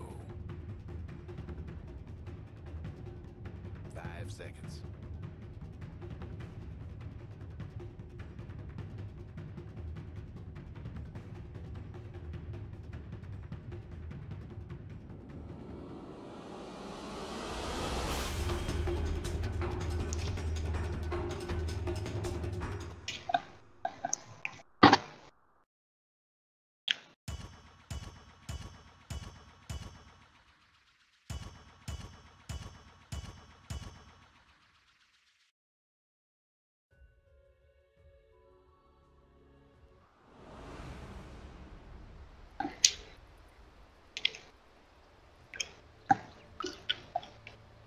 Everybody get set. 走好，不送。Это просто нечто.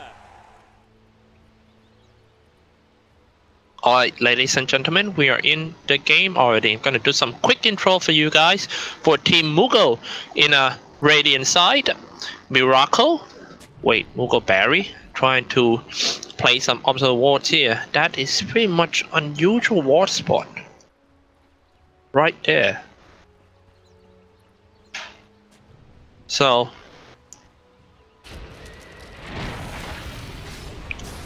Juggernaut getting caught right from the start, trying to spin away, and that's the first blood. The whole party diving in for Juggernaut.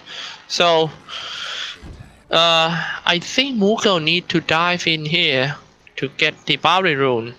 If not, they're gonna lose 3 Barry rune to Team Fnatic.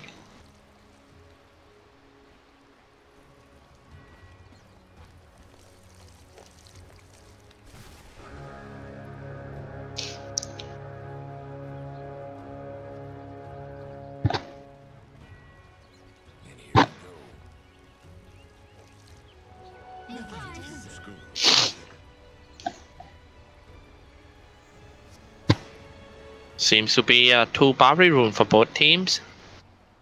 Polosan on top, just pick up 1. Now back to the bottom lane. It's going to be a tri lane. Just now I forgot to do some intro. Miracle on Juggernaut and Barry on Warlock, Apollos on Puck, Kai on Earth Spirits, and CBX on Lina for Team Fnatic. In Dire side, Q on Ember Spirits, Ajit on Venomancer, DJ on Tusk, and Febby on Nexus Sin, Ohio on the Ninja Prophet.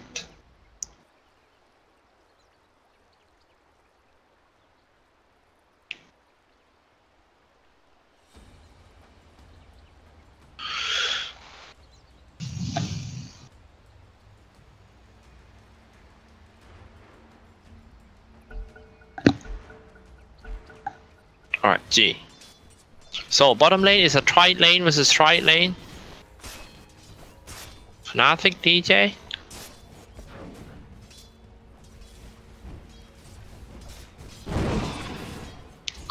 Middle lane is gonna be Chibi X versus QO.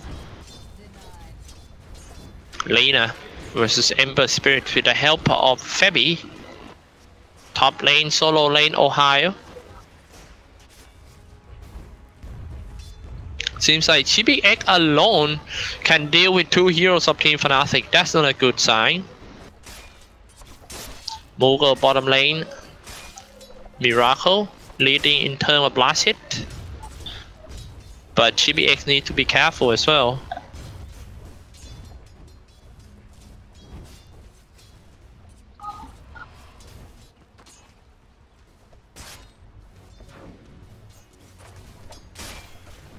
Fnatic DJ, dual lane. Do you know that the fact that they have running a dual lane, they're gonna have advantage in terms of experience if they can survive. Miracle dropping quite low, he will be attacked by a Jit.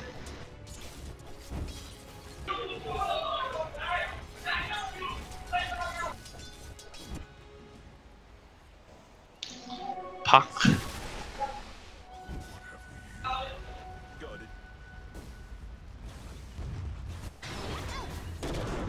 Bottom lane Feppy dropping an impale on Chibix.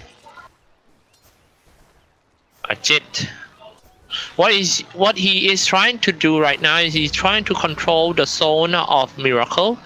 He won't let Miracle comes in and slash any creep. He doesn't care if he's gonna get the creeps or not. All he do is just trying to shut down that Miracle, because Venomite doesn't need that much item in order to take down some towers. Now Barry not looking good. Venomite scale gonna hit him. DJ did a very good eye shot to block, but he's just gonna heal himself. Rolling boulder in by Kite, right back right away. 2v3 now it becomes. Miracle is not gonna follow up. He's just gonna last hit. Top lane, Puck dropping quite low, fighting against Ohio. From what I remember that Ohio used to be the best Ninja Prophet player in the world, maybe number 2. That Admiral Bulldog is number 1, of course. But yeah, he absolutely one of the best in Southeast Asia. Actually, the best. Back then, he's still playing with Team Malaysia.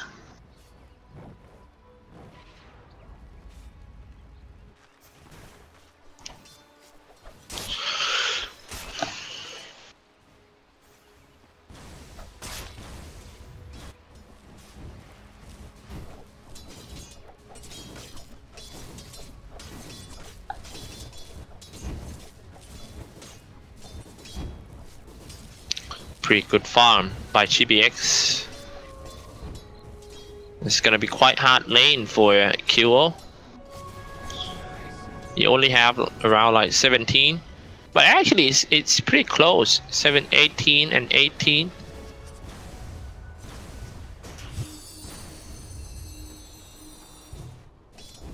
Peloton. Now they're getting ready to gank mid. Fnatic DJ is right here, also Fnatic Feppy. Maybe started off with a rolling snowball in. Here we go, Searing Chain. Dropping an impale, that will be a true kill. Can he? Flame Guard already been just gonna snowball, pop the Fairy Fire. And that is easy for Team Fnatic. 2-1. He went in a little bit too deep. Ohio with a Face Boot and Infiltrate drop, so he can block some spells from Illusory Orb.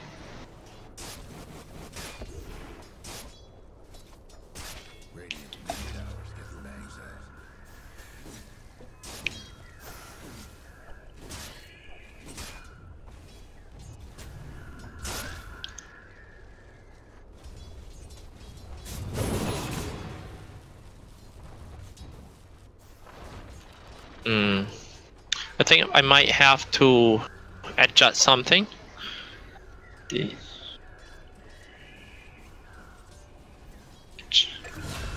Yep. Okay. Alright. Now I was like, why is not going? Now Miracle dropping quite low.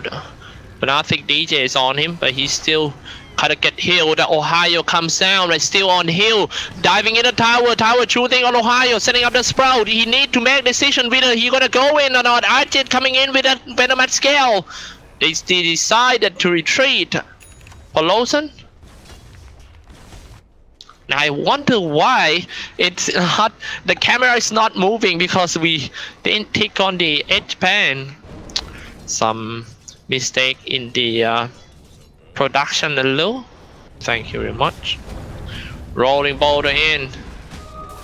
Light Strike Array, a Dragon Slave. Here comes the Searing Chains in Slate of Fist. It doesn't matter. Chibi finish the target off. It is Lona Blade. Miracle being blocked inside. Spinning around and teleport back.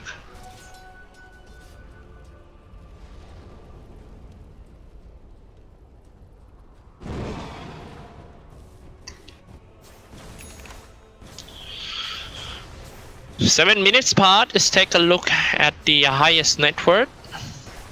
Lena is the highest net worth over there. Naya Prophet on his way to a drum. Get a drum, get a Maelstrom. Going for the damage dealer Naya Prophet. Or even go for something like Chao Blade for some, you know, escape skills. So you can split push quite easy.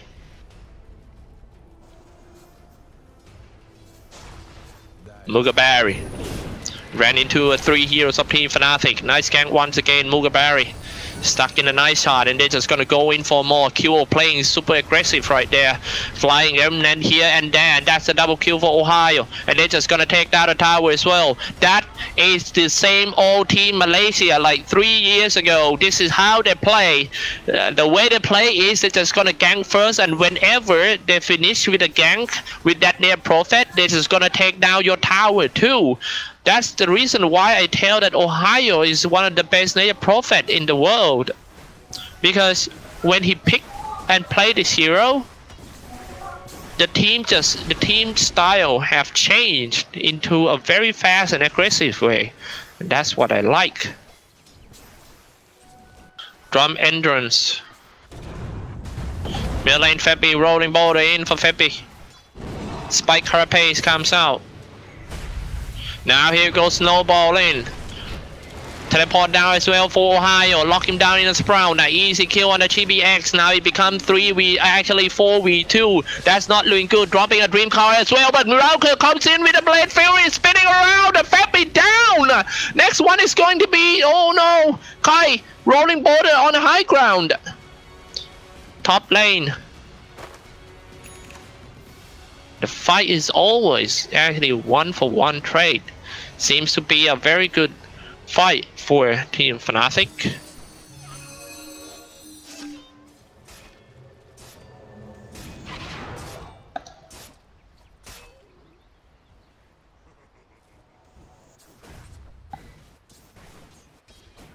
Barry still level 4. He needs level 6 so bad in order to counter all the ganks by the QO and Snowball.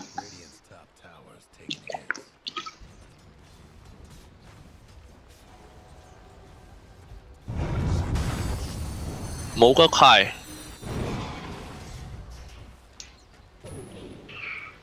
Rolling border in. Kai. Let's take a look at the graph a little to see who's ahead in the game right now. Of course, it's going to be Fnatic, Golden, Experience Earn. Nope.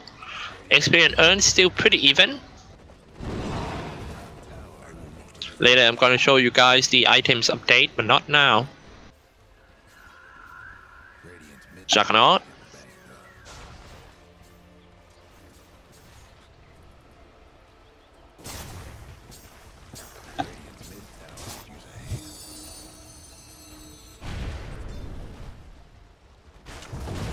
CBX. Rolling border in, trying to catch. Native Prophet dropping quite low. Native Prophet. Miracle on the bottom. 5-5 game score. Running away from Fnatic DJ Tusk.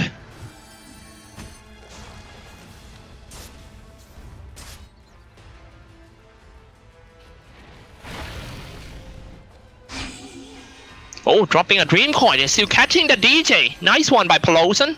Now this is actually the first time the Team Mughal take the lead.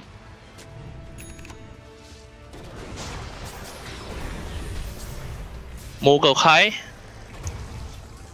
Got caught by the Febby. Now 6-6 game score, guys. Top lane.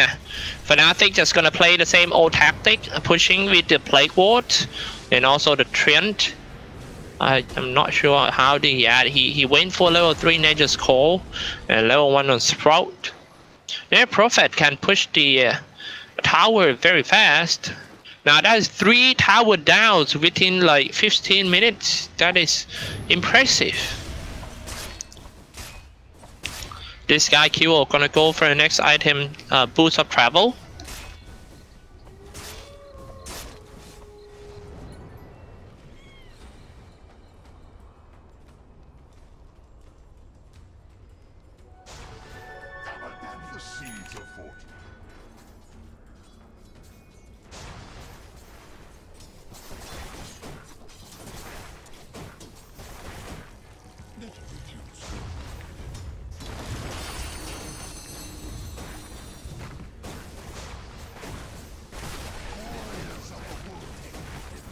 Going in for the tower. Dropping quite low already. Middle lane QO. Still on his way to the Boots of Travel. Once he got it, it's gonna be quite hard for Team Mughal to control the map because everywhere they go, they gotta deal with the Ember Spirits. The good thing of this Fnatic lineup is they can be sure that the creep wave will never push back to their side. Yeah. Feppy behind the tower. Holosan down. Here comes Searing Chains. Going in for the Ember Spirits.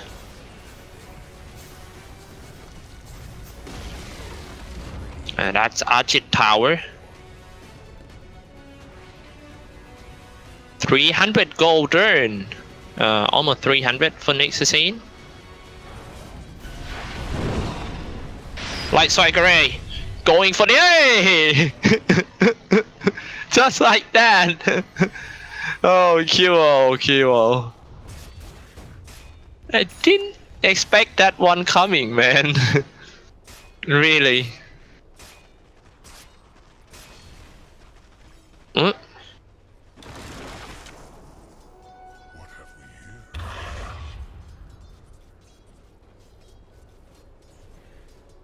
This guy is going to go for the Soul Crest.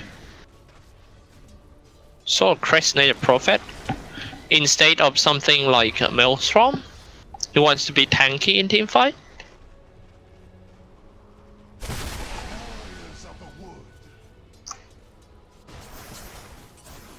Oh, maybe the minus armor is becoming a thing too. Now look at that Venomancer. Also got the View of Discord. Strike in the middle way. Polosan. Stay on the high ground, Ohio.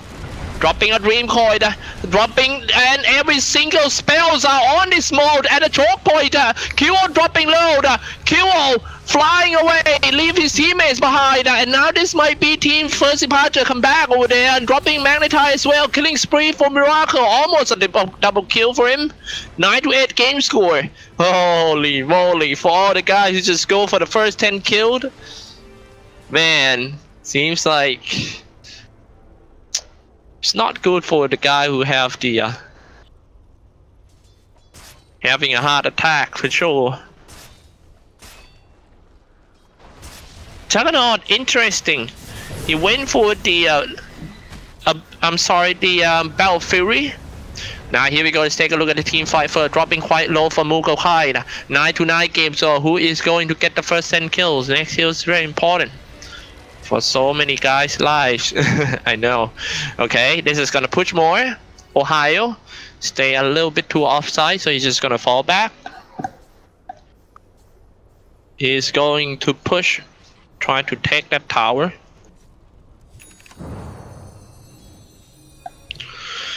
Ember Spirit's item is kind of stuck. He's here for a while. You know, now it's almost 20 minutes. He didn't even have a Boots of Travel up yet.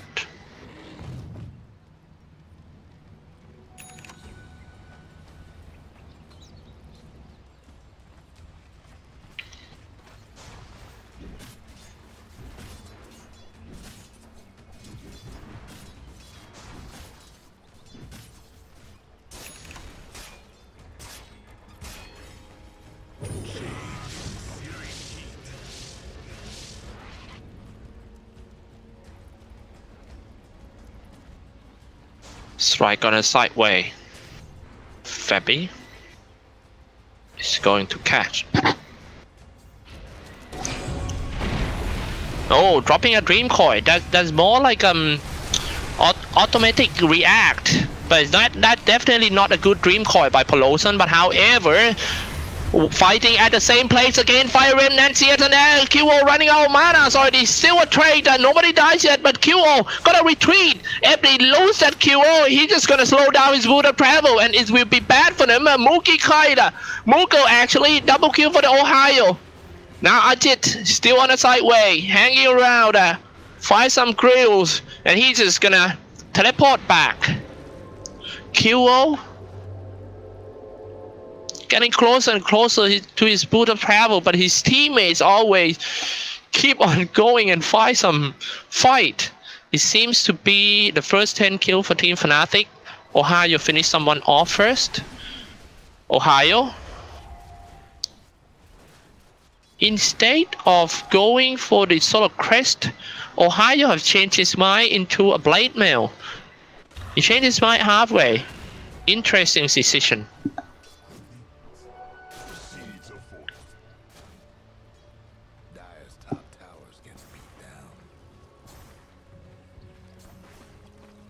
DJ with a Tusk, playing position 5 for the team. Oh, 8 assists already for DJ because of all good eye shots.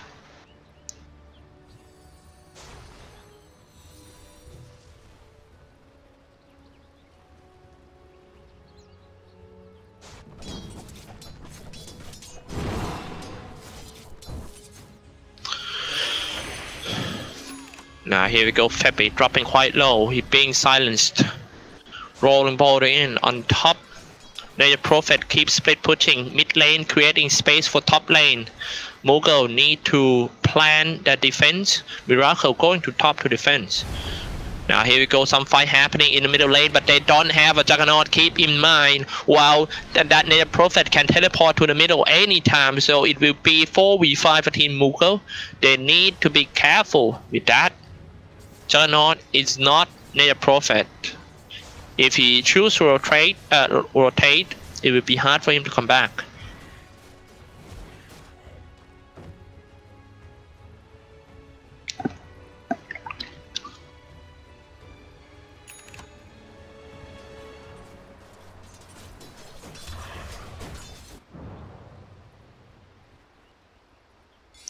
Next the scene.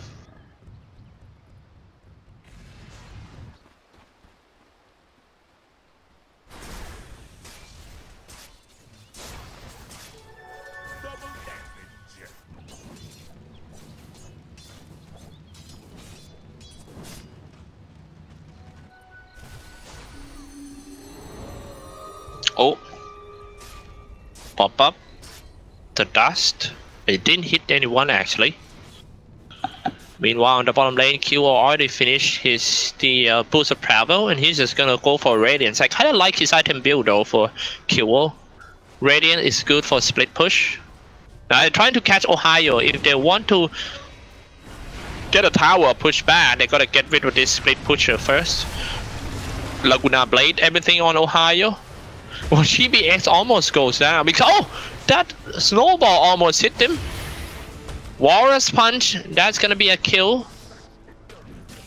A Jit kind of afraid that he will get away, so he released his Poison Nova too. That Poison Nova is kind of long cooldown. He should have kept it.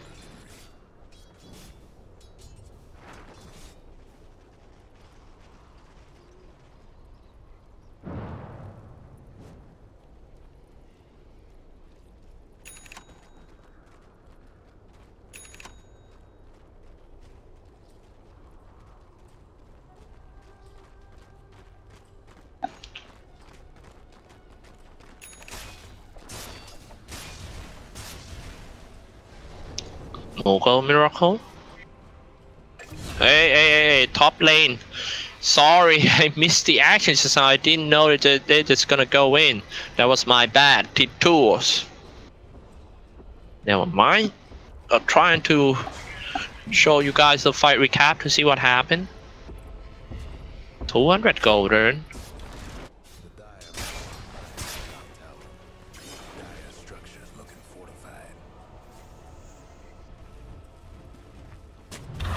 The Prophet gonna strike, lock him down in a Sprout. Ember Spirit is here. That was too easy kill on the Lina. Pop the drum as well. Ember Spirit just with this farming rate, he gonna get his Radiance around like I think it's around 29 minutes. He needs 6 minutes more for that. Including all the fights that he has to go into. Jit into the Roshan pit. Maybe this is the perfect time. Maybe they might have to get this tower first in order to stop them from teleport down here.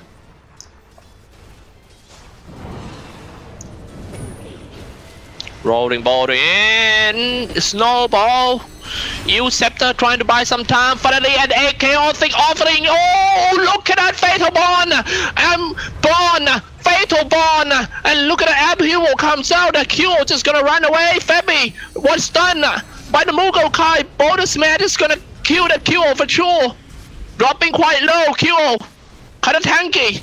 Few hits away. They got a Q being shot down by the tower too.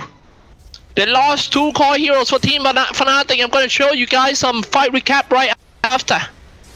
Frog.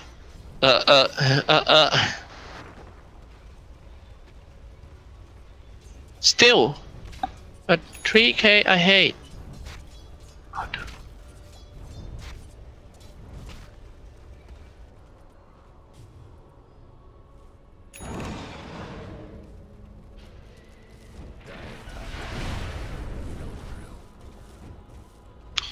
Bloodstone. 5 charges of Bloodstone. Now let's take a look at the items update right there. Oh, whoa. Into the Roshan pit. A little bit too early for Team Fnatic. Mughal Kai.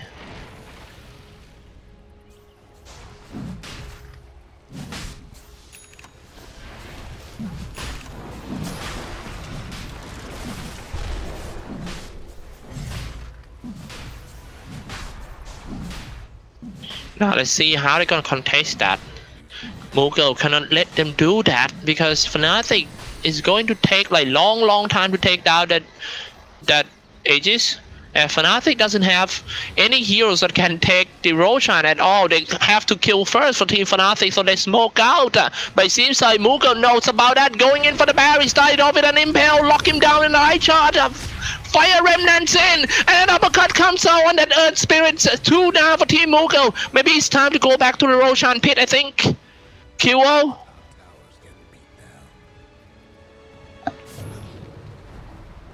Earth Spirit Searing Chains come down. A Puck tried to illusory orbs away, but he was stopped by the Impale.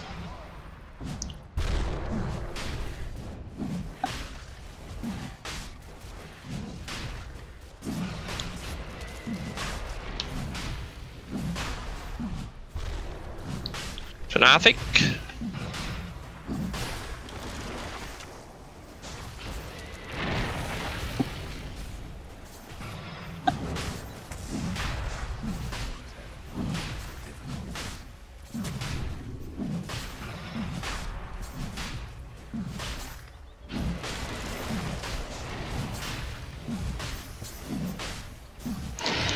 And that's going to be Ember Spirits.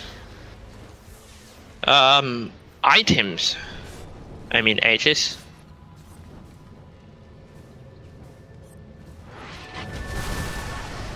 Oh, some fight happenings around here. Snowball in 3v2. Chaotic Offering versus Fatal Bond. Fatal Bond comes out a little bit too late, but it still worked. Ohio shooting everyone. Poison Nova on only 1 hero's Mughal Barry.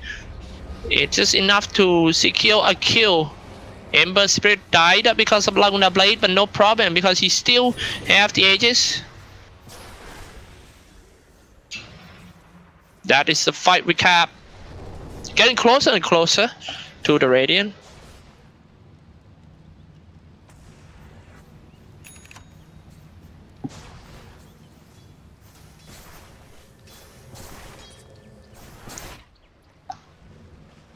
Back to the top lane. Lock him down and Sprout. GBX. U Scepter trying to buy some time, maybe wait for his teammate. Jumped in by the Mughal Polosan, dropping a Dream Coil as well. 2 down for sure. 1 first, killing spree broken. QO still trying to dive in. If he die right here, it's gonna be another delay to his Radiance. He don't want to go in and fight or die. Where is the Fire Remnant? He running out the Remnant. He's just gonna go down. QO away once again from his Radiance. It seems like my prediction is about to go wrong. Because I thought that QO is going to get that Radiance in like 29 minutes. It's gonna take like more than I thought. Maybe 31. Yeah, gonna be at least 31.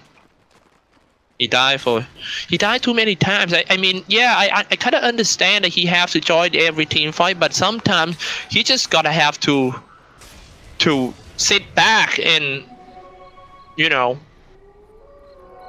farm. Juggernaut, I am not sure why he turned off his Ring of Aquila. This is a time that he's supposed to push the creep wave back when he gotta deal with the Nature Prophet and all the pushers. He's supposed to turn on this Ring of Aquila aura so his creep can push faster.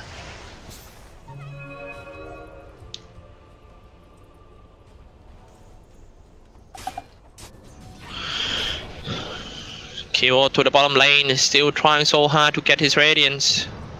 Just gonna farm it and see, but he need to be careful. Oh, he being found a light strike array and a smash, everything on QO. It will be more delayed. 3 down in a row for QO. That is time for 1 minute. He's trying so hard to get that Radiance. Now, almost half an hour, he doesn't have any single damage item. He only have levels, and he killing everyone with flame guard and also this view of discord. Now he needs something physical, something real, not magic.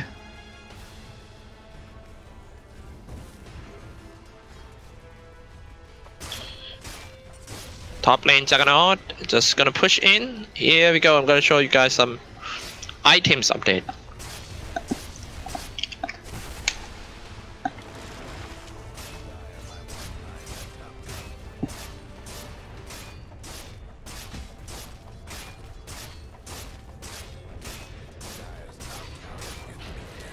Miracle. Ajit pushing bottom. Look at Ajit's item. Compare to Juggernaut. Not bad for Juggernaut. I mean, in late game, I think Team Mughal gotta deal with the split pushing so hard by that Ohio. All they need to do is just catch that Ohio first and then just trying to push back. Every time that they can kill the Nature Prophet, they gotta push back at least 1 tower they need. They're gonna be better in team fight for Team Mughal because of the chaotic offering. And also the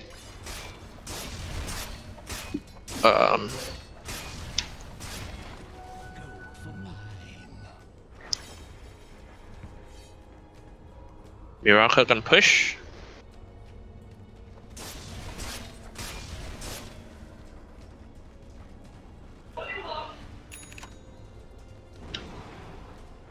Alright, I was out to do some settings. Now it's all good.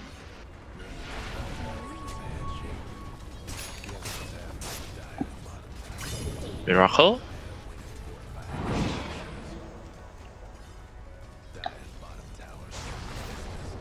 Puck.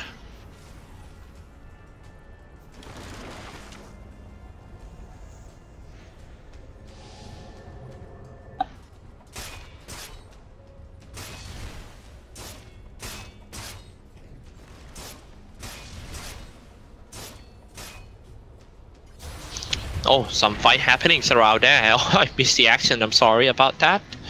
But Kyo just get rid now. Kyo just gonna dive in for more. Luckily for Team Mughal, rolling boulder away by the Earth Spirits. Kai playing a very good Earth Spirits, if you ask me. You know, I really enjoy his play, his assist. But how they gonna defend on the bottom lane? Nature Prophet is pushing in.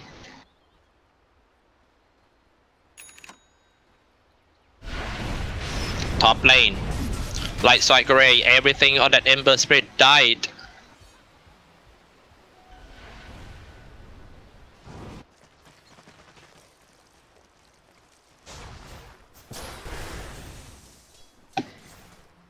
Jet. I think the game, I think right now Fnatic know that they cannot fight Team Mughal straight. Like, it will be so hard for them to fight in the 5v5 because of the Dream Coil and Magnetize and also Chaotic Offerings and all that, especially Fatal Bond and the Omni Slash is gonna...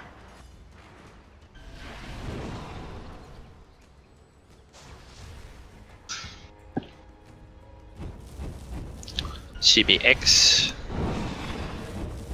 19-22 game score with 33 minutes in. It's all about Native Prophet now.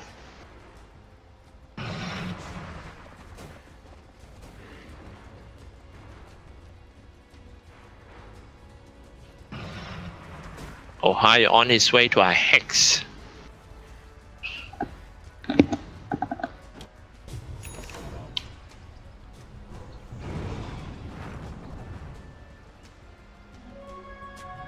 Puck.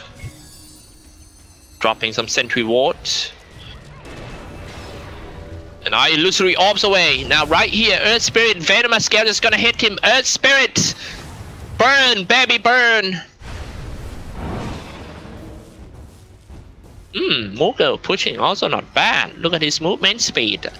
539 movement speed. TBX moving very fast here and there. See, I actually went for the cast range. Peloton might get caught. Febby coming in with Vendetta, but Peloton got a gem, so they're just gonna get rid of the Febby first, I think. Jumping in for Miracle, trying to... Oh god! Miracle made a mistake! He can't drop his Omni Slash and he died for free. Let's take a look. No buyback for Miracle.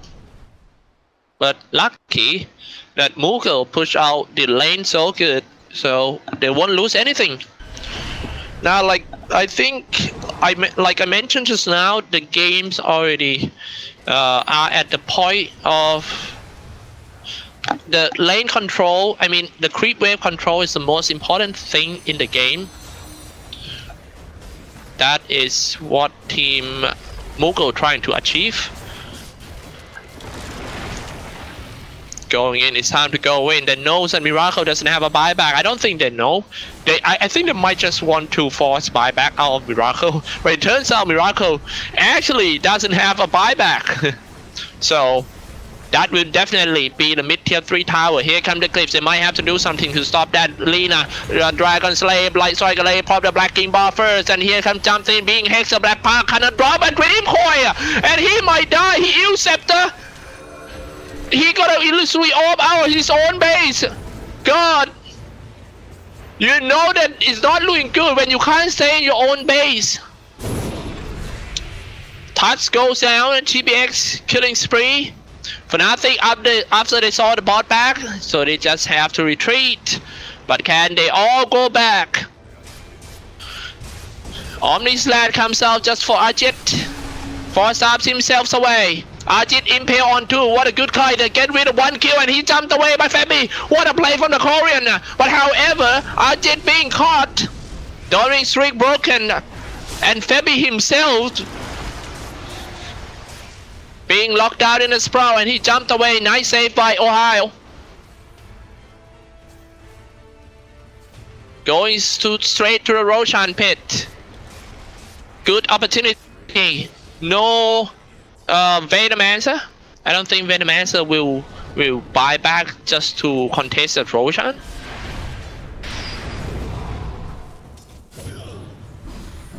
Slide top fist. Will Discord kill Fire Remnants away. He's on his way to a Lincoln Sphere so he can be saved from, you know, all the spells. From what spell? I don't know, man.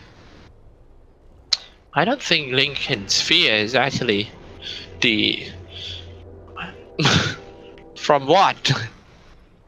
Fatal Bone? Or Shadow Word?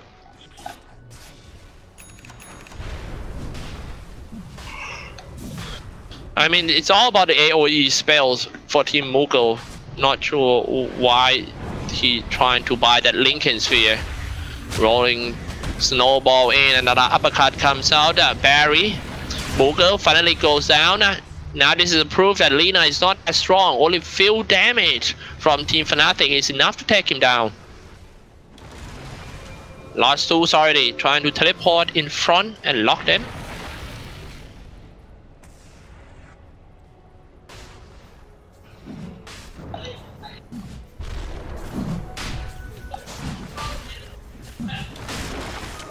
If you want to go for a Lincoln Sphere, I think he could have just go for a Black King bar. It's much better. I don't know. Maybe I am too noob to understand what pro thinks. But what do you guys think then? You can comment in the chat. You think he really need a Lincoln Sphere?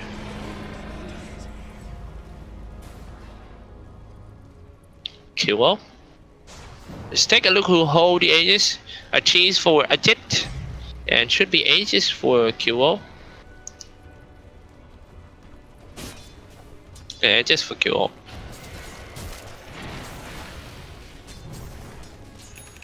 I think this game is going to take longer than we thought.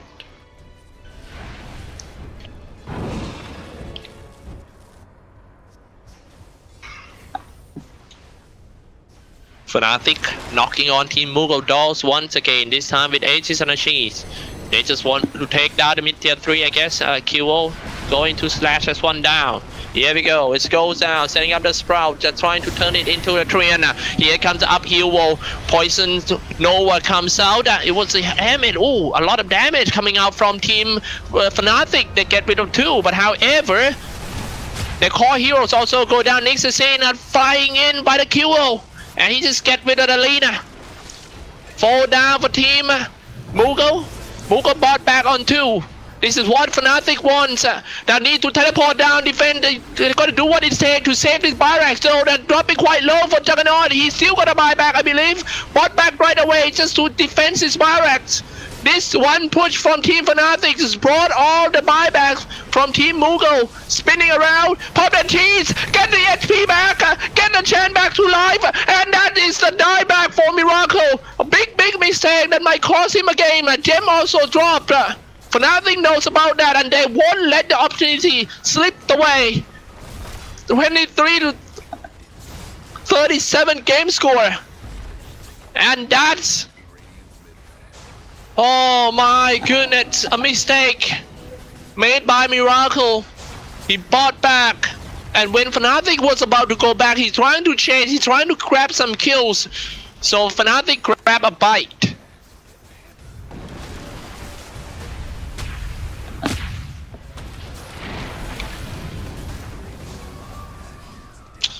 Man, this game is so close.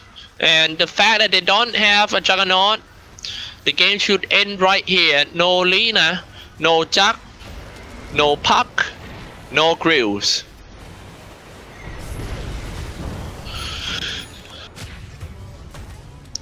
Kill with another kill. That should be it. None in the game has a buyback. 41 minutes in. GG will come out in a minute. Has been called by Miracle. Man, it... whew, just a small mistake made by Moogle. Congratulations to Team Fnatic. They grab another victory over Team Moogle. So they are now up to 5-1. We're gonna take a break.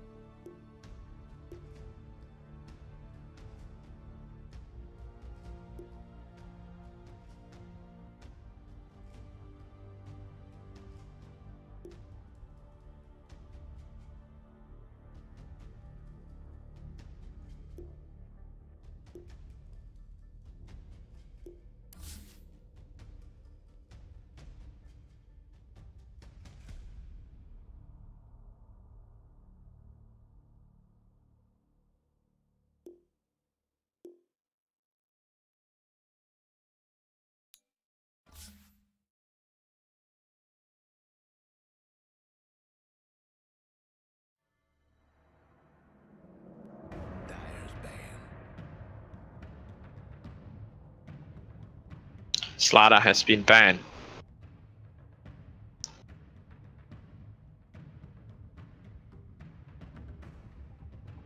This one will definitely gonna be a hard carry. Execration got a very good. Oh, a troll warlord. Another thing of the troll warlord I have heard from Basket, he told me just now that I asked him, hey, why troll warlord is not a good heroes anymore? He said it's still good, but troll warlord, he needs too many items in order to come to online. I mean, if he doesn't have a Black King bar, it will be pretty easy to burst him down. But in this case, Execration still don't have any heroes that have strong magical damage like Lina or something that can kill that troll warlord quick yet. The only way to kill the troll warlord seems to be the physical fight between Lifestealer and the troll.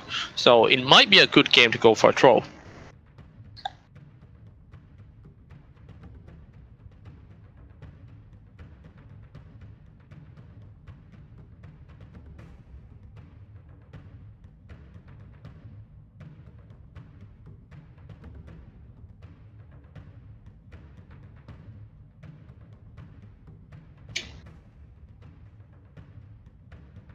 One last minute for Team Execration.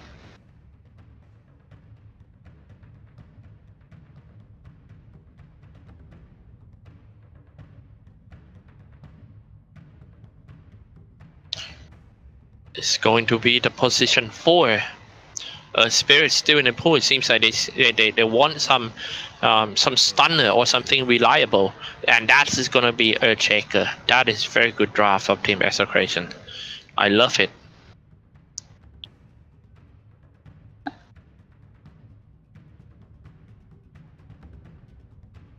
So we are all going in the game soon, guys.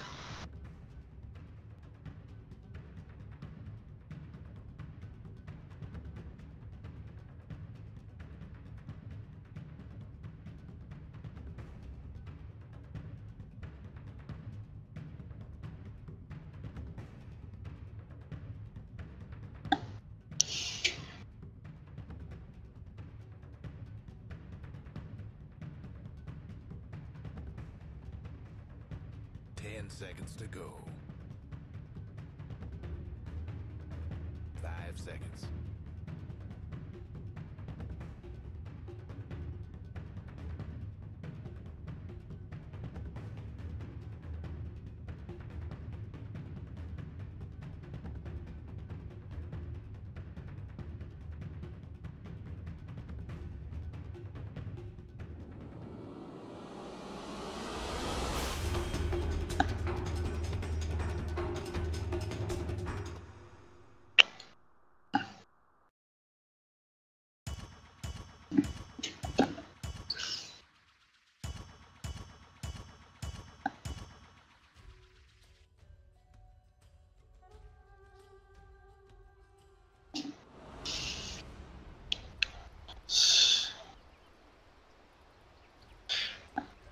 Alright, we are in the game already. I'm gonna do some quick intro who play who in this game for team Execution in the Radiant side.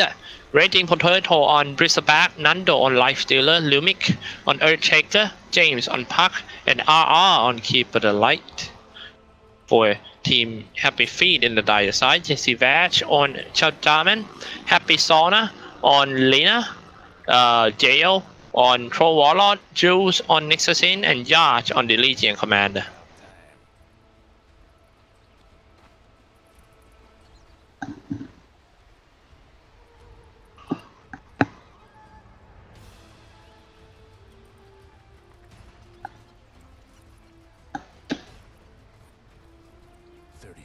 So it seems like it's going to be the 2 bounty rune for both teams. I still wonder, is it going to work out having a Legion commander as the off laner?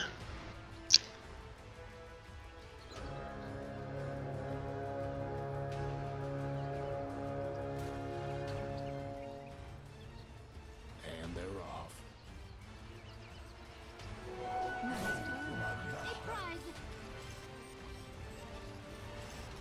No more bets, please. Yep, like I said, 2 bounty rune for both teams. Back to the lane, guys.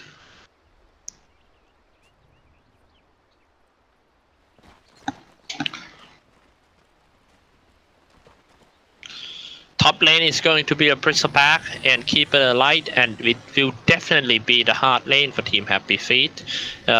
Even though they bring 3 heroes here, that's not the point at all. Seems like they're going for the Keeper the Light. Oh, that was the very fast first spot by Jules coming out from the tree line trying to catch him. However, Earthshaker coming in here, Bristleback, get something back. A pretty good trade, and here come another Earthshaker. Fisher comes out, another Shallow Grave, not Shallow Grave, a Shackle Shot. Shackle. And then follow up with an Impale. That's a good kills already. Take a look at that fight recap. Seems to be a very good start for Team Happy Feet.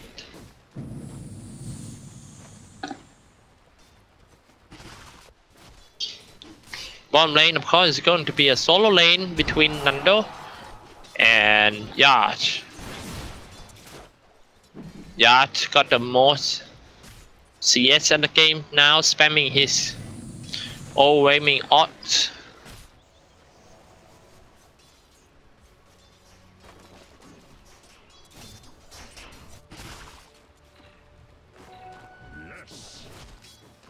Legion Commander on the bottom.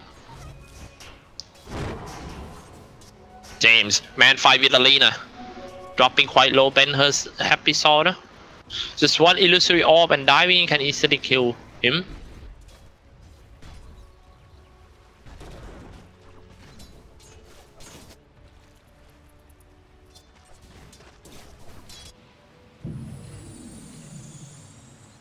Same old thing, top lane. Trying to regen mana for the Bristleback. But lane seems to be a good lane by Yash. Really.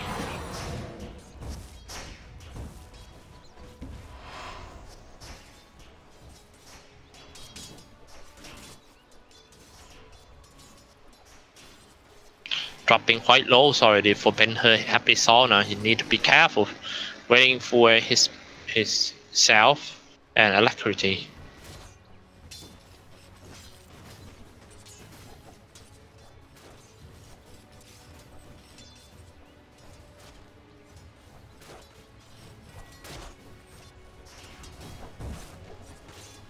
Nothing much going on for now.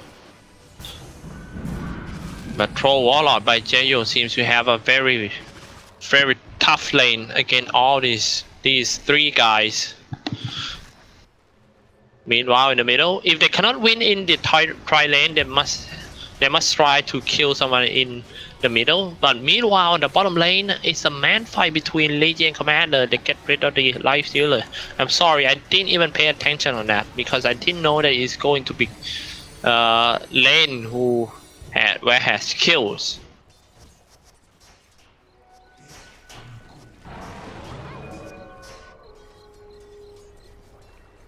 Bottom lane, Yards dropping quite low.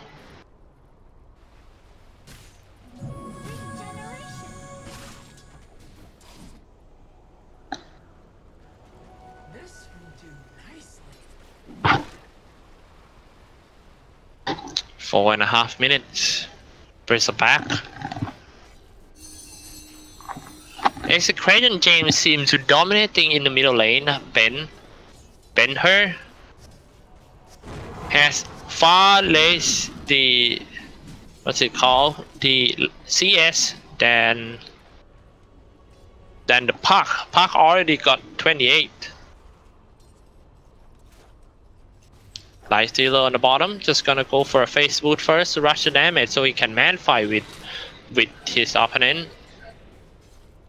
It's a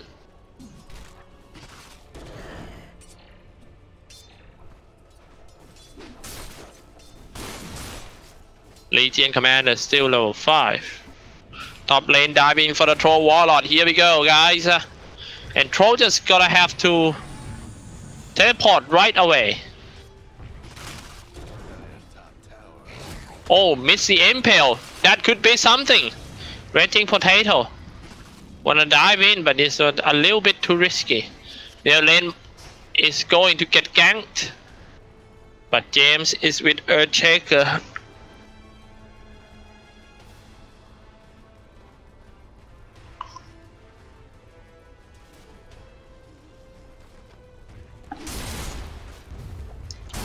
Leading on the network now are Puck by James. Puck by James is also not bad. Oh, I was about to say that he is not bad, and now he get Shackle and Laguna Blade off. 1-4. Execration on a good run. They are also 4-1 in their 5 games, right? But now this game might be 4-2. If Happy Feet could stay on this standard, I mean, but your net worth is still quite low.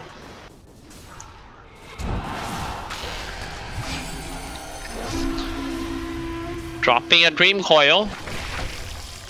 Everything just for the Legion Commander.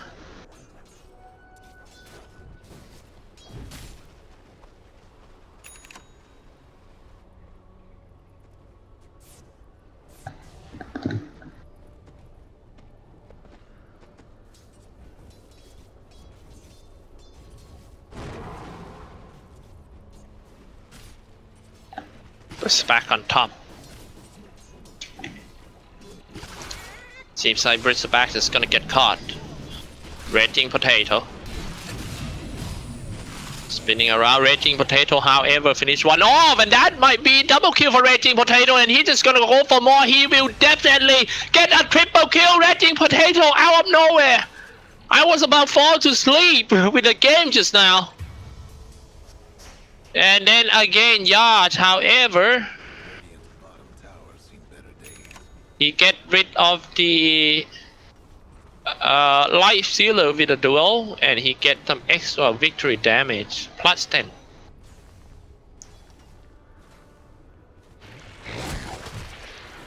Still diving in for Jayo. He already got the Vanguard. That triple kill just gave him a lot of items, and he's on his way. He's now got enough gold for the cloak. Looking very bad in this lane because Keeper Light just gonna come in and Chakra Magic.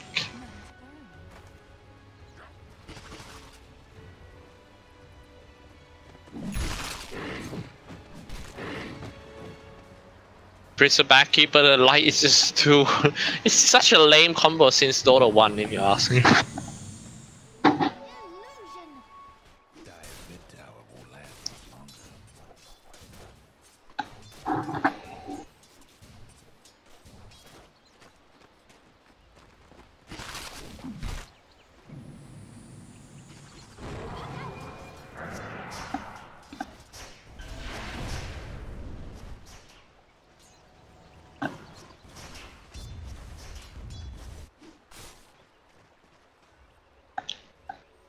Checker.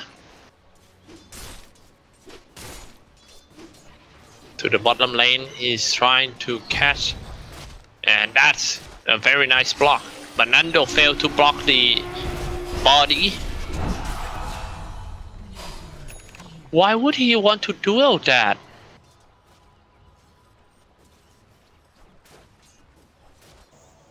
Who actually got the damage? Wait, let me see. Oh, he didn't do. He didn't die with the duel, so he didn't give off any damage.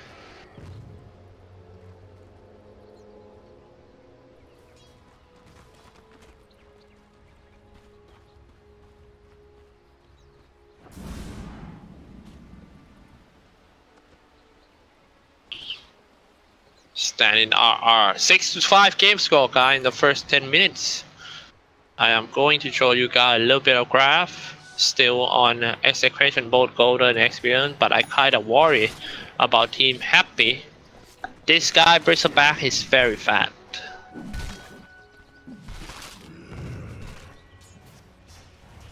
And once he got his Hooded Defiance, it's time for him to start pushing the tower with his friends.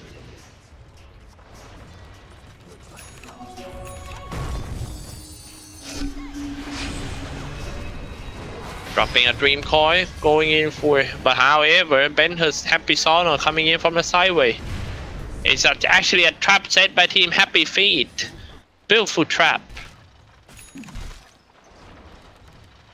Cause Benher wait around there for like so long until someone shows up, and then he won't let the opportunity slip away.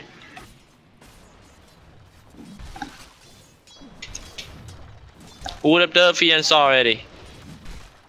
Browboot Vanguard in only 11 minutes. Dire's top tower's getting beat down.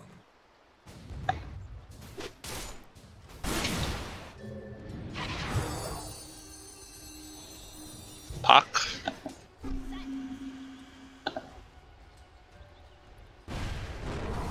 Bottom lane, maybe on top. Nixasin need to be careful because he's ready to dive anytime. That's what I'm talking about. Throwing in some flashbang. Nixasin, I don't think he will get away from that Bristleback.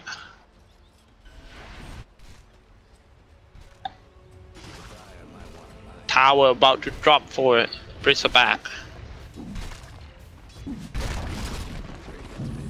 He got that one. Master Penward from level 7 Jesse Vash right here. It seems to be a very good food for that Bristleback.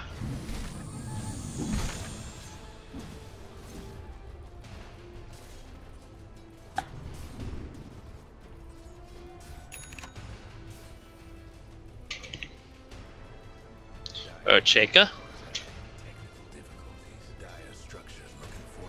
Camping first.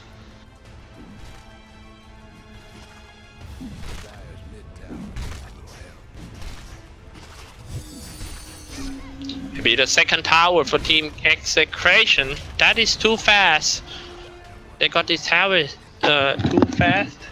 And Bristleback is gonna go for the next item, Radiance. Oh, it's been a while since we see a Bristleback go for the Radiance. Since Dota 1, I think. He didn't even care about the Heaven Halberd. He knows that his game is so far ahead. Now let's take a look at the bottom. Lumik is there and ready. Happy Feet teleport down, 2 of them.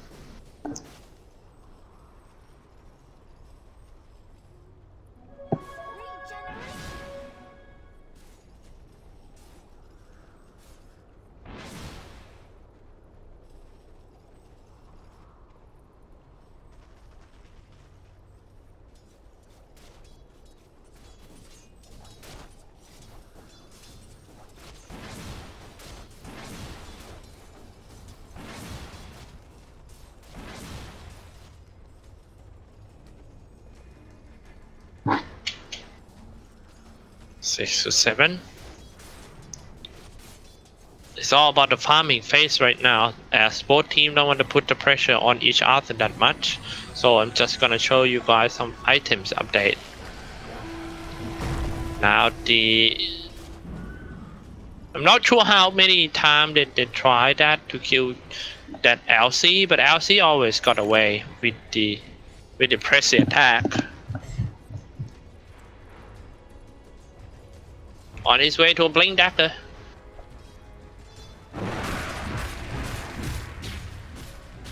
Now what he will blink on is the most important thing. Once LC got the blink, he gotta choose the target. And he gotta let them know that, hey, I'm going in for this guy. Send me some air support or maybe some missile. He's going to mid. Try to fight someone. Overwhelming odds and a duel on a park. It's just not enough damage. Oh my god. The Legion Commander, another mistake. Echo Slam finally comes out, and Lumic get rid of the juice too.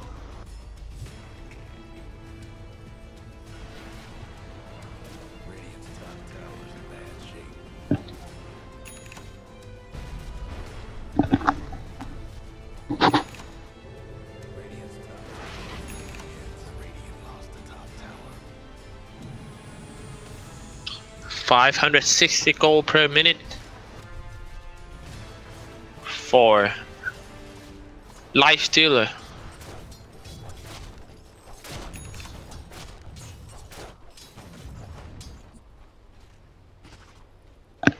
Charman. He's level 8, but he can't find the chance to go into the opponent's tower and drop his master pen wall, so he just have to keep his teammates like that.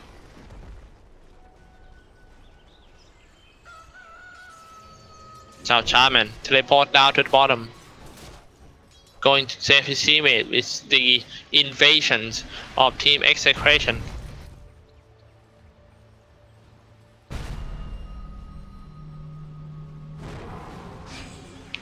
Going in and drop a Dream Coil on 2. Let's see how they're gonna follow that up. Lumic doesn't have an Echo Slam, but it's just enough. Noodle have Jesse Rash. Lose 3 orbs away for Execration. James Fisher just gonna hit. He jumped away. But this tower will definitely belong to Team Execration. I mean, you don't want to fight. You know that this TB is too fat. I don't know how they're gonna fight TB once he got the Radiance. The Radiance is going to kill the Legion Commander directly with the Blood Aura.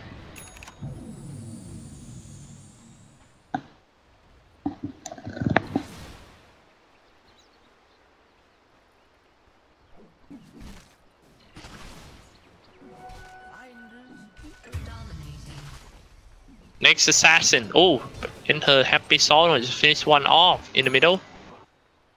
Let's take a look at this skill first. This is the 3rd attempt to kill the Legion Commander. Legion Commander comes in and he's doing some duel. He got it. 9-9 games. So who's gonna get the first 10 kills? Seems to be mysterious.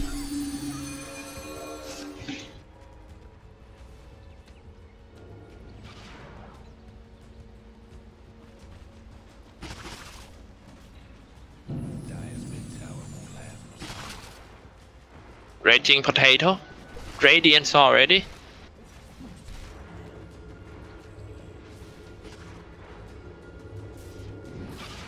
Trying to buy his way a Lotus Orb.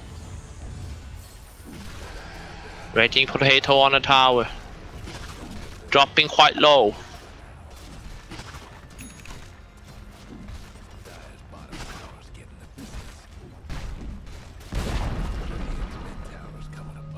And that's Nando.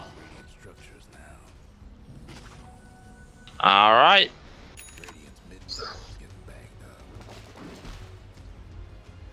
Say hi.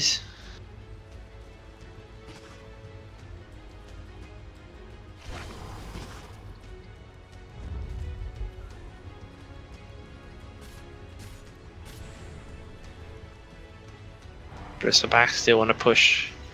This game is still no big team fight yet. It's all about the lane and strat. And I think the 80% of this game is how they draft.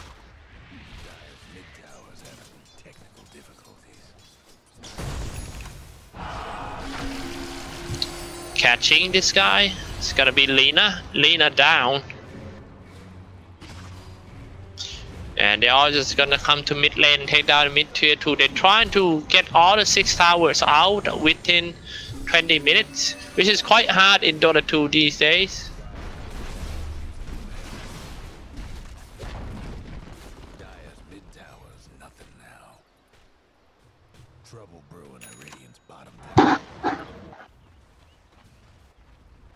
Troll Warlord. He doesn't have any stack for him.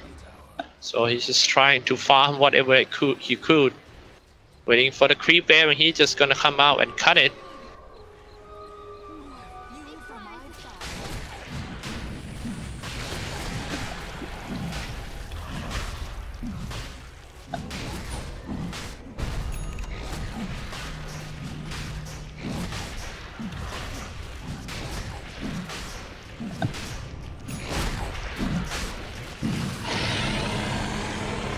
Oh, dredging potatoes, pick it up.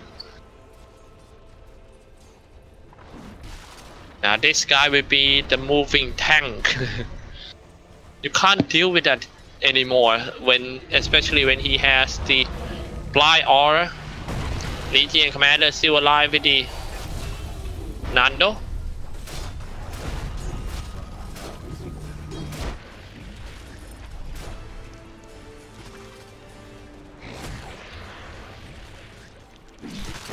Press back.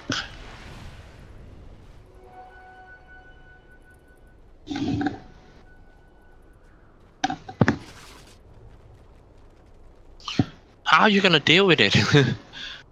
I don't see any way to deal with that Bristleback at all.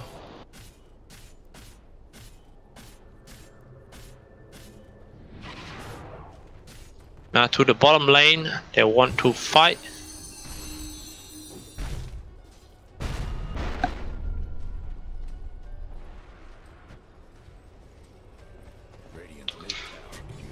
Top lane Bristleback. Aegis, everything.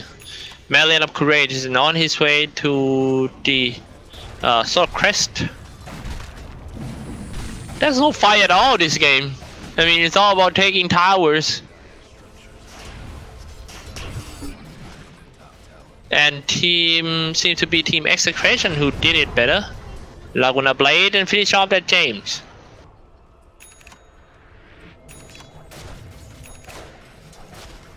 They are going to call someone back as they will try to defend this one. They know that Earthshaker is inside, so they're gonna catch an Earthshaker first, but he just walked a little bit. He tried to drop his Fisher, but he will die. They are throwing some flashbang. Who gonna get it was in. Oh, he's still alive. Gonna deal some damage, and finally the Raging Potato comes in, but it was a little bit too late. His teammates already goes down, so it was him alone against like a lot of, and that's not a good teleport. Double kill for Raging Potato. Now he's just gonna go for more. He knows that he can fight because of the Radiance. Raging Potato might have to, I think his next item should be a Boot of Travel. Yeah, instead of getting something else, just get a Boot of Travel so he can move very fast.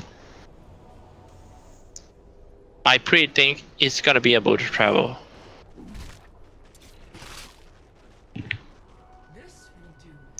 So Crest first. Also not bad.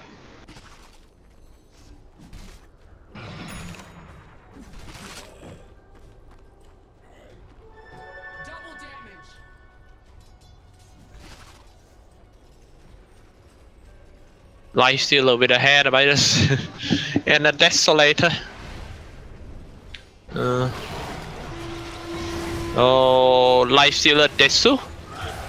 He got, oh, that one is a good duel by Legion Commander. He gets some extra damage. He got 48 damage right now.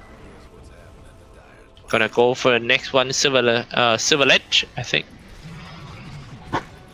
Raging Potato.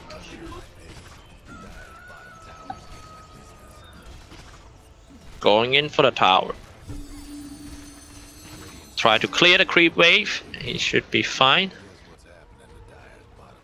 Next is in on Vendetta, aiming for support. Nice trading tower, but no problem. Lumic jumped in and Echo Slam in order to stop the JO. Like I told you, this Roll Warlord is a good hero, but it is so hard for him to come online.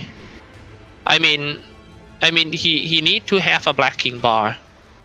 The face boot Ring of Aquila sent in Yacha is definitely not enough, even though he get it within like 23 minutes. He still need one more item. And dying like that is gonna make it even slower.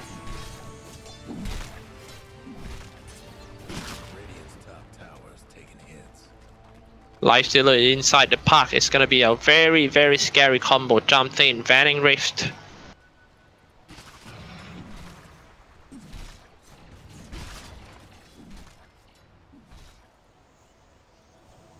Diving inside.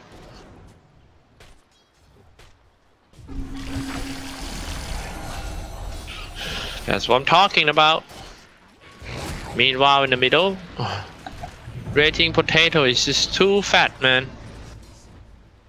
Next is in bot back right away. They might looking to come back and defend. Or maybe just one have to go. Maybe just keep it alight. But keep it alight got duel right here. At the same time, Jules also down. Around here.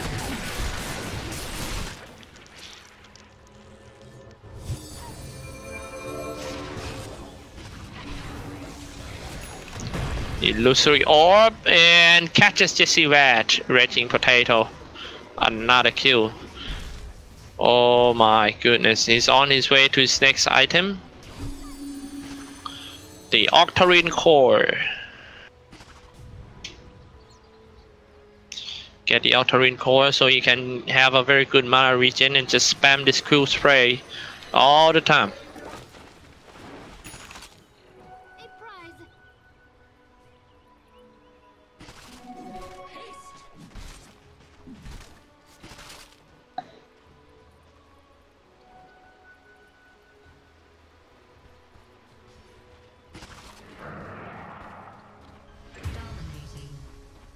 He's moving. Oh, I'm sorry, I missed the kills over there. T2, that was my bad. 17 to 16 game score. But as you can see, this game, even though that's a lot of kill, but it's more like a pick off, like 1-for-1 kill. Now we have to see if Legion Commander will stand the damage of that Raging Potato in late game or not. He doesn't have a duel, I believe, so it will definitely... Oh no!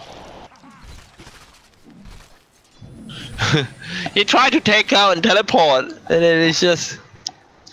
I don't know why, but I feel like this game is so easy for execution, even though the killing score is so... It's like not so far ahead, and the graph shows that the game are super even, but I don't feel the passion out of Team Happy Feet at all. I don't know why. Maybe because of they 0-5 and running out of chance of going to the next round already. I don't know, but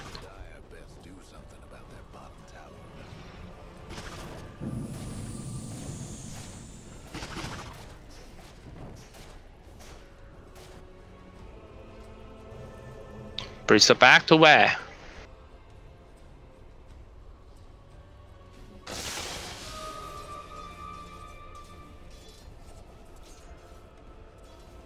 Lifestealer.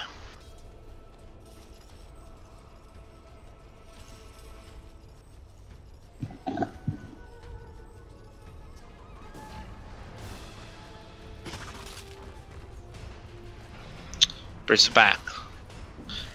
Bristleback will be found by Legion Commander. Will he duel him? Yeah, indeed. And that is going to be the death of the Bristleback. They spend so much spells on that Bristleback. And can his teammates follow up? Nope, it seems like... Oh no! What is that happened? Then, next thing I know, they all falls out in front of that base. That caused Bristleback to buy back. Bristleback lost like 500 gold for that.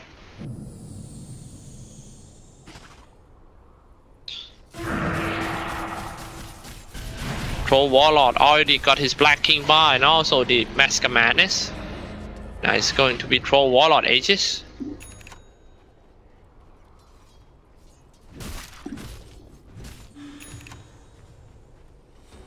This will do nicely.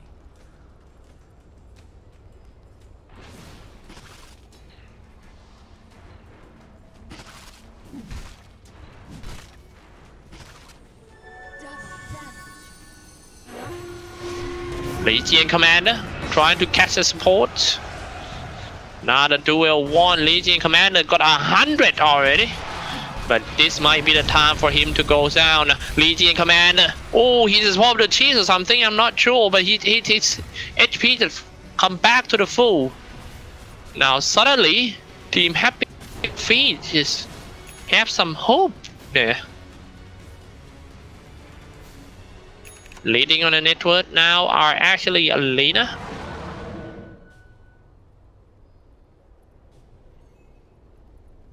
The graphs dropping down to Team Happy Feet side.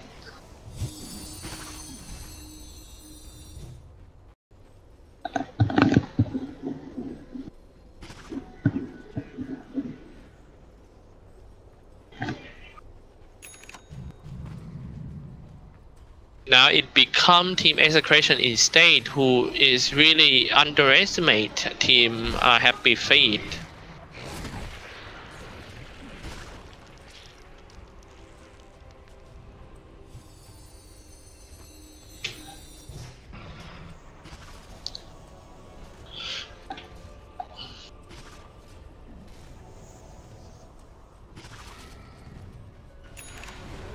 Bristleback.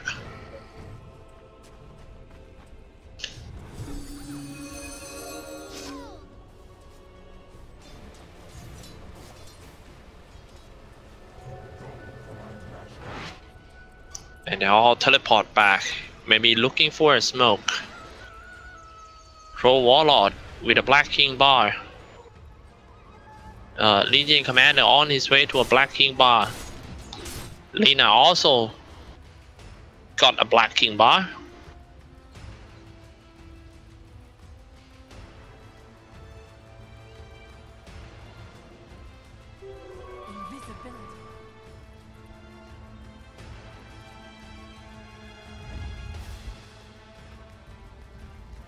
All team smoke. Keep this one in mind, guys. Troll Warlord. Diving in, 5 of them. Is going to strike Team Execration off guard, but it seems like Execration knows about that because of these observer wards, and they smoke under the observer wards. Juice.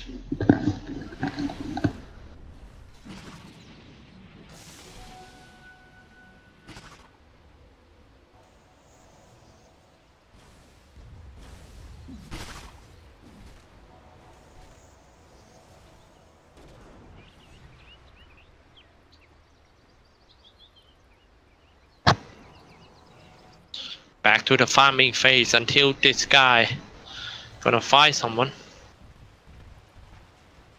They're trying to catch Lina. Liu Ming jumps in. Lina, they got a visions over there. Aiming for Lina, but Lina just run away. He popped his Black King bar as well. James don't want to drop a Dream Coil on that. And it seems like Happy Feet know that they are running out of the Echo Slam, so they're now just gonna come in and trying to get what they can.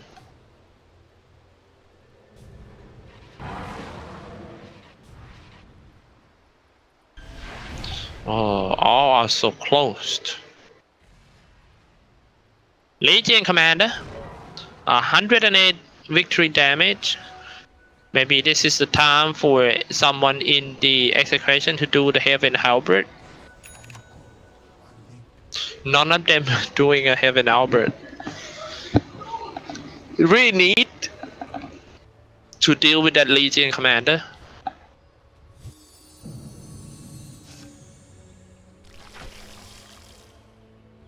Scout Batcher for the Bristleback.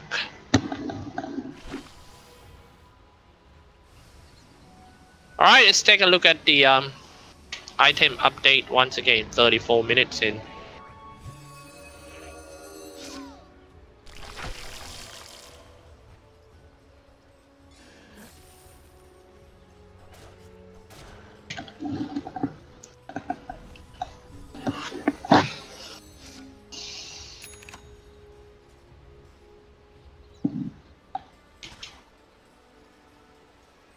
Nando,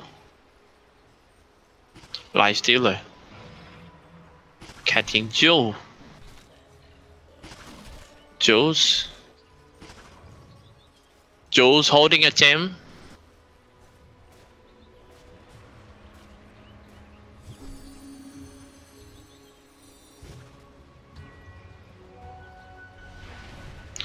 He needs to be played very, very careful for Jules. He cannot just scout like last time. If he got caught, it might be one barracks.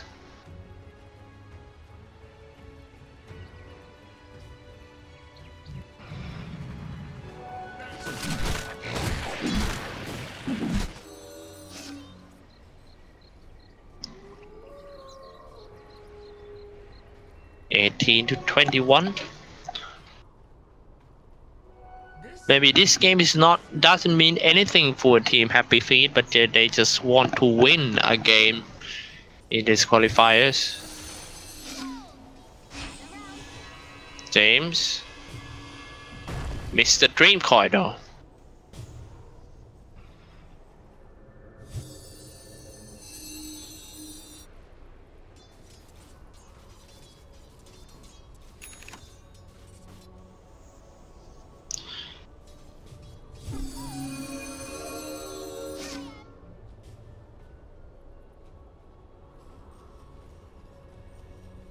It's all about the controlling the map at the moment. I'm going to show you guys some map control.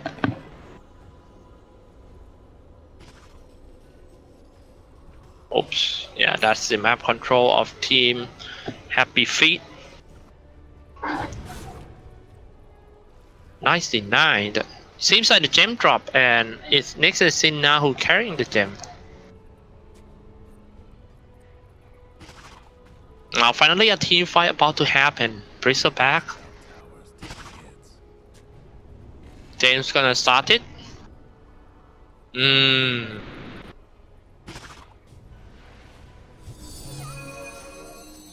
Diving in, I can't see anything. Oh, I see someone. They're just gonna go in, and here we go. They missed the Taker. Echo Slam comes down, but he died right after. Kind of panic. Echo Slam though. The next one is going to be that Park. He gets slashed down. Next one gonna be Raging Potato. How is that even possible? It was a trap set up by Team Happy Feet.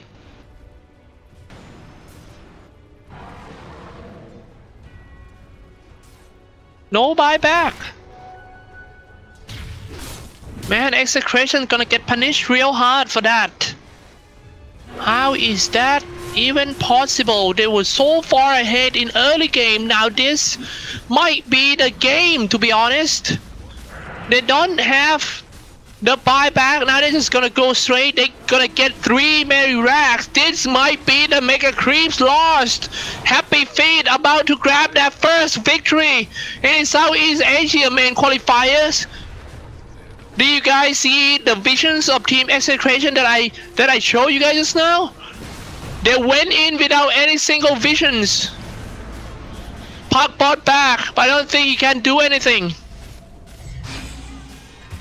Next one who goes down is gonna be Keeper the Light at Team of Suicide Drop that they're trying to hold with the Dream Coin and all those stuff.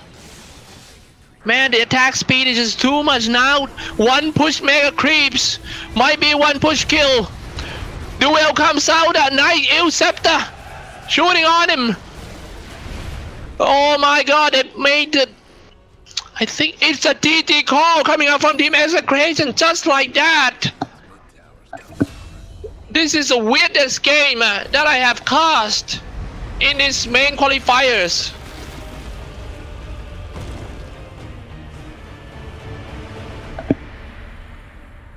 Oh my. Oh.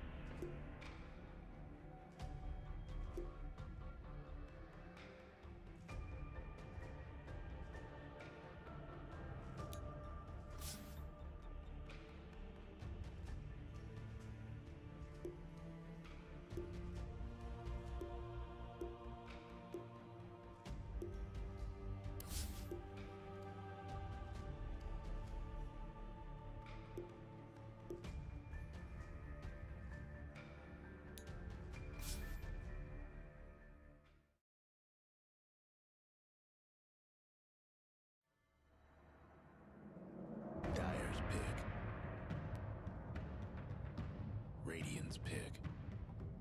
Это ГГ!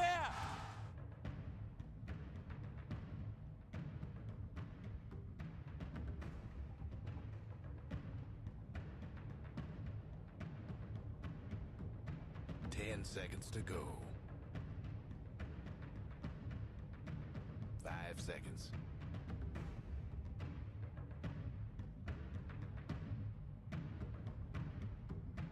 Dyer's ban. Ай-яй-яй-яй-яй, что сейчас произошло? Произошло! 10 seconds to go. Brutal, savage, ranked. 5 seconds.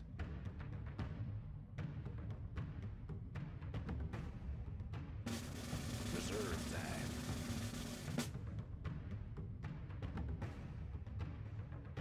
Alright, welcome everyone back to the International 7 Southeast Asia main qualifiers. This is a match between Team Faces from Singapore versus Skatemaster from Australia in best of 1 match.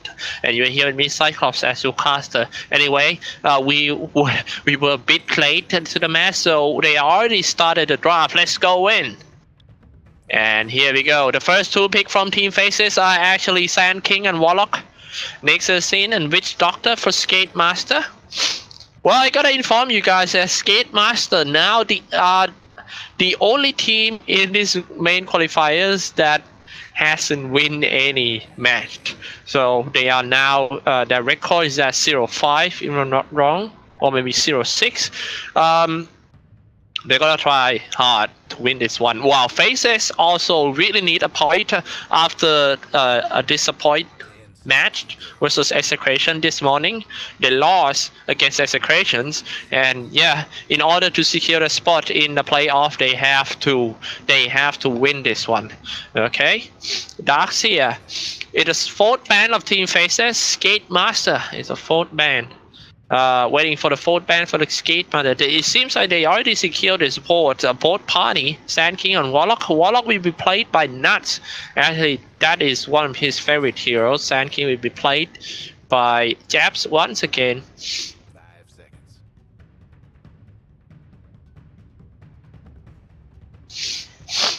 seconds.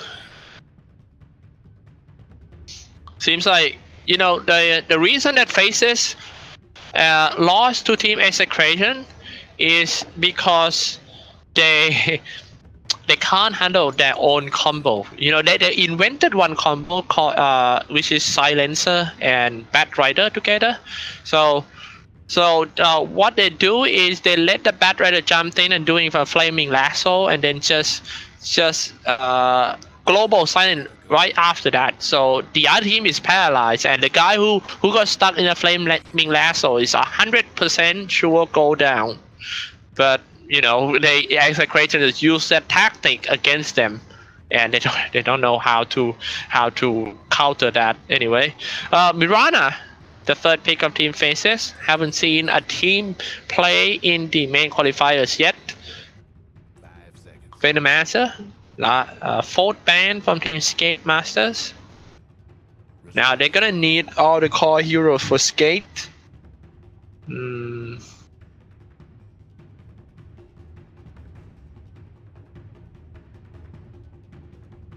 Say hi to all the guys in the chat room. Thank you so much for tuning in. And this is actually my 5th match for today. I have been assigned to cast 6th match. This is my 5th. So I hope this one is going to be a very, very good match. But if you want to see Faces play with a super full potential, you gotta see this match, because they cannot lose anymore, or they're just gonna risk their position in the playoff round. Skatemaster, statistically, they are the weakest team in this main qualifier, so no reason, no excuse at all. If Faces loses one, they have to win it. Brissaback, 3rd pick from the Skatemaster. 10 seconds to go. 5 seconds. Nirana will be played as a hard carry, I believe, and is a Drow Ranger strat for Team Faces to deal with a Bristleback. I had a feeling that Team Faces kind of underestimate Team Skidmaster by 10 seconds to go. But well, we'll have to see.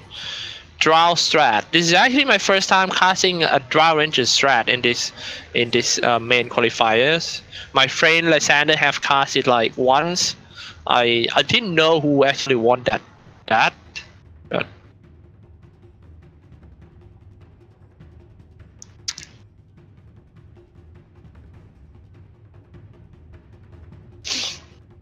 Queen of Pain for the Skate Masters.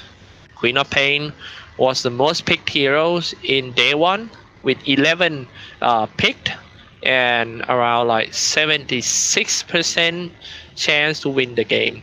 A very high chance indeed. 5 seconds. Last ban, the hard carry. I think they should ban a Faceless Void.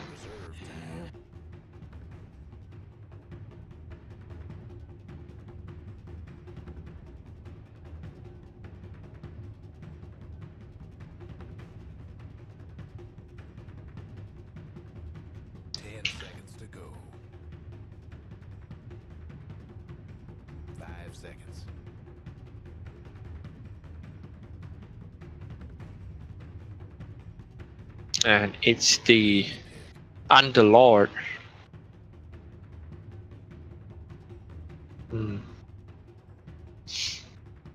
Underlord has been banned out. Skate Master, last pick. It's going to be a hard carry, this one. Something that can deal with the Drow Ranger. I would like to see a Faceless Void, to be honest.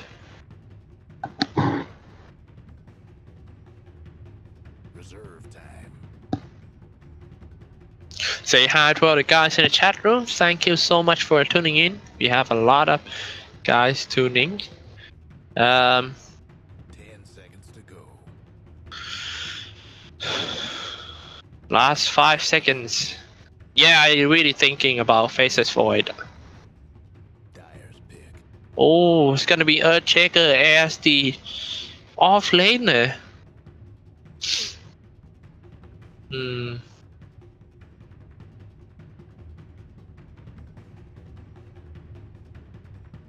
seconds to go. 5 seconds.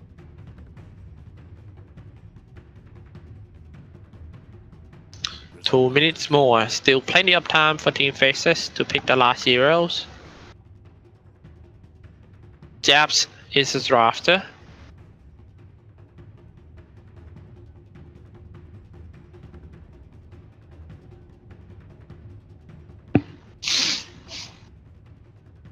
It's a Viper for Team Faces. Not bad. Off lane Mirana is going to be a Sand King Mirana lane and Drow Ranger and Warlock lane too. Alright, we are going into the game.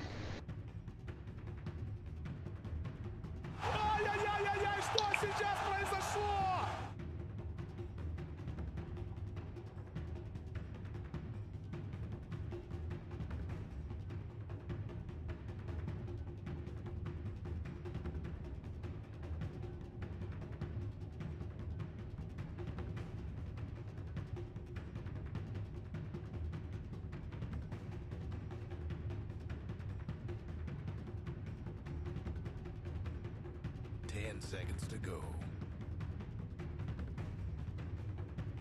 5 seconds.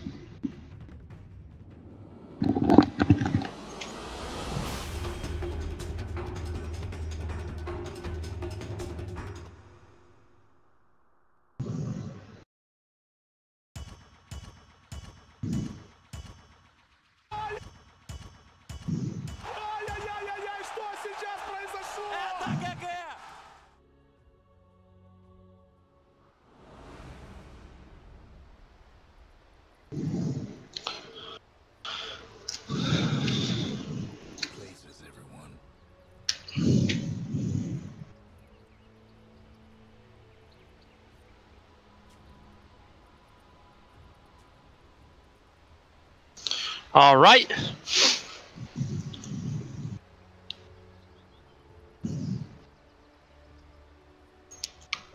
Let me adjust something. We are in the game already, guys. This is the team Skate Master versus Faces.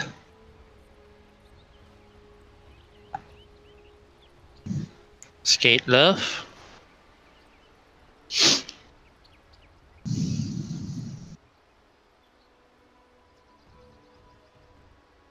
So I'm gonna do some quick intro. Who play who in this game first? For Love, Skate Master in a Radiant side. Love on Witch Doctor. And Riz a Hay on Nexus In. Lord Boons on the David Earthshaker on Semistry. And Queen of Pain by Semistry for Faces in a Radiant side.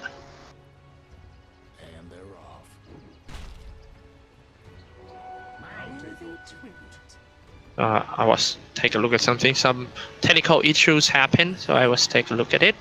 Faces in a Radiant side, Japs on Sand King, and Black on Viper, Nuts on Warlock, the Ice on Mirana, and XY on Trial Ranger.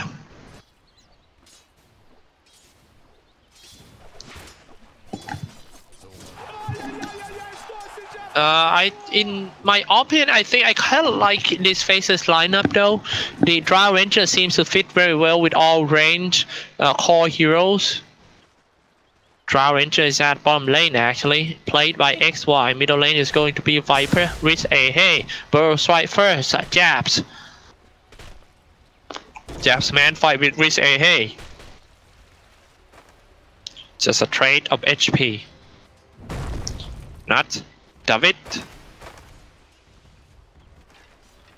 So top lane, Ice on Mirana versus Rod Boons, Bristleback and Witch Doctor.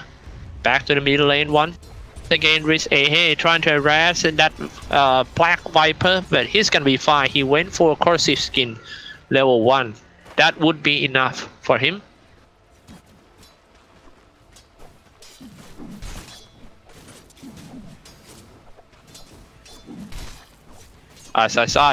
Mirana being harassed by the Witch Doctor.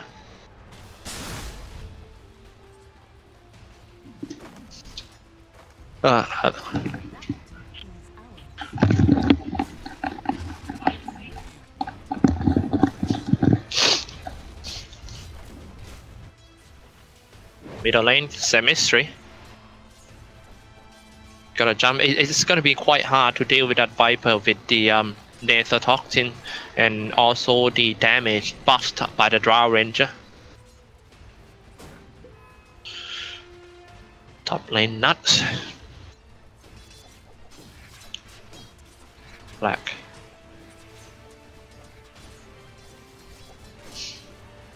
Nothing much at all for Faces. All they need to do is just controlling the lane, because this is how Drow Ranger strat works. Just control the lane.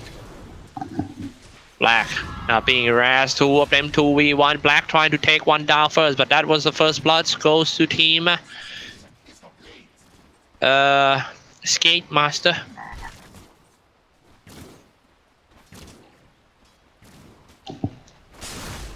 Lord Boons, Burrow Strike comes in. Skate Master. Now this one is a very good assist by Japs. Actually he come in, Bristleback need to notice about that, because his teammates just plays. He actually is himself who plays the obstacle wards over there. Kind of easy mistake made by them.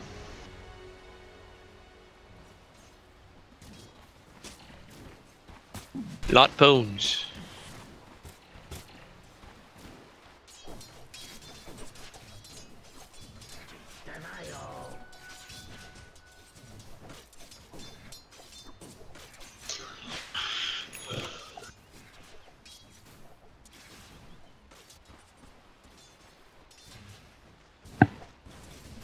Black just control the lane, just like I said.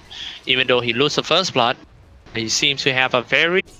They can move Mirana to the bottom. it seems.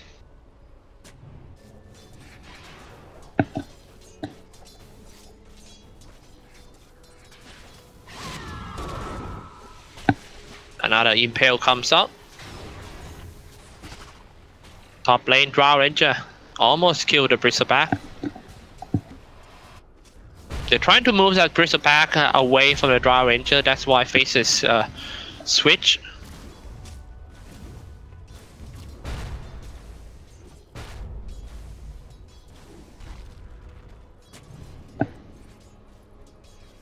Semistry.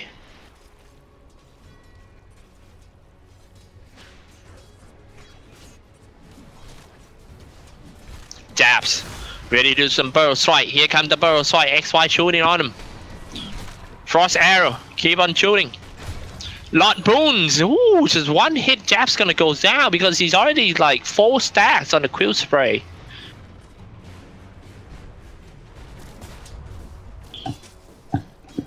Ice cat. I really like the hairstyle of this one, you know. Genuine Moon Rift. Damn, I love short girls. No, I mean short hair girls, not short girl.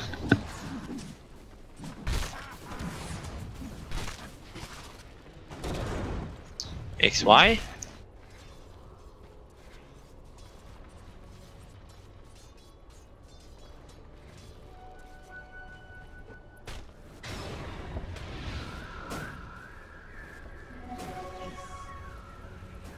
Healing on that Rich AA. Rich AA. Not an easy heal by Team Faces. With a haste rune comes in. Black flies so fast.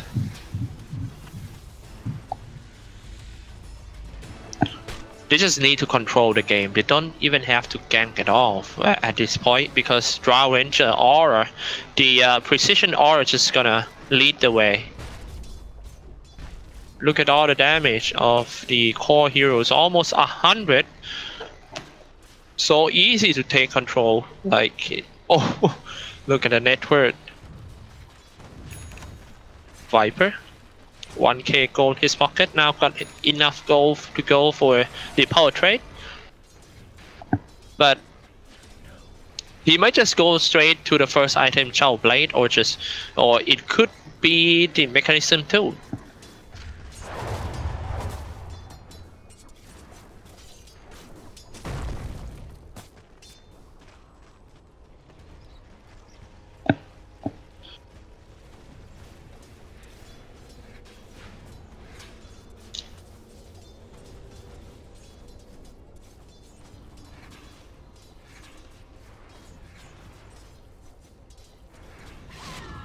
Alright, I am sorry about the FPS drop, but it should be fixed soon.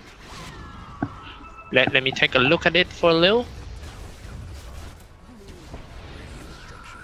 They're just gonna go in for the Risk A. Hey. Bottom lane. Ice gonna dive in, that's how he play. He knows that it's the supports alone, the arrow hit, but tower shooting on him, so he said, I'll be right back. Waiting for his teammates first. Jabs, not so far away, might teleport down, or rotate down to the bottom. Skate Love stays inside, we found him! RIP. I don't think he can get away from that. Skate Love. No teleport down from his teammates, die. Hello, he missed the burrow strike shooting. That will definitely be the death of Jabs. You gotta get punished. Meanwhile, strike back right away on top. Might be a double kill though. Nope. Oh man, David might get the kill. XY dropping quite low, but before David drop his out damage, XY just got him away.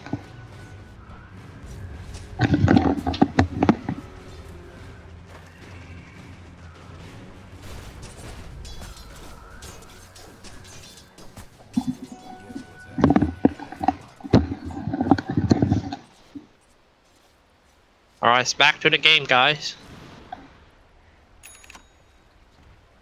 Now they're trying to catch the David. Slow him down. Easy kill by Team Faces.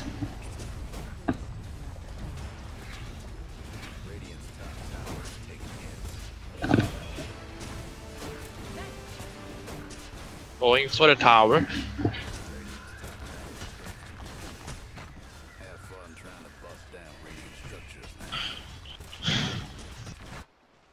Radiant's top tower's in bad shape. Radiant lost the top tower.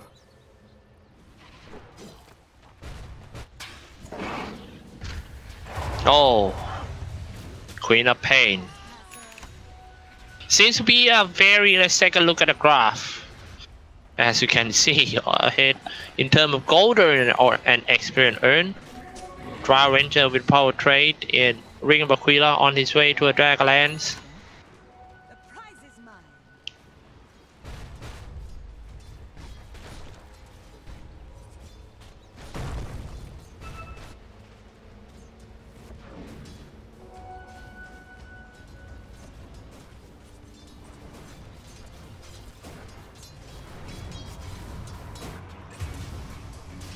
Oops, sorry, I missed the kills over there. It was Jabs. Get rid of David with his ultimates, I think. Top lane, Sonic Wave. So they killed the root of our problem. Now back to the bottom. Might be some clash.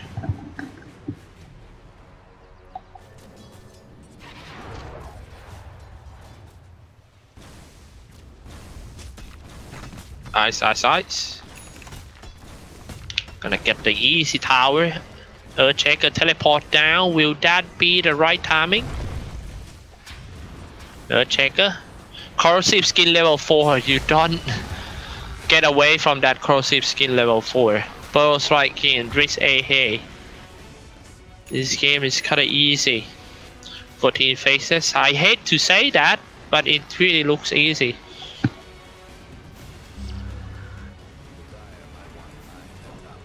Oh, but however, Lord Boone is farming a big stacks around there, and after he get these stacks, he's just gonna get the Vanguard. But no, Ice coming in and found it. He gotta give it, no choice. You know, you can't contest.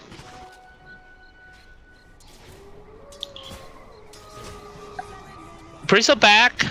Do you know Bristlebacks always loses a hero with a continuous spells, continuous slow skill, something like a poison attack or frost arrow, or also the venomous scale or poison sting.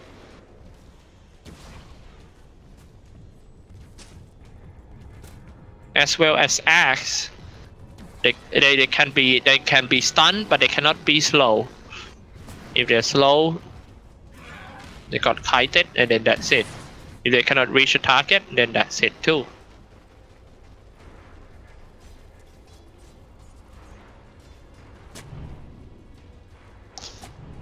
Placing some observer wards. You already see the observer wards, but I don't think Witch Doctor will come in and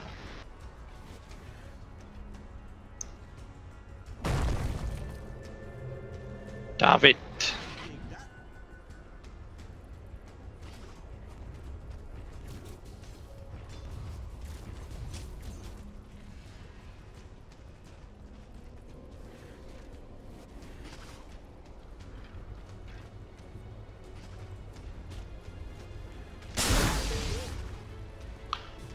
Strike in.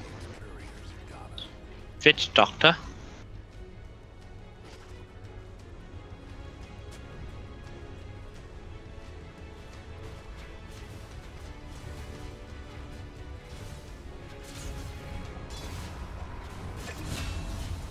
Oops, I'm sorry about missing the kill just now. Seems like a mystery in Ice actually.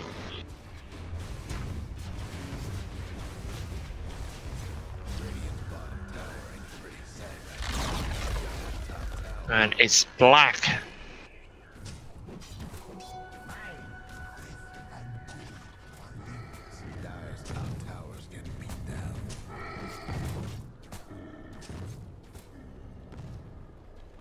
Drow Ranger. Now let's take a look at that. Oh, it's going to be Skate David. Burrow strike in. Checker dropping quite low. And Skate David dropped.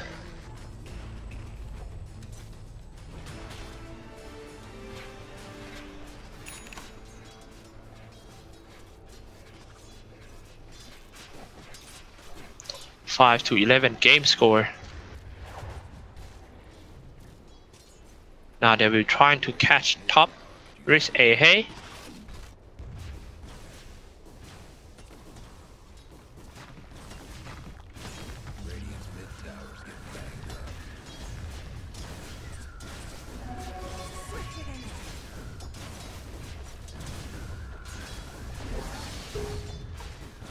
Five to 11. Let's take a look at some items update. There's nothing much in this game. It's all about team faces trying to end the game fast. Top lane, they're trying so hard to get some farm, and this is just gonna get the blink dagger up soon. So yeah, like I said, it's all about faces. It's trying to end the game like ASAP.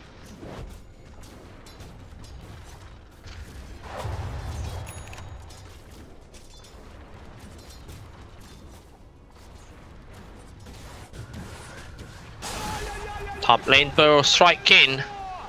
That's another kill.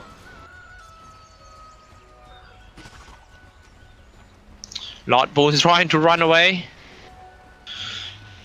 I am not sure why Team Skate Master don't want to join a team fight against Team Faces, but look at that Viper. I have a feeling that every one of Team Faces is so rushed at the moment, like they want to end this game ASAP so that they can have more time to prepare for the next game. If I'm not wrong, they still got a tough game waiting for them.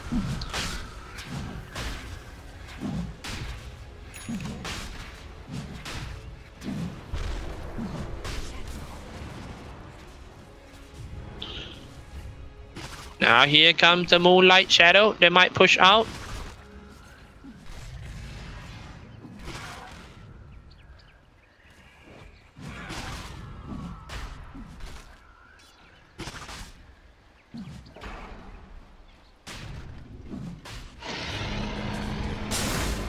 That's it. Burrow strike in, shooting the arrow out of that. Nexus in, dropping quite low. Witch Doctor down 5 to 14 game score.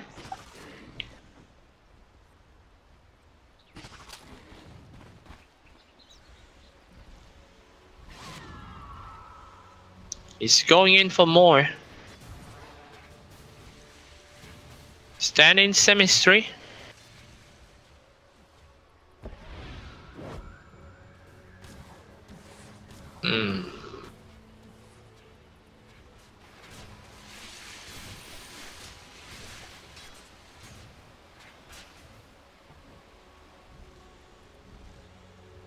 I still cannot find a way to come back in this one. If you take a look at the graph, it's go downhill to face this side, both golden and experience earned. Like the item between two teams is just too different. This is the hard carry of Team Skate Master.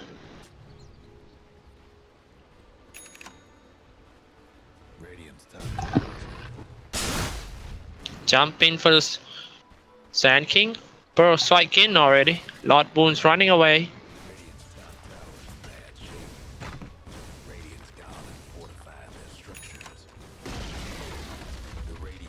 Not an easy tower. I think the stream already been fixed. No, don't aim that Viper. You're all gonna die. Dropping some chaotic offering. The corrosive head is just going to kill everyone.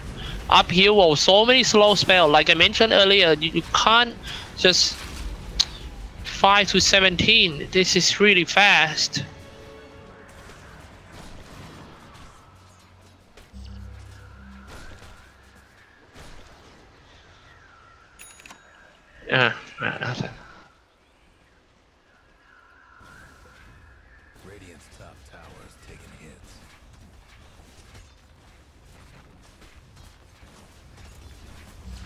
That will definitely be one barracks.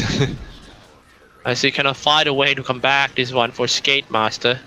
This is too different between two teams. First set of rats gone real quick. Queen of Pain comes in and might die soon. Burrow strike on 2. I guess there's no point going on for more. GG has been called from Team Skate. 20 minutes. 21-5 game score.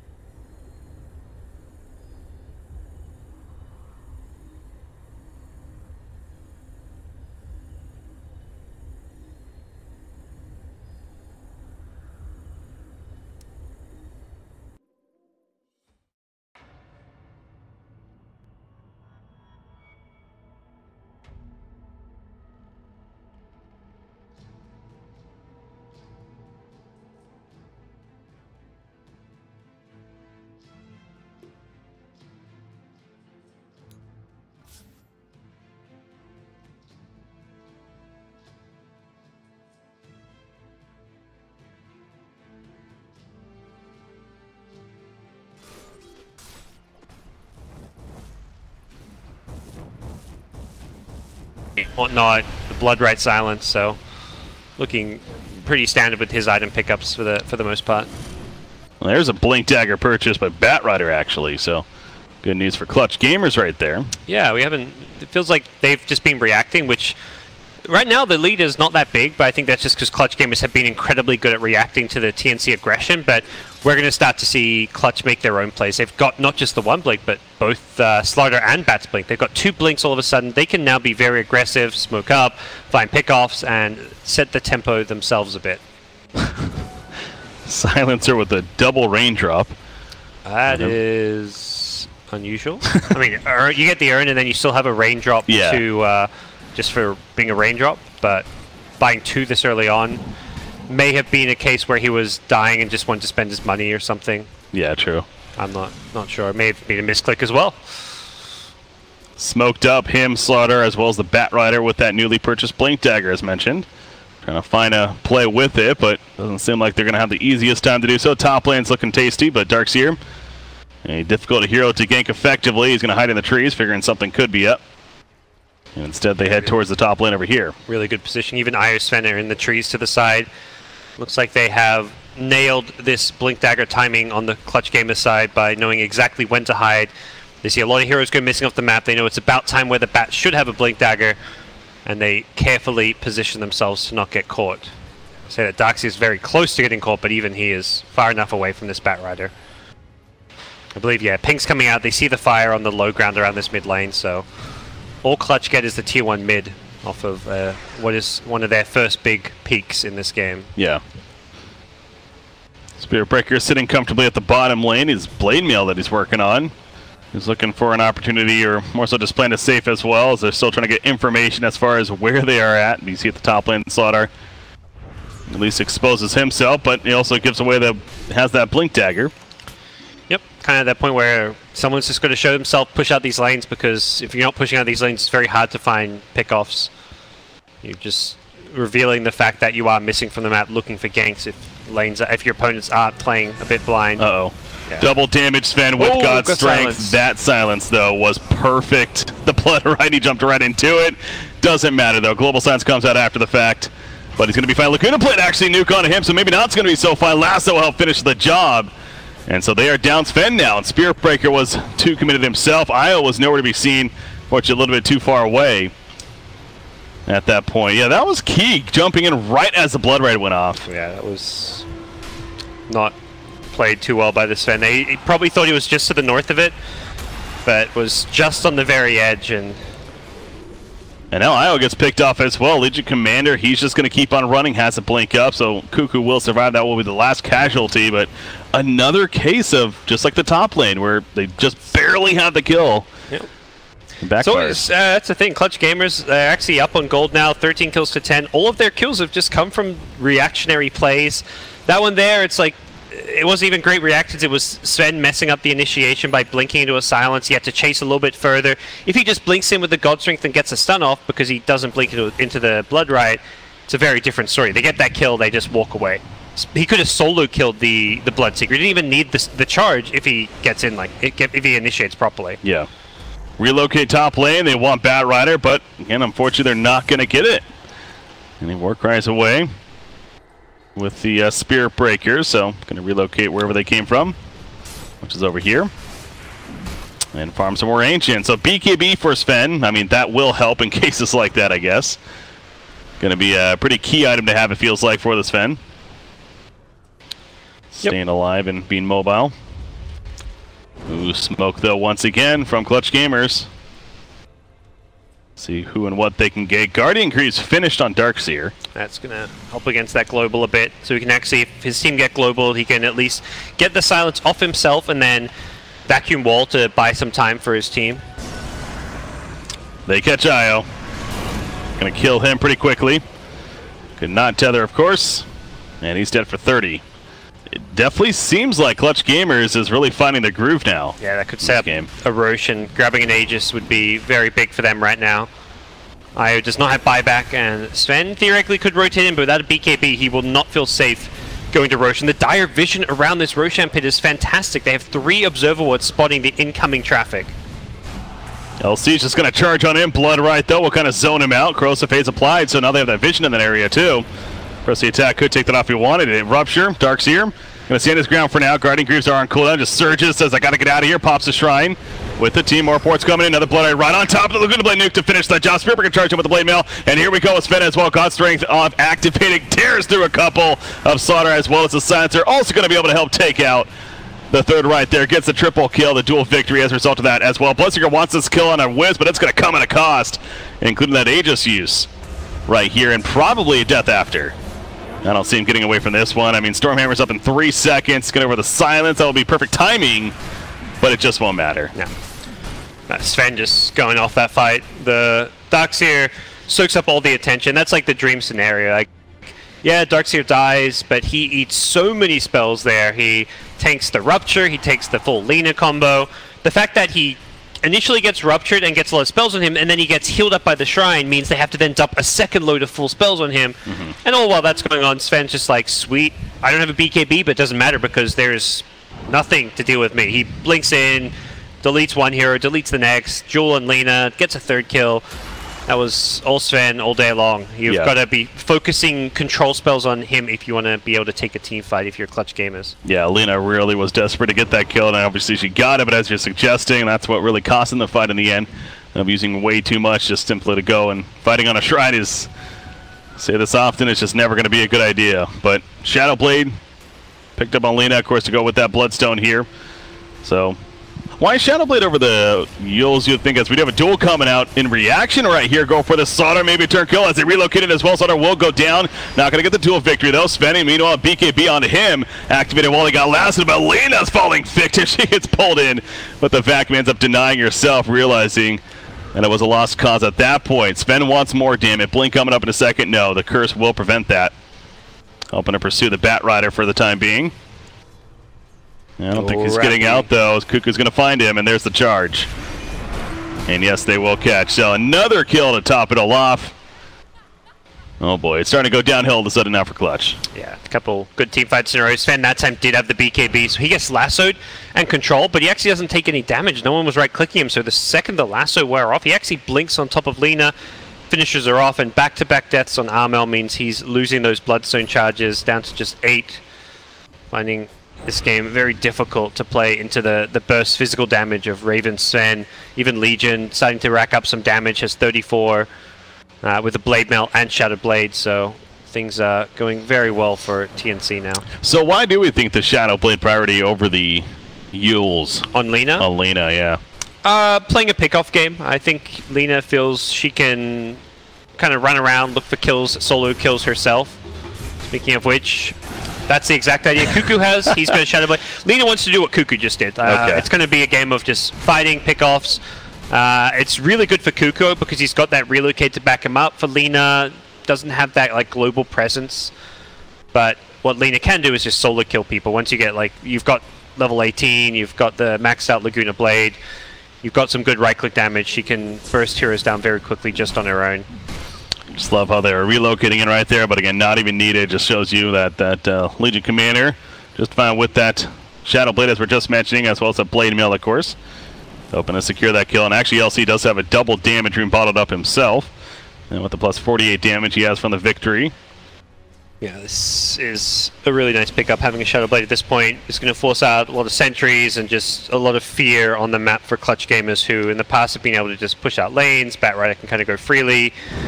And split push a bit, but with a Shadow Blade, Cuckoo is going to be very active in trying to find pickoffs. Feels like Bloodseeker's farms, and really just his items that he has, is very underwhelming now. He does have the ultimate orb to go with the S and Y, but that's not a scary set of items. Yeah. He's working on a Lincoln's here, but is that even really going to be a good answer to anything? It's going to be an answer to the Jewel initiation, even the Sven initiation with those block the stun. Just means if he gets jumped, he can't really be jumped on by Legion alone or Sven alone. Okay. But it's not going to turn him into a scary late game carry. It feels essential, but the big issue for Bloodseekers in the item choice is the fact he's just behind. He's got 8.5k net worth. Sven has almost double that. Lina's in a good place, but you can't have the Bloodseeker this poor. Darkseer just pushing out the middle lane. 1,800 plus gold saved up on him, so Maybe that blink is going to be coming along, even more initiation. BKB being worked on by LC. Jeez, this is a farmed Legion commander. He's third in the game. And we kind of mentioned, like, and called him an offlaner, but this is Cuckoo. He's normally the mid and often even plays like the greedier mid than what like Raven does as a safe lane carry. So this is pretty standard for the player. And I think the fact they have a Darkseer, this is a Legion you want to see getting really fat, getting a lot of dual kills, getting a lot of items. You don't want to see a Legion just playing as an initiator. You want to see this Legion as a pseudo carry to play alongside the Sven. Oh yeah, definitely need that, and he is accomplishing that. So Spirit Breaker also able to do plenty. Level 2 Nether Strike and his own Blade Mill to work with here. This Legion's just like blinking forward, clearing creep waves, playing hyper aggressive. He's kind of alone, but he knows that if he does get ganked, Io Sven can just relocate in, and Sven with the BKB can actually just fight like 2v5. Even if the entire Clutch Gamers team comes, he can still fight. Oh, that was fun. Bat Rider actually TP'd out right next to Spirit Breaker. He blinked into the trees to TP out, and he almost blinked right on top of Spirit Breaker, so that would have been awkward, but he does not. And that's the good news. He actually does have a gem queued up right here. Wants to try to get some vision back, but you look at the perspective of their vision, I mean, it's not bad right now, to be fair. You got very aggressive ward, and then one more so on the bottom rune area for the Dire team here. Can they really make use of that is the question, especially with this Bloodseeker, the idea that you usually want to be hunting those kills. Yep. Hasn't really been so happening. far, not a whole lot has been able to come from the Blink Daggers more than anything. I feel like Rappy on the Bat and the Slatter Boombacks have got these blinks at a time where they immediately started smoking, trying to find picks, and they couldn't succeed in doing so. They did secure an Aegis off of it, but then that first fight with an Aegis, they lost quite horribly to the Sven.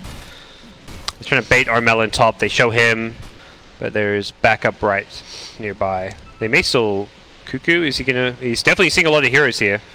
Gets a Curia. There's a Silencer who he doesn't see. Luckily for Silencer, that would have been pretty sad for Fly Solo. Just runs right into a Courier and gladly takes that out at least. But yeah, no hero kills with that. This Sven is going to be a big problem now with Lincoln Sphere in just a second.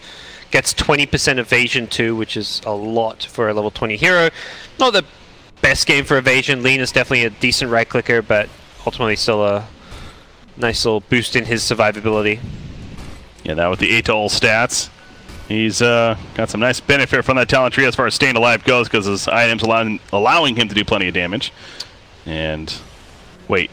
Ooh, Lasso. Lasso, who do they catch right here? That's actually relocate in right next to that Spirit Breaker that got caught initially, but they just surge away. Yeah, both teams just going to run the hell away from each other. Yeah, that was awkward initiation there. Not the target he wanted to find, and also his team were... I don't think it was the right idea from Rappy to begin with, but he scared TNC because it's like, oh, we're being lassoed. That means the whole team's there, but Rappy was actually kind of alone. But TNC likely just want to keep these lanes pushed, wait for a Roshan, which will be respawning soon. They've got good map control, some good vision up, and in a good position to take Roche for themselves. Sven, Lincoln's has been finished. Lincoln's a popular item in this game because Lena also got one on the other side, and we mentioned Bloodseeker. Yeah. Getting his. These are some of like the highest value heroes to bite against Bat Rider and Legion Commander, because they've got big single target spells you really want to block, be it the Jewel or the Lasso, and they also don't have good ways, a spell to break Lincolns. Bat Rider can do it with a Force Staff, but then you don't have the Force Staff to pull them into your team, so it's not really the ideal way to use it. Yeah. Similarly, a Legion Commander, the only way you break Lincolns is by building like a Halberd or some other item, and right now Cuckoo's just doesn't care, he's not interested. He'll just duel targets that don't have Lincolns. Bottom lane. Going for it. Lincoln's was popped on Alina right there. Also the charge, I mean that's the charge being blocked, so it's an amazing Lincoln's game as far as that goes. Sven stun is also, I mean if Sven blinks on you with God Strength, you want to block that stun because you will die during that 2-second duration. See, there is still somebody down there. That's Slaughter, but not finding him. No reason to believe that he is down there. Not even going to look for it. So obviously we've got into a stage of the game where it's proven to be pretty passive here, both sides. It's more so the Dire side. Clutch Gamers is very scared in this game right now, playing very defensive. I mean, again, they have a very aggressive ward still up that's about to despawn, one in their own jungle, but not feeling the most comfortable to push out here. Very curious item pickup from Spirit Breaker. Yeah, I was going to mention that actually, yeah. I saw it queued up like 5 minutes ago. I'm like, I'm not going to talk about this because I'll believe it when I see it. But he is bought a Necro book. Interesting. Not your everyday item on a Spirit Breaker. Kind of reminds me of like Beastmasters going this item. Like you gank someone with Raw and your Necro books give you all this extra damage to kill people with. Yeah. Similarly, you gank someone with Charge into Nether Strike. You've got units to do extra damage while they're stunned, but I feel like it's an item that Eben's buying just because he's like theory crafted it. This item has received a ton of buffs to the duration, to like the damage output of the Warriors and the Archer. Probably just decided it's a really good value item to buy, and that's, I think, more than anything, the idea behind it. Well, level 3 with a True Sight could come into play as well. Oh, they're going to get jumped right here. Blood Right activation. Isle's the one that is lassoed as the Global Silence used as well. Isle's going to live, though. Press the attack comes out. The wall was put down. Isle does eventually fall, but the God Slaughter in return. God Strength from Sven. He's looking for a target to chase after. They're doing a pretty good job of kiting away, though. Darkseer picked off as well, so a 2-for-1 exchange. Bat Rider being charged after. Nether Strike is still ready to go as well. He also has a Necronomicon. Going to spawn the level 1 minions, so not the most deadly. 1-4-3-7 will fall back before he goes too deep right there. So numbers-wise, really does work out for Clutch Gamers, actually. So good find by them there. Yeah, they got on top of the IO, and even the Darkseer got killed off fairly early in the fight. And the biggest thing is Jewel did not actually land. I believe it went onto the Bloodseeker's Lincolns. The fight happened so fast, I don't think they had time to check Gabby's items. It was a new pickup, so I believe that Lincoln's caught Cuckoo by surprise, and as a result, no Jewel, no kill, and the double Lincolns on these cores is going to start becoming a problem. He really wants to duel one of those two heroes, but neither can easily be targeted unless someone like Spirit Breaker actually breaks it. Yeah, and that translates into a Roshan kill with Cheese giving it to Lina here. Aegis, of course, giving up to the Bloodseeker. So once again, Clutch Gamers actually has a bit of momentum for themselves. They're still behind quite a bit against TNC here. About 8,000 net worth lead or so. Definitely a manageable deficit now that you've got Aegis and Cheese and could look to put together a team fight around the next Global Silence.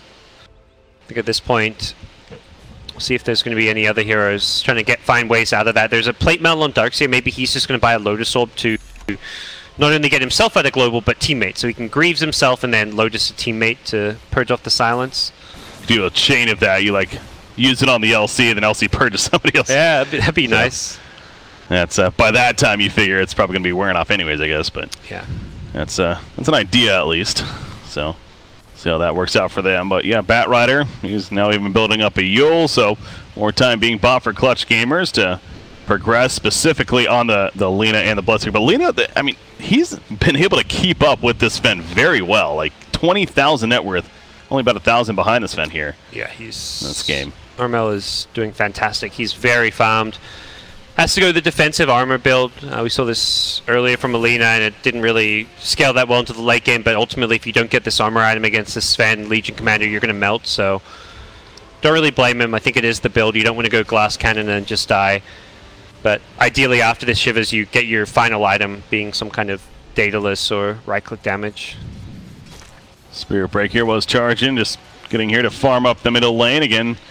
Looks like he's actually going to sit on that level 1 Necronomicon, which to me, that's even more of a head scratcher. Yeah, that was the other thing. When he queued it up, he had level 1 queued. Normally, if you're going to buy like a Necro 3 or a Dagon 5, you just queue up the full recipe. So, I honestly don't know. The mana burn to take off these Lincolns, I guess. Yeah, it's one small little use. The Warrior last will damage is the way it scales is actually best at level 1. It's 550 damage, but like that in itself is like a 550 damage nuke if you get that on like the Batrider Firefly. Yeah, at that point though, why not just get the Heaven's Halberd then? Yep. Could argue so.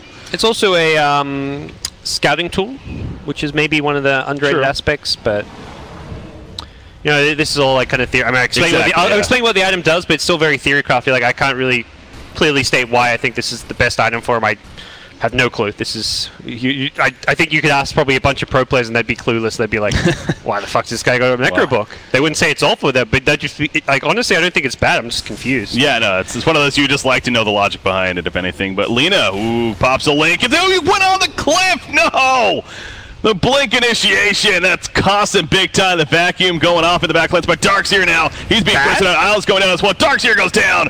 What just happened? Sven is in trouble. He will most likely fall. Oh boy. That was I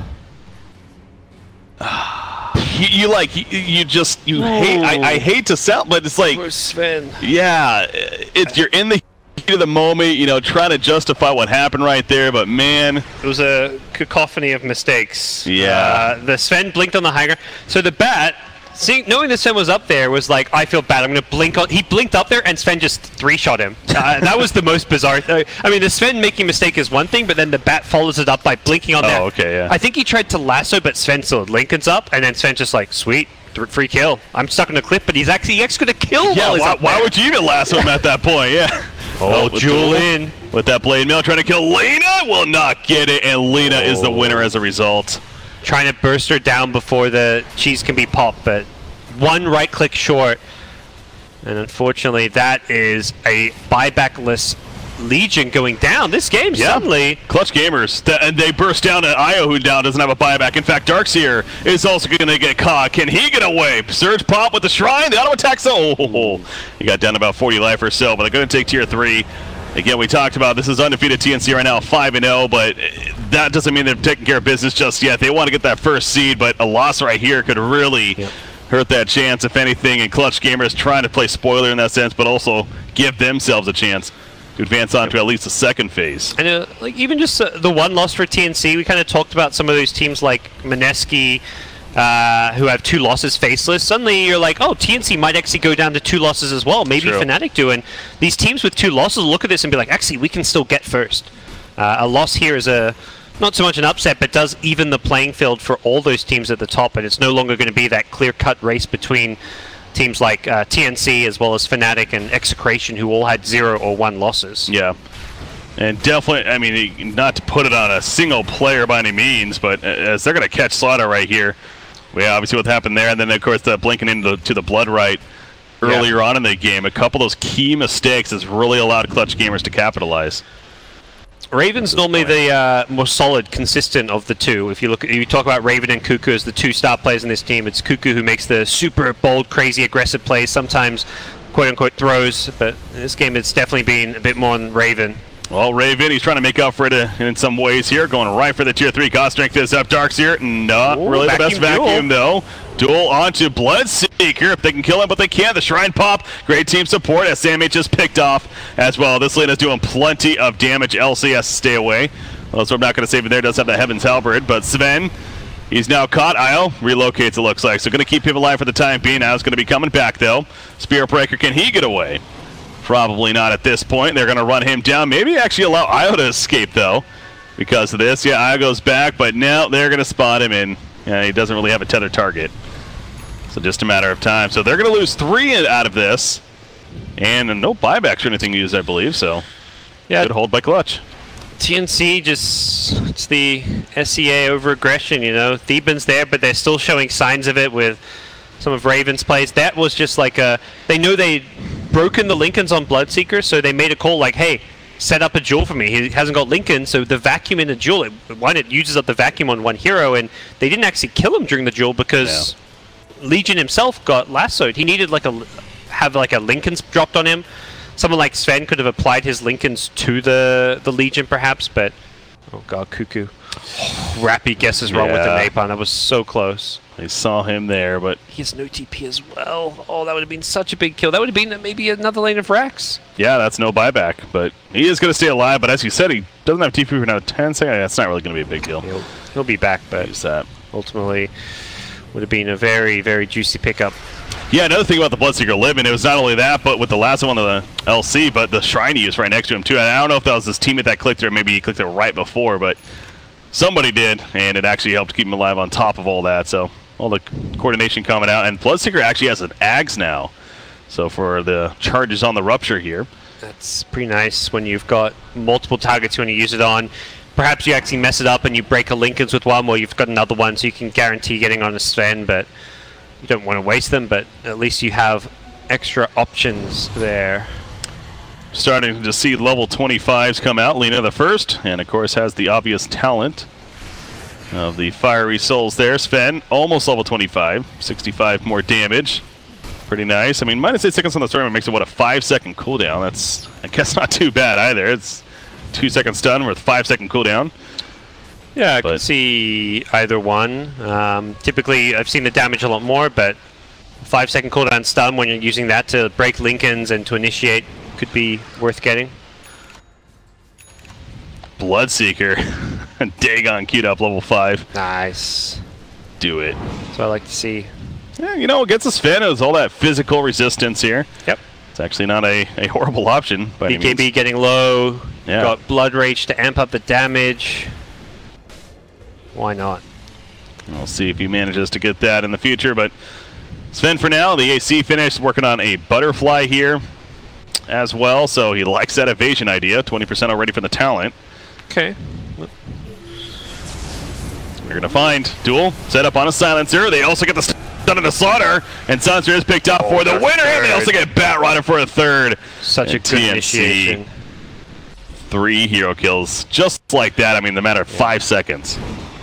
It was hey, Silence has been caught. Slider like blinks in to try and save him, but then as in the process of doing so, he gets blinked and stunned by the Sven. Then the Bat Rider tries to come in, he gets caught as well. It was just like a chain of bad events happening, and bottom lane Armel needs to be careful, but we'll get it away. Yeah, he was dusted actually. They relocated in, they dusted him, but they just could not catch up to him. There's the butterfly you mentioned. Raven with the DD rune could push forward, do some damage to the high ground, which does not currently have a glyph for about 50 seconds, so could see the tier 3 tower going down, but better yet, Roshan. This is actually a much bigger prize. Yeah, no god strength, but I'm going to go for that. Of course, he doesn't have the Mask of Madness anymore, but yeah, so the butterfly here, you know, could have instead gone something like for even the Bloodthorn, Daedalus, even just more raw damage, but it's attack speed. Like, he's replaced the Mask of Madness, so if he wants to get an attack speed item to, like, obviously fill in, and so he still has good attack speed, but evasion, a little bit of damage. The evasion is actually going to be pretty crazy with the talent and this. He's sitting at, well, we can't see now, he's popped the flutter, but I think it's something like 48% evasion. So this Lina late game with some right click damage is going to be heavily negated. Bloodseeker's not, he's going to Dagon, which is, you're not just a high armor Sven, you're a high evasion Sven, so Dagon is going to be the way to go. I like what Bloodseeker's building against it. I actually don't think Butterfly was maybe the best item based on Bloodseeker's upcoming build, but that's obviously something we see, and the Sven does not. Can't really tell there. They're smoked up, are the dire side of Clutch Gamers, looking for any kind of kill opportunity, but both sides have made a point to be very, very safe and, you know, playing as a team more so. Even bottom, charging in a 5. Wow. Okay. Bait much. There's the crush. LSA. Lotus Orb put up. He's still in trouble though, and God Strength activated. Okay, that's going to be an Aegis use. Spirit Breaker there. So yeah, that's why he was so ballsy. Didn't even notice that initially. Vacuum wall combo goes off. Meanwhile, on the back lines, Sven looking to run back and puts the sun on the silencer. Silencer with the global silence already used. Lina's just kiting around this LC. LC duel has already been activated as well, but Lina going to keep her distance. Crush back in. Sven going to be stunned up. Again, he's being kited very heavily. He's even used up in the air. Lina with the stun after the fact as he comes down. And Bloodseeker's looking to finish the job. Darkseer and Spirit Breaker dead in the midst of this. Sven's also going to be bursted down. He's dead for 99 seconds. And Clutch Gamers on the verge of breaking through against TNC. They're going to take out IO as he comes back as well with the relocate. No buybacks. That very likely is game. Yeah, man. Clutch positioned and played that so well. Theban just charging in, balls deep, didn't have any teammates with him really, and just kind of threw away the Aegis. I was surprised to see the fact he even had the Aegis over someone like a Legion commander. It was one of those that kind of made more sense what he was doing, but then it didn't really. The Bloodseeker got the key Rupture off on Sven. Once Sven was ruptured, he couldn't really move around. He tried to run in with Rupture and just tank the damage, and then he got lassoed. Io healed him with the cheese, but then he still gets brought down. Like, he probably got... they probably tanked like 5 to 6k damage, but end of the day, he did close to none. The Sven just got kited for days. It was so well played by Clutch Gamers. We have a run here in Southeast Asia. I know, a lot of people, including myself, were definitely expecting this region to be quite the bloodbath as far as which 3 teams would make it, and this is just evidence right here. Yeah. As we have Clutch Gamers taking out the previously undefeated team in TNC, who's now 5-1. So still on top, but we definitely got a race now. Clutch Gamers, that puts them at what, 3-3 now, I believe. Yeah, big win for Clutch Gamers. I think really well played by Armel.